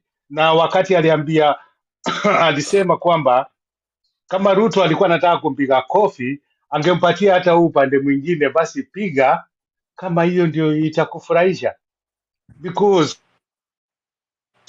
wakati huo wakikosana na Ruto, yeye alikuwa ameona afadhali niende Ishaweri nikapumzike nyumbani. Yes, staki mambo ya vita. He said kama hiyo ndio ita save the people who are dying. Exactly. Yeah. Exactly. Hiyo pande so he because he couldn't stand people dying because they are sticking on. Unajua ile kitu Ruto amefanya, amemanage kuweka Makiadi, please let me, I will use this word because it's true. Amemanage kuweka uoga wa Kikuyu. Ameweka unajua sasa kama sisi wa Masai hakuna uweka atatuweka, we'll deal with them. We will deal with them. Lakini sasa amemanage kuweka wa Kikuyu uoga, because unajua Mkikuyu alienda na akanunua shamba. There is no free land that a Kikuyu have there. Hakuna free land. Lakini hao wakale wamekuja kwa Masai wako na free land. You know the difference.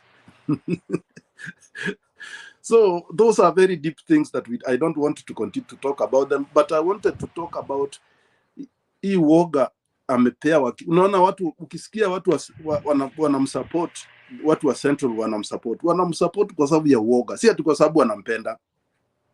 Trust me, kwa sababu ya woga. Ameweka watu woga.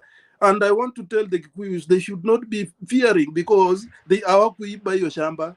Hakuna mtu alichukua shamba ya mtu free of charge. Ni kitu wali exchange. Like, unajua Kenya land ni free, mtu akitaka free sell, free buy.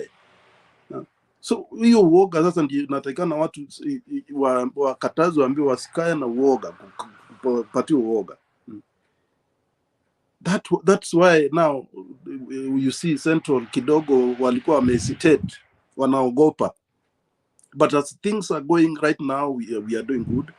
And you dear guys, wako na machungu, wako na makiadi, wako na machungu. I'm telling you. Jana, yes, unajua alikuwa Kilgoris is my home. Sio Kilgoris town, but ukiingia ndani like around 70 kilometers. Hapo ni nyumbani. Hao walikuwa area hiyo sasa. Ako Kilgoris, the ule mwenye ana support Senate ni the former governor. The former governor yeye mwenyewe hakuna kitu amefanya Narok County, nothing, zero. I'm telling you, zero. Hapo Kilgoris town, soko hii ya kawaida ya mama ya mboga alijenga for about 8 years. Hata sio 8 years. Juzi last month, 2 months ago, ni 10 months, imefungwa kabisa, imekuwa fenced kabisa around, haijatumika for 10 years. Alafu juzi tu ndiye amepeleka Ruto ati akaenda kufungua hiyo soko. Na kufungua hiyo soko akafanya ubaguzi. Good tribalism.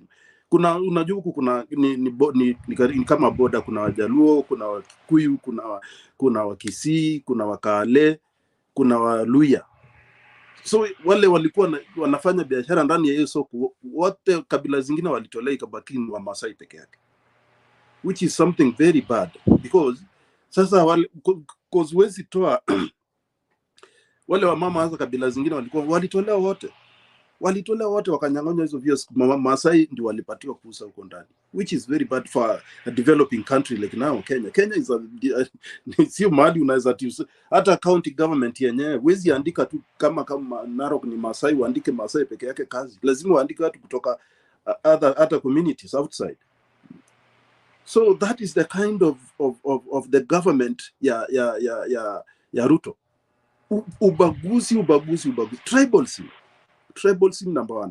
Na leo nilifurahi sana, by the way Makiadi mtakuwa mkiweka hiyo, kuna video nani aliweka, sijui ni Temba aliweka ama ni Wekesa ya MPs wale watu Ruto alipatia kazi na wale Uhuru alipatia kazi. We have to play that one mpaka election ifike, so that everybody will understand what kind of a government Ruto atatupatia in 20 kama atashinda hii uchaguzi. He's a tribal man, tribalist. So we have to stand for it and tell the people that he's a tribal, na ni ukweli, ni mkabila. Asante sana Makiadi. Thank you. Pia kuna video moja nimeona pia hiyo ya Ruto akionyeshana kabisa yeye ni tribalist, ambayo ilifanywa huko Kitale na kina huyu ambaye aliitwa mwanamke na Ruto, huyu CS nani huyu? Wamalwa. Eugene Wamalwa. Wamalwa huyo kijana. Oh yeah, that young man, kijana Wamalwa ambaye alitukanwa na Ruto. Na alafu kuna video aliweka wakiwa kwa hiyo mkutano hapo Kitale. Nikaisikiza sikuamini, nikasema seriously, I have never heard that. Ruto akisema kabisa kwamba watu watatoka hiyo area kwa sababu hiyo area iko na wenyewe, na ndio sasa nikaikumbuka saa hii, kwa sababu wewe umeongea habari ya vile kulifanyika huko. Kwa hiyo soko ikabidi wale watu ambao si wa huko wakatolewa, ikapatiwa watu wa huko. The one about Na ni hawa ni wale watu tu, yeah? Ile ilikuwa about Kitale and to remove Waluya, Kitale, Kisis and Luos and yeah, that was Kitale. Yeah, ndio hiyo vitu ambayo nani alisema watu wasikize wakati walikuwa kwa hiyo mkutano na kina Raila baba. Sasa ndio akasema hebu sikizeni, ndio ilifanya yeye akakosana na Ruto, akakosa kufuata mambo ya Ruto because ya hayo maneno ambayo ilikuwa kwa hiyo video. Ndio nilikuwa sasa nasema hiyo imeshikamana na vile ndugu amesema hapa, our brother hapa amesema kuhusu hiyo soko ya Laikipia, ambapo watu wale ambao walikuwa hapo ambao ni watu kabila nyingi zilikuwa hapo, zikaondolewa zote, ikabakishwa tu kabila moja hapo. So hiyo ni kumaanisha hiyo iko kwa manifesto yao, hawa watu wa Kenya Kwanza. Ni vile tu hawajaisema hadharani, but they have it in the heart as their manifesto, and that's what they're going to do. Kama God forbid huyo jamaa anaweza chukua hiyo president, lakini vile naona Wakenya kulingana na vile nasikia na vile naona, seriously sioni Ruto akichukua hiyo kiti. Na vile maneno nimesikia wakati niliingia hapa, especially kutoka kwa mtu mmoja alitoka akasema mambo ya kwamba ati presidency huwa inatengenezwa ati hata kura is not the issue, it's just a process, voting is just a process, lakini presidency huwa tayari imetengenezwa. Na ndio naona kweli kabisa hii kweli imetengenezwa, because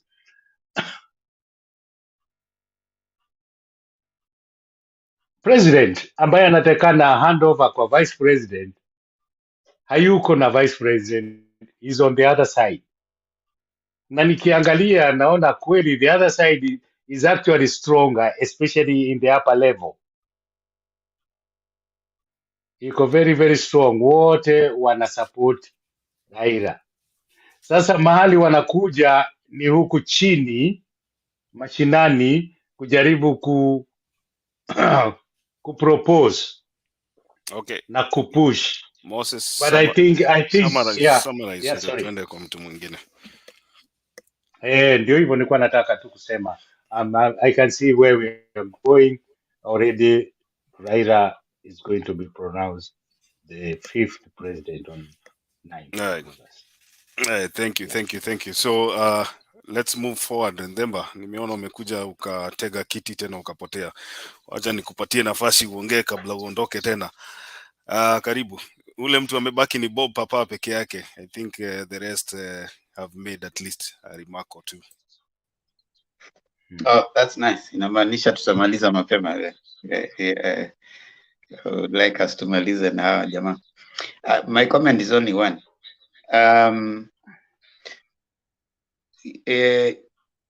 I have let me first declare I don't work for IBC like Kuseo.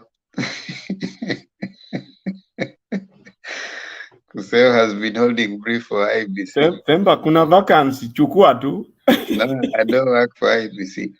But do you think it was a coincidence that the Venezuelans wanapatikana, huyu jamaa wa Venezuela anapatikana, immediately Kenya Kwanza wanaenda kuweka press conference the next day, and immediately Chebukati anatoa press conference. Was it a coincidence? I just wanted to think loud. I think it was not a coincidence for the reason, one thing which is worrying about Chebukati, you know, he started almost trying to imagine that the elections will not go on because of those arrests. You know, that I wonder where that came from. No. The last card. He did say that the elections will not go on if because of those arrests. The last card that they had with the I don't work for Chebukati and all the rest, but the last card that they had, that was the last link. And that link has been fought. Chebukati was not addressing the government. Chebukati was not addressing wananchi. Chebukati was addressing the deputy president and his people. He was telling them that, hey, tumepatikana. Hii kitu ikiumana, si mimi, munaona mahali iliende kaumana. Kwa hivyo, oneni vile mtafanya, or what? That's in spite of whatever you guys have done, mmenilipa na nini, lakini si mnaona hata mimi, mikono yangu imefanya nini? Imekatwa, miguu yangu imekatwa.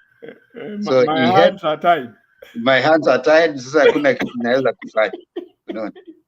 So he was addressing those people, his masters, the people who had known that this is the last part. Ni kubaya.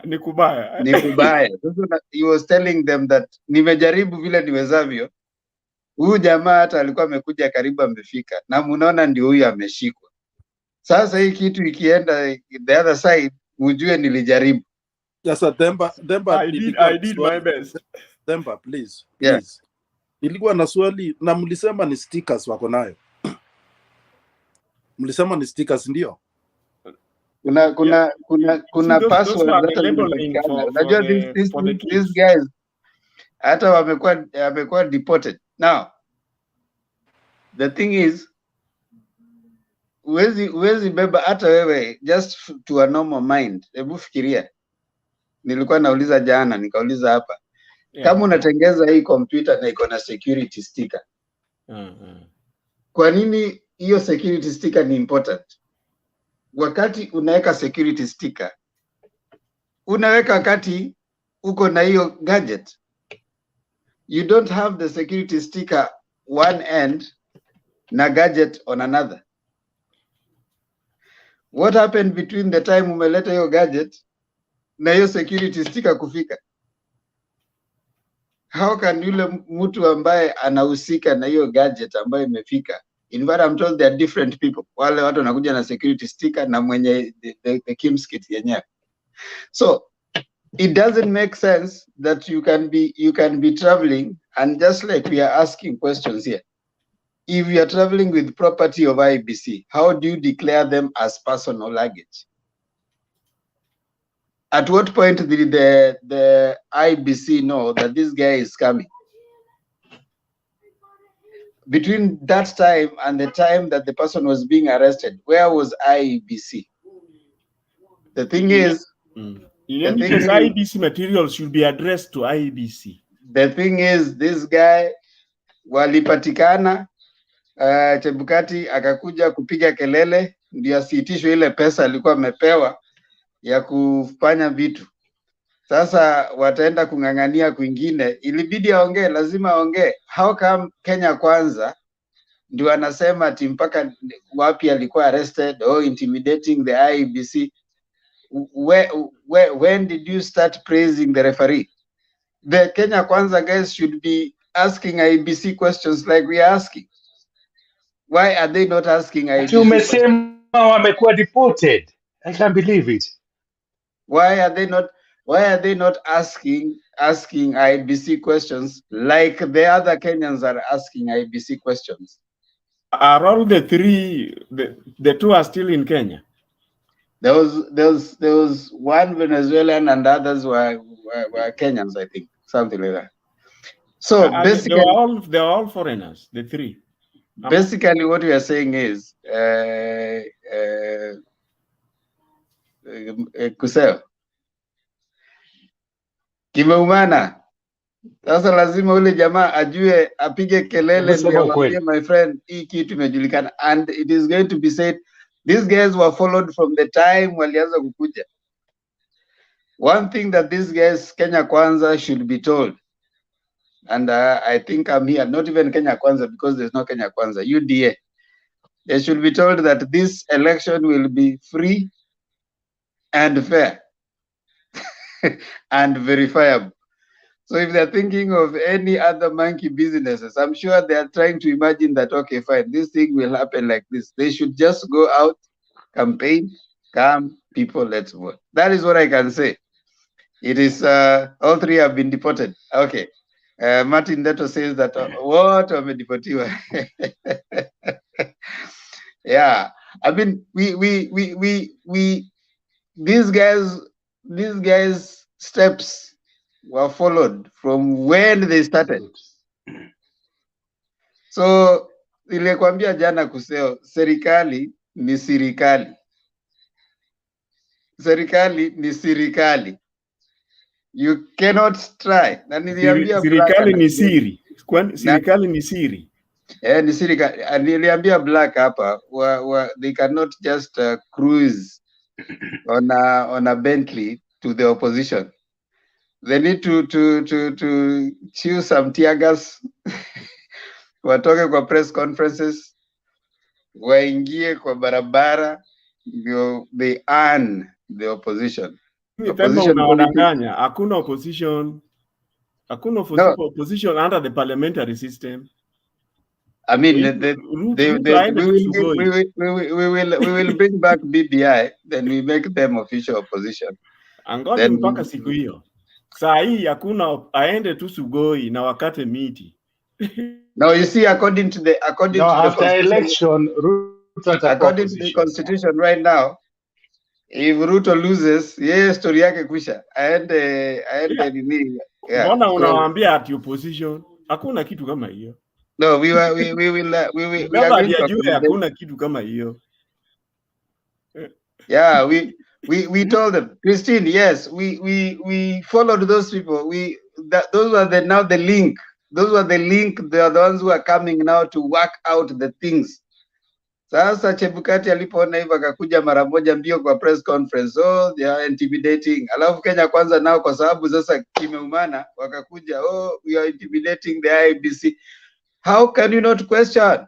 If the referee, hata bado kipenga kijalia, referee is showing biasness, even you need to question. What interest do you have? We are not taking any monkey business this time around. Kila kura ambayo itapigwa lazima icount. Hakuna issues za sijui Now I want to bring in Bob Papa. I think nimemaliza yangu before. Yes, Makiadi. No, my question to you, Ndemba, is this. What is this that these people are coming to do that the IEBC will not conduct a free and fair election if they were deported yesterday? What is this thing? What is this important thing that they were supposed to do that we don't know? That the Kenya Kwanza Alliance has overreacted by saying that the police are interfering with the election. Hao watu walikuwa wamekuja kufanya nini? That is the big question. Hiyo ni swali nzuri, but hatutaki kujua wakwende. Whatever it is they were coming to do, wacha waende. Let me give him a hint. Ati? So walikuwa naleta hizo gadgets ama nini? Of what they could do.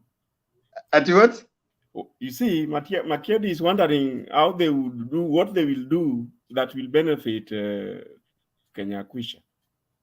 So many things. No. I asked Jose. I didn't. My question is this: the IEBC is saying that the election might be compromised because these people have been deported. That is the statement that I heard from the IEBC. You see, delayed. Maybe delayed.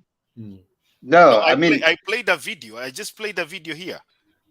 Ama ilikuwa ya Kiswahili. I can replay that video. Well, maybe then. Okay.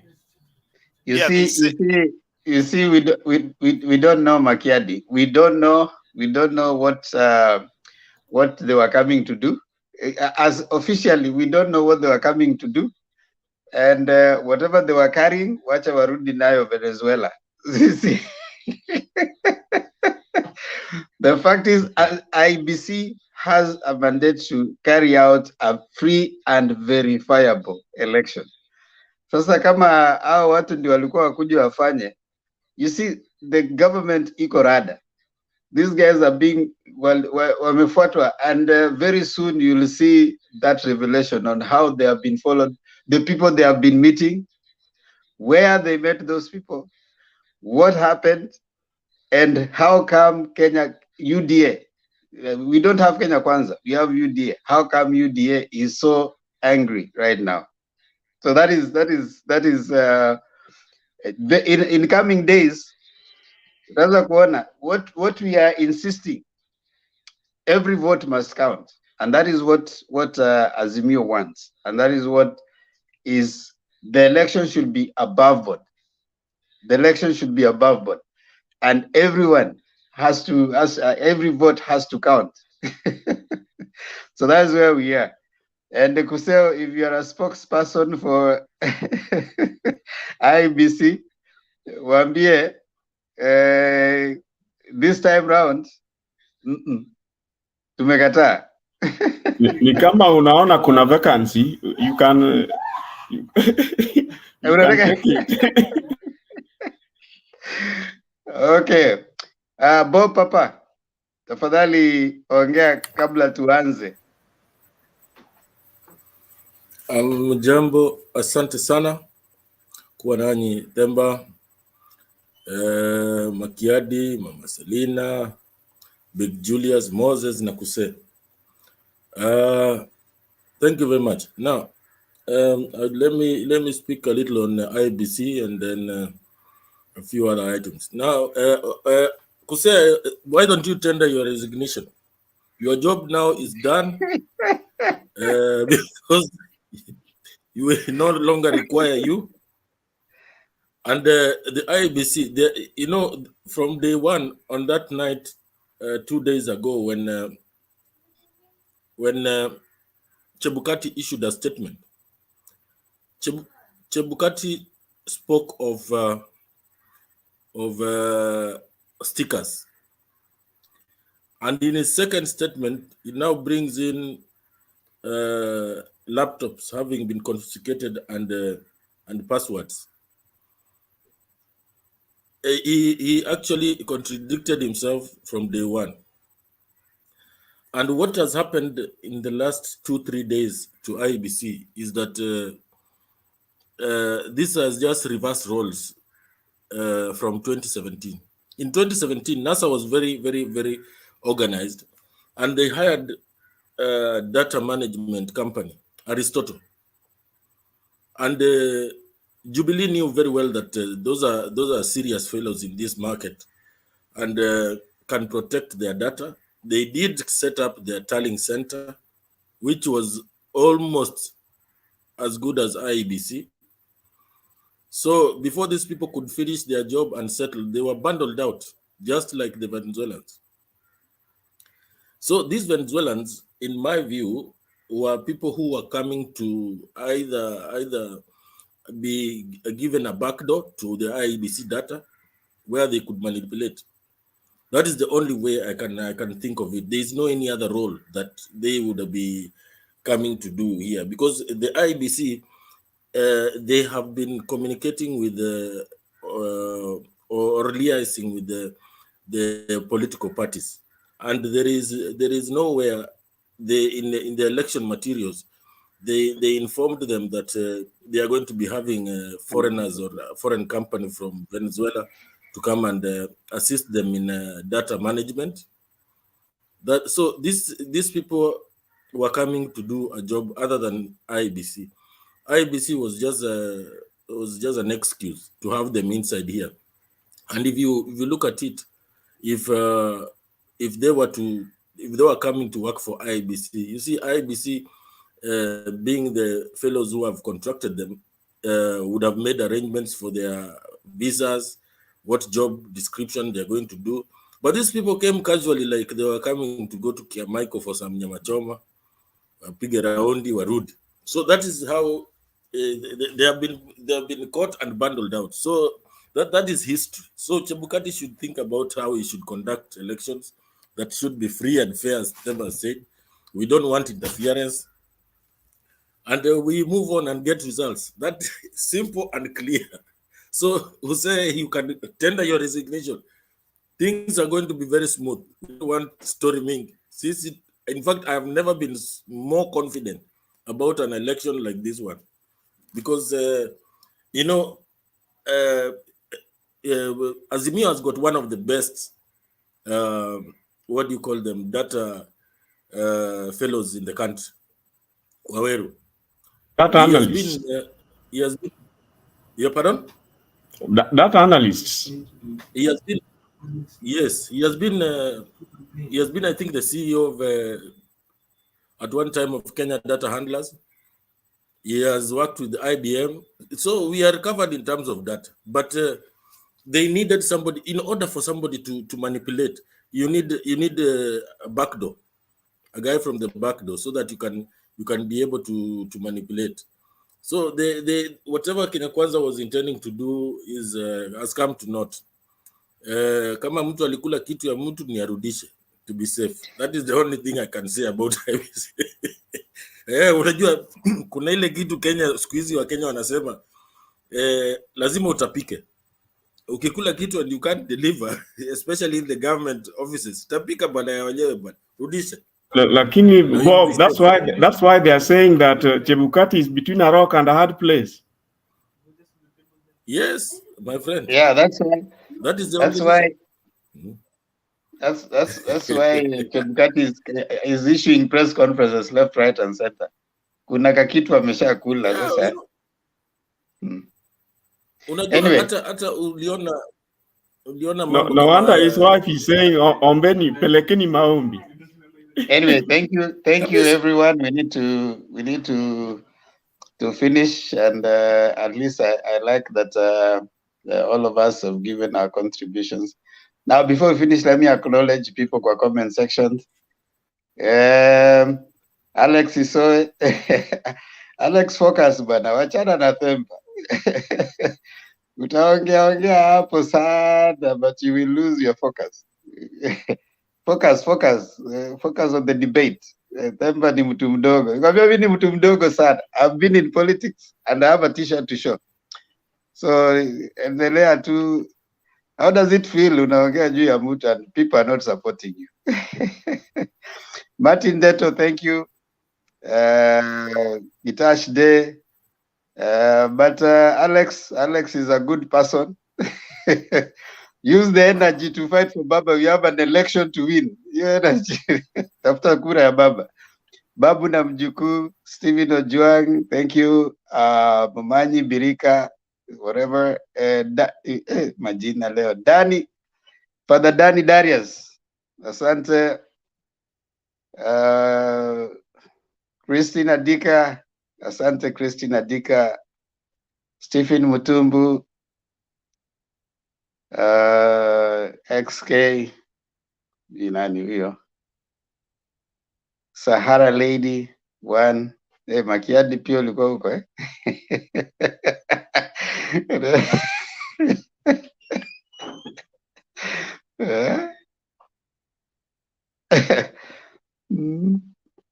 Yeah, we like all of you when you come here. I mean, just come, keep your focus on the debate. Don't be digressed with some of us here. Unajua usikuje hapa you talk so much about Themba, talk so much about Makiadi. Oh, Makiadi, you are better than Themba. We are not competing. Hata wewe ukitaka moderate, Alex, kuja. You will moderate. I mean, this is where we all meet. So don't worry.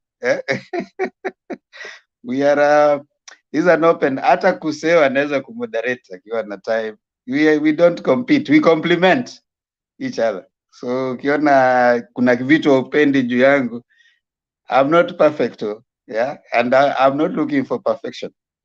So ukiona Makiadi yako sawa, Dedan yuko sawa, I mean mimi niko sawa, mwingine ako sawa, Maton Makandets pia ako nini akikuja hapa. I mean that's how life is, right? So we are not in competition. We are complementing each other. This debate, when we started, there were people who didn't like, who even says like Itash Day says that Bernard and I don't know who made him not like Azimio. I mean, that's how it is. You will always, if you look for everyone to clap for you, Kuseo, this world will be a very small place. Yeah. So there has to be an Alex Esoe who thinks that you are the worst person. There has to be someone else who thinks that that's how life is. Like Themba, as moderator, you should try to be likable. I told you, I'm not here to be liked. Nilikwambia Kuseo, I'm not here to be liked. I'm here just to moderate. Ukini like, that's good. If you don't, that's still okay. I mean, that's how it is. Yes, Makiadi. Kabla tuanze kufunga. Yeah, I still have a question for Bob. Bob amesema these guys were probably in Kenya to be given a backdoor to the IBC system. I want to ask Bob here, where is the server? Where is the IBC server?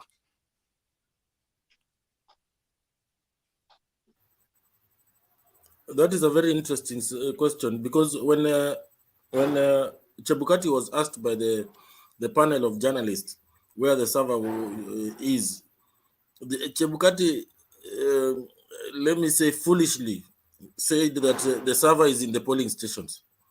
So there are basics in IT that you cannot cheat people. You can't cheat people that the server is there. Everything will start and stop at the polling station. Yes, we know that in terms of physical voting. You see, Bob. But you see, you cannot tell people hii mambo ya IBC wachaneni nayo. Wacha tufunge show. You'll give that you need to answer Richie. You need to answer Richie. Wachana na mambo ya didi. Mambo ya IBC hamwezi maliza. We can give him a vague answer like Chebukati. No, like Gachagua. Like Gachagua. Okay. They have more than 3 servers. but only one is within your space. Haya. Wacha tuwapatie each dakika mbili. They have servers in cloud and where have you. Let me give you at least 2 minutes each person to give your closing remarks. And I'll start with you, Kuseo. 2 minutes. Big Julius, dakika mbili. Papa, dakika mbili. Makiadi, dakika mbili. Alafu. Well, I'll just say that maybe before you came, Themba, I had indicated here that in 2013, when the Jubilee government came into being, there was that backroom MOU where the government was like 50-50. I think we are all conversant with that. But mistakenly, or is it mistakenly, most people think that it was a cabinet. It was not just cabinet, it was all over the place. And that's why sympathizers of for example, the DP are all over the place, including in the police force, including the anti-corruption.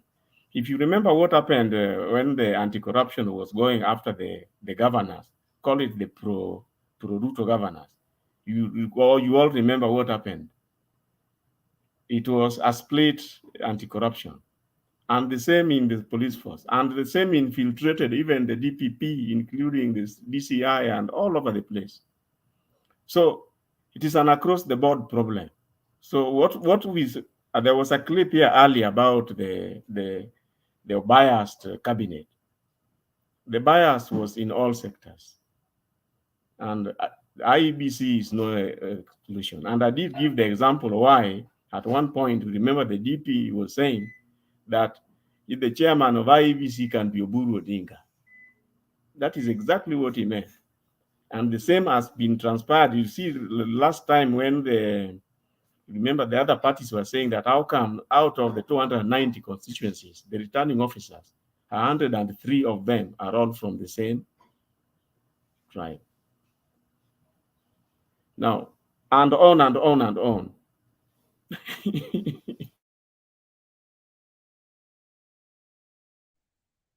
Thank you, Kuseo. Big Julius. Thank you, Themba. Anasema Kuseo andike resignation letter.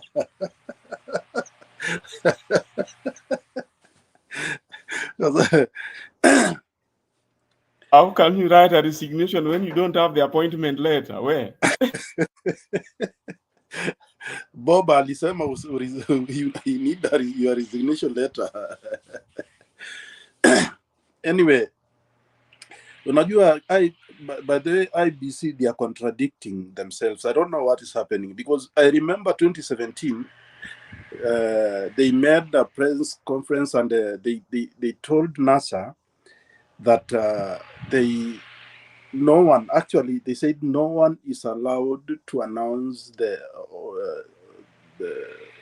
or to do any tolling, to have any tolling center or announce the results. But this time, the parallel tallying. Yeah, the parallel tallying. I have even that video. So I'm wondering what has just changed, or is there? I think there was something they were using on that parallel, whatever, announcing the results. You know, like kuna vile UDA walikuwa na benefit out of it, because if you try to see, because they 2017 they said no, nobody's allowed, but this time they are saying yes. So what has just changed in between 2017 and 2022? So that is what we have also to check on. Again, as you said, the returning officers in IABC, almost the big number of them, they are Calais. So I wonder again, what happened? How do IABC recruit their staff? Number 3, the IABC, about when they are giving out tenders, how do they do their tenders? I mean, is it digitally, you know, because for example, now government tenders, you can get them in the online, you can see what they are doing, what they want to but IBC, how are they doing their tenders? That's my question that I always don't understand, because if at all their nini tenders zao zinajulikana kama hii ya saizi, everybody angekuwa amejua, but we don't. I mean, it's not that much transparent. There's no transparency. So I think that is what kufika hapo mi napotea kiasi napotea kidogo, sielewi vizuri, because surely IBC inatumia pesa ya serikali. That means what they are doing should not be private. Lazima iwe at least kuna vile wanaweka mahali kwa website, tunaangalia kila Mkenya, because kila Mkenya akona hiyo haki ya kujua nini inaendelea IBC. So hapo naona kidogo we have a problem, because I don't think they have that transparency. Mimi that's only few remarks. Thank you. Thank you. Papa, dakika mbili. Yeah, thank you once again. Now, what I want to tell Kenyans is that we should just focus on coming out to vote. We have had the manifestos and what they can offer among the two major players in this election, and it's very clear that the bottom line is that we need to fight corruption, and there is no way Black and his company can fight corruption. So let us come out in large numbers. That is the only way to be sure, and give a clear mandate. You see, whichever formation that wins, it needs legitimacy, and that legitimacy comes from the numbers. That is when any government is able to conduct business for the country on behalf of the people of Kenya with authority. So we just need to come out and vote. And finally, on the issue of Chebukati and team, they are hell bent on trying to sabotage this election, but I don't think Kenyans of goodwill will allow them, and they need to be transparent. As Julius has said, it is very ironical for Chebukati to come and tell every Tom, Dick, and Harry that you can now tally he was just trying to, in my opinion, he was trying to not be transparent, but try to rope in as many people who could be disseminating information in order to create room for underhand deals with his thuggish partners. So let us just come out and vote. We will emerge victorious, and what we need is a good, stable, and reliable government. And Azimio it is. Thank you. Makiadi? Mine will be brief. I think there's a lot that we don't know by virtue of not associating or being in government. Things like these that happened 3 days ago, where people were caught at the airport, might have passed if the government was actually not supporting Raila Odinga for lack of better words. And like one of us said here, when NASA set up their tallying center in 2017, I think the government felt the need to actually interfere with the arrangement that NASA had, so that probably they might gain an advantage that not most of us knew. But what I'm reading from what has happened here is not just that these people, the so-called independent contractors, were actually brought to help the IEBC to play a certain role, but there was a sinister motive in the arrival of these people in the capacity that they presented themselves at the immigration office at the airport. So probably that is why Ruto and his cohort are basically up in arms. Probably there's something that they've been planning for a long time, and they felt like there was a success in the offing. But then when this happened, maybe that was the last, what do we call it? The last straw that breaks the camel's back. I don't know if I got that right. So basically what we are seeing here is the IEBC is in panic. Kenya Kwanza is in panic. And Azimio is not even responding to those, because these are non-issues. If the IEBC felt like it was supposed to present a credible election by the 8th of August, then they should have done all that they are claiming has been sabotaged a long time ago. So I'm happy that the government reacted like that. I'm happy that the government came out to clarify why they had to stop these people. I'm happy that these people, I mean, the government has the capacity to allow you to enter the country or not. If they feel like you are a threat to the security of the nation, they can definitely stop you. So when Kenya Kwanza comes out, guns blazing and blaming the people who are, arresting these other guys, then it shows you that there's something that they know that we don't know. But for Chebukati and his team, let them do their job that they've been given by Kenyans to do. And I hope if they screw up this time, sorry to use that word, somebody is going to pay for that. Asanteni. Watu wapime suti. I have nothing useful to add to all that. And therefore, I want to appreciate all of us. And of course, know that kilicho na mwanzo hakina budi kuwa na mwisho. We have an election to win. They say in Africa, chungu huvunjikia mlangoni.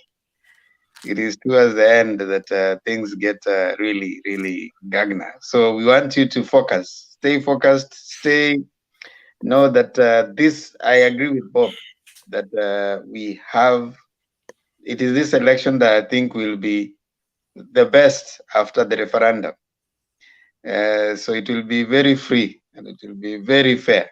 And of course, things will be getting better. Now, we want to ask you and urge you to keep coming, keep sharing with us your views, keep talking to us, stay focused. There's an election to be won. Don't be digressed. Don't look to the left or to the right. It is Baba and Azimio. and it has to, they need to get to status. So you need to stay focused. But the platform is for anyone who supports, whether you support UDA or Azimio, you are welcome to come and share your views. We say here, we need, I used to say 4 things, but someone added a 5th one. You need a working gadget, you need a connectivity, something to share, something to, and a willingness to learn. And Danny Darius added also a working brain. You make sure that you have not taken your brain to UDA, because they are here. When you go, you hang it somewhere. So it doesn't work anymore. You wait to be told what to do.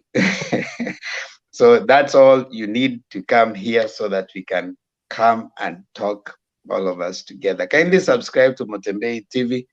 Makiadi, there's a video, I don't know if you saw it, that Bernard had shared, where they are planning to have something about Mutembei TV. Did you see that video? In the group, in the group chat, if you can look for it. I don't know if you'll be able to play it, but they are working on certain promotions that they are doing for Mutembei TV. So those who are willing and are ready to help out, kindly follow through. The contact and everything is there. You can contact Bernard. Yeah, I know you have the number, his number. Yeah, those who want to send donations, you can do that, so that the channel grows. Thank you so much for those who have already sent your contribution. Bernard is gonna give the update, and Gitash Day. Asante sana kaka. Thank you so much. Yeah, don't worry. We are here to help each other, and of course we are here to make each other grow. Now, kindly let's do our national anthem, and Kuseo usitoroke, unafanya stanza 1. Julius anafanya stanza 2, alafu Papa Bob anafanya stanza 3. Leo tupate nyinyi hapo na national anthem kwa Kiswahili. Haya, Kuseo, twende kazi.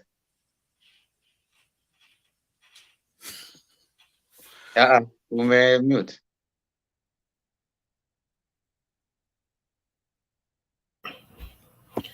Mungu, Mungu nguvu yetu, ilete baraka kwetu, haki iwe ngao na mlinzi, na tukae na ndugu, amani na uhuru, raha tupate na ustawi.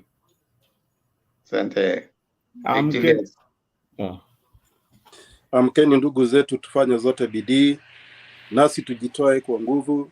Nchi yetu ya Kenya tunayoipenda, tuwe tayari kuilinda. Papa.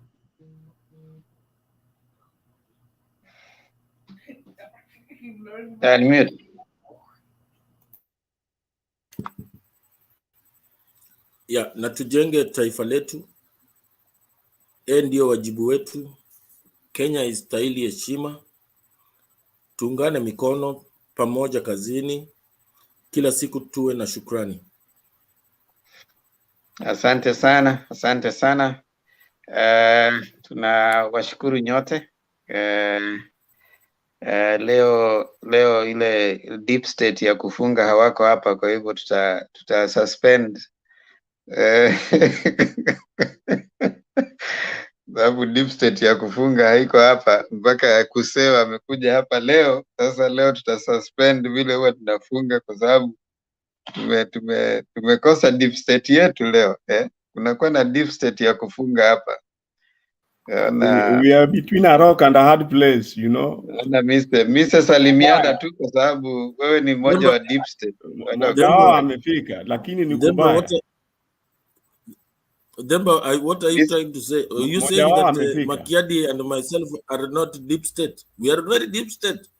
Vile nani who is the deputy president? Bas. I'm most obliged. Mr. Salimia awa kinayai. Huwezi kuwa deep state ukikunywa ile kitu walisema ati hata mkifunga nini, hata mkifunga stima bado tutaona. So hiyo lazima ukule kitu yenye tunaona. Haya, Mise, salimiana tu dakika moja. This is an apple drink, bana. This is apple, bana. No, Mr. need to address on something. Can I give Mr. something to address? No, I just want him to. I want him to. I know you. If you are giving him kitu kwa address, utamuuliza mambo ya IBC. Not IBC. I just want. I just want him to say hi. Not IBC. Yeah. It is a request he made today. Why don't you allow him? Why don't you allow him to share what he had intended, and then you see if he will have shared what you wanted. No, that's okay. I'm open to say. Oh, you're open? Yeah. Okay. Yeah, that's okay. What I want him to address is that you remember a few weeks ago, the DP made this election. Election what? These people who go around witnessing the observers, and he told them that he has never seen in his whole life an incompetent IG. Now today, I think he was in Kajiado. He was appealing to the commissioner not to be used and to make sure that IBC is not intimidated. He was addressing the same IG he had said is the most incompetent in the world.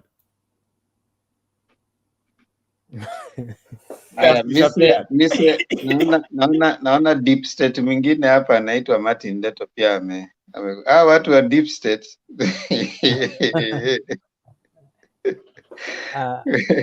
Kuna deep state mwingine anaitwa Ndeto amekuja hapa. Salimianeni basi alafu fungesha. Kuseo, allow me to address that tomorrow because of time. I think it's going to open another discussion. I can address that tomorrow. Thank you. No when you're in a tie, I think you are more reasonable. Ongea mambo ya Azimio. Naona hii tie uifunge kila siku. Na umevaa blue ya Azimio. Mimi ni mtu wa Azimio kabisa ndani. Bas. No wonder leo umekuja na a bit of sense. Hii tie uivae kila siku. Mise, endelea. Salamu zangu za kwanza natuma pale kwa Bob Papa Azimio.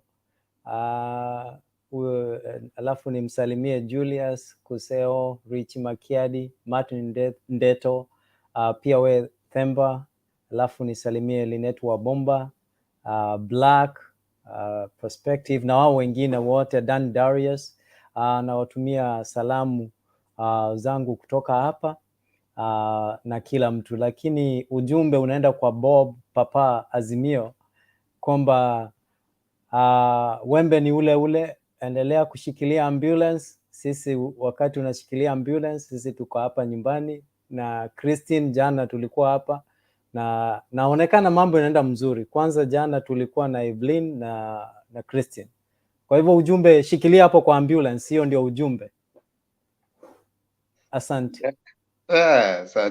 Asante kaka. Kumbe ni uchokozi tu, uko na uzushi, uko na comments za kizushi sana.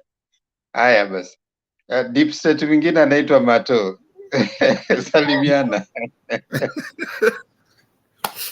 Mimi nimekam tu kuwasalimia, unajua nimesikia sijui deep state wako hapa sijui nini but nimekuwa huko nyuma. Nataka kushukuru Themba, Richie, Jose, Big Julius, you've been here for a long time.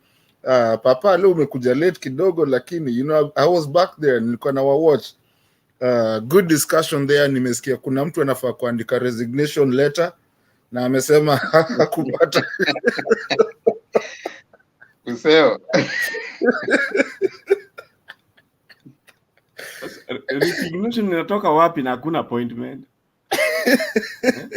Nimesikia umeambiwa you need to write a resignation letter.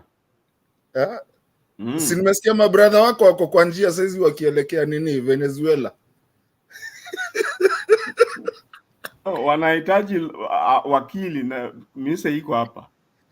Misa alichelewa, wako kwa njia already. Lakini Miguna tu ndiye atawasaidia hao. Wacha wakapatanekana huko na Miguna. plan venye watarudi. But it's always good to listen to you guys. The guys that are listening in the comment section, I think I've been there for a while now. Nilikuwa tuko, I was busy kidogo, that's why I didn't come in then, but I really appreciate your opportunity and Richie to even at the late hours to, you know, allow us in to come and say hi. We are always there. We're supporting this channel, and we are happy that now we're gonna go for whoever wenye wanachanga, we can actually go on digital TV and not just be online. So sasa huko watu waanze kuona dhemba huko nini, kwa nini huko ushago, mama yake huko anaweka tu TV kacha, ulikuwa unadhani umejificha. Hata watu wajue huko kwa kina Bob Papa ati yeye ni ati ambulance ni daktari. Sasa ona, yani lazima mgongane. Hii mambo ya deep state. Unaona sasa ile deep state yetu ndio hii tumeweka sasa. Haya basi, now that at least kuna members wa deep state wako hapa kama Papa, Mise. We Kuseo, kwa heri. Enda lala sasa. I want to appreciate Big Julius, unataka kuingia kwa deep state. Hii ni deep state ya evening show. Mimi nataka ni appreciate huyo bwana Mise. Angalau tumejua Mise anajua kufunga tai. Mimi nilifanya na security. Ngoja Papa. Mimi nilifanya na security, kwa hivyo deep state najua labda kuliko nyinyi. Hii yetu lazima uwe admitted. Lakini sawa tu. Ati Papo naambia Mise nini? I want to appreciate Mrs. presence. At least I know that anajua kufunga hata tai. Tumemwona. Ile tusijue ni ati kwamba hii tai ni tai in what capacity, lakini tuna appreciate angalau unajua kufunga tai. Asante. Lazima ugonge jamaa. Si appreciate at least amefunga tai ya red, kala ya Azimio. Papa, Ooni ametoa sasa. Unajua alikuwa nadhani anakuja, bibi yake alikuwa hapa. Sasa akapata bibi hakuna, akatoa. Yeah. I was dressed to impress, only that you know, I was very disappointed to come and nikaona Bob ati wewe ndio huko. Nikakuja ku appreciate ile kitu, ile msemo wanasema ati sisi ndio tuko. Sisi ndio tuko. Makiadi. Si utoe wimbo basi alafu twende. Leo kuna wimbo kweli. Leo nilikuwa najua watu hawakuji, nimekaa kwa studio nikakata tamaa, nikasema tufunge hii kitu mapema watu wakalale. Sasa jamaa amekuja closing time. Deep state wako na tabia ya kukuja hiyo time. Unajua wako na privileges, wana enjoy. No, we really appreciate you letting us in. I mean sasa hii ndio nusu ya kuonana. No, you guys your seats will always be assured. So nyinyi mkishaingia mmequalify kuingia deep state, sasa your seat is assured. Julius, unajua Bob ngoja mpaka lazima afanyie hii kwa choo. Mise ngoja nikutafutie mistari hapa, ndio wale walikuwa wanakaa hapo wakingojea mistari leo at least wasikie mzuri. Leo tunawanyoroshia mistari kutoka kwa mwanamuziki mmoja anajulikana kama Tabule Rochero. Wimbo wenyewe unajulikana kama Ibeba. Ndasoma mbio kwa sababu ya time. Wimbo so sita inafika. Katika kesho. Ndemba nasikia mic yako iko on. Haya. Wimbo wenyewe unajulikana kama Ibeba. Kila mtu anajua hiyo wimbo vile inaanza kucheza ting ting namna hiyo. Kila kitu ikiimbo inafanya ting ting. Hiyo ka gitaa Bob Papa unakajua. Si bass, hiyo haitangwi bass. Bob Papa unaielewa hiyo gitaa. So wimbo naenda namna hii. Likambo euti musika na zaliko banga, yani a word has come from far that makes me afraid. Likambo ni neno ama word. Likambo euti musika na zaliko banga, tintili na kati ya mikili ya mpoto kakebeti kemie nzoko ele bilanga, yani likambo euti musika na zaliko banga, a word has come from far that makes me afraid. Alafu kale kagitaka na chapa tindili na kati ya mikili ya mpoto kake beti, yani amid countries of Europe thanda imechapa Kemi Nzoku Elei Bilanga. Yani Kemi Nzoku niliwambia ni ndovu hapa, kila wakati nitawafunza hiyo. Nzoku ni ndevu. So Kemi, an elephant ate all plantations. Kemi ye libala ekoti bondoki. Yani Kemi, sorcery has entered into our marriage. Libala ni ndoa sasa. Halafu kale kagita ketu kanachapa tena. Halafu inaendelea namna hii. Naloti mama nayo azali kolanga. Yani I dreamt that your mother went to the witch doctor. Akangi liputa na kingo liputa ya pembe. Yani she had wrapped unajua kingo shingo tu vile unasema. Akangi liputa na kingo. She had wrapped her neck with a white cloth. Azaliko luka ngai nayo tobunda. Yani she wanted me and you to separate.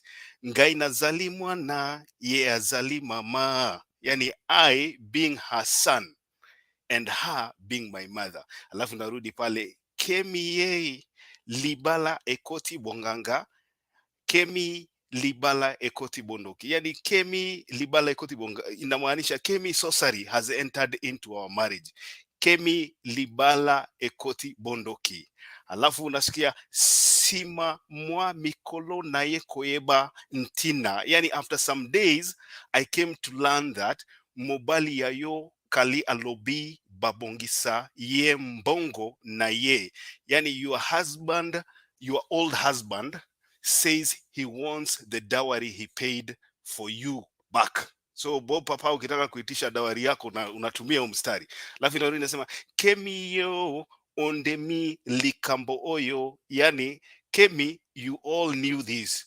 Tubalana nakati ya kote na miso ya baninga. We got married in the village streets as friends witnessed. Baboti bavandi losiki ya temwe.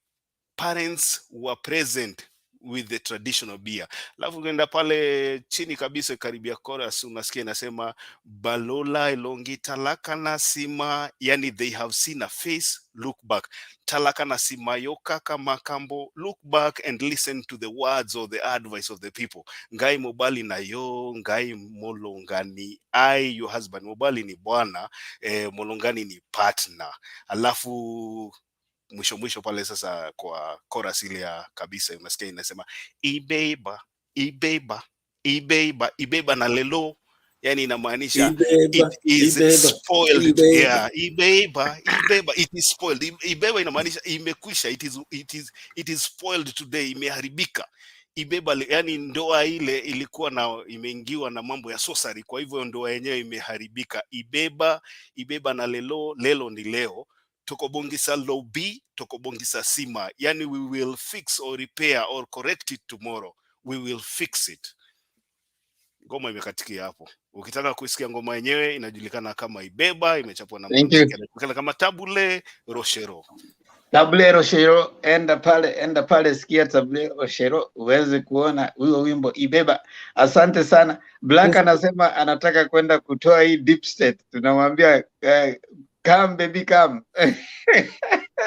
Like hata Christina amekuja pale ameniambia nirudi nivae tai. Bob akule kwa Christina amesema unakaa freshi. Christina amependezwa sana na hata ndio maana umerudisha. Ndio ameniambia, unajua that's very nice, you know. Christina's word is a command and I mean you look, lakini unafaa uvange tai na hiyo shati ya Azimio blue, manake naona una reason vizuri kidogo kuliko hiyo tai mingine.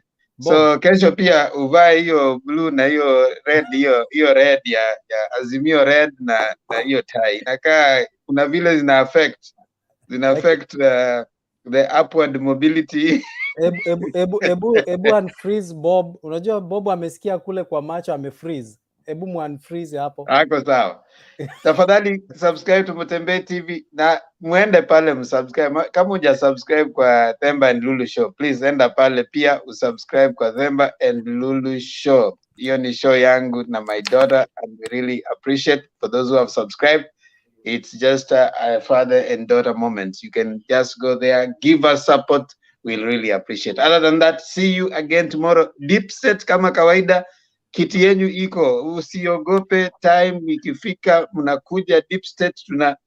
Kuna watu tunatoka tunawaleta Deep State. Hii ni Deep State. Mise, wacha niwahesabie watu wa Deep State, ndio msikuja hapa kutusumbua. Watu wa Deep State ni hawa. Kuna Makiadi, Deep State ya evening show.